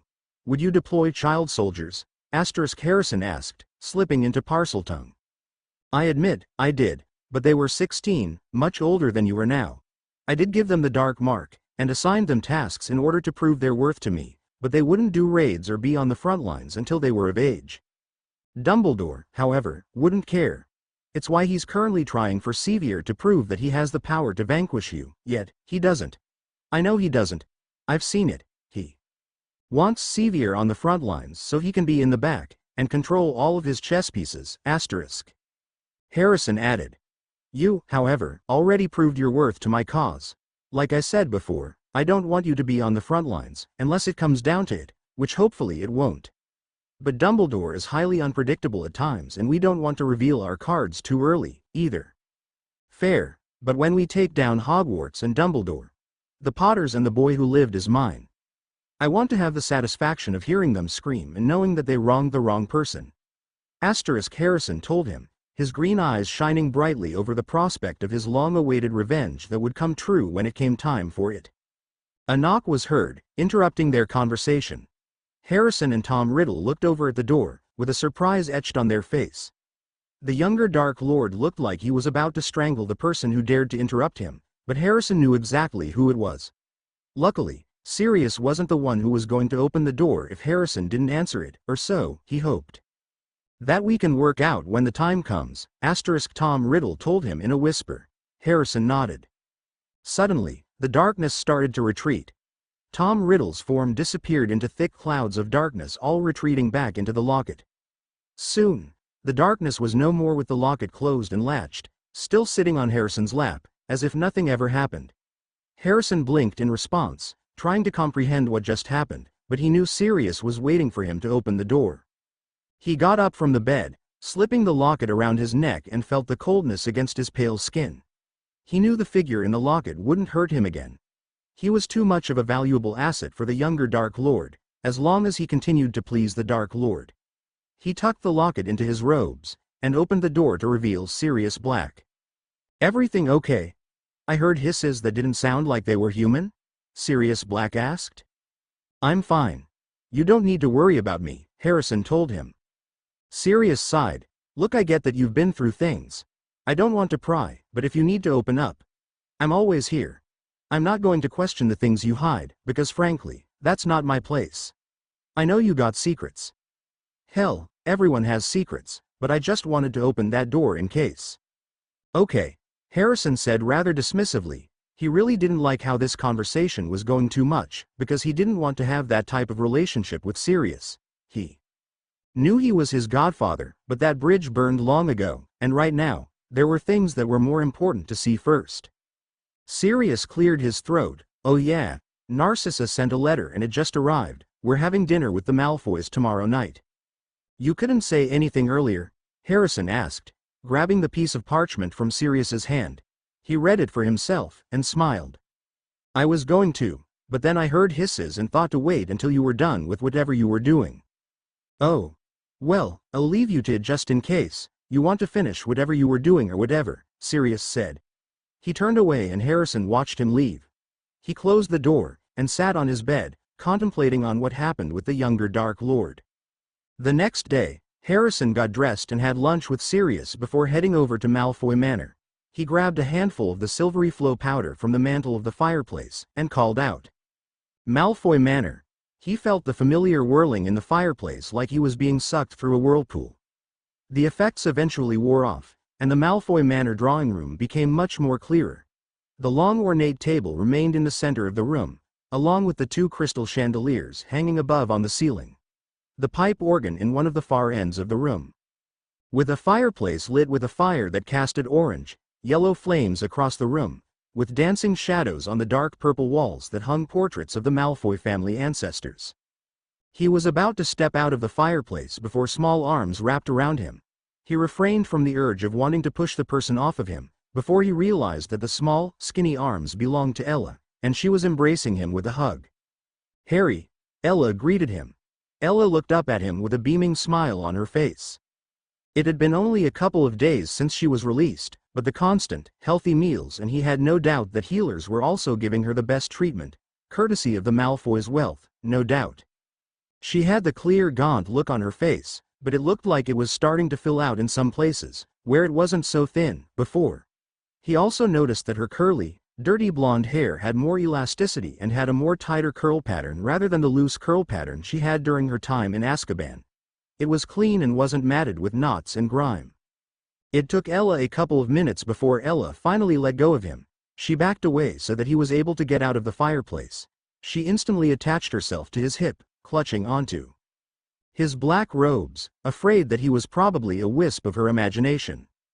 "I'm so glad you're out of there," Harrison told her softly, "away from the Dementors, but at least, you'll be able to see the outside world and for what it's worth."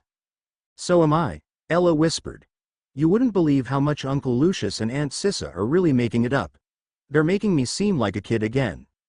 "You are a kid," Harrison pointed out.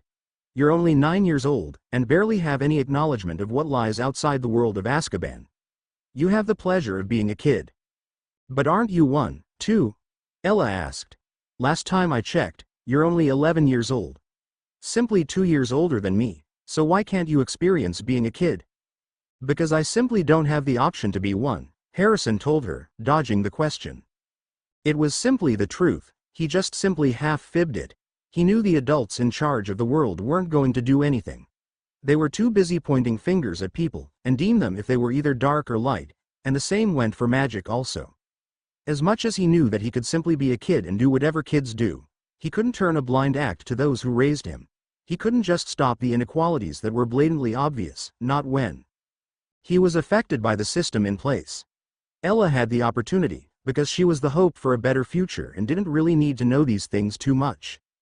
Oh, Ella scrunched up her face and asked, is that you refuse to let anyone else bring me back my parents and the Dark Lord? Partially yes, you don't deserve the harshness the world gives you. It isn't right, whatsoever. The thing is, you can't wait around for someone to understand what they are doing with inequality. Sometimes, the best thing you can do is do the work yourself because who else is going to do it for you? I know from my experience that the adults who are too busy pointing fingers at each other, that they don't care. They don't care about you and I. I don't have that luxury because the world never presented me with that opportunity. You have the chance to be a kid, and be as carefree as you want. Even though you were raised in Azkaban, you had a loving family who would do anything for you. You were their beacon of hope in that place.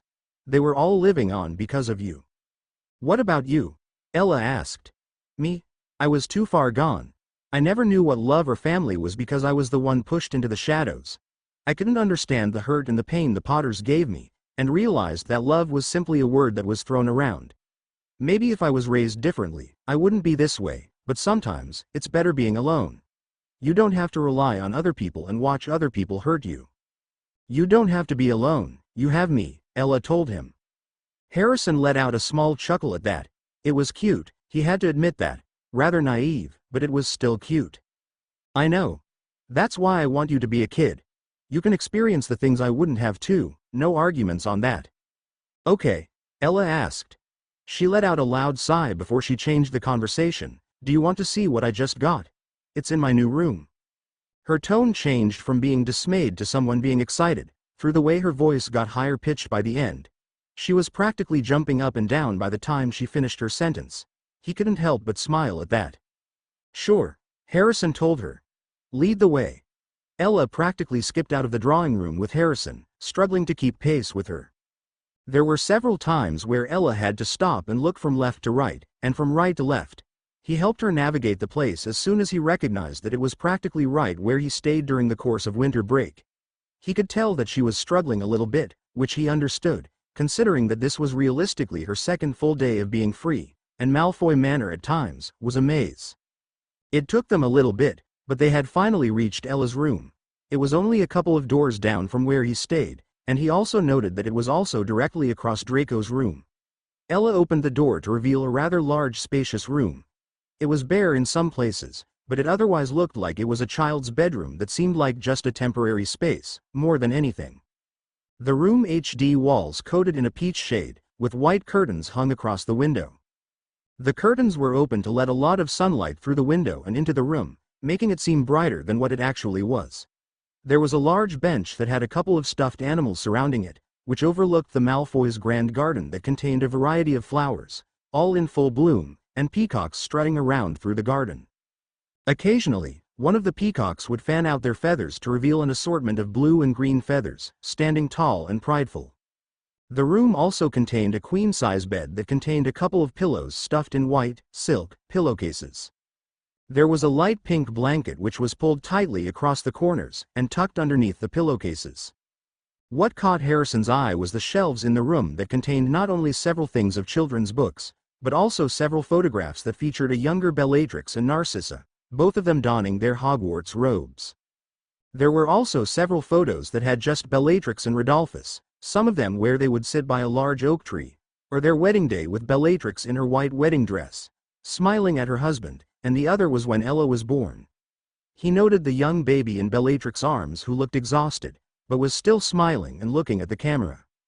It's not much, but it's much better than what I'm used to, Ella told him. The toys, stuffed animals and books were all Draco's old stuff that he didn't use anymore. Aunt Sissa did a little bit of the decor, and found several pictures with Mama in them that she had lying around. She thought it would help me adjust to a normal life, and remember them, until they get free. Harrison smiled at her. It's good. Narcissa is your mom's sister, so it should help if you miss them. Maybe she can tell you stories about your mama, also. Anyways, look, Ella said in an enthusiastic tone. She held up a wand in her hand. It was the color of deep mahogany, and almost looked like the size of his wand, if not a little bit shorter. It's a training wand. Aunt Sissa took me to Diagon Alley yesterday and bought me a wand. Now I could be just like you and anyone else. Isn't that cool? Harrison told her. You're able to channel your magic through a wand, and define it more. Here in a couple of years, you'll be on your way to Hogwarts, or another wizarding school. I never thought about that. I can't wait until then, Ella told him, with a large smile on her face. You have a couple of years left, but those years will go by fast, he told her. Do you think Mama and Papa would be out of there when I start school? She asked. I don't want to make promises like that, but I sure hope so. It was only a couple of years. He knew he had to get Ella's parents out of the prison to get the rest of them out. He knew he didn't need those couple of years, but sometimes, things can be unpredictable. He didn't want to make a promise to her, something that he couldn't keep. He didn't want to see her face heartbroken, and make her think he was a liar, and made hollow promises. She deserved the world and everything that came with it. I have to be patient, don't I?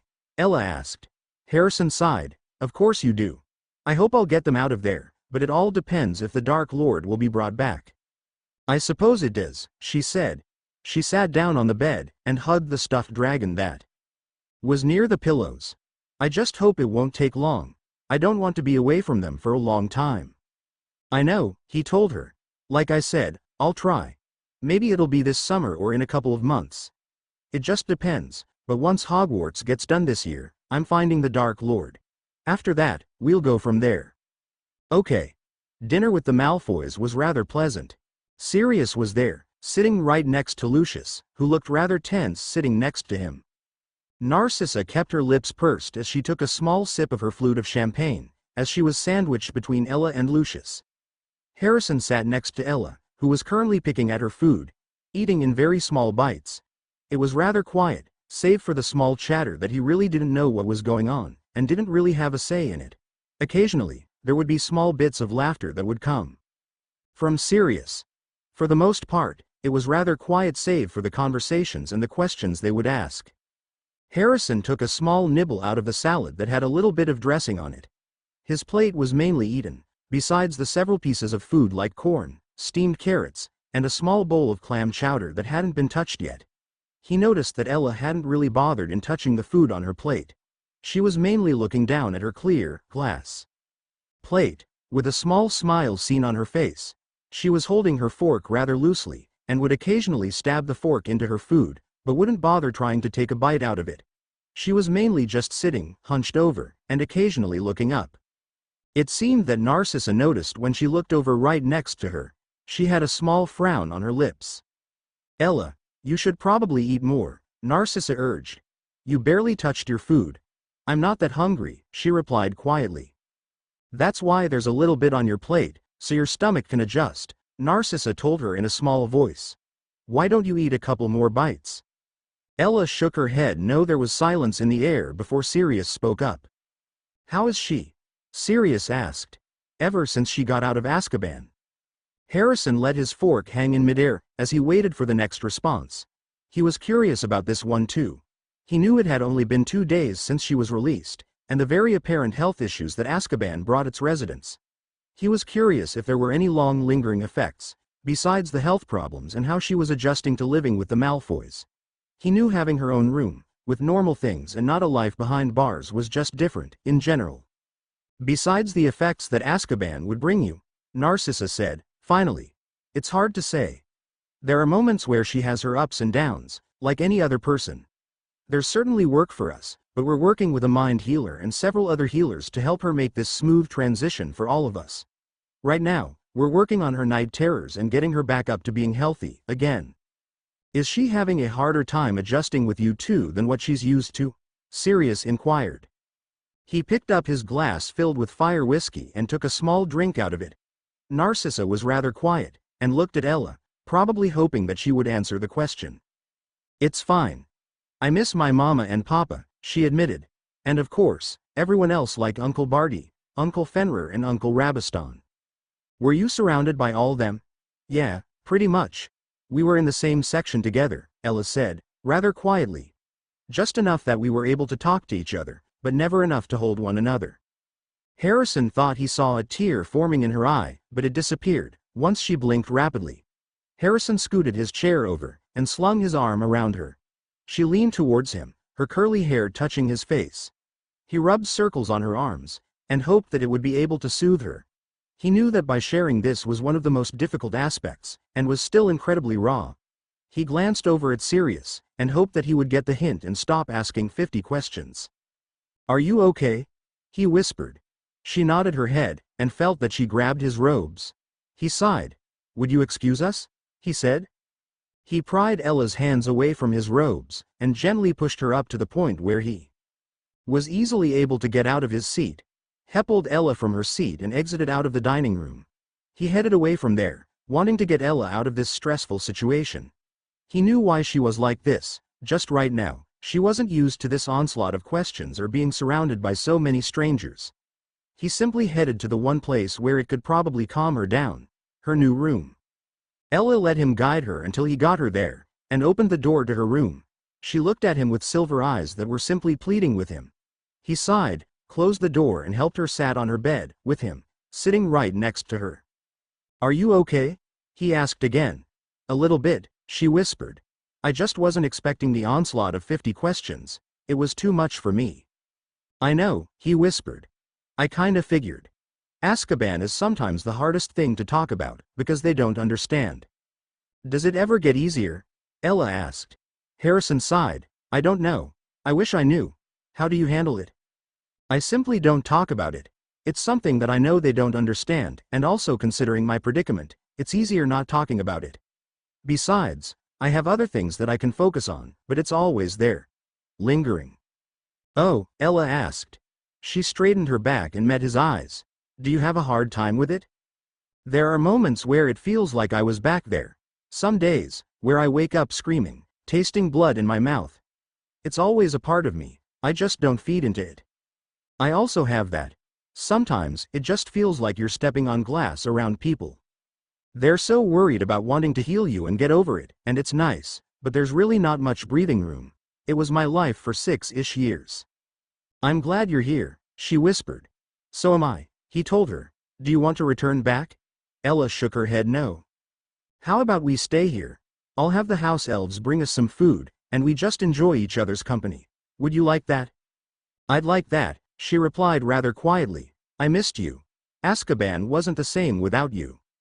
Harrison let out a small chuckle at that before he called out, Libby. There was a loud pop into the room, and a house elf appeared in the room. How may Libby assist you, Mr. Harrison? The house elf asked. Can you get us a big bowl of mixed fruit, and 2 things of water? Of course, Mr. Harrison. It took a couple of minutes before the house elf to reappear. By then, Ella had gotten comply and laid her head across his lap. He took the bowl of fruit and put it right between them, and ordered the house elf to place the 2 glasses of water on the nightstand. He took a thing of green grapes, and ate a couple of them, tasting the sweet, tangy taste of them. Here, he handed her a couple of grapes and she took them without much hesitation. He heard the sound of chewing from her, and she dived into the bowl of fresh fruit. She ate quite a bit of the green grapes, a little bit of melon, and blueberries. She ate quite a bit out of it, and seemed content in not eating anymore, so Harrison finished it off. He handed her water and she took a drink out of that. Can you stay? She asked. I don't want you to leave. Of course I will, but only right after you go to bed, he told her. As much as I want to stay longer. I have a train to catch tomorrow morning so I can finish out the term at Hogwarts. Okay, she said quietly. What's Hogwarts like? Hogwarts is a good school. There are several things that I dislike about, but the classes are probably something you'd enjoy. There's charms, transfiguration, potions, defense against the dark arts. They stayed like that for hours, just talking and enjoying each other's company. By then, the sun had disappeared beyond the hills, casting long shadows and darkness in its wake. Slowly, the rays of the sun disappeared until darkness remained. The room was quiet, and Harrison ran his fingers through her hair, getting the knots out as Ella laid there on his lap. "Come in," he answered. Narcissa opened the door and stood in the doorway. He could barely see the expression as half of it was concealed in the shadows. "How is she doing?" she asked. "She's doing better, she probably got overwhelmed," he told her. He looked down at her, and noticed that her eyes were closed shut, and was sleeping peacefully. "I'm not sure how long she's been like this, but she's asleep." "That's good," she replied. "She hasn't really had a decent night of sleeping ever since she got here. Me and Lucius would sometimes just take turns being with her, just in case." "She's been through a lot," he told her. "She has, hasn't she?" she said. Sirius left like an hour ago, and he was sorry for the way he acted. This was the first time he met his cousin's child, and was generally curious. "Things happen," he told her. "Thank you for inviting us over. I think Ella enjoyed it, besides the dinner disaster." "You're welcome." Narcissa gave him a small smile. "I think it would have done her good, since you two practically grew up with each other's company. It's nice to see a familiar face, considering that she just got out." He nodded. "I think it's best for me to get going before it gets too late. I do have a train to catch tomorrow morning," he told Narcissa. "Of course, tell Draco, we miss him and hope he'll write home more often, will do." Narcissa gave him a smile, as he looked down on his lap. He reached over behind him and grabbed a pillow to replace the feeling as he carefully nudged her head off of him. It took a little bit, but he managed to get Ella off of him. She opened her eyes a little bit in panic, but went back to sleep once her head hit the pillow, and grabbed the stuffed dragon that was nearby. He covered her with the blanket that Narcissa held up, and kissed her forehead before he headed out of the room, looking behind him before closing the door. The train ride back to Hogwarts was rather uneventful. He spent the long train ride, organizing his memories and making sure everything was correct there. Once that was done, he moved on to reading the book that he picked out from the Black Library, about blood curses and spells. It was rather interesting and it took most of the time, as by the time he knew it, the sun already disappeared over the hills and the night sky replaced it. It didn't take long to get back to Hogwarts. Once the train arrived at Hogwarts, he boarded a carriage and quickly headed to the Great Hall to have dinner, before heading back to the dorm. He shared some words to his fellow housemates, but otherwise kept to himself as he headed back down to the dormitory to put his things that needed to be out. "Harrison!" A familiar voice called out. "I'm so glad I found you." Harrison looked behind his shoulder to see Draco standing behind him. He turned around to meet Draco's gaze to see what he wanted. It was most likely about something he missed during the 2-week break, or something else like Ella, for example. "How's Ella? I assume that you've seen her, but I'm not 100% sure," he said. "She's doing good. I went to see her yesterday," he told him. "She's free at least. Azkaban messed her up. I couldn't believe it when I saw that headline in the Daily Prophet, and my mother wrote to me about it," he explained. "I'm just glad he's out. It was a tragedy that she was there in the first place." Chapter 34. End of first year. Chapter summary. The end of Harrison's first year at Hogwarts. Chapter notes. Don't ask me how this chapter was posted very quickly, I don't know. It just happened to let me write this chapter very quickly. It'd be great if the next several chapters can do that to me, but it just depends. This should be the last of the boring chapters for a while, but it was necessary to get into Tay's second part of the story. It should start picking up with the next chapter as we're in the summer holidays and Harrison is about to find the Dark Lord. We're relatively close to where I left off when I started this rewrite. I'm much more happier with the direction where it's going as it has more detail, characterization, the grammar and spelling. Mistakes are minimal and has much more quality of a work. Chapter 34. End of first year. The rest of the term passed rather uneventfully, and soon it was the start of final exams. The 5th and 7th years were already stressed out, and trying to cram in a couple more study sessions before they took their owls and newts. Harrison noticed the change in the atmosphere as the 5th years and 7th years were more agitated, and were seen more in the common room and library with several textbooks in front of them, and yelling at the poor soul who simply breathed the wrong way. When their final exams approached, there were several students seen going to the hospital wing for a calming potion that Madame Pomfrey provided. It got worse as the weeks passed by, as more and more students were getting more calming potions in order to stop them from having an emotional breakdown from the constant stress and pressure they were under to perform well. They got through the sweltering heat, and in the classroom as well. They did written papers, written in quills that were charmed with an anti-cheating spell. Practical exams weren't so bad, and were frankly easy. Professor Flitwick called them one by one into his class to see if they could make a pineapple tap dance across a desk. Professor McGonagall watched them turn a mouse into a snuffbox. Points were given for how pretty the snuffbox was, but taken away if it had whiskers. Snape made the first years nervous, breathing down their necks as they tried to remember how to make a forgetfulness potion. Their very last exam was History of Magic. 1 hour of answering questions about batty old wizards who'd invented self-stirring cauldrons, and they'd be free for a whole wonderful week until their exam results came out. When the ghost of Professor Binns told them to put down their quills and roll up their parchment, Harrison had to share a small smile as his classmates shared gleeful expressions with each other. "I'm so glad that's finally done," Draco told him as they exited out of the History of Magic classroom. "I don't think I want to look at another textbook for the next several months." "I'm just glad this year is over," he told him. "Agreed, it's been hectic, hasn't it?" Draco agreed, before he switched the topic. "Say, who are you staying with this summer?" "I don't know," he admitted quietly. It was something he was meaning to do, but it just didn't seem like good timing. He knew Sirius wouldn't mind having him, as he was always welcome there, and so did the Malfoys. Now that Ella was there, he knew he would probably be spending an unprecedented time over there. He also didn't want anyone asking questions on why he was gone for a long time as he searched for the Dark Lord. He knew it wouldn't be hard in finding the Dark Lord, but it was the matter of getting there and finding him. "Would you like to stay with us?" Draco asked. "I know you'd probably stay with us or Black, but you haven't talked about it." Harrison thought about it for at least a couple of minutes before he finally answered. "I don't see why not, although I do have several things that I have planned, so don't be surprised if you don't see me for some time." "Doing what?" Draco asked, his brow knitted together. "Don't worry about it," he told him, brushing off his question. They walked in silence, down a couple of flights of stairs and headed outside down to the Great Lake. It was a nice day outside, and it seemed that most of his fellow housemates decided to go spend the day outside, lounging around the Great Lake, as some sort of a get-together before the end of the year was upon them.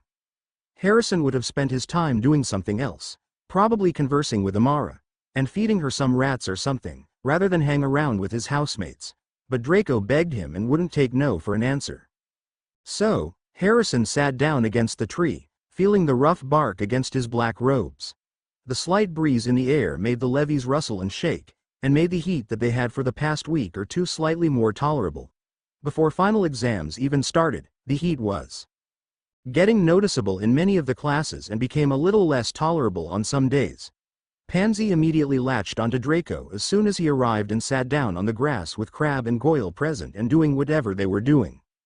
It was just a small get-together where they were simply hanging around and not doing anything. They ate the sweets that Pansy managed to provide through means that Harrison didn't want to know. He wasn't going to ask questions as he took the sweets offered. "What are your plans for summer, Drakey?" Pansy said. "Don't call Drakey, Pansy," Draco snapped. "For your information, I'll be hanging out with my cousin. Mother and father ultimately decided against going to another country this summer due to my cousin." "Blaze, what about you?" Draco asked. "Going to Italy. Mum's new husband decided to go take us to his villa there, as it's right by the beach. We'll be there for the entirety of the summer," Blaze told them. Harrison tuned out the conversation as it was getting to the point where it was very uninteresting. Instead, he watched the lake. In the far distance, he spotted the squid making an appearance, and would gently make more waves as its arms hit the water. It also created more ripple effects in the water. He also noticed the occasional bird that would dive into the water and pull out a fish in its beak. He also heard the rush of the wave before it crashed against the shoreline. "What about you, Harrison?" Pansy asked, returning her attention to him. Harrison looked away from the lake and noticed that everyone was staring at him, and he knew that they must have asked him something. "I just have a few things I need to get done," he told them. "Probably diving into a book," Pansy teased. "It's like you always have your head in a book, or disappear somewhere else." "No, I have other more important manners to do than that," Harrison told them, ignoring Pansy's remark. It seemed that whatever he said made his housemates quiet and returned to the attention of the Bertie Bott's every flavor beans, and ate some of them.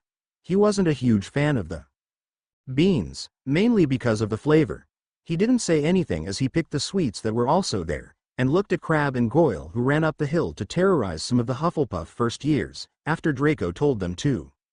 He paid no attention to the antics of his classmates and started thinking about what this summer would look like, mainly on the manner of bringing back the Dark Lord and how long that can take. There was also the matter of where the Dark Lord went to, also.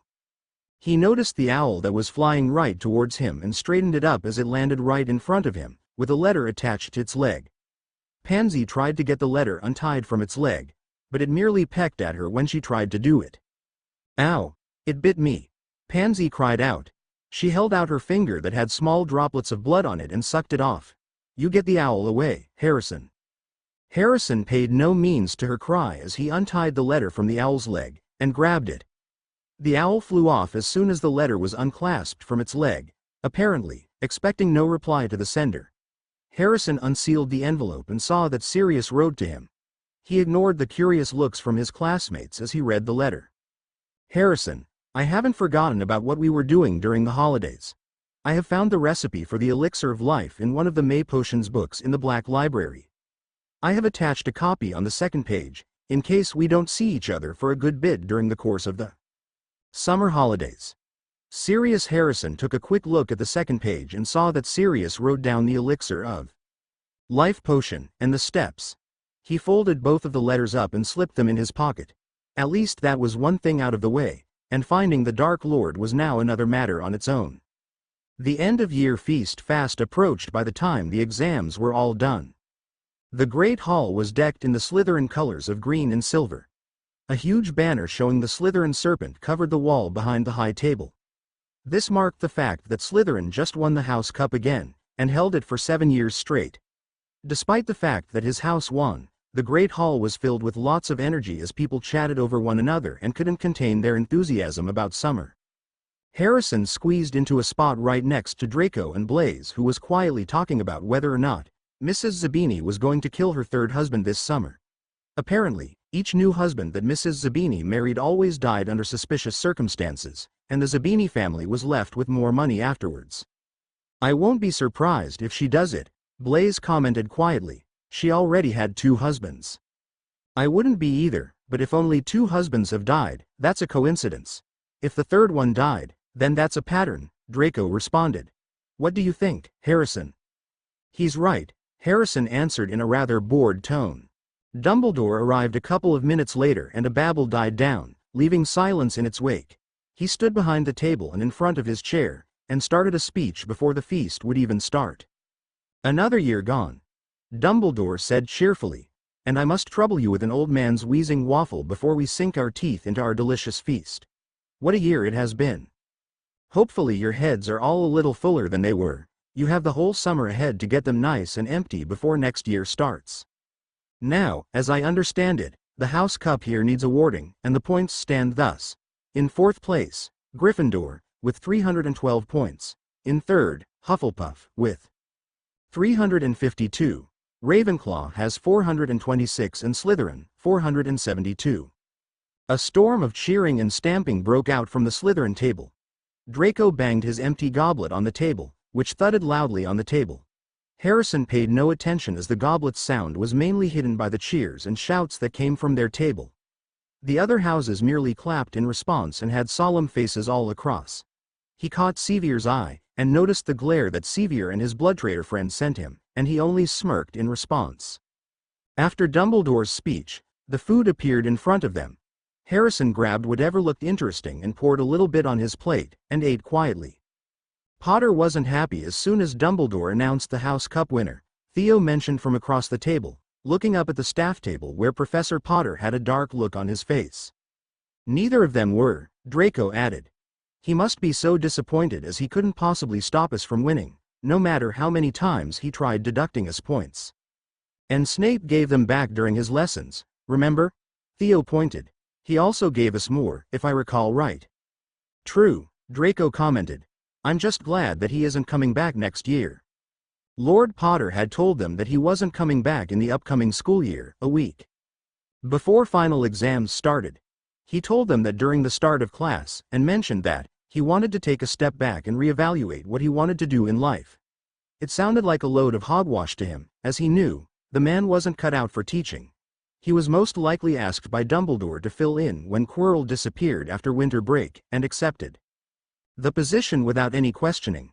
I think after his precious son got hurt, that's when he realized what his position meant. Blaise commented. Honestly, that was the most entertaining aspect we've had, practically all year.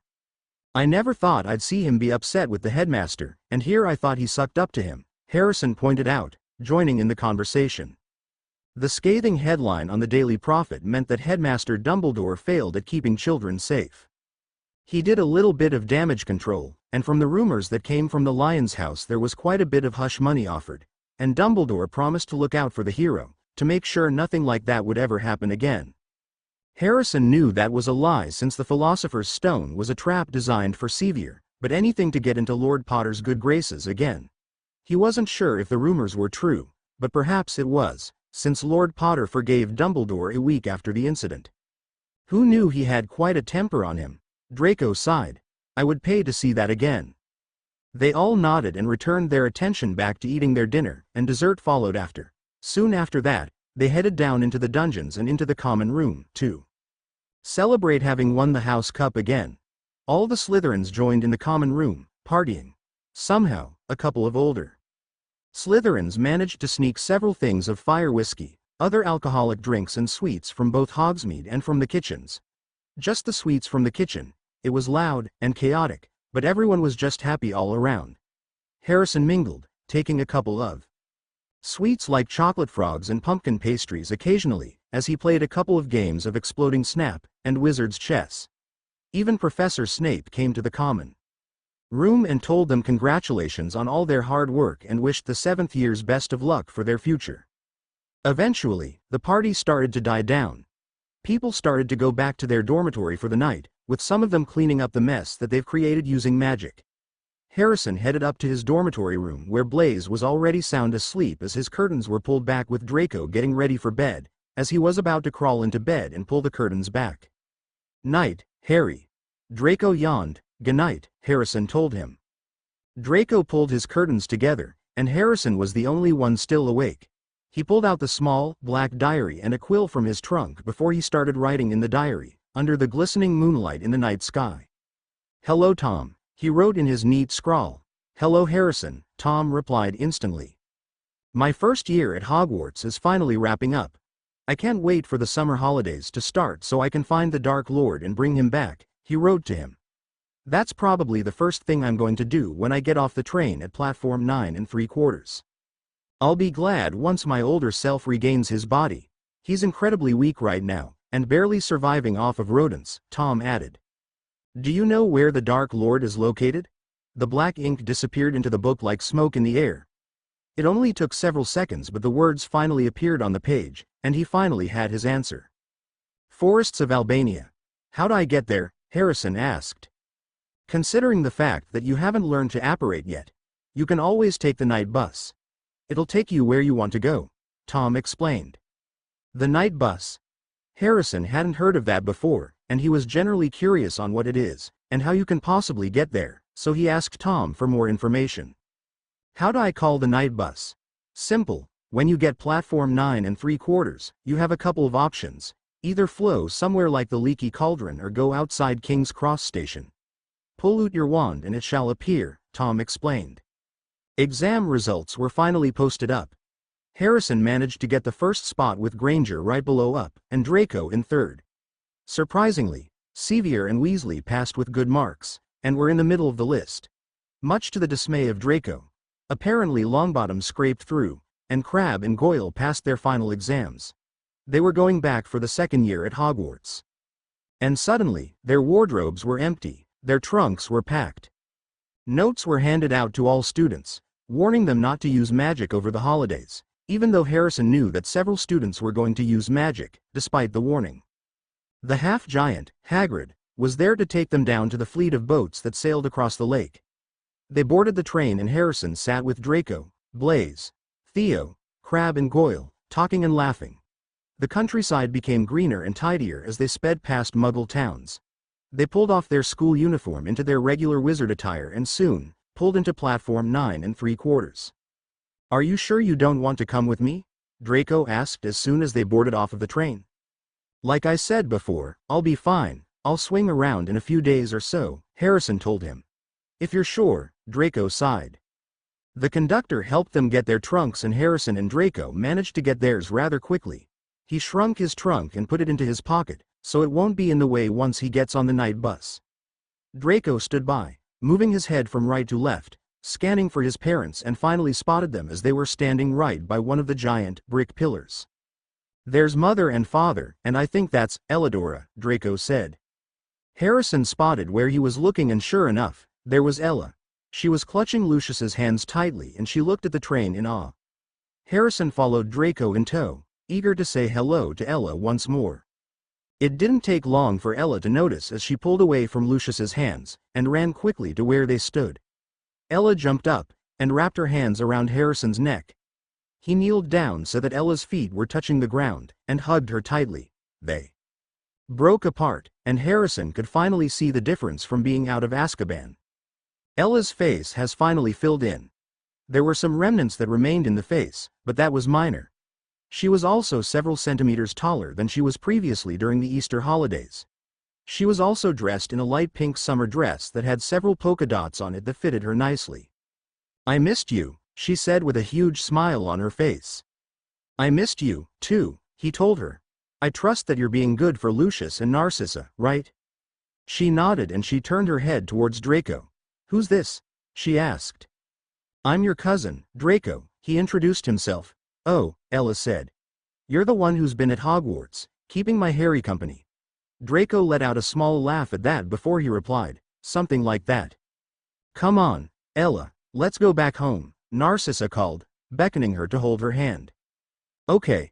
She called out, and looked at Harrison who stood there, and asked, You're not coming with us? No, I have something to do, he told her. I'll be there in a couple of days or so, okay. I'm going to look for the Dark Lord, so we can bring back your mama and papa, and the rest of them there, he whispered in her ear. Ella's eyes widened in response. Don't tell anyone else this, okay? He murmured. Ella nodded. Ella headed back to the Malfoys and saw the confused look written on Draco and Narcissa's face, before their pureblood mask slid back into place. Ella took Narcissa's hand and they apparated back to Malfoy Manor. Harrison looked at the spot where they once stood before. He turned back and headed towards the gate to get to the Muggle side of King's Cross Station. Muggles paid no mind to him as he headed outside of the station and headed towards a less populated area. He pulled up his hood, and held his wand up in the air.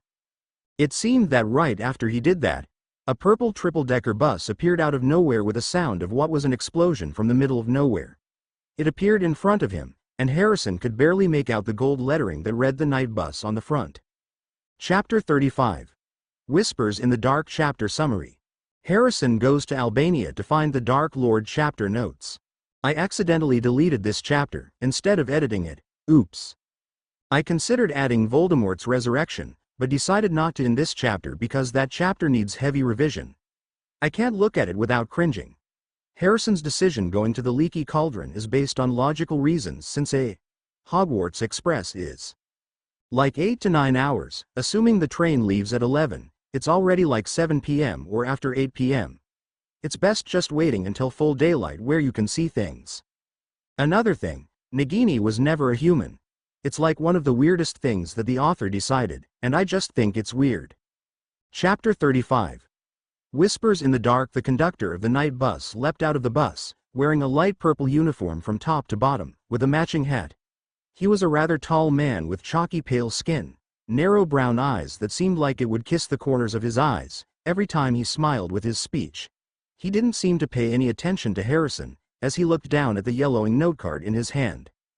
Welcome to the night bus, emergency transport for the stranded witch or wizard. Just stick out your wand hand, step on board, and we can take you anywhere you want to go. My name is Victor Clark, and I will be your conductor this afternoon, the conductor said. His dark brown eyes flickered up towards Harrison, and recited the speech through memory, all while looking at him. It's 11 sickles to go anywhere, 13 for a thing of hot chocolate, and 15 for a hot water bottle and a toothbrush with the color of your choice. Harrison pulled open his money pouch, and dug out exactly 11 sickles. Its silvery, shiny reflection glinted in the dying rays of the sun, creating a harsh light on the coin. Here you go, he told him. He handed the sickles to Victor Clark, and hopped on board the night bus. Where you headed? Victor Clark asked. Leaky Cauldron, Harrison responded. It was one of the few things that popped in his head. At least there, he could rent out a room for a night, plot out his next move in finding the Dark Lord, and have a hot meal there.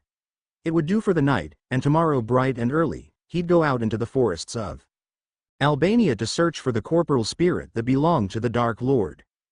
Ernie, this is, Victor Clark started, beckoning towards the old man wearing goggles with his hands on the wheel. He sat in a big armchair, looking at both of them with wide, crazed eyes. Sorry, what's your name? Harrison, he said, in a rather bored tone. He's going to the Leaky Cauldron. He finished up the introductions. Why don't you take a seat? The inside of the night bus wasn't exactly spacious. There was barely enough legroom to get through without bumping into any of the seats that were apparently unbolted to the floor. The long rays of the sun shone through the window, creating long shadows on the bus, and creating such interesting shapes like the seats on the bus, or the way a human stood against the lamps mounted on the walls were unlit, with the purple curtains tied back to reveal the soon-to-be sunset outside Muggle London. Harrison picked a seat that was available and sat down in it. He noticed that other witches and wizards were aboard the night bus, doing their own thing, ranging from reading the Daily Prophet, a book about creatures, or dozing off, with their head tilted back against the wall, with a pool of drool at the end of the wizard's lips. He pulled him up a little more, making sure that his face was mainly hidden from prying eyes, and kept his eyes down towards the floor. He managed to pull up his hood, before the night bus took off with a bang, from King's Cross Station to its next location. The night bus continuously leapt onto the pavement, avoiding the cars and the buses on the road. They barely dodged the lampposts, mailboxes and trash cans lined against the pavement. It jumped through passing cars and buses before it came to a harsh stop, the sound of screeching brakes filling his ears as the driver slammed on his brakes. Harrison jerked forward, and managed to catch himself before he fell off the chair, and onto the dark-colored, hard floor. An old witch with a flowery hat got off, walking with a hunchback. He found the bottom frames that attached the cushion to the metal, and held on tightly. Once the old witch got off, the night bus started back up again and onto its next location. One by one, the witches and wizards got off the night bus. Victor Clark woke up the wizard who was drooling at his stop. He noticed that some of them had expressions of glee once they walked off the bus, but he paid no attention. The night bus shot off with a bang as it appeared right in front of a small, shabby-looking pub with a small, wooden sign with green lettering that read, Leaky Cauldron. Harrison got off the bus, ignoring the loud goodbye the conductor gave, before disappearing off to its next stop. He paid no mind as he stepped inside the shabby-looking pub. It's been a while since he stepped into the place, and nothing really changed. It was rather quiet, as most of the wizards and witches already vacated the place, or retired up to the rooms they were renting. There were a couple witches and wizards who kept to themselves. Several chairs were stacked on the tables, and noticed the toothless, hunchback innkeeper Tim, if he remembered correctly. He had his head down as he wiped a glass with a dirty, white rag. The innkeeper looked up from what he was doing once Harrison was close enough to him. Good evening, what can I do for you, young fellow? He asked. I need a room, and a meal, he said quietly. It's just for tonight. All right. Tom trailed off, before he told him the total. Harrison gave him the correct amount of sickles and deposited it on Tom's outreached hand. Tom handed him the keys once he counted the money. Room 202. He headed up the wooden stairs, and looked at the wooden signs that helped him find his way. He eventually found his room, and unlocked it with a slight clicking noise, as the door unlocked itself. The room was rather small and shabby, but it would do. He was only here for tonight, so he wasn't going to be picky. Besides, it was much better than the alternative. Harrison sighed and unhooked his cloak before setting it onto the chair, and sat on the bed, waiting for his dinner to be brought up by room service. Harrison brought out the diary and went to write to Tom. How do you get to the forests of Albania? He wrote.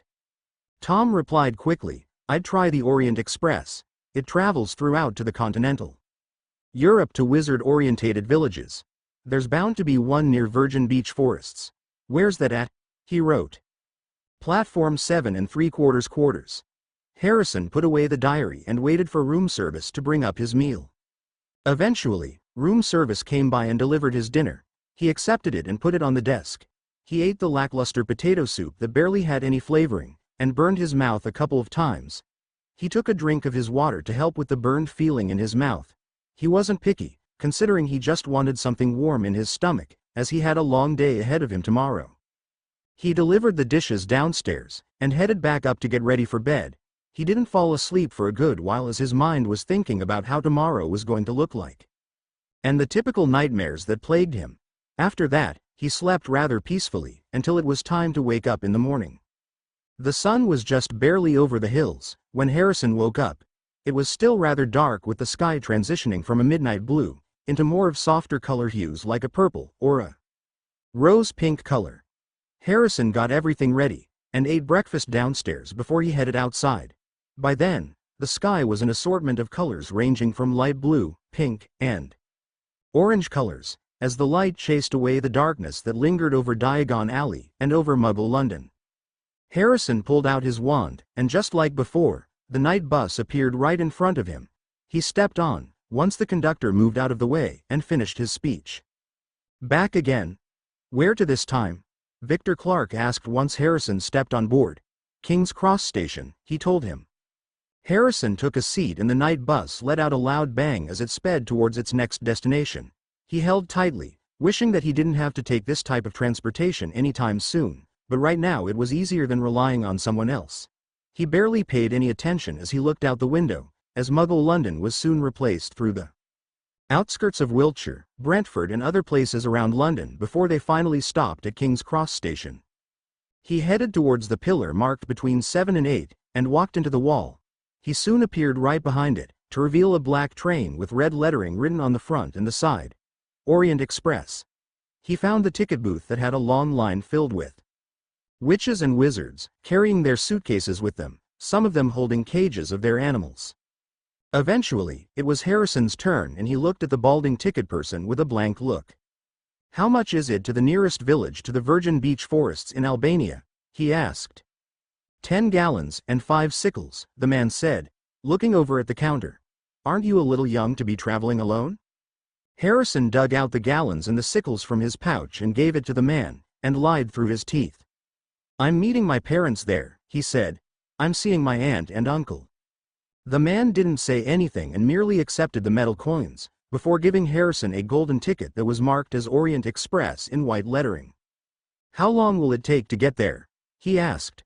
"Oh," the man sounded surprised. "Probably like 3 or 4 days. You are going a far distance. Meal is included in that ticket. Enjoy your visit." Harrison gladly accepted the ticket and hopped on the train. It seemed that the train was a little longer than the Hogwarts Express was, and there were more witches and wizards that were on the train, cuddling with each other, or sleeping. Some of them were chatting with someone else. It seemed that most of the compartments were full, and had someone in it, but it didn't take long to find an empty compartment.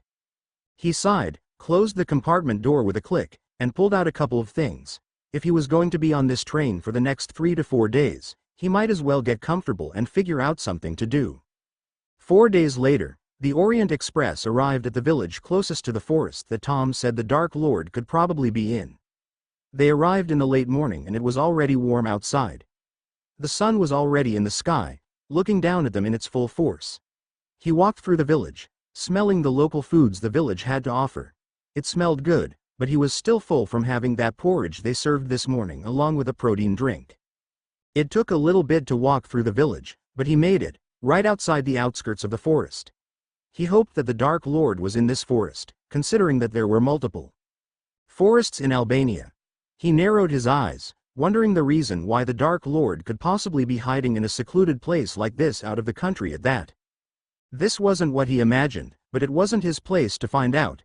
He was here to find the Dark Lord and bring him back, simple as that. There was no use dawdling as he looked at the forest and noticed a small clearing, voided the large trees that towered over him and was barely large enough to fit a person through, but he went in, anyways. The small clearing turned out to be a small dirt path that had overgrown bushes and plants that encroached onto the path. Small twigs snapped easily underneath his feet. Occasionally, he'd hear the rustling of leaves that shook in the occasional breeze that would blow through.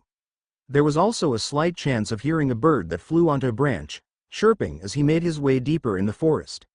Sometimes, he heard rustling that came from bushes or the sound of something running away as he took steps forward. After what could have been a couple of hours, the small pass soon ended, and Harrison was forced to go off the small pass and into somewhere that was similar, passing a bunch of bushes, rocks and shrubs along the way. The sun was getting higher in the sky, and the temperature was already warmer than what it was when he started. He wiped off the sweat that lingered on his brow and decided to lean against a nearby oak tree, whose branches stretched wide and outwards to give him plenty of shade. As he thought about his next move, he didn't know what else he could possibly do, besides one other aspect. Harrison didn't want to spend days, possibly weeks on end, searching all over Albania to find the ghostly form of the Dark Lord. Harrison let out a loud sigh, as he stood, leaning against the tree, trying to come up with new ideas. Traveling into a forest that he had no idea where was it, and what was to say, the Dark Lord was even here? There were so many forests in Albania, and he was only in one of them, probably the largest one. It was almost like finding a needle in a haystack, and that's what he was doing, trying to find the needle. There had to be another way to find the Dark Lord that didn't involve just wandering endlessly. Suddenly, he came up with an idea. It was a long shot, but snakes reside throughout most of the world and were found commonly in forests, along with several other places. There was also a possibility that there were some snakes nearby. Does anyone know if there's a dark presence somewhere in the forest? The parcel tongue slipped off his tongue with ease, as he waited for either a response back, or a slight hissing noise. He waited for a few minutes, but there wasn't any response. In fact, it seemed that the forest had gone silent as there was barely any noise nearby. It was like the world stood still. He decided to try it again, this time going a couple more meters down into the forest. Maybe he would have a better chance over here. Over here realistically meant a much darker and secluded area. The trees were much taller, its branches branched out wide, letting the shadows branch out in all different directions. There were quite a bit of shrubs and bushes, plenty of places for snakes to hide and reside around. Does anyone know if there's a dark presence somewhere in the forest? Asterisk, he asked once more, crouching down in front of a couple of dark green shrubs. He waited, holding his breath as he listened to the hopes of a slight rustling noise or a hissing noise coming nearby. At first, there wasn't anything but the rustles of leaves, and nothing that could make an identifiable sound that would come from a snake. Just as he was about to move on and try a different location, a snake appeared, slithering close in front of him, making a slight hissing noise as it approached him. The snake was a rather large creature, much larger than a regular garden snake. It seemed that this snake was roughly about 30 centimeters long and had dark green scales. The snake was also thick-looking, almost as thick as a human's thigh. Its yellow eyes met his. Another speaker. The snake hissed.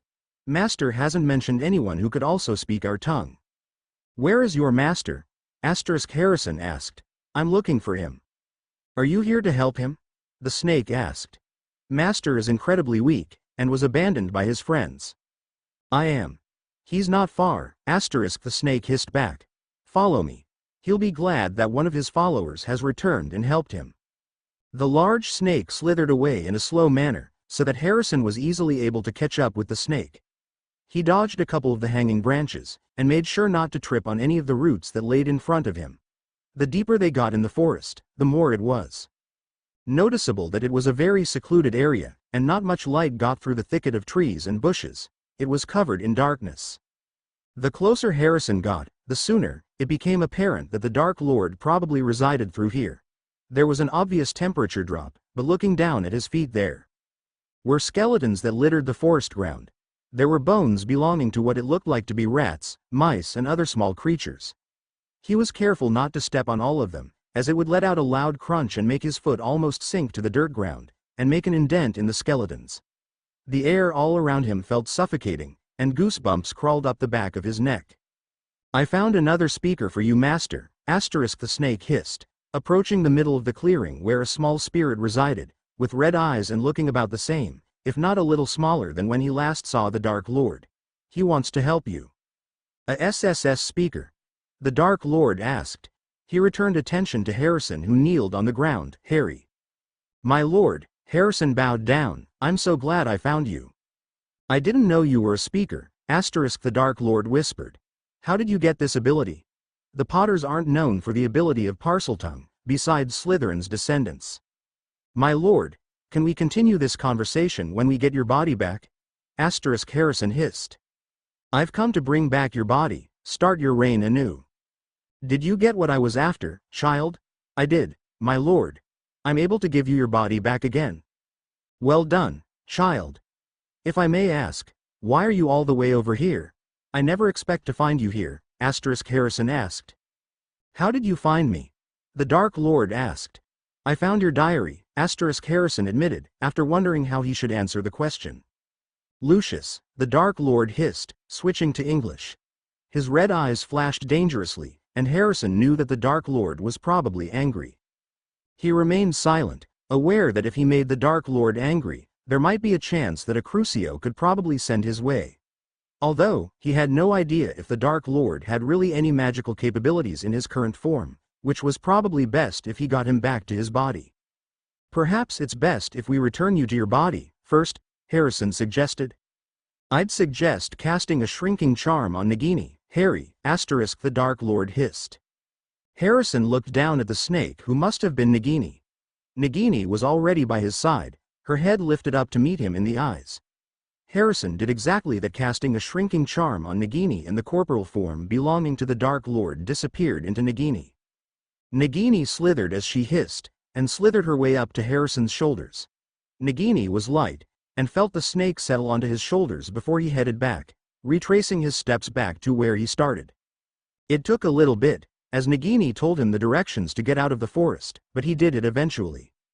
He went through the small clearing of a passage, before finding his way onto the brown dirt of the path that led to the outside of the forest. He walked down the road to the nearby wizarding village, and went to buy himself another ticket back to King's Cross Station, a train that would be arriving in 4 days' time.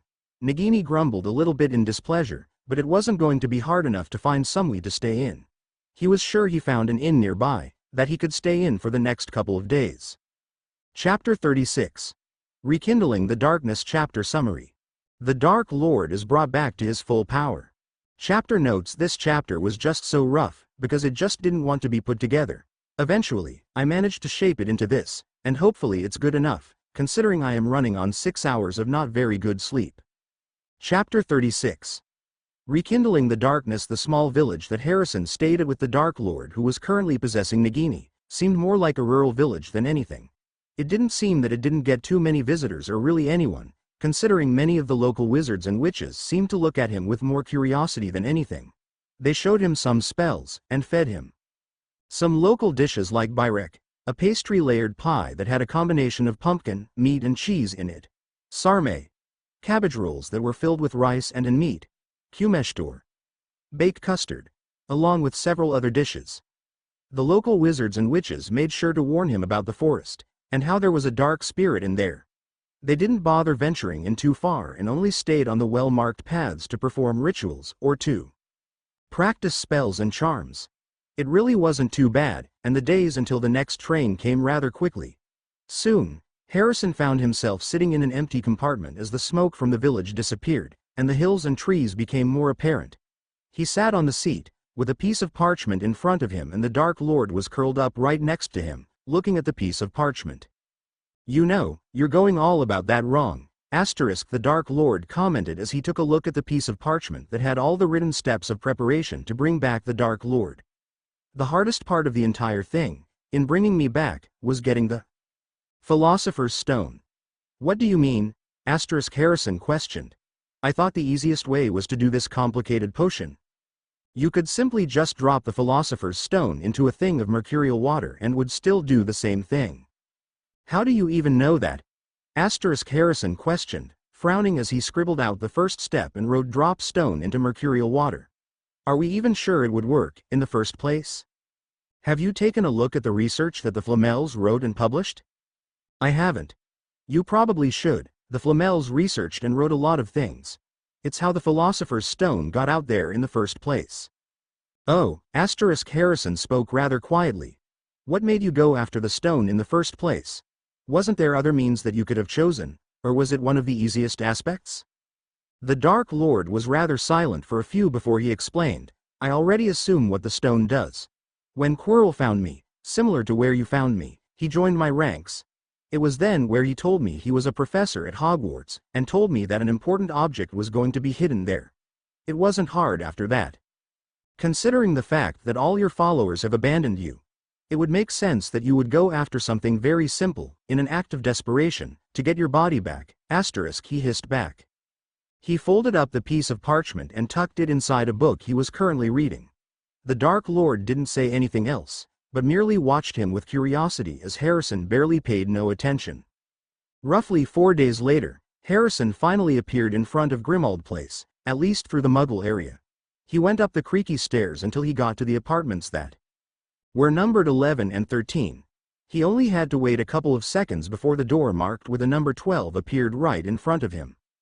He didn't bother knocking as he walked right in, past the umbrella stand, and upstairs. Towards the drawing room. There was a high possibility that Sirius was in there, and knowing him, was looking over some important pieces of parchment or just doing whatever Sirius knew best that Harrison was unconcerned of. He skipped a couple of stairs occasionally, until he got to the second floor where the drawing room was. He knocked once, before he opened the door. I thought he was still Potter's lapdog, the Dark Lord hissed quietly. He was always going against his family, although, why did you bring me here? It's not a trap, is it?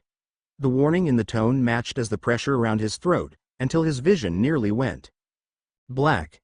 It was a reminder that the snake around his neck wouldn't hesitate to block his airway, and kill him right there and then. It's not, *, Harrison choked out, when he felt like he couldn't get enough air through his lungs. A lot of things happened. He's on our side now, can you let me go? *, his voice turned into a hoarse whisper as he let out a gasp for air. That seemed to satisfy the Dark Lord as he loosened the pressure around Harrison's neck. He let out a gasp of air, as Sirius looked at him in concern and surprise. Are you okay? Sirius asked, immediately standing up from his neck and headed toward where Harrison stood, right in the middle of the doorway.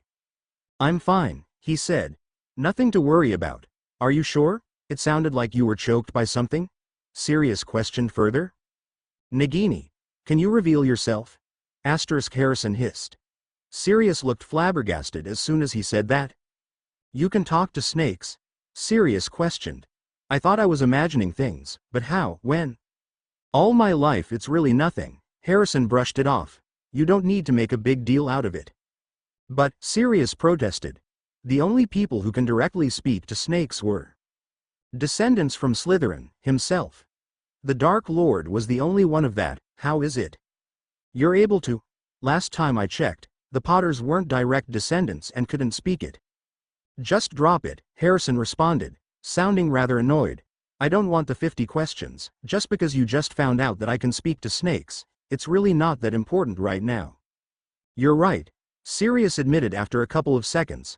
I was just surprised since it's not every day that you find out that someone you know can talk to snakes. So what's the importance of the snake?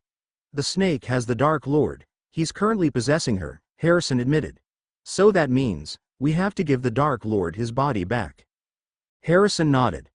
Huh, I wondered where you disappeared off to.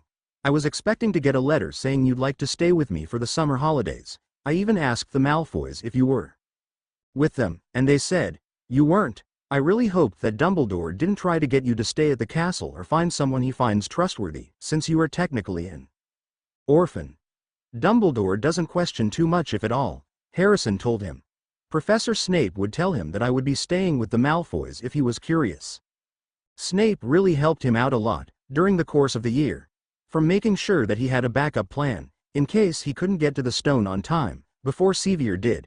He also questioned Harrison when he didn't put his name on the list to stay at Hogwarts during the course of the various breaks during the school year.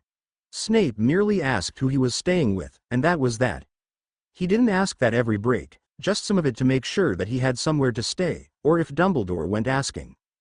Sirius didn't bother saying anything for a bit, before he simply said, I'll let the Malfoys know about the Dark Lord, and we'll need them to help. We will also need a potions master to brew the elixir of life. Change of plans. We don't need a potions master. I'll be able to complete it by myself if I need to. Just contact the Malfoys and tell them what the plan would be. What do you mean change of plans? I thought we had this solidified for months. It was why we were searching for the entire potion recipe. I've spent months. And we were wrong, Harrison interjected. We could drop the Philosopher's Stone into a thing of mercurial water, and it would still do the same thing. How do you know that? Are we sure it'd work all just the same? The Dark Lord, remember? Trust me, I asked the same thing. Sirius let out a loud sigh. You know what, I'm not going to question. If he'd said it would work, then who am I to question him? Now that we are on the same page, then if you don't mind me, I have something to do, he said, turning to leave. He didn't get very far, merely 1 foot out in the middle of the corridor before Sirius decided to say something. Wait. Sirius called out. Harrison looked back, over his shoulder to see Sirius approaching him. He had a rather apologetic look on his face. You know, I thought you were mad at me. I haven't heard from you in months and I thought maybe I went too far. Considering, the last time we really talked to each other was during the Malfoys' dinner when they invited us, and that was a disaster. I acted like a fool and decided to ask 50 questions about a subject I didn't know she was still sensitive to. I was merely curious and wanted to know what it was like for you. I just thought, maybe there was a chance we could salvage the relationship we once had. Maybe if I knew what you went through in Azkaban, I could maybe try to be a guardian and support you in any way, Sirius admitted. Whatever relationship we had was broken a long time ago. It has been broken ever since you abandoned me in that god-forsaken place. We can attempt to rebuild that relationship, but you messed up big time. If you wanted to know what I went through you could have asked, but you didn't. You asked Ella, a recently free person from there, where she only knows what life behind bars was. I realized that. Sirius trailed off. I just thought. You thought nothing. You involved Ella when you shouldn't have. You may be a snake in your heart, but you still have that little bit of lion still in you. Acting rather foolish and not thinking for 1 second before doing something. Although, it's strange that you want to try to apologize to me, when I'm not the person that needs to be apologized to. Ella is the one that needs the apology since she was your victim when you were being impulsive, Harrison continued, his voice sounding rather cold. Have you even bothered to apologize to her? I have, he murmured rather quietly that Harrison barely caught it. As he said this, his onyx eyes looked towards the floor. I just thought you might want to hear that, considering how close you were with her. Anything else? Harrison questioned, his tone sounding very harsh. No. Harrison sat criss-crossed on the bed. Nagini uncurled from the bed and laid on the bed right in front of him. They were having a conversation, though one. He wasn't really quite expecting one just yet. He wasn't really surprised if the snake understood a little bit of English thanks to the Dark Lord. Asterisk, who is Ella? The Dark Lord hissed, looking at Harrison. You caught that, didn't you? Asterisk, Harrison sighed. I shouldn't be surprised. Anyways, Ella, or well, Elladora, is Bellatrix and Rodolphus's daughter, their only child. When you were vanquished from that fateful night, they hid for a couple of years, and had her. Unfortunately, a few years passed and they heard nothing or knew about your whereabouts, so they went out. Out of an act of desperation, they tortured the Longbottoms to find your whereabouts and got caught, asterisk. Those two were always so loyal, so I'm not surprised that they would do something. Although, they should have stayed with their child and waited, if they knew what was best. They should have stayed and waited, and made sure that their daughter was taken care of. Their daughter didn't deserve being ripped away from her parents in something that should have been preventable. Asterisk, in a way, she wasn't. She was another child that was sentenced to Azkaban. I shared a cell with her during my time. Another child. How the light truly has fallen if they are sending children to Azkaban. No child should be there, and yet they don't hesitate to send them. It's almost ironic that the light that has deemed me to be the Dark Lord, and yet, they are doing something dark. Azkaban is no place for a child, asterisk, the Dark Lord hissed, his voice sounding a little bit angry. And yet, they still do.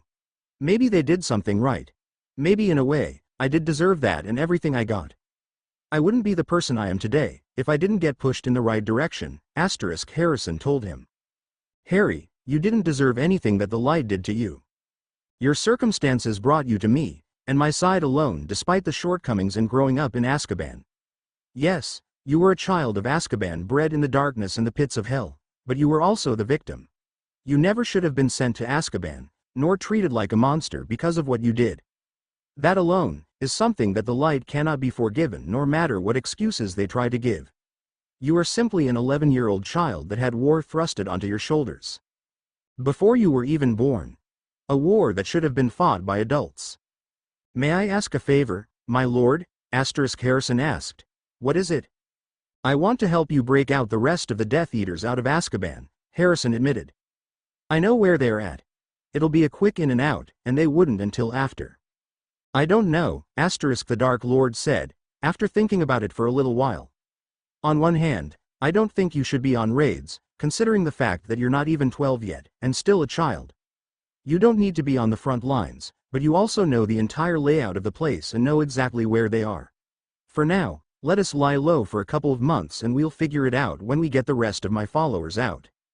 A few days have passed, and soon they were ready to bring back the Dark Lord. Preparing the elixir of life was rather easy, as the philosopher's stone turned into the golden liquid that signified the elixir of life once it was dropped into a thing of mercurial water. The other step was trying to find the right day and work around schedules. Eventually, they figured it out, and now was the part they were all waiting for. Harrison sat down on the stone floor, with the snake right in front of him. It only stared at him with an unblinking expression, and barely paid no attention as everyone got set up around them. Lucius was tasked to bring the Dark Lord his robes, while Narcissa had vials of potions prepped just in case something happened during and after. Sirius was there, and his task was to deal with the potion, and find the Dark Lord's wand, which wasn't that hard since it was still in the ruins at Godric's Hollow. Harrison had the hardest part in all of this, and that was to host the Dark Lord in his body and drink the elixir of life, as the Dark Lord would draw primordial energy from it to form his body. Are you sure you want to do this? Sirius asked, once he set down the cauldron filled with the elixir of life, and a golden goblet that Harrison would drink from. We can figure something else, if you don't want to do this. I'll be fine, Harrison told him. We have already figured this out already. I was the one who was going to do this. I can't back out now. You have a choice in this, you know, Sirius reminded. It doesn't always fall on you. It does, Harrison reminded him. It always has. I don't see you doing anything to bring him back. You were busy fiddling with your thumbs, and pretty much believed that the Dark Lord was gone. I have so much going on that I can't fail, not now, not ever. That seemed to hold whatever rebuttal may have been on Sirius's tongue, as everyone looked down towards the floor, in shame. He refrained from smirking, and instead looked at the snake and whispered. You ready? He asked. Nagini didn't say anything. It was only a couple of seconds before the wisp-like form of the Dark Lord rose into the air before he dived right into Harrison. It felt like his percept of reality shifted as he had someone else inside of it. He knew it wasn't on purpose, that it felt like two people were trying to gain control of conscience. It seemed that his vision was more light, allowing all to come through in, but it didn't seem right. He looked down on the cauldron and reached across from it a movement. It seemed that it wasn't his own, even though it was. He scooped up the golden liquid back into the goblet, and started drinking. It was rather cold as the liquid brushed his lips for a brief second. The potion went down his throat, and tasted like it was really heavy on the metallic side than anything. For a few seconds, he thought it tasted more on the iron side than anything. Something happened inside of him. It was almost like a strong twinge, or like a foreign presence found something. He ignored it, knowing that it was the Dark Lord drawing energy from the source. He ignored it, as he continued to drink from the cauldron. More and more of the potion went down his throat, each one tasting very metallic until that was all he could taste, no matter what he did. It took a while before something happened. At first, it didn't seem that it was working until he noticed something in front of him. It almost looked like a person, not quite, an in and out fading image of the Dark Lord, that was trying to blink itself into existence. It almost reminded him of what the locket looked like when he first called it, with the way it seemed that the body wasn't fully corporeal, but enough so. He kept drinking and drinking the metallic flavored potion, before the body looked to be more visible and more steady looking. It was this when the Dark Lord decided to snap himself back into his own body. It seemed right after that moment, all of his energy left him. He slumped over, his head hanging low as he tried to grasp a hold on things. His thoughts were quick, brief seconds, and nothing solid ever came out of it. It seemed that a heavy weight appeared right into his soul, crushing him from the inside out.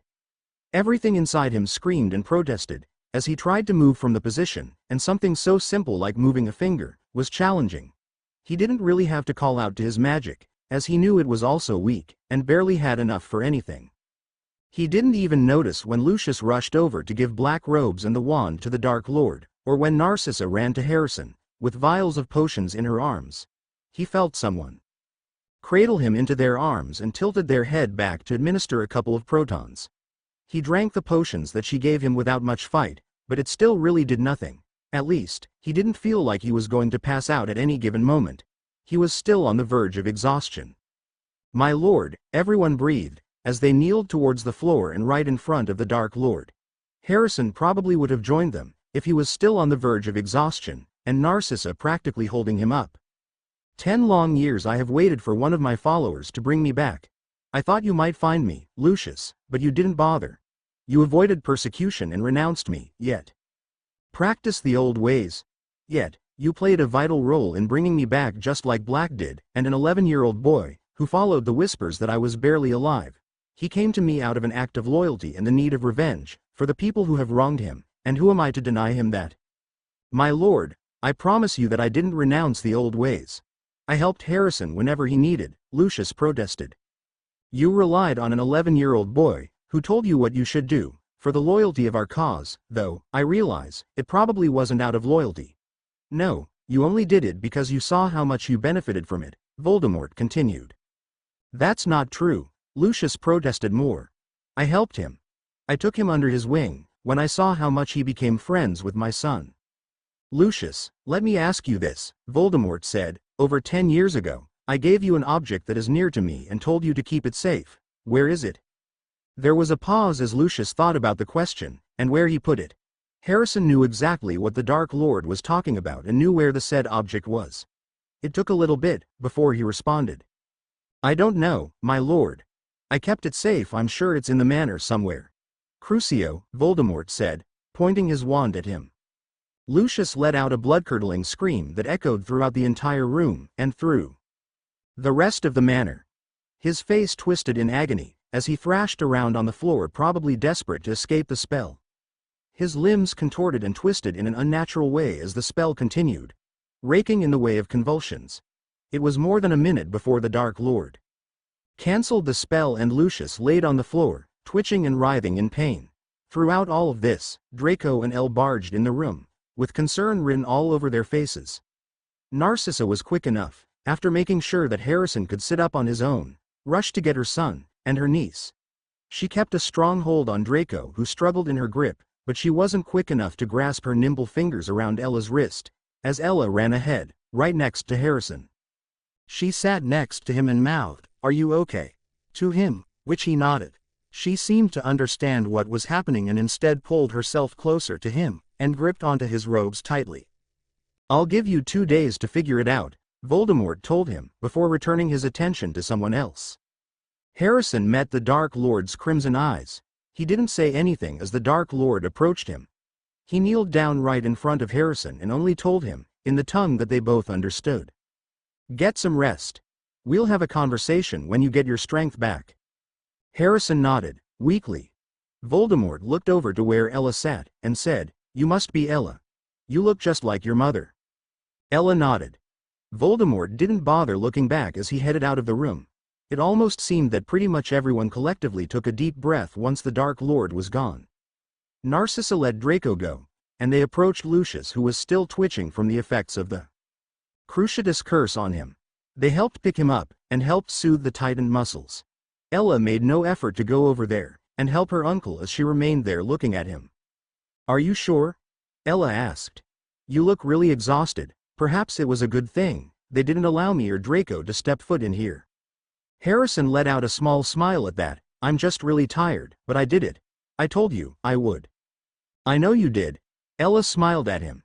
"You always keep your word. Come, let's get you to bed and hope you get better soon."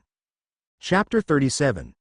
Unwavering Loyalty. Chapter Summary. Harrison and the Dark Lord has the long-awaited conversation, revealing some truths. Chapter notes. See the end of the chapter for notes. Chapter 37. Unwavering Loyalty. Sevier flew above Potter Manor, looking at the manor below along with Ron. He could see everything as it looked so tiny from the distance.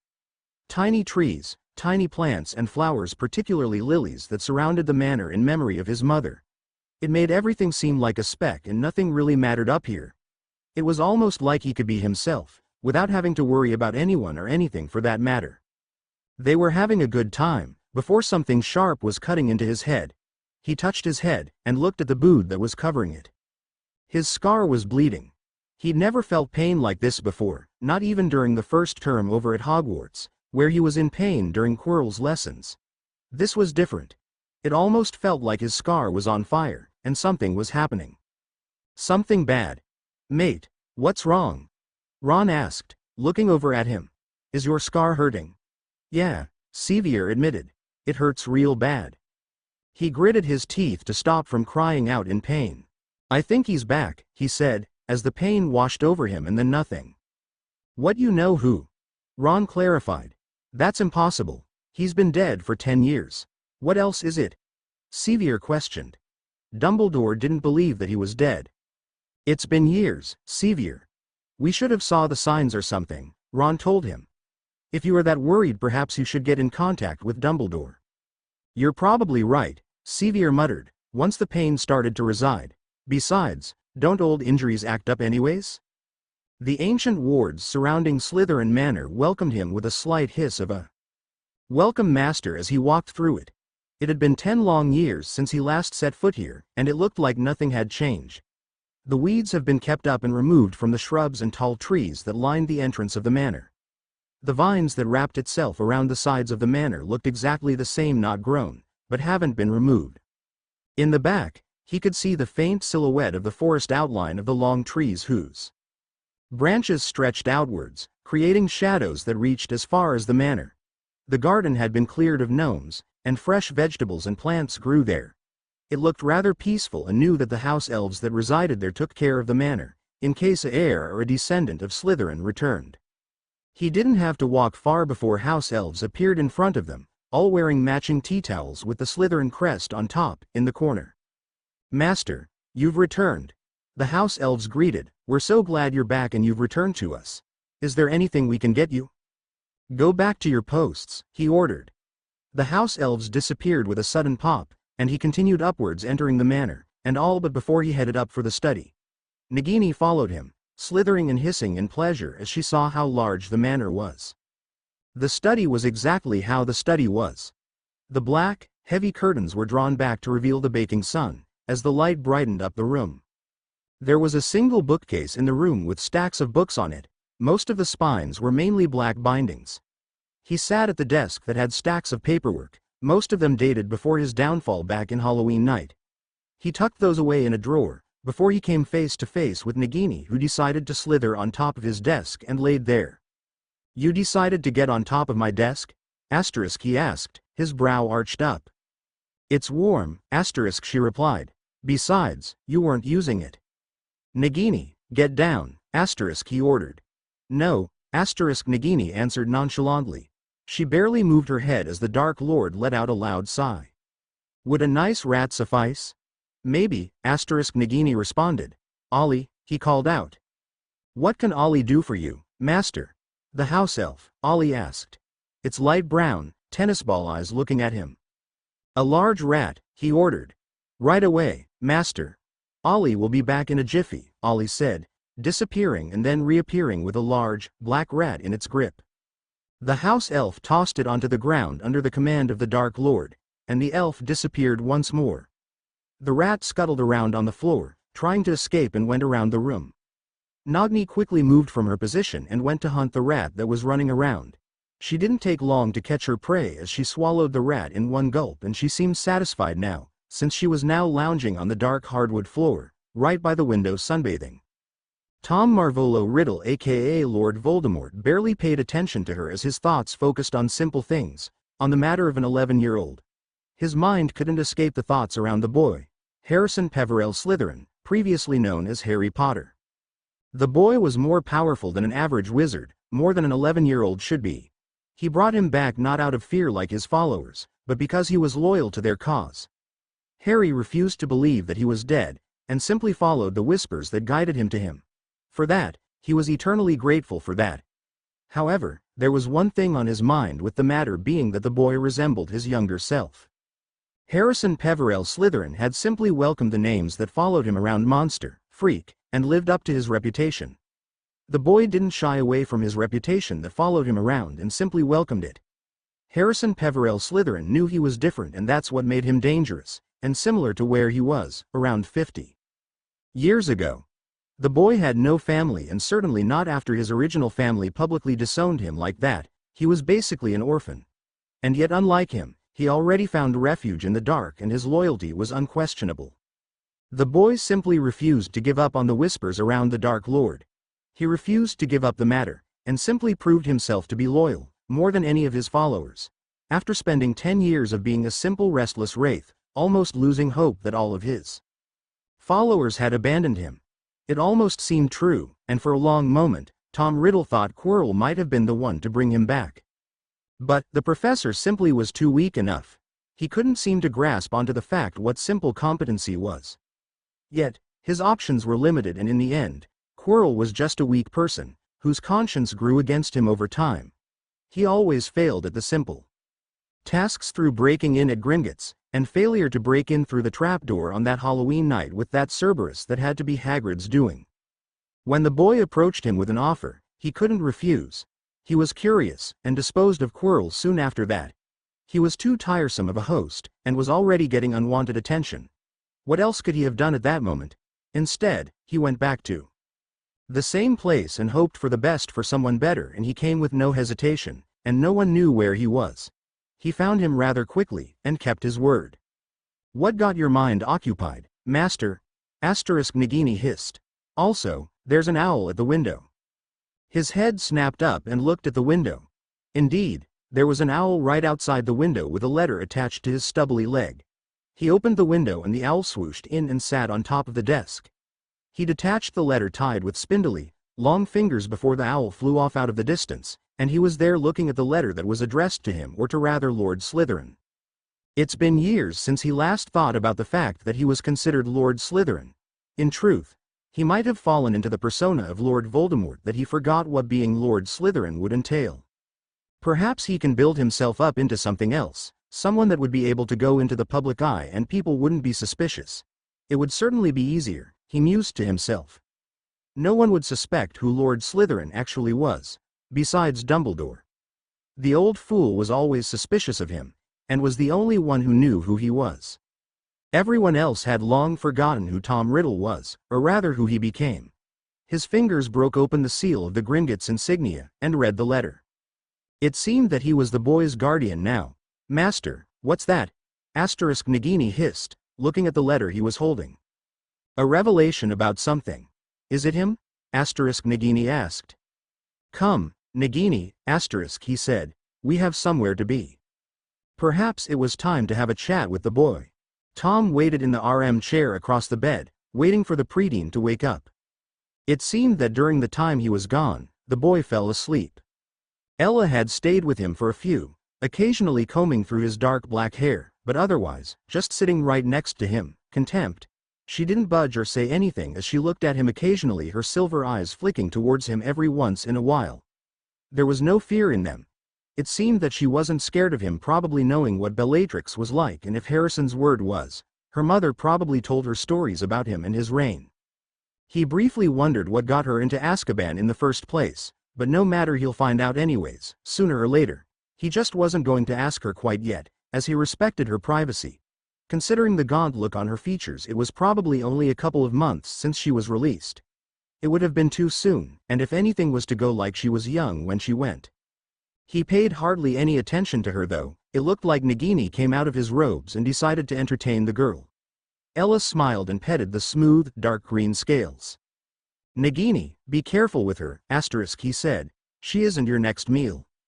Nagini didn't bother hissing back a reply as Ella looked at him with curiosity written in her. She didn't flinch in fear or anything like that, merely stared at him before returning her attention to petting Nagini on her scales. Otherwise, he paid hardly any attention to her as he waited for the younger boy to wake up. In the meantime, he summoned a book and began flipping through it. After a while, he noticed that Harrison was starting to stir. It caused Nagini and Ella to shift away, as she continued to pet her scales, mainly under her chin where she liked it. Harrison stretched his arms overhead once he sat up. He rubbed the sleep away from his eyes and sat up. He didn't really take much notice of Nagini, who was right on him, or Ella. He straightened his posture. "How long have you been there?" Harrison questioned. "For an hour or so," he answered nonchalantly. "I believe you and I need to have a conversation. I would have waited, but something came up." Harrison nodded. "Nagini, leave us and take the girl with her, *, he ordered. "Yes, master, *, Nagini responded. "Come, hatchling." Nagini disappeared off the bed and onto the floor, and Ella stayed put where she was. Harrison noticed and quickly whispered, "Go play with her. I'll be all right." "Okay," she responded and headed to where Nagini was, not looking back over her shoulder as she walked out of the room and closed the door behind her. "Were you ever going to tell me that I am your legal guardian?" Tom asked, starting the conversation. He produced the letter that Gringotts sent him and gave it to him. Harrison took it from him, but didn't bother looking at it, but he responded anyway, "I was going to tell you eventually, right when you got your body back." "How?" "When I went to Gringotts back in September, I took an inheritance test and claimed the heirship for Slytherin. Unfortunately, I wasn't automatically emancipated despite that," he explained. "I see," Tom murmured. "Is that how you're able to speak Parseltongue?" "I've always been able to speak it, even before then." "That's not possible," Tom murmured. Unless. "Unless, what?" Harrison questioned. "What happened that fateful night?" "I have to see for myself," Tom said. "Can you let down your shields?" Tom entered the younger boy's head, and navigated through it.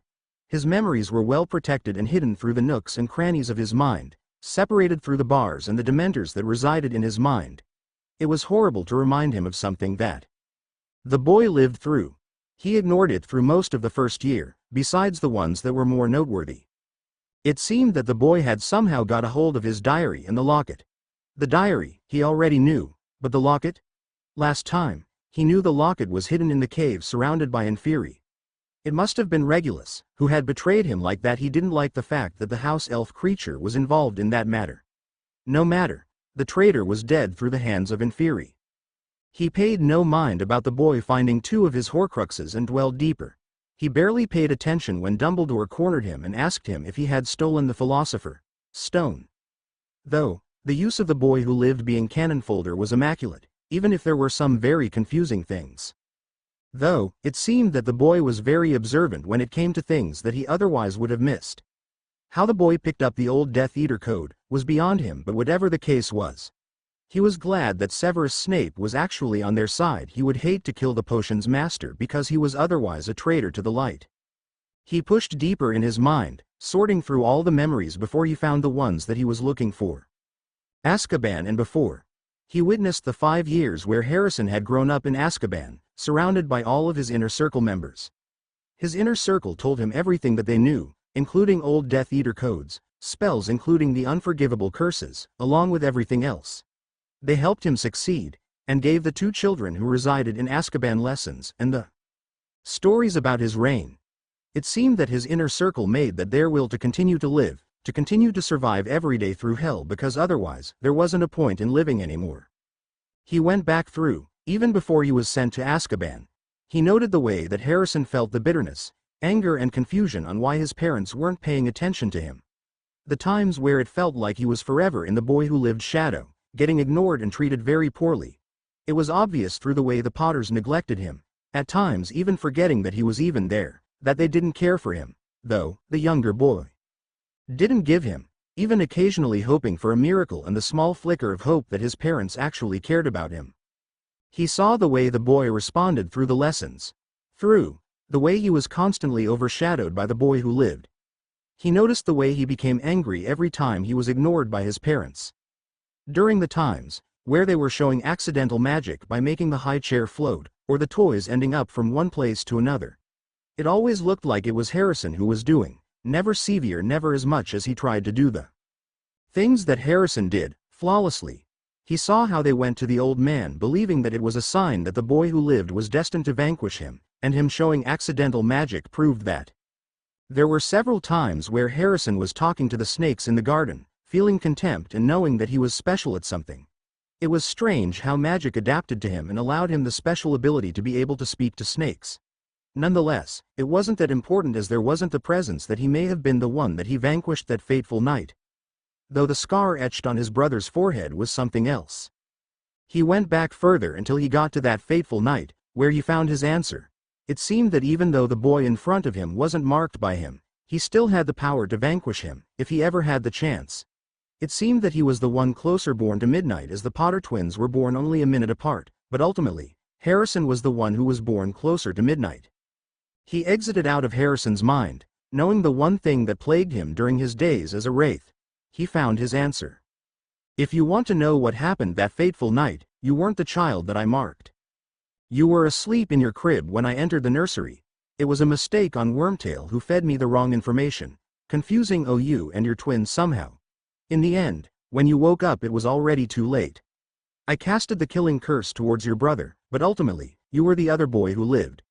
You were the one that somehow managed to rebound the curse back to me, protecting your brother, and leading me to lose my body. That makes sense, Harrison mused. I hope you know that I won't ever betray you, my lord. I know you won't. You have nothing on the light side that you would consider. You were bred in darkness, and you ultimately became that, Tom told him.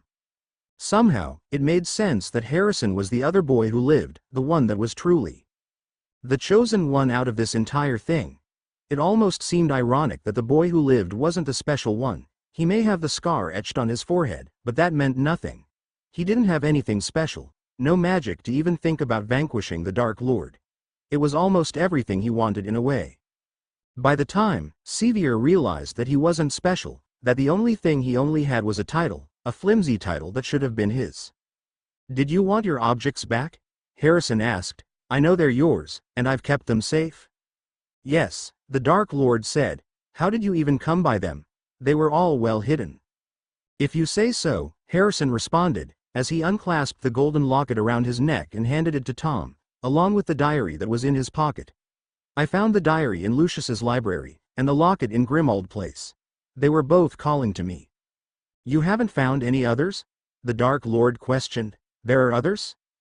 Forget about it, I'm just surprised you came across these two, the Dark Lord said. I need to have a word with Lucius about keeping an object that's precious to me safe, in a few days. An 11-year-old shouldn't get a hold of something that is dangerous, and clearly saturated in black magic. Something that can easily possess you, or kill you. Both have tried, Harrison admitted softly, if you saw through my memories. That's true, the Dark Lord agreed. For now, I'll hold on to them. Chapter end notes. So if it isn't clear, the Dark Lord went to kill the Potters on Halloween night. 81. Attempted to kill Sevier. Harrison rebounded the spell to protect his twin, and resulted in the Dark Lord loosing his body. Sevier ended up with the scar, and Harrison had nothing. Chapter 38. In the Hands of Fate. Chapter summary. The Dark Lord summons his followers, and Sevier realizes something important that Dumbledore has been hiding from him. Chapter notes. I have an interview tomorrow for a position I want, and I have a knee that doesn't want to heal, so everything is fine. I wrote this chapter in the fits of pain, in hopes to distract me from the current bouts of pain. Chapter 38. In the Hands of Fate. Tom returned back to Slytherin Manor after having a discussion with Harrison, with thoughts on what just conspired with the boy. It seemed that the boy knew that he was now his guardian, but that wasn't much of an important matter, but there was another thing that was. It was merely how the boy had found his Horcruxes so easily, when they shouldn't have been found like that. He gave the diary to Lucius to be kept safe. It seemed that not only Lucius disobeyed him, but he had put it on the shelves in his library, knowing that someone would easily be able to access it. He'd have a word with him in 2 days' time when Lucius came up with nothing. The locket was placed in the cave that he visited when he was only a boy, and placed in fury into it. Regulus was killed, but somehow, succeeded in taking the locket. He briefly wondered how Regulus succeeded in retrieving the locket, but at least it was safe since the boy took a hold of it. He hoped his other Horcruxes were still in the same location where he placed them at. There was a good chance they would be. No one knew the existence of his Horcruxes, besides him. He knew Dumbledore would probably be questioning how he contained the aspect of immorality, but didn't know the method of how. His old potions teacher, Slughorn, didn't even know he'd created them after he asked him about it. No one knew of his objects unless they were desperately searching for ways to kill him, but the places where he had placed them no one would be able to get to them. Ravenclaw's diamond was hidden in a pile in the Room of Requirement back at Hogwarts, but that diamond has been lost for centuries. It turned into a myth. Hufflepuff's cup had been given to Bellatrix Lestrange, who put it into her vault charmed so thieves wouldn't be able to take something out of the vault if they got that far. The ring is probably one of the places that could be easily accessible stashed away inside the Gaunt's house, where he took his relatives, by blood, lives. Even if one managed to find and steal the ring, the dark curses that surrounded the ring would kill the thief. He wasn't really worried about the ring too much either, since no one would be able to fully stop the curse that was applied on the ring. He glanced at the snake, who hissed her pleasure of slithering around, investigating her new snake keep area. He let out a small dark smile, as he knew what he wanted to do in the near future. He wanted to have Nagini as a Horcrux, considering she was loyal and would always be at his side. At least if she contained a piece of his soul, he'd be safe if someone went looking for his Horcruxes. Yes, that sounded like a good plan, he mused to himself, but first to the task at hand. Why did two of his Horcruxes grow rather sentimental to the boy, and didn't bother killing him? What did they know that he didn't? He sat his two Horcruxes on the desk in front of him, and pulled out his wand, saying the incantation. Dark, thick smoke lingered in the room for a brief moment before his two younger selves appeared. One his 16-year-old self with his handsome features and dark brown eyes, and the other with his 20-year-old self with red flecks hidden in his brown eyes. We finally regained our body, his diary self commented. I was wondering if our main part would come back. Why have you gathered us here? His locket self commented, narrowing his eyes. You haven't called on us in a long time. I thought we weren't that important when you stored us away, never to see the light of day. Things are different now, Tom told them. I haven't forgotten. I only called you here because I wanted information. About what? His diary self commented, you don't ask us for information. He's right, his locket self piped up, you've never asked us for anything like that, unless we know something you don't. Could it be that there is someone or something that he doesn't know? Tom rolled his eyes at his locket's antics. Of course, the moment he called for them for something, they would immediately question it, considering his actions towards them. Granted, he was going to put them back into their respected objects as soon as he was done. After that, he really had no idea what to do with the objects. Why were you both in the hands of Harrison Peverell Slytherin? He questioned. Why didn't you try to kill him? I wanted to possess him, his diary self admitted. However, it was mainly the way he wrote in the diary. He immediately connected the dots that we were connected to you. He just didn't know how. Any other person would have put their thoughts, dreams and whims about their life, and I would have. He didn't do any of that unless I asked him about it during our conversations. You have no idea how lonely it is to simply be confined in a diary with nothing but the memories you carry, knowing that time doesn't exist. You hadn't even attempted to? He accused his diary self. What kind of sentimental feelings did he diary self carry, he thought to himself, as he waited for his diary self to continue talking. I was going to, but the further we carried on our first conversation, I couldn't bring myself to it, his 16-year-old self said. My curiosity was piqued when I realized there were a lot more secrets he was hiding. What about you? He turned his attention back to the locket, who stood there, silently. Did you try killing him, or were you also sentimental? If you wanted to know, I tried choking him. I nearly succeeded, his locket self admitted in a cold, vindictive tone. The boy spoke Parseltongue.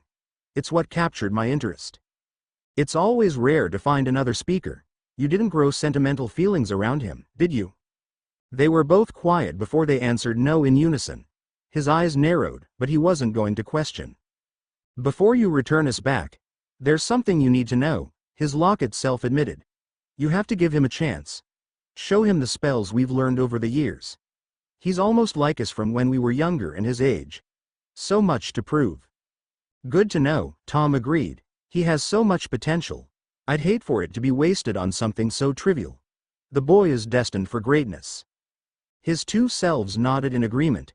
Is there anything else I should know? Perhaps, it's time to return to our old looks. If we wanted our cause to work, wouldn't it be better if Lord Voldemort took a step back into the shadows and we created a new persona? Someone that'll go out in the shadows, his diary self explained. His diary self made sense. He was already thinking about resorting back to Lord Slytherin and led him back to life. There wouldn't be no one to recognize him, not in this day and age. He'd be able to pass several bills on the Wizengamot table, and be able to gather more followers easily. Perhaps they were onto something. He sent his 2 Horcrux selves back to the respected object's diary and the locket, and left the 2 Horcruxes on his desk, to be dealt with later. For now, there was something that he needed to do. 2 days passed with nothing really happening whatsoever.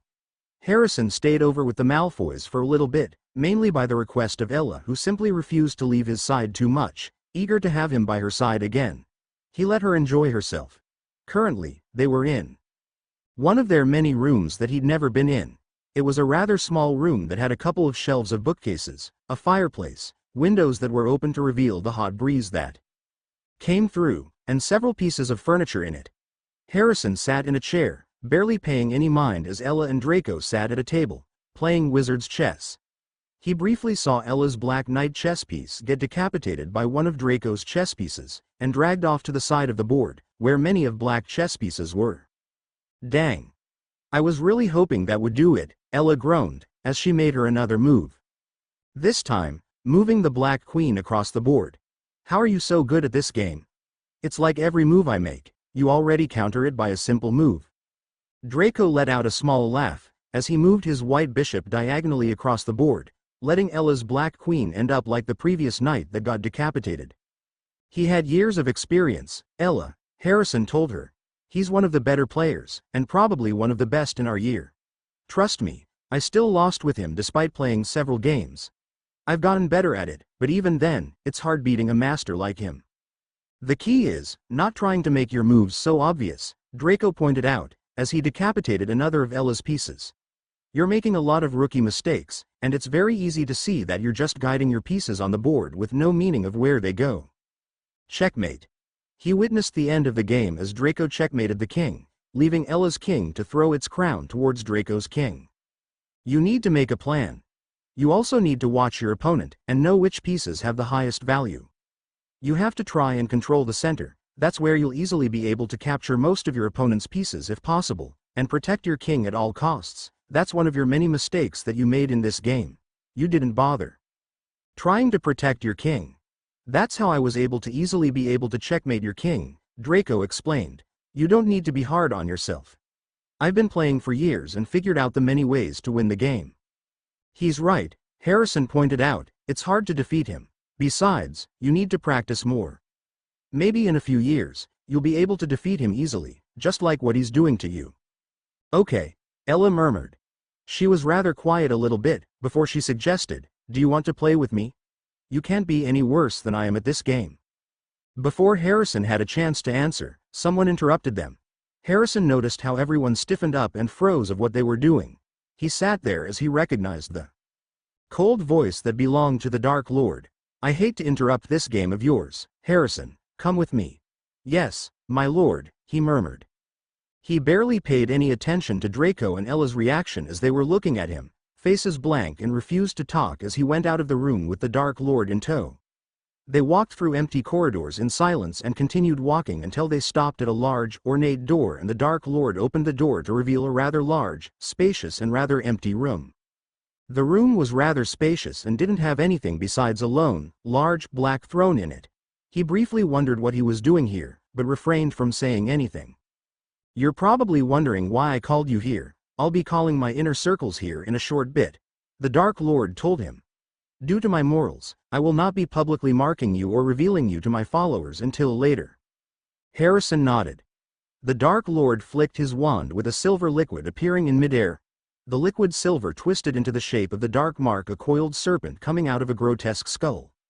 With another flick of his wand, a silver chain was conjured and combined the pendant and chain together.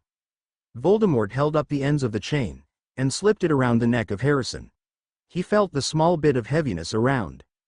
This works just like the regular dark mark does. It'll burn when I summon you, Voldemort explained in a low voice. It's also charmed that only certain people can see it. Right now, it's only keyed for you and me to see it. Thank you, my lord, he murmured. Voldemort didn't say anything else, as he produced a mask and handed it to Harrison. Harrison grabbed the black mask and put it on. It fitted perfectly across his face and pulled up his hood on his robe.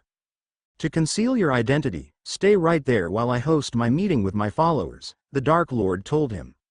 He pulled up his left sleeve, and pressed his finger onto the dark mark that was branded on him. There was only silence in the room, before many wizards and witches appeared in the room, concealed under masks and hoods, and brought themselves into a circle around the Dark Lord.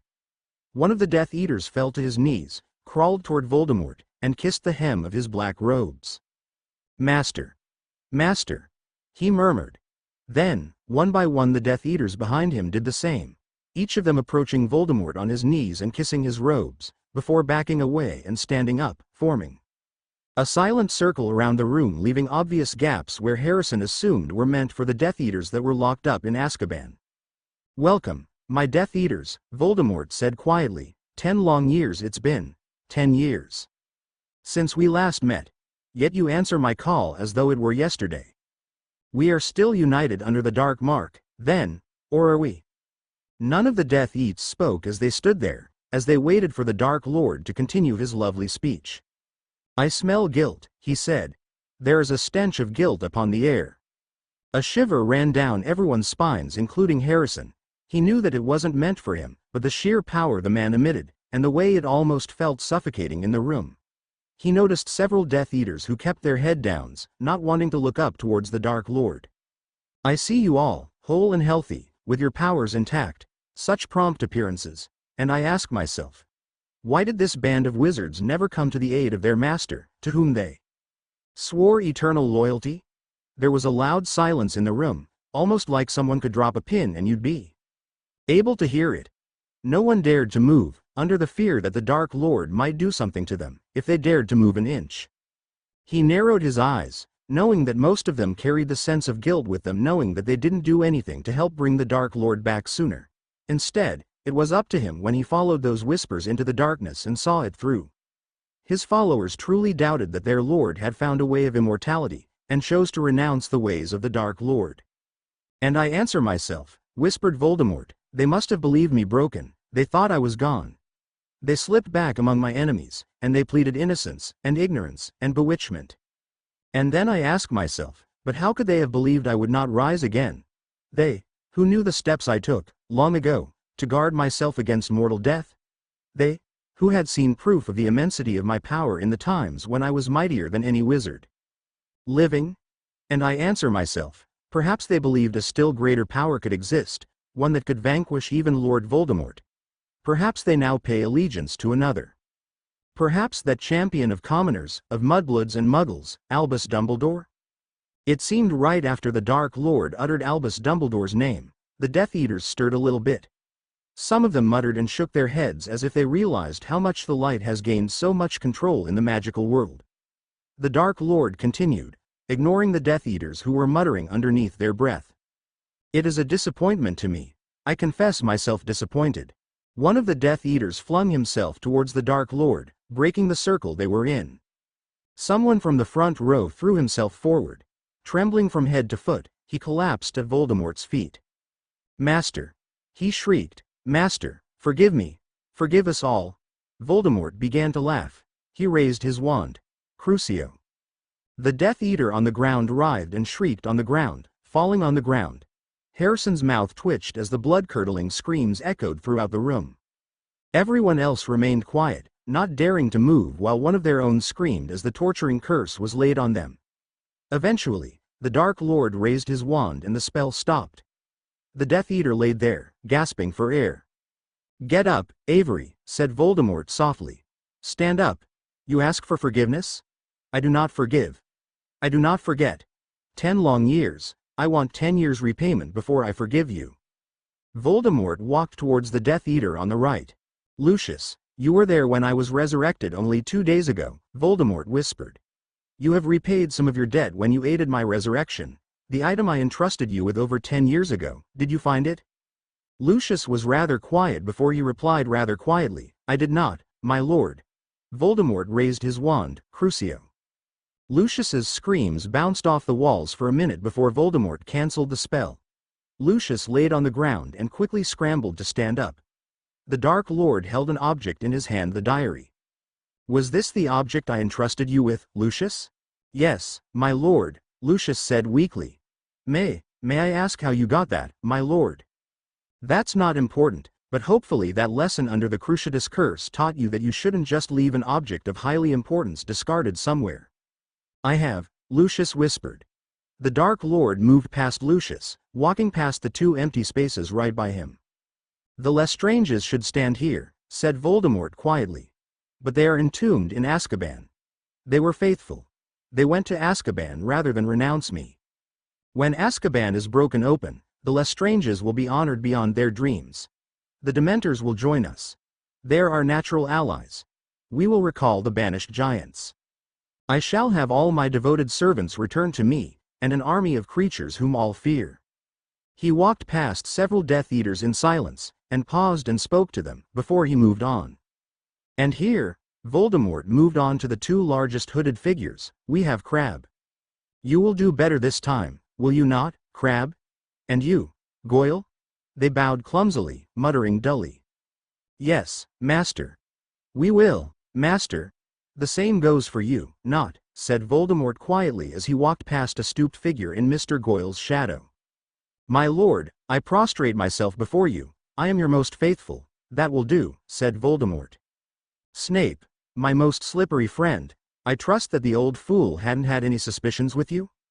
"No, my lord," Snape answered. "I have 10 years of information to pass on to you, but he's been more worried about the boy who lived more, my lord." His dark brown eyes flickered towards Harrison, but revealed nothing. "I'd like to hear that later, Severus." Voldemort reached the largest gap in the circle that had several people missing. Harrison wondered who they were, but it wasn't that important. It had been so many years. So many of the Death Eaters were either locked up, killed, or turned traitors. And here we have several missing Death Eaters. 3 died in my service, 1 locked up in Azkaban, and 1 of them possibly turned traitor if I don't see him by the end of the week. The Dark Lord walked past the several empty spaces and paused right in front of a Death Eater whose hood was up. "And finally, the newest addition of my followers, Sirius Black," the Dark Lord murmured. "He was a friend of blood traitor James Potter, the father of the boy who lived until 5 years ago. Since then, he returned to his roots and was one of the few people who brought him back. The Dark Lord rewards his followers, and you, Sirius, certainly pleased me. Step forward." Sirius stepped forward out of the circle and into the middle of the circle. The Dark Lord stood in front of him, his face impassive and red eyes staring at him. He held out his U-wand in his hand. "Give me your left arm, Black," the Dark Lord ordered. Sirius rolled up the sleeve on his left that revealed pale skin underneath. Voldemort put his wand onto the pale, unmarked skin and murmured, "Morse mode." A small shot of green light was produced by the Dark Lord's wand. A black mark began to morph onto Sirius's arm into a familiar look. The skull had hollow eyes and a mouth that was wide open, as if it was in a silent scream with jagged teeth around the edges. A black snake was twisted and winding its way around the skull with its tongue flicked out. The once pale skin turned red at the sudden, new presence of the dark mark. He saw Sirius's eyes water in pain as he blinked rapidly. "Thank you, my lord," Sirius whispered. "Congratulations, Black, you may go back." Sirius tugged down the sleeve on his left arm and returned to the circle. The Dark Lord paused before he headed back to where Harrison stood. "As you may have noticed, there is someone I haven't introduced yet. His identity will be known later. Rest assured, he will help us win this war when the time comes, and will prove to be a great asset in breaking our friends out of Azkaban," Voldemort said. A lot of Death Eaters looked at him with wary looks written all over his face, with several of them muttering underneath their breath and making a loud outcry. "Silence." The Dark Lord said rather loudly, "My decision will not be questioned. I shouldn't have to repeat myself. If I hear one more Death Eater question my actions regarding him, I won't hesitate to crucio you for questioning your lord. You all will keep quiet about my returning. You may go." The Death Eaters scrambled out of the room, eager to get out of the Dark Lord's presence and out of the manor in general. Harrison stood there as the Dark Lord stood there, and removed the mask from Harrison's face. "I have decided not to reveal you to them. I will in the future, when you are older," the Dark Lord told him in a quiet voice. Harrison nodded. "You will come with me to Slytherin Manor," the Dark Lord murmured. "Come." Harrison took the Dark Lord's arm and they apparated out of the room. Sevier let out a string of curses underneath his breath. The sharp pain lingered in his scar, just as strong as before, if not a little weaker. It felt like his head was being pounded by something, a weapon or someone prying a knife across his head, and watching as the Glistening red blood dripped from the open wound, before penetrating back in again. It had only been a couple of days since his scar last hurt, and he was concerned. Worry bubbled up into his thoughts, as he thought about the last months and events from the last year or so. His scar often hurt during the first of the month, and then disappeared as soon as Quirrell left the castle. It was quiet for a good while, and he almost forgot what the pain felt like. Ron thought he was simply being paranoid, but he had a strong inkling it was something. Something that he knew what his worst fears confirmed. The Dark Lord was back. He had no idea how or why. Perhaps it had to deal with the Philosopher's Stone that was conveniently stolen out of Hogwarts. He knew his ex-brother had something to do with it. Even though his memories were wiped clean, there was a part of him that he knew he was right. If the Dark Lord was back, then it would be possible that he was trying to recruit his group of followers again. It might explain why his scar had been hurting, and the brief flash of someone getting a dark mark, and that was everything he had seen. Perhaps Dumbledore might know something, and perhaps he can help him in case Voldemort was back. Sevier quickly rushed to the flow, hoping that Professor Dumbledore was in his office and wasn't out. Besides, what does a headmaster do? Come to think of it, he really didn't know. This was his first time actually trying to call the professor during the summer holidays, since before, it was always Dumbledore who showed up, unannounced. He grabbed the flow powder hanging off from the mantel, and dropped the silvery powder into the fireplace. Large green flames appeared in the fireplace. He dropped another handful of flow powder and murmured, "Headmaster's office at Hogwarts." Sevier put his entire head into the bright green flames, and looked around the headmaster's office. Bright red wallpaper lined the walls along with bookshelves filled with various books and trinkets. He saw Professor Dumbledore sitting at his desk, wearing bright red robes, and his familiar long, silvery beard, looking down at something at his desk. It looked like he was writing something since he was holding a quill.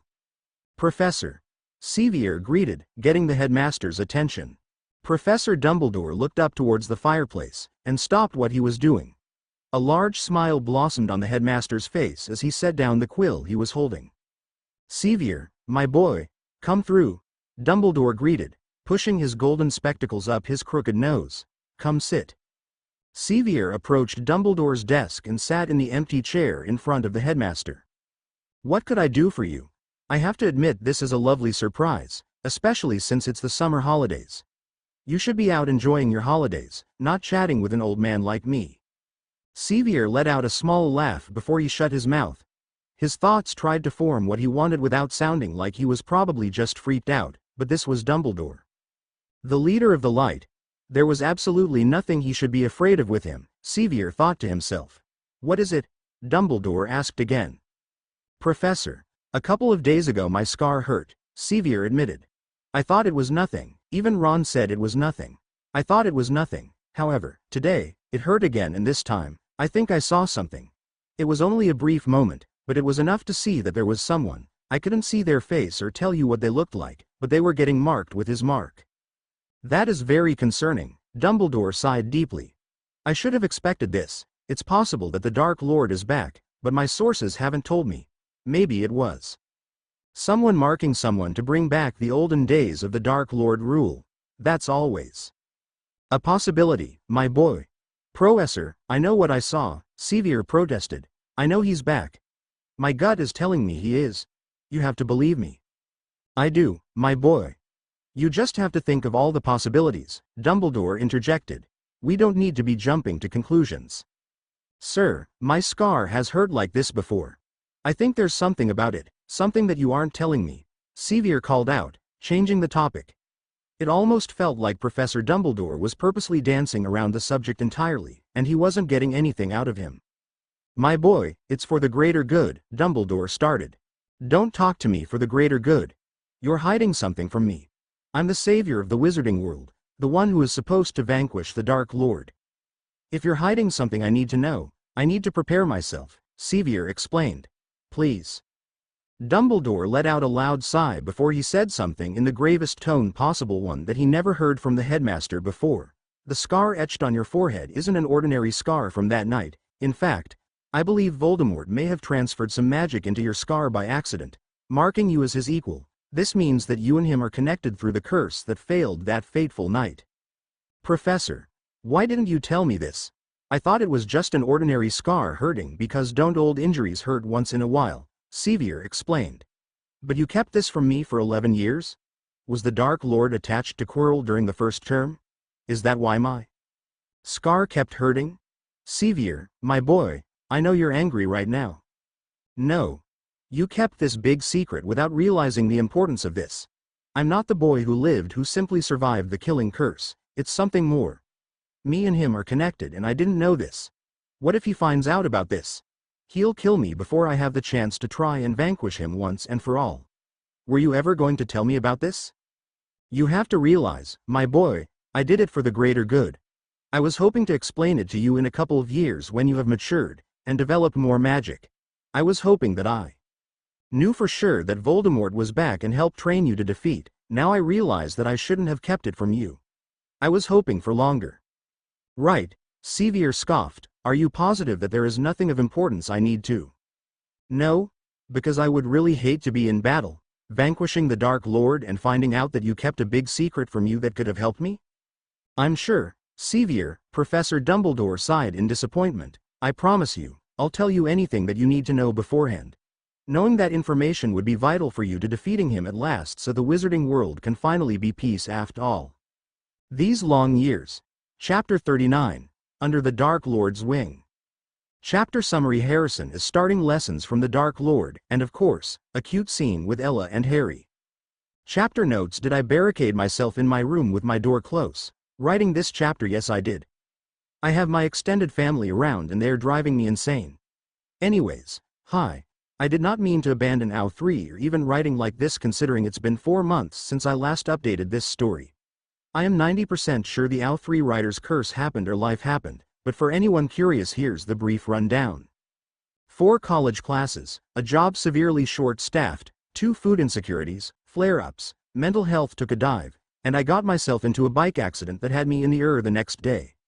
Don't worry, everything is fine, just cuts and bruises everywhere. Luckily, no broken bones, no permanent damage or internal bleeding. It was an awful fall, so I was pretty lucky. And on top of all that, I had massive writer's block, so you can imagine why this chapter was not up. With the semester winding down and once these next 2 very brutal weeks are done, I will be on winter break and I'll start getting out chapters more frequently, so hopefully I'll see you all in a couple of weeks with a new chapter. Chapter 39. Under the Dark Lord's Wing. The wards surrounding the manor welcomed them with hisses of welcome, master and heir, in Parseltongue, letting them pass through. Slytherin Manor was a lot bigger than Malfoy Manor was, though it was inherently smaller than Hogwarts was.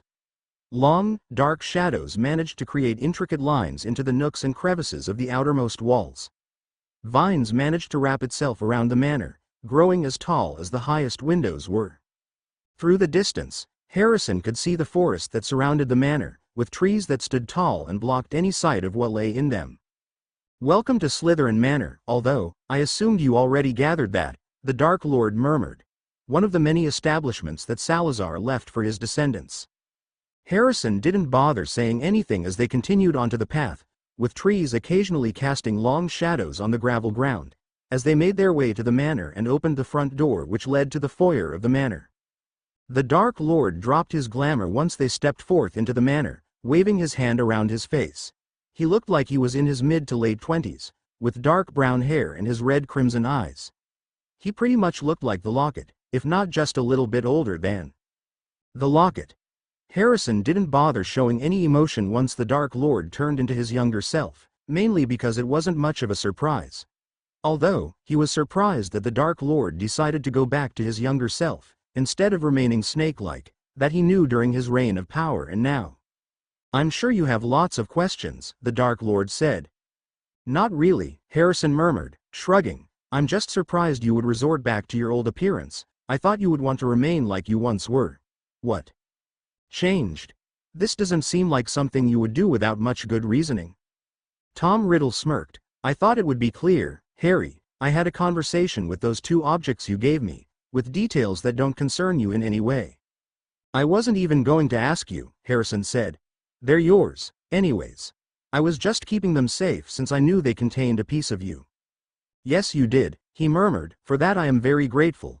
I didn't want them to end up in the wrong hands and get destroyed. May I ask what they are? and why they are so precious to you, my lord. Perhaps I'll tell you when you are older. For now, you don't need to worry about what they are," Tom told him after much thought. "Let's move on to another matter to discuss, about the rules of this manor and what I expect from you. No one is allowed here, so you don't have to worry about it. Occasionally, I would call on my inner circle here, but that won't be happening much, if at all, throughout the rest of the summer. Most of my trusted Death Eaters are in Azkaban, and I have to see where my followers' loyalty lies after so many years. I do have to warn you, I don't trust my Death Eaters enough for them not to attack you if they see you. You're free to do what you wish to them, but don't kill them." "Am I allowed to use the other unforgivable curses, or is that off limits too?" Harrison questioned, innocence lacing his tone. "I can promise you that I won't kill your followers. Crucifying them, on the other hand. I just ask that you don't kill them," the Dark Lord pointed out. "They still serve some usefulness." "Fair enough," Harrison replied. "I won't kill them." "Good," the Dark Lord said. "You're free to roam around the manor. I just ask that you don't go venturing into any rooms that are locked. They're not for you to go in, and I better not see you in them, child. Now, as my ward and as your guardian, I expect nothing but your best from you. Otherwise, there will be consequences, and also considering the fact that I am taking you under my wing, and you will learn more about magic more than anyone else. Many of my Death Eaters would kill to have that kind of opportunity that you have. Do not disappoint me, Harry." "I promise you I won't, my lord. I promise that I won't ever disappoint you," Harrison replied. "I'm grateful for what you have given me." "I know you are, Harry," Tom murmured. "You already gave me your undying loyalty, and you have done what many people thought was impossible, but it's also a warning. You will be treated better than most my Death Eaters, but you will be held to higher standards than the rest of them. My Death Eaters will soon come to respect you in due time." Harrison said nothing as Tom continued on. "I believe it's time that you should get acquainted with the manor. Considering that this is a place where you will be primarily staying, it wouldn't do you any good walking around the manor blindly. Of course, you could always call on a house elf to guide you the way." "Thank you, my lord, I really appreciate it," Harrison murmured. They walked down endless corridors filled with the matching decor of all dark colors that consisted of either dark green, black, and a few touches of silver here and there. It wasn't like the intricate design that Malfoy Manor had or how it displayed their wealth. Slytherin Manor was different and kept it to a rather simple design, but also making it known that this was a manor that one of the founders designed for his descendants. The Dark Lord pointed out the dark-colored doors with intricate little snakes engraved on the silver handles, and where they led to. Harrison kept a mental note of all of this as they continued walking through the manor, as the Dark Lord pointed out the doors that he was not permitted to enter under any circumstances unless by some miracle the Dark Lord deemed it so. He pointed out the library on the second floor that contained a vast amount of bookshelves that contained several books based on various subjects, old bindings of parchments, Salazar's own personal work he had done, books written in Parseltongue and so forth. "You'll have your chance to read the books in due time," he heard Tom say up above. "You have that glint in your eyes that you can't wait to get your hands on them." He let out a small chuckle at his response that Harrison didn't bother saying anything. They continued on with the tour with not much of anything exciting. Most of the manor was already a given with the rooms and what there was. There were several rooms and areas that he was forbidden to enter under any circumstances, unless the Dark Lord was accompanying him or something. It went for the same thing with the Dark Lord's study, and his private library that he had. The East Wing contained several empty guest rooms that his inner circle members would sometimes crash for a couple of nights, especially coming back from a raid. The West Wing was designed to where no one but the Dark Lord and now Harrison was, because that's where their quarters were. "Do you have any questions?" Tom asked. Once they stopped by a black with a very shiny door handle that Tom explained was going to be Harrison's quarters. Harrison shook his head. "Very well, I'll leave you to it," Tom said. "You will find books placed on your bed, 3 of them to be exact, about the foundations of magic, the easy spells, and more on the advanced ones. I expect that you will read up to chapter 5 by tomorrow morning and be ready to discuss with me about what you learn. We will practice afterwards." "Yes, my lord," he murmured, his voice barely audible. "Before I forget, you can bring your friends over, go out and write to them as much as you want. I just ask that you tell me beforehand, especially when they're going over. I'm not going to stop you from doing any of that, you're only a child." Harrison nodded. "Dinner is at 6, don't be late," Tom said, about to leave. And Harry, you can drop the, my lord, stuff when you're around me. I just ask that you don't recite my name in front of any Death Eaters, and if you choose to only do it in the language that we both can speak. With that, Tom Riddle walked away and disappeared around the corner, leaving Harrison alone in the room. It was a rather simple room made for an heir, with a queen-sized mattress with dark green bedding, dark curtains, 3 doors that Harrison assumed that one led to a walk-through closet, a private bathroom, and one of the doors leading out to the corridor. There was a black desk in a corner with a shelf where he could see different bottles of colored ink and drawers, where he assumed where the parchment and the quills were at. He paid no mind to any part of the room, besides the bedside table, where it contained 3 tomes, all 3 of them thick with yellowed pages, and contained a bit of weight to them. He placed them onto the bed, creating a nice dip on the bed as the mattress sank down from the weight of the 3 tomes, and of course himself. He flipped through several pages, briefly skimming through the chapters, when he realized that this was a lot of rather basic information about magic. It was stuff that he already knew from prior to attending Hogwarts, and the material they sort of covered. It almost felt like it was back to the beginning with stuff that he knew more than anything. He already knew how to cast the unforgivable curses with meaning, and other dark curses and jinxes that the other Death Eaters told him that they loved throwing around when they had their freedom and were on raids. Harrison knew there was probably a good reasoning behind it, one that made complete sense. There was probably a good reason behind this one. One that would make complete sense. It was probably the Dark Lord trying to see where he was at on knowledge and with skills. Before they even began, starting with more of the advanced spells and skills that the average wizard still had trouble doing.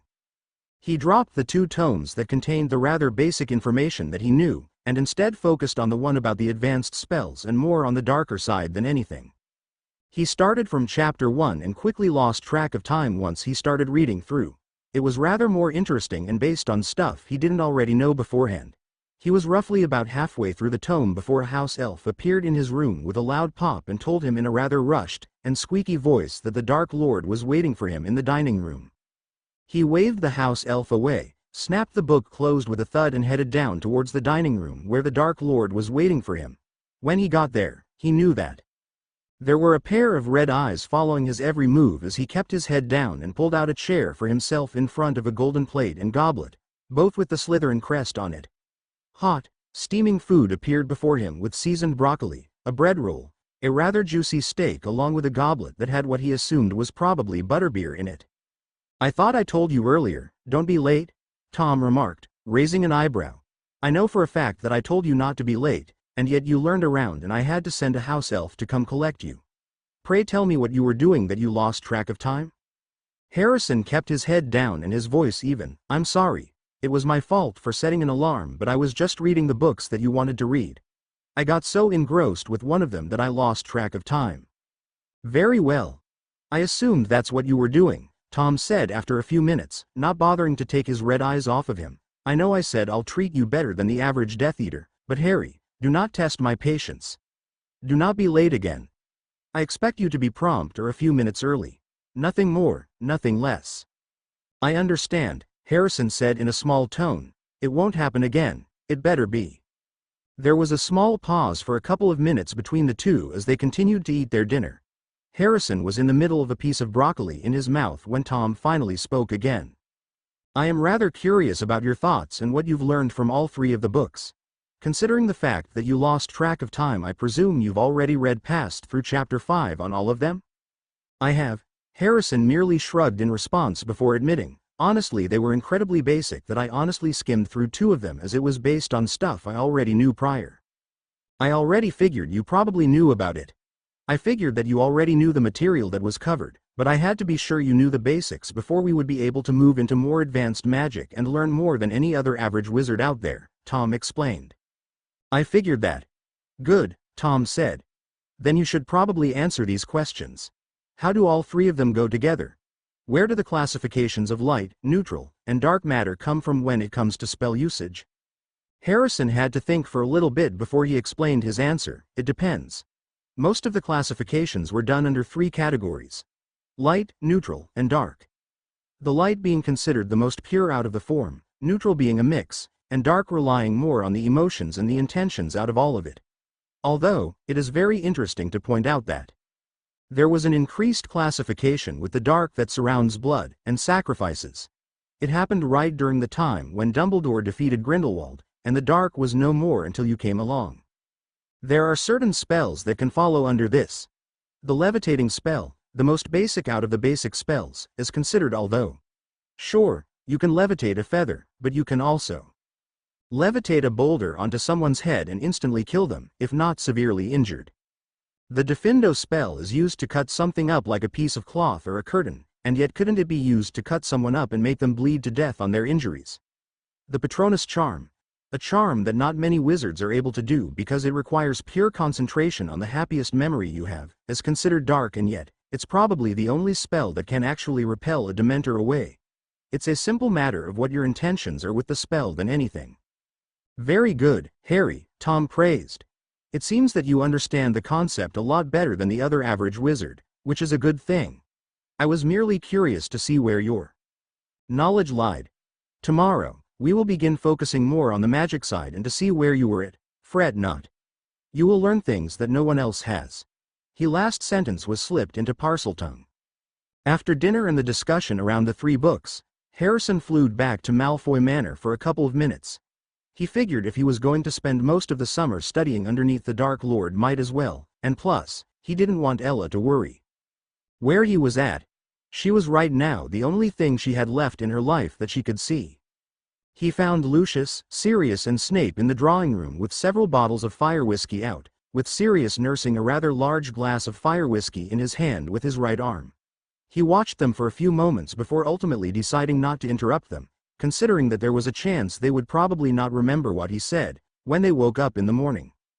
Harrison ignored their boisterous laughter and Sirius's loud voice echoing down into the corridor, and headed up the empty stairs. He was about halfway up before he heard footsteps running through the corridor, down the stairs, and jumped right into him, and wrapping their small arms around his neck for support, all while exclaiming, "Harry!" Harrison took a step back as he lost his footing from the sudden weight and force, and felt his foot nearly teeter over as it meant nothing but air. He quickly grabbed onto the wall and the railing for support before he nearly fell backwards and nearly took him and Ella over. "Ella, let go," he chided. "I don't want to," she protested, squeezing his neck even tighter. He felt her mass of curls around his face and neck as she put more of her pressure into him. This wasn't good, he thought to himself. If Ella didn't get off of him soon, then they would be in trouble. It was already taking most of his grip to hold on and not fall backwards, take a tumble down the stairs and collapse by the time they got to the floor. He would most likely take Ella with him, and both of them would be injured and potentially be sporting several bruises for a little bit if not deal with other things. "Ella," he warned. "Fine." Ella eventually let out and nearly fell into him as she nearly lost her balance on the stairs, but managed to catch herself just in time. Harrison sighed in relief and talked to her when they weren't in danger of falling off the stairs and hurting themselves. "You shouldn't have done that," he chided, looking down at her so he met her eyes. "I could have lost my footing and we both would have been tumbling down the stairs and onto the floor. We both would be hurt as a result of it." "I know, I'm sorry," Ella murmured. She looked down at her feet, with her eyes staring downwards, not meeting his gaze, and a small frown painted her features. She looked incredibly heartbroken. "I really missed you. You were gone for hours with the Dark Lord and I assumed it was something incredibly important, but then I realized that he would have potentially called Uncle Lucius. I was worried." "I know, it still doesn't give you a right to throw yourself into me on the stairs." "Like I said, I'm sorry," Ella said, looking incredibly agitated. "You disappeared on me for hours with the Dark Lord. I know there was a meeting, and when I saw everyone else leave and Lucius, Snape and Sirius start pulling out the liquor and you weren't there, I thought something bad happened to you. The Dark Lord does things, you should know that, Harry, I thought you did." Harrison merely sighed. "Look, why don't we talk when we get to my room? Wait a few minutes and then explain the situation to me, why you're getting angry with me." "Okay," was all she said. It only took a couple of minutes before they finally got into the room. Harrison guided Ella over to the bed where she sat down on it. Her silver eyes looked at him. "What's going on? You never act like this, unless something is bothering you," he said. "I know it's not how the Malfoys treat you, I mean it could be the mind healer thing, but there's something else that you aren't telling me. I know you miss your parents a lot, and I know it's hard for you. I just don't want you to leave me. I don't want you to lose sight of who you are and what you're supposed to be doing. I spent months in that awful place, missing your presence, and it felt like an eternity. Ella, Harrison sighed. I won't leave you. I had this planned for a while. It's an opportunity to learn stuff that no average wizard would know. Besides, I would tell you if we were going to do something like that beforehand, so you know as well. Things like that take a lot of time to plan, and we aren't there yet. It's a fortress heavily guarded by dementors and aurors most likely. We also need the followers to do that. I'll tell you if we reach that point, but not right now. Besides, what I am doing is I have an opportunity to study under the Dark Lord. He's taking me under his wing, and honestly, it might be the first. I don't think your mama ever had the opportunity to have that, even though she was his best lieutenant back in the war, up until she was captured. I know the rest, but it's good for you to take that then, Ella said. Although I will miss you, and I'm sorry for jumping to conclusions and giving you an attitude. Do you feel better now? Ella nodded. Good, now, I'm going to go pack. Harrison pulled out his wand and said a packing spell incantation. Books, clothes, and any personal belongings tucked neatly inside the trunk. It only took a couple of minutes, but his stuff was all packed, and Ella hopped down from the bed and closed the lid for him with a small clink, before he made it pocket-sized and put it into his pocket. Do you need anything else before I go? Harrison asked. You will come back to visit, right? Harrison let out a small chuckle. Of course, I will. I'm not going to spend all my time there, and besides, I'm pretty sure Draco and you would probably hunt me down if I dare do that. I'm certain he'll drag me out so I can entertain him or something along those lines. Ella let out a small laugh at that. I could probably see him doing that. And besides, I can beg Uncle Lucius to let me come over, too. Does he know that you will be going away? I was going to tell him, but in his current state I doubt he'll remember. If they ask, you can let them know, but I doubt it. They know I have business to attend to, and most of the time, I'm off doing the Dark Lord's work, so what's the point? It's not like they lay claim over me, anyways. Oh, I never thought of it like that, Ella murmured. Although, if they ask, I will tell them your whereabouts in case they worry. Sounds like a fair deal? Whatever you want to do, Ella, Harrison said. Ella smiled. I'll tell them to let know. At least Aunt Sissa wise. At least they are not worried about your presence. I hope you learn a lot, have fun, and don't break your word about not visiting me all summer long. Harrison let out a small laugh at that. Before you go, could I have a hug before you leave? Harrison smiled and took her into his arms. He held her for a few minutes, feeling her breathe in and out, and let her stay there, until she eventually removed her arms. Better. Much. Morning came much too soon. The sun was just peeking through the tree line and over some of the hills, with the sky still painted a colorful shade of pink, orange, and light blue by the time Harrison headed down to the dueling room on the second floor. He opened the doors to reveal a rather large and spacious room set up to where most of the practice dummies were on the side, towards the wall. Most of them were large, wooden dummies that were just there to practice any sorts of spells on them. He noticed that the Dark Lord was already standing there, in the middle of the room, with his bright red eyes staring at him, his expression blank and his U-wand already in his hand. Harrison approached the Dark Lord cautiously until he was just standing only about 2 meters away from one another. He pulled out his wand, just in case. You're probably wondering why we're in this room, Harry. It's rather simple, as I think it would be best if you dueled me. You are allowed to use any sort of spell besides the 3 unforgivable curses, and do whatever you can until you either make me lose my wand or make me bleed, whichever one comes first. I'm only saying that because not everyone is able to do any of that, considering I'm a skilled duelist. Do you understand, Harry? I do, Harrison murmured. Good, then let us proceed. I presume you know how to duel? Harrison nodded. Good, let us begin. Tom and Harrison both bowed to one another with their heads lowered, in a sign of respect, before they both backed away, giving their opponent the space. It didn't take very long before the Dark Lord was already sending a couple of nonverbal spells towards him. They were the color of bright blue, and Harrison quickly put up a shield in front of him, watching as the 2 spells bounced off the shield and ricocheted to the wall. Harrison didn't waste any time before he sent a couple of stinging hexes and an impediment hex, one designated to hopefully slow down the Dark Lord.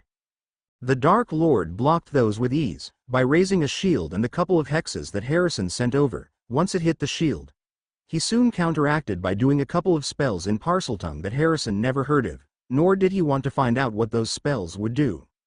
He quickly dodged out of the way and let the spells hit the wall, sending a couple of stone bricks falling onto the ground as a result.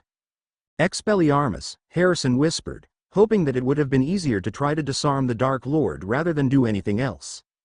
It seemed like the Dark Lord foresaw this and quickly put up a shield. The disarming spell headed towards a wall where nothing happened. They spent several minutes, both of them sending spells towards one another and blocking it each time either through a shield or dodging it. Several curses and hexes were sent towards the wall and dummies, destroying the dummies into little tiny, wooden pieces, and different colored spells flying all across the room. They were both stagnant, with neither of them gaining the upper hand in the duel. However, that could only go on for so long before one of them would start losing momentum. It seemed that Tom foresaw this and started rapidly sending dark spells towards Harrison, which forced him to throw up a shield, and prayed for the best. Soon, his shield he put up started to falter and grew weaker with every passing second as he felt the pressure and the need to be able to breathe and catch his breath. Until his shield disappeared, leaving Harrison unprotected, and a dark green spell hit his wand arm. It took everything within him not to drop his wand onto the floor as sharp shooting pain radiated up his arm. It felt like there was something really hot like an iron burning onto his skin, followed by the pain of being stabbed with several daggers. It was some sort of curse, or something, as it seemed that the pain was only increasing with every second. He felt the urge to scream or show a sign of pain. Instead, he bit his tongue and tasted the familiar taste of copper and iron as blood pooled into his mouth. Harrison narrowed his eyes and sent a couple of wandless and nonverbal magic towards the Dark Lord. The Dark Lord smiled before he disappeared into a thick cloud of black smoke. Harrison scanned the room quickly, hoping to be able to catch sight of the Dark Lord, but it was too late. By the time Harrison realized, he felt a spell hit him in the back, causing him to collapse and lose consciousness. It took Harrison a couple of minutes to come to. He noticed that he was lying on a cold, hard floor where he presumed was still in the dueling room. The pain in his wand arm was slowly decreasing by a threshold, and he blinked until his vision wasn't blurry. He tried to sit up, but it seemed like all of his energy was drained out of him, and all he could do was manage to look up as footsteps approached him, and stopped right in front of him. A pale hand reached out and tilted his head upwards to see the face of the Dark Lord staring in front of him with his dark brown hair and red eyes, and a small smile on his lips. "Not bad, Harry," Tom praised. "You showed a lot of potential, and lasted longer than the average wizard. It's truly impressive that you already mastered both wandless and nonverbal magic at the age of 11. You did well by that. Barely any of my Death Eaters can manage wandless, and it's slim to none by being able to do both with proficiency. I think I understand where you are. You still have a lot to learn to be able to have a chance in beating me, the Dark Lord. Perhaps in due time, you will learn. For now, get some rest, as I'm sure you will need it, and read the books on your bedside table in 2 days' time." Chapter 40. Every Rose Has Its Thorn. Chapter Summary. Harrison turns 12 years old. Chapter notes. So anyways, I'm sure you all are curious whether or not I abandoned this story. I, in fact, did not.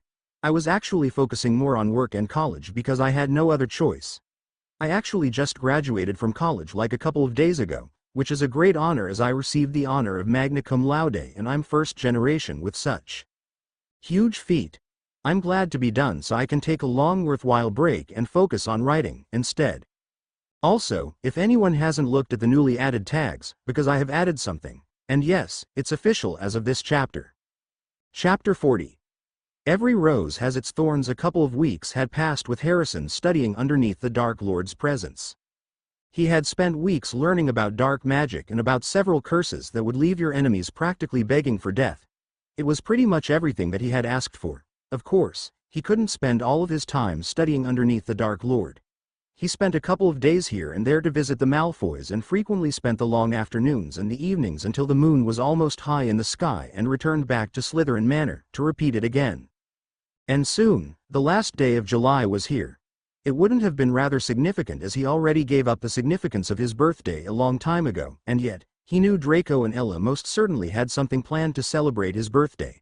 He couldn't help but muse to himself about how much he had accomplished in a matter of a year. From getting out of Azkaban practically on his birthday, to finding the Chamber of Secrets, investigating the mystery of the Dark Lord, and bringing himself back to full power, but also, Managing to get Ella out of Azkaban was something that he really wished for. Now, the only thing that was really missing was getting them out. But for now, he will focus on that aspect later. He cleared out his thoughts of what he was thinking before he headed downstairs, to the dining room to have breakfast. When he got there, the Dark Lord was already there, sipping on what Harrison presumed to be warm tea. He already has a plate full of food, mainly sunny side-up eggs and a thing of toast on the side, with butter to the side. "Good morning, Harry," Tom said, greeting him. "Good morning," Harry greeted back, taking a seat at the table. A house elf appeared, and Harrison told the house elf what he wanted for breakfast before the house elf disappeared with a loud pop. It was quiet in the room, save for the occasional scraping of silverware against the plate. He ignored the sound and turned to a question that was on his mind. "What is on the agenda today?" he asked. A house elf appeared with his food and Harrison took a small bite out of his waffles that were dunked in syrup. "I have business that I need to attend to today, so there won't be anything on the agenda today," Tom told him. Harrison nodded in response. Here was silence in the room for a couple of minutes. Harrison focused on eating his breakfast and was just about halfway done with his waffles when he heard Tom getting up from the chair where he was sitting and approaching Harrison from behind. "I know it's your birthday, which is also why I am giving you the day off," Tom said, "and I have decided to give something back to you." He placed a small, black book with yellowing pages in front of him, and Harrison nearly had to blink twice to realize what was in front of him. The diary. Harrison could practically feel the dark magic oozing from the book, and knew it was just like before he gave it to the Dark Lord all those weeks ago. He thought he wouldn't really ever see it again, but it was fine, otherwise. It was the Dark Lord's object, after all, and Harrison had no lay to claim the diary. It was just rather strange to see it again. "You're giving me back your diary?" he found himself questioning. "I am," Tom confirmed. "I have decided to give you back the diary. I trust that you will take good care of it for me. Otherwise, there will be consequences, understood?" He slipped into Parseltongue and Harrison refrained from shivering from the indirect threat in his words. Although, he knew nothing was going to happen to the diary. The threat was still there and he knew that he would know it and feel it if he had ever displeased the Dark Lord. "Of course, Tom," he hissed back. "Good." The coldness disappeared from Tom's voice and changed the subject with, "Enjoy your 12th birthday, Harry, and I'll see you later." With that, Tom left the dining room and left Harrison in the dining room. Harrison finished his breakfast and pocketed the diary that was still placed in front of him. It felt nice to feel the familiar weight in his pocket, and felt the urge to be able to write in the diary once more, but refrained from doing so. He had other things on his agenda than writing in a little, black diary, particularly since he knew that Draco and Ella most likely had something up their sleeves to celebrate his birthday. He left the dining room with the house elves collecting the dirty dishes off the table and headed towards the flow in the parlor to head towards Malfoy Manor. He knew Draco and Ella had something up his sleeves. They wouldn't have possibly forgotten his birthday, not if Ella had anything to do with it. Plus, the letter they had sent him over a week ago, essentially saying they would hex him if he didn't dare show up to the manor on the 31st. And he had done exactly that. Letting the green flames of the flow overtake him, swirling until his feet nearly stumbled over the vast carpet that belonged to the Malfoys. He shook off any dust that may have gotten a hold of and was about to head out of the room to find Ella and them before the door to the drawing room opened. "Harry!" Ella shouted, with a large smile blossoming on her face. He could see the obvious gap on their upper top teeth where she had lost those teeth nearly a week ago. Yet, her adult teeth haven't really started growing in yet. "You're here? I thought I would have to hunt you down and hex you, or something like that." Harrison laughed. "No need for such kind of violence, Ella. Besides, I'm here now, so no need to do that. I was afraid that you wouldn't show up, considering it's your birthday and all, and I know you think it's not really that important." "It's really not," Harrison protested. "See, that's why I put that in the letter. Otherwise, you wouldn't show up," Ella told him. "I know you. You stopped caring about your birthday a long time ago, which I don't blame you for, considering our circumstances. I thought it would be nice to celebrate your birthday together with a close group of your friends and family." "Don't tell me you have something planned," Harrison groaned. "You know I don't care about any of that." "None of that," she said, raising her voice slightly, "please." Harrison didn't bother saying anything and instead looked beyond her small stature and through the open door to reveal the corridor, one of many in its place. He had no idea what Ella or any of them had planned, but if he had to guess, it had to be something special involved. Otherwise, why would Ella be in here all excited? Fine, then I have no choice, Ella commented.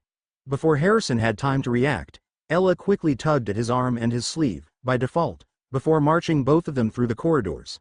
For her having such a small stature and being only out of Azkaban for a couple of months, she had such a strong grip on her.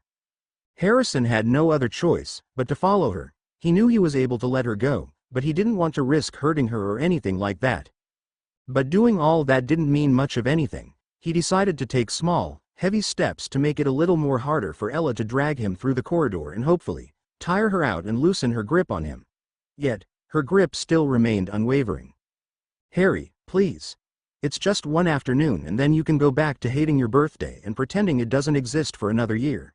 Ella tried to explain, but Harrison was barely listening to her. He was more focused on the fact that it was his birthday. A day that should have sounded special, but it wasn't. It stopped being special a long time ago. No amount of celebration, or gift-giving or whatever people did to celebrate one's birthday wouldn't ever give him the feeling that his birthday was worth it. It was just another day, another average day that he should have been practicing another one of those Dark Lord's spells or something like that, not here. One afternoon for you, besides you should know that my birthday isn't really special. It's just a day, Harrison protested once more, trying to get himself out of it. Ella simply didn't bother saying anything as she merely quickened her pace as a result. It wasn't until they got closer where Harrison felt his hands go sweaty and he increased his antics to try and escape from Ella's grip. Come on, where's your excitement? Ella asked, stopping in front of the garden door. Through the garden window, Harrison was able to see a small setup in the middle of the garden. It was the middle of summer, so everything was still green and alive, which made the flowers set up and the peacocks sort of running around a nice touch. He could see several white tents in the distance with several tables and chairs under them to escape the bright summer sun. There were much shorter objects and of them varying sizes that Harrison assumed to be presents and cake. Yet, what surprised him was the amount of people. There weren't a lot of people, which was a good thing. There was no way that Harrison wanted a large celebration or anything like that. It only looked like it was the Malfoys, Sirius and a couple of his classmates. It looked nice, but the problem was he didn't want to be the center of attention or anything like that. Did he even deserve this?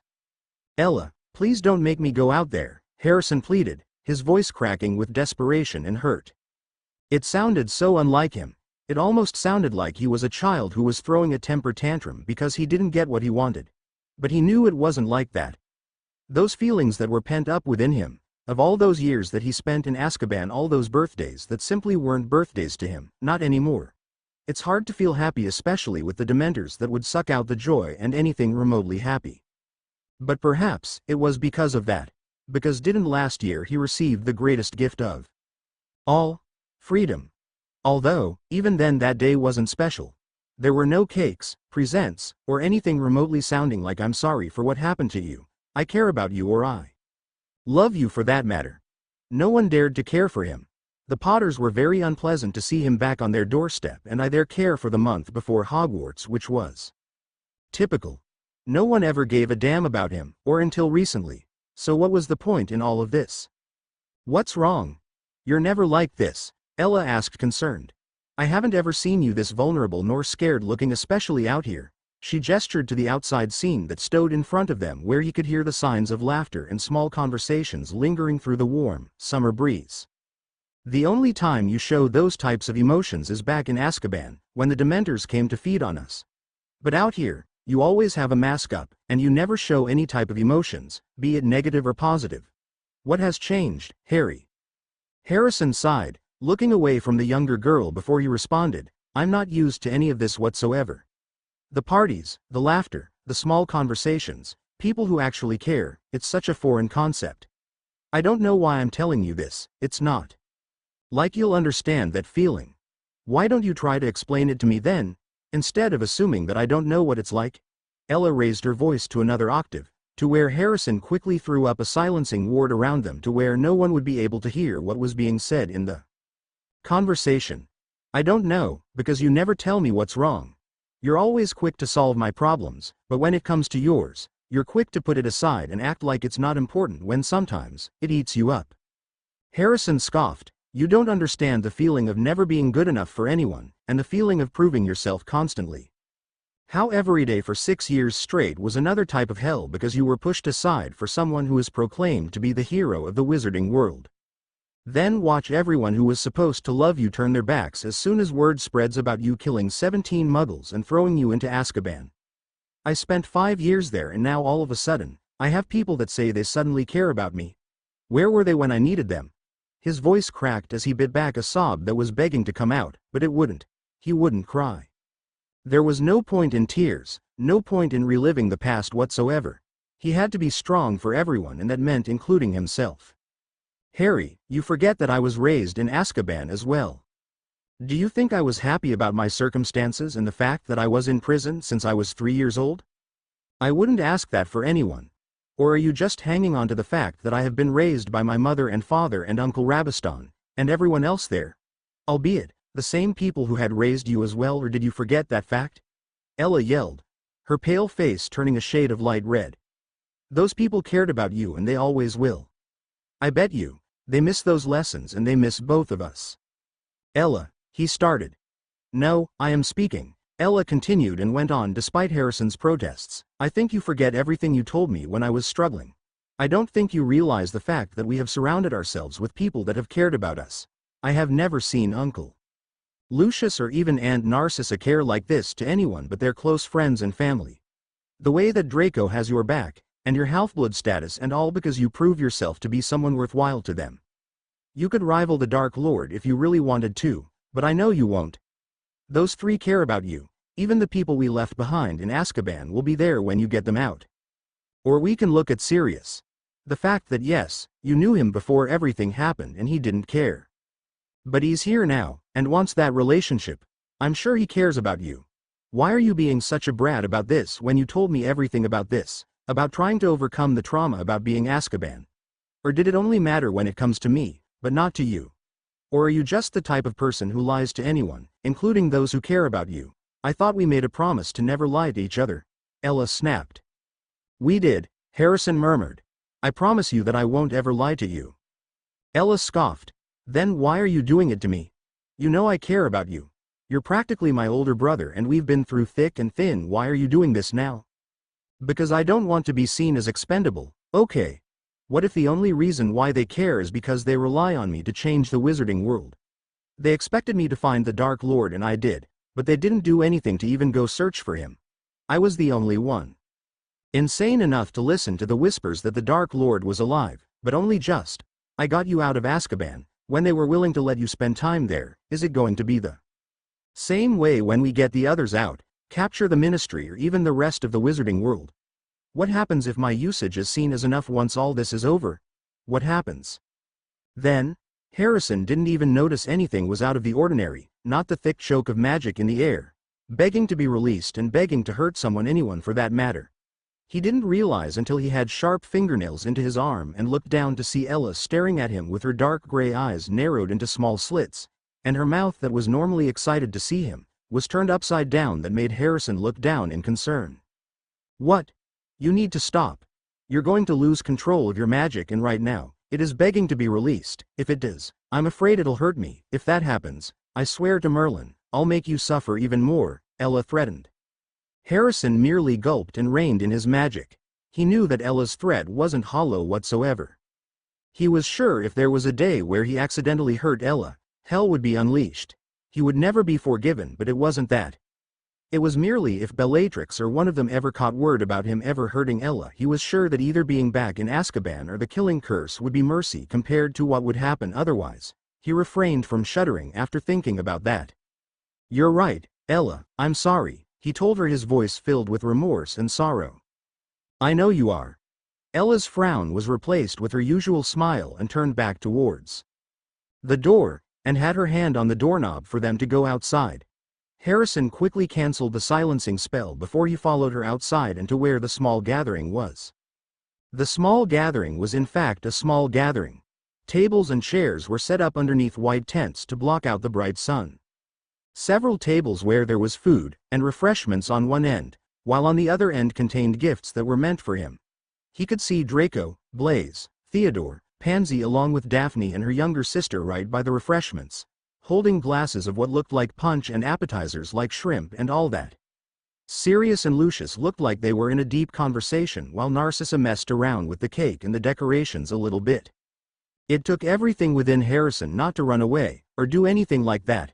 Instead, he followed Ella's guide to where she gently pulled onto Narcissa's light blue summer dress that had a high neckline and cinched around her waist. She paired it with light blue heels with her blonde hair pulled in a braided crown. "Ella, Harrison, you made it," she exclaimed, looking up from what she was doing. She straightened her back, letting her silver bracelets fall from her forearms down to her wrists, and reached for a hug, both of them in tow. The hug was squishing between him and Ella, getting sandwiched from Narcissa's strong grip. It was squishing if there was no way that he could get a full breath of air in without due to the grip that Narcissa held around them. It didn't seem like she was going to let them go anytime soon, so he stood there, not moving, and just let the hug happen until Narcissa broke the contact. "Ella, I was wondering what was taking so long. I was worried that something must have happened, but regardless, you're here now. Can you help me with tying the balloon? Decorations down so we don't lose them," Narcissa suggested, turning her attention towards Ella. "Of course." Ella ran off in the near distance, her blonde curls flying along with her pink summer dress that reached to her knees bounced with her step she took. Her figure grew smaller and smaller in the distance, and Harrison tore his eyes away from him when Narcissa cleared her throat softly. "And you, Harrison, I was worried that you decided not to come and you have found out about your surprise." Narcissa turned her attention towards him, "which I'm grateful that you didn't do because we had to celebrate your birthday." Harrison smiled softly, "Thank you, Narcissa."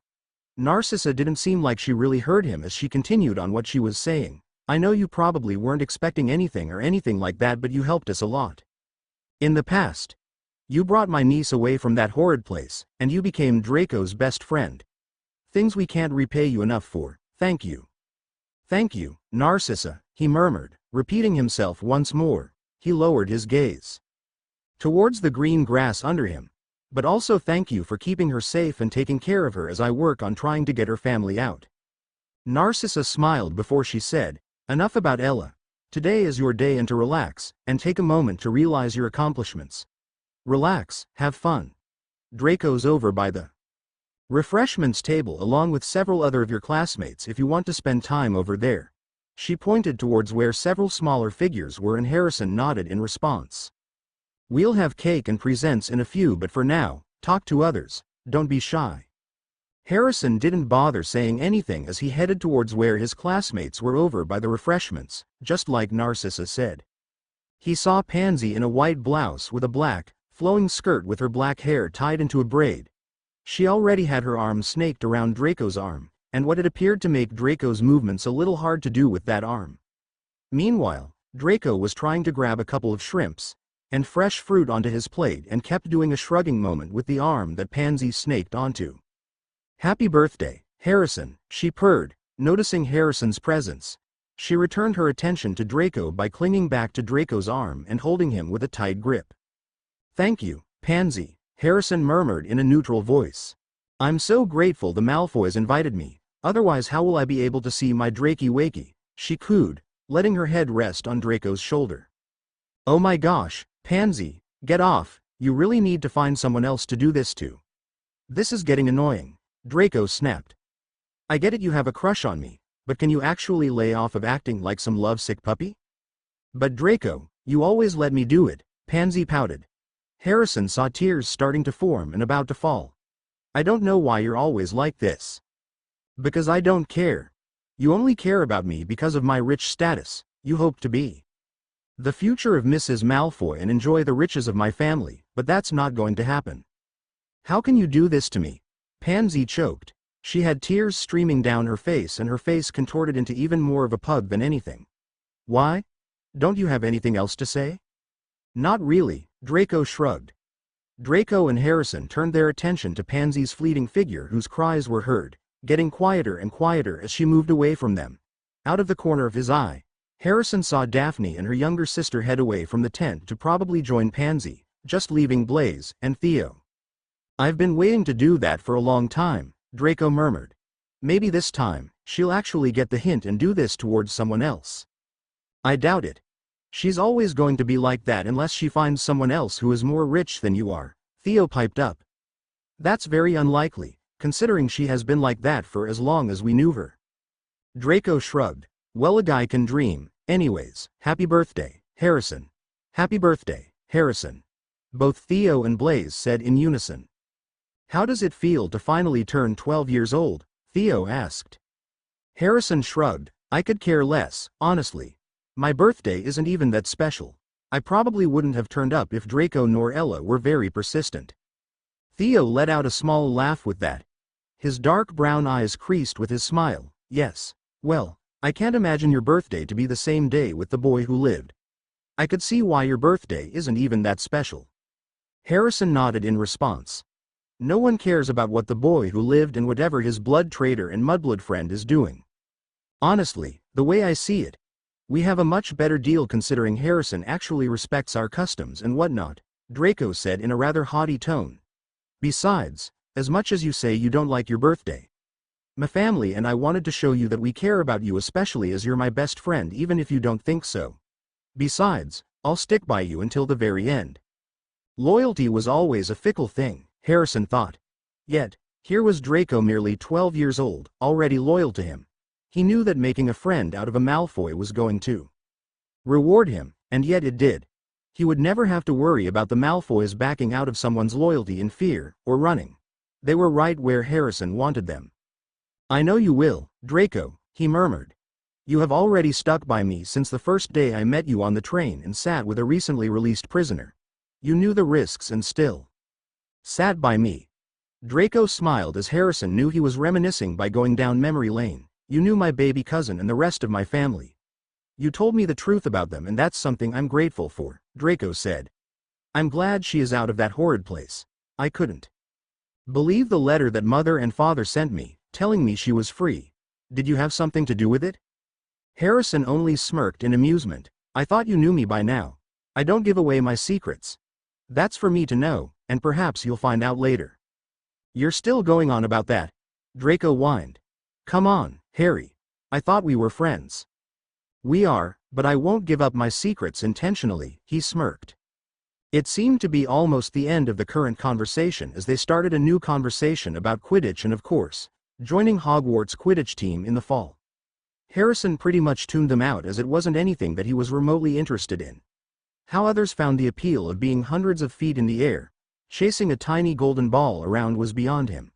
It was what his classmates enjoyed, so why should he offer an opinion about it if he didn't care about said sport? Harrison found himself drifting away from the conversation and headed towards where Lucius and Sirius were standing over. They were standing next to a group of green hedges that seemed to lead off somewhere. It almost seemed like they were having an inclusive conversation that seemed to be surrounding politics or some sort. With the way both of them immediately hushed as soon as they heard Harrison's footsteps approaching them. It made Harrison rather curious about what they were hiding, but it wasn't like he was able to use Legilimens on them, considering they were master Occlumens, or at least knew enough to block him out. Harrison. There you are. I was worried that you wouldn't be here, Sirius greeted, being the first one to break the silence that surrounded them. Happy birthday. How does it feel to be 12 years old? Fine, Harrison said quietly, shrugging as a response. It's just another year older. Not much of a difference. It seemed that Lucius smirked at that response before he answered. Right you are. Considering you are still young, you should enjoy your time being young. You only live through your childhood once. Harrison shrugged at that response. Makes it hard to enjoy it when you spent years in a place that rivals hell. It seemed that Harrison's response must have triggered something, as there was an awkward silence in their air. No one seemed to want to be able to say anything after that. Harrison was about to turn away and find a place somewhere in the gardens to have some solitude. Yet, it seemed that Sirius, once more, wanted to break the awkward tension in the air. Right, Sirius said, rather awkwardly.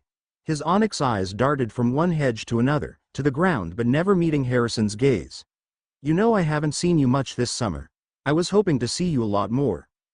I've been busy, if you haven't noticed, Harrison said in a rather cold tone. Besides, what I'm doing is something that a lot of people would kill for. Besides, what I do with my life, and especially during the summer holiday, doesn't concern you. You aren't my guardian, nor will you be. I'm sorry, I overstepped, Sirius quickly apologized. I sometimes forget that you and I don't have that relationship. At one point, I wouldn't mind being your godfather again. Look, I don't want to have this conversation right now, especially in front of Lucius and everyone else. We can talk about this later if you want to, but I'm done with this conversation. Harrison finished, already walking away from the two. He didn't bother waiting to hear a reply from either Lucius or Sirius before he left to find something else to do until it was time for presents and cake. He wasn't going to let Sirius's outburst or his crossed boundary on discussing personal manners affect him, at least not right now. He'll deal with that later. Time passed rather slowly at that. Harrison had spent much of the time with Draco and his friends more than anything, who had already brought out several games of wizarding chess and exploding gobstones to pass the time until it was essentially time to open presents. Everyone gathered around in a circle with Harrison nearest to the table with all the presents on it. There weren't many presents, which Harrison thought was a good thing as he couldn't imagine what other people would even give him whatsoever. Somehow, he still remained surprised as he opened several things of chocolate frogs, a wizard's chess set, several other candies and sweets. Two of his gifts were books, which wasn't much of a surprise. One of them being a spell book and essentially on different types of curses and jinxes to use towards others, and a book about blood magic that he was certain Sirius gifted him from his library. He tossed those aside on the table and opened up the last present. A silver charm bracelet that had black hearts all around it. It seemed like there was only one particular person who might have gifted it to them, which was obvious from the get-go. A bracelet, he said aloud. No one seemed to respond besides Ella, who broke the silence with, "Yeah, it should easily fit on your wrist perfectly. It's charmed to whatever size of your wrist is. I also had Aunt Narcissa and Uncle Lucius help me pick it out, but to also put some version of a cheering charm on there to make you happy on the days where you're feeling down." "Thank you, Ella," he murmured, slipping the silver bracelet onto his wrist, feeling the cold metal on his wrist. True to her word, the bracelet sized itself perfectly onto his wrist and wasn't really hard taking it off either. "You're welcome," Ella said once more before she looked up towards Narcissa with a toothy grin. "Is it time for cake?" There were small chuckles that were heard as a result from Ella's response and her total changing of the subject. It seemed that no one wanted to say no to Ella's question, as Narcissa was the one that cleared the presents away, probably inside in his room or something like that, and brought the cake over to where they were at. It was a two-story cake, all of it covered with white, vanilla frosting that small strawberries placed on top of the cake. With another flick of Narcissa's wand, the cake started to serve itself, cutting a slice for everyone and placing it onto the china plates that were next to the cake. Everyone grabbed a piece of cake and started eating it. The cake wasn't too bad in Harrison's opinion, although he knew it was because he hadn't always been a fan of sweets too much, which was a good reason why. The frosting was a little bit on the sweet side, as it seemed like there was lots of sugar in it, but the small strawberry pieces that lined the frosting and inside the chocolate cake was something that he particularly enjoyed the most out of it. Of course, during it he watched as Ella quickly ate hers, not realizing where some of the frosting was ending up on, and somehow managed to get it on her nose. "You have a little bit of frosting right there," Harrison pointed out with his free hand. He touched the white frosting on the tip of her nose, and wiped it away with his finger. "Thanks, Harry," she said, with a small smile on her face. The remainder of the party passed swiftly. As the evening wore on, exhaustion crept onto the faces of the departing guests. They bid him a final happy birthday before stepping into the flow to return to their own manners. By then, the sky had transformed into a vivid mural of purples, pinks, oranges, and a fiery red, casting long shadows across the landscape. The temperature had noticeably dropped, lending a sense of peace to the night, and a small breeze seemed to make the leaves and plants bristle. Harrison lingered for a while longer. Once the festivities seemed to die down, he headed towards one of the ornate water fountains in the Malfoy's garden. The scene was peaceful with the painted sky, and the start of the stars twinkling above. The sound of water splashing made a tranquil sound that seemed to calm Harrison's mind and his thoughts. Despite all the festivities that seemed to happen, his thoughts were still focused on one thing. Did he even deserve any of this? The joyous faces and heartfelt wishes seemed misplaced, out of sync with the narrative of his life. His eyes flickered to the stars above, hoping to find the answers up there, but no such luck. Memories of Azkaban lingered at the forefront of his mind. A bitter reminder of something that he couldn't seem to escape. Back then he didn't have much going for him, stuck behind the iron bars that barred him from freedom. It's been a year since he was free, but why did he feel like he didn't deserve any of this? Why couldn't he bring himself to be happy like everyone wanted him to be? So many questions that Harrison simply didn't want to think more of. Works inspired by this one, please drop by the archive and comment to let the creator know if you enjoyed their work.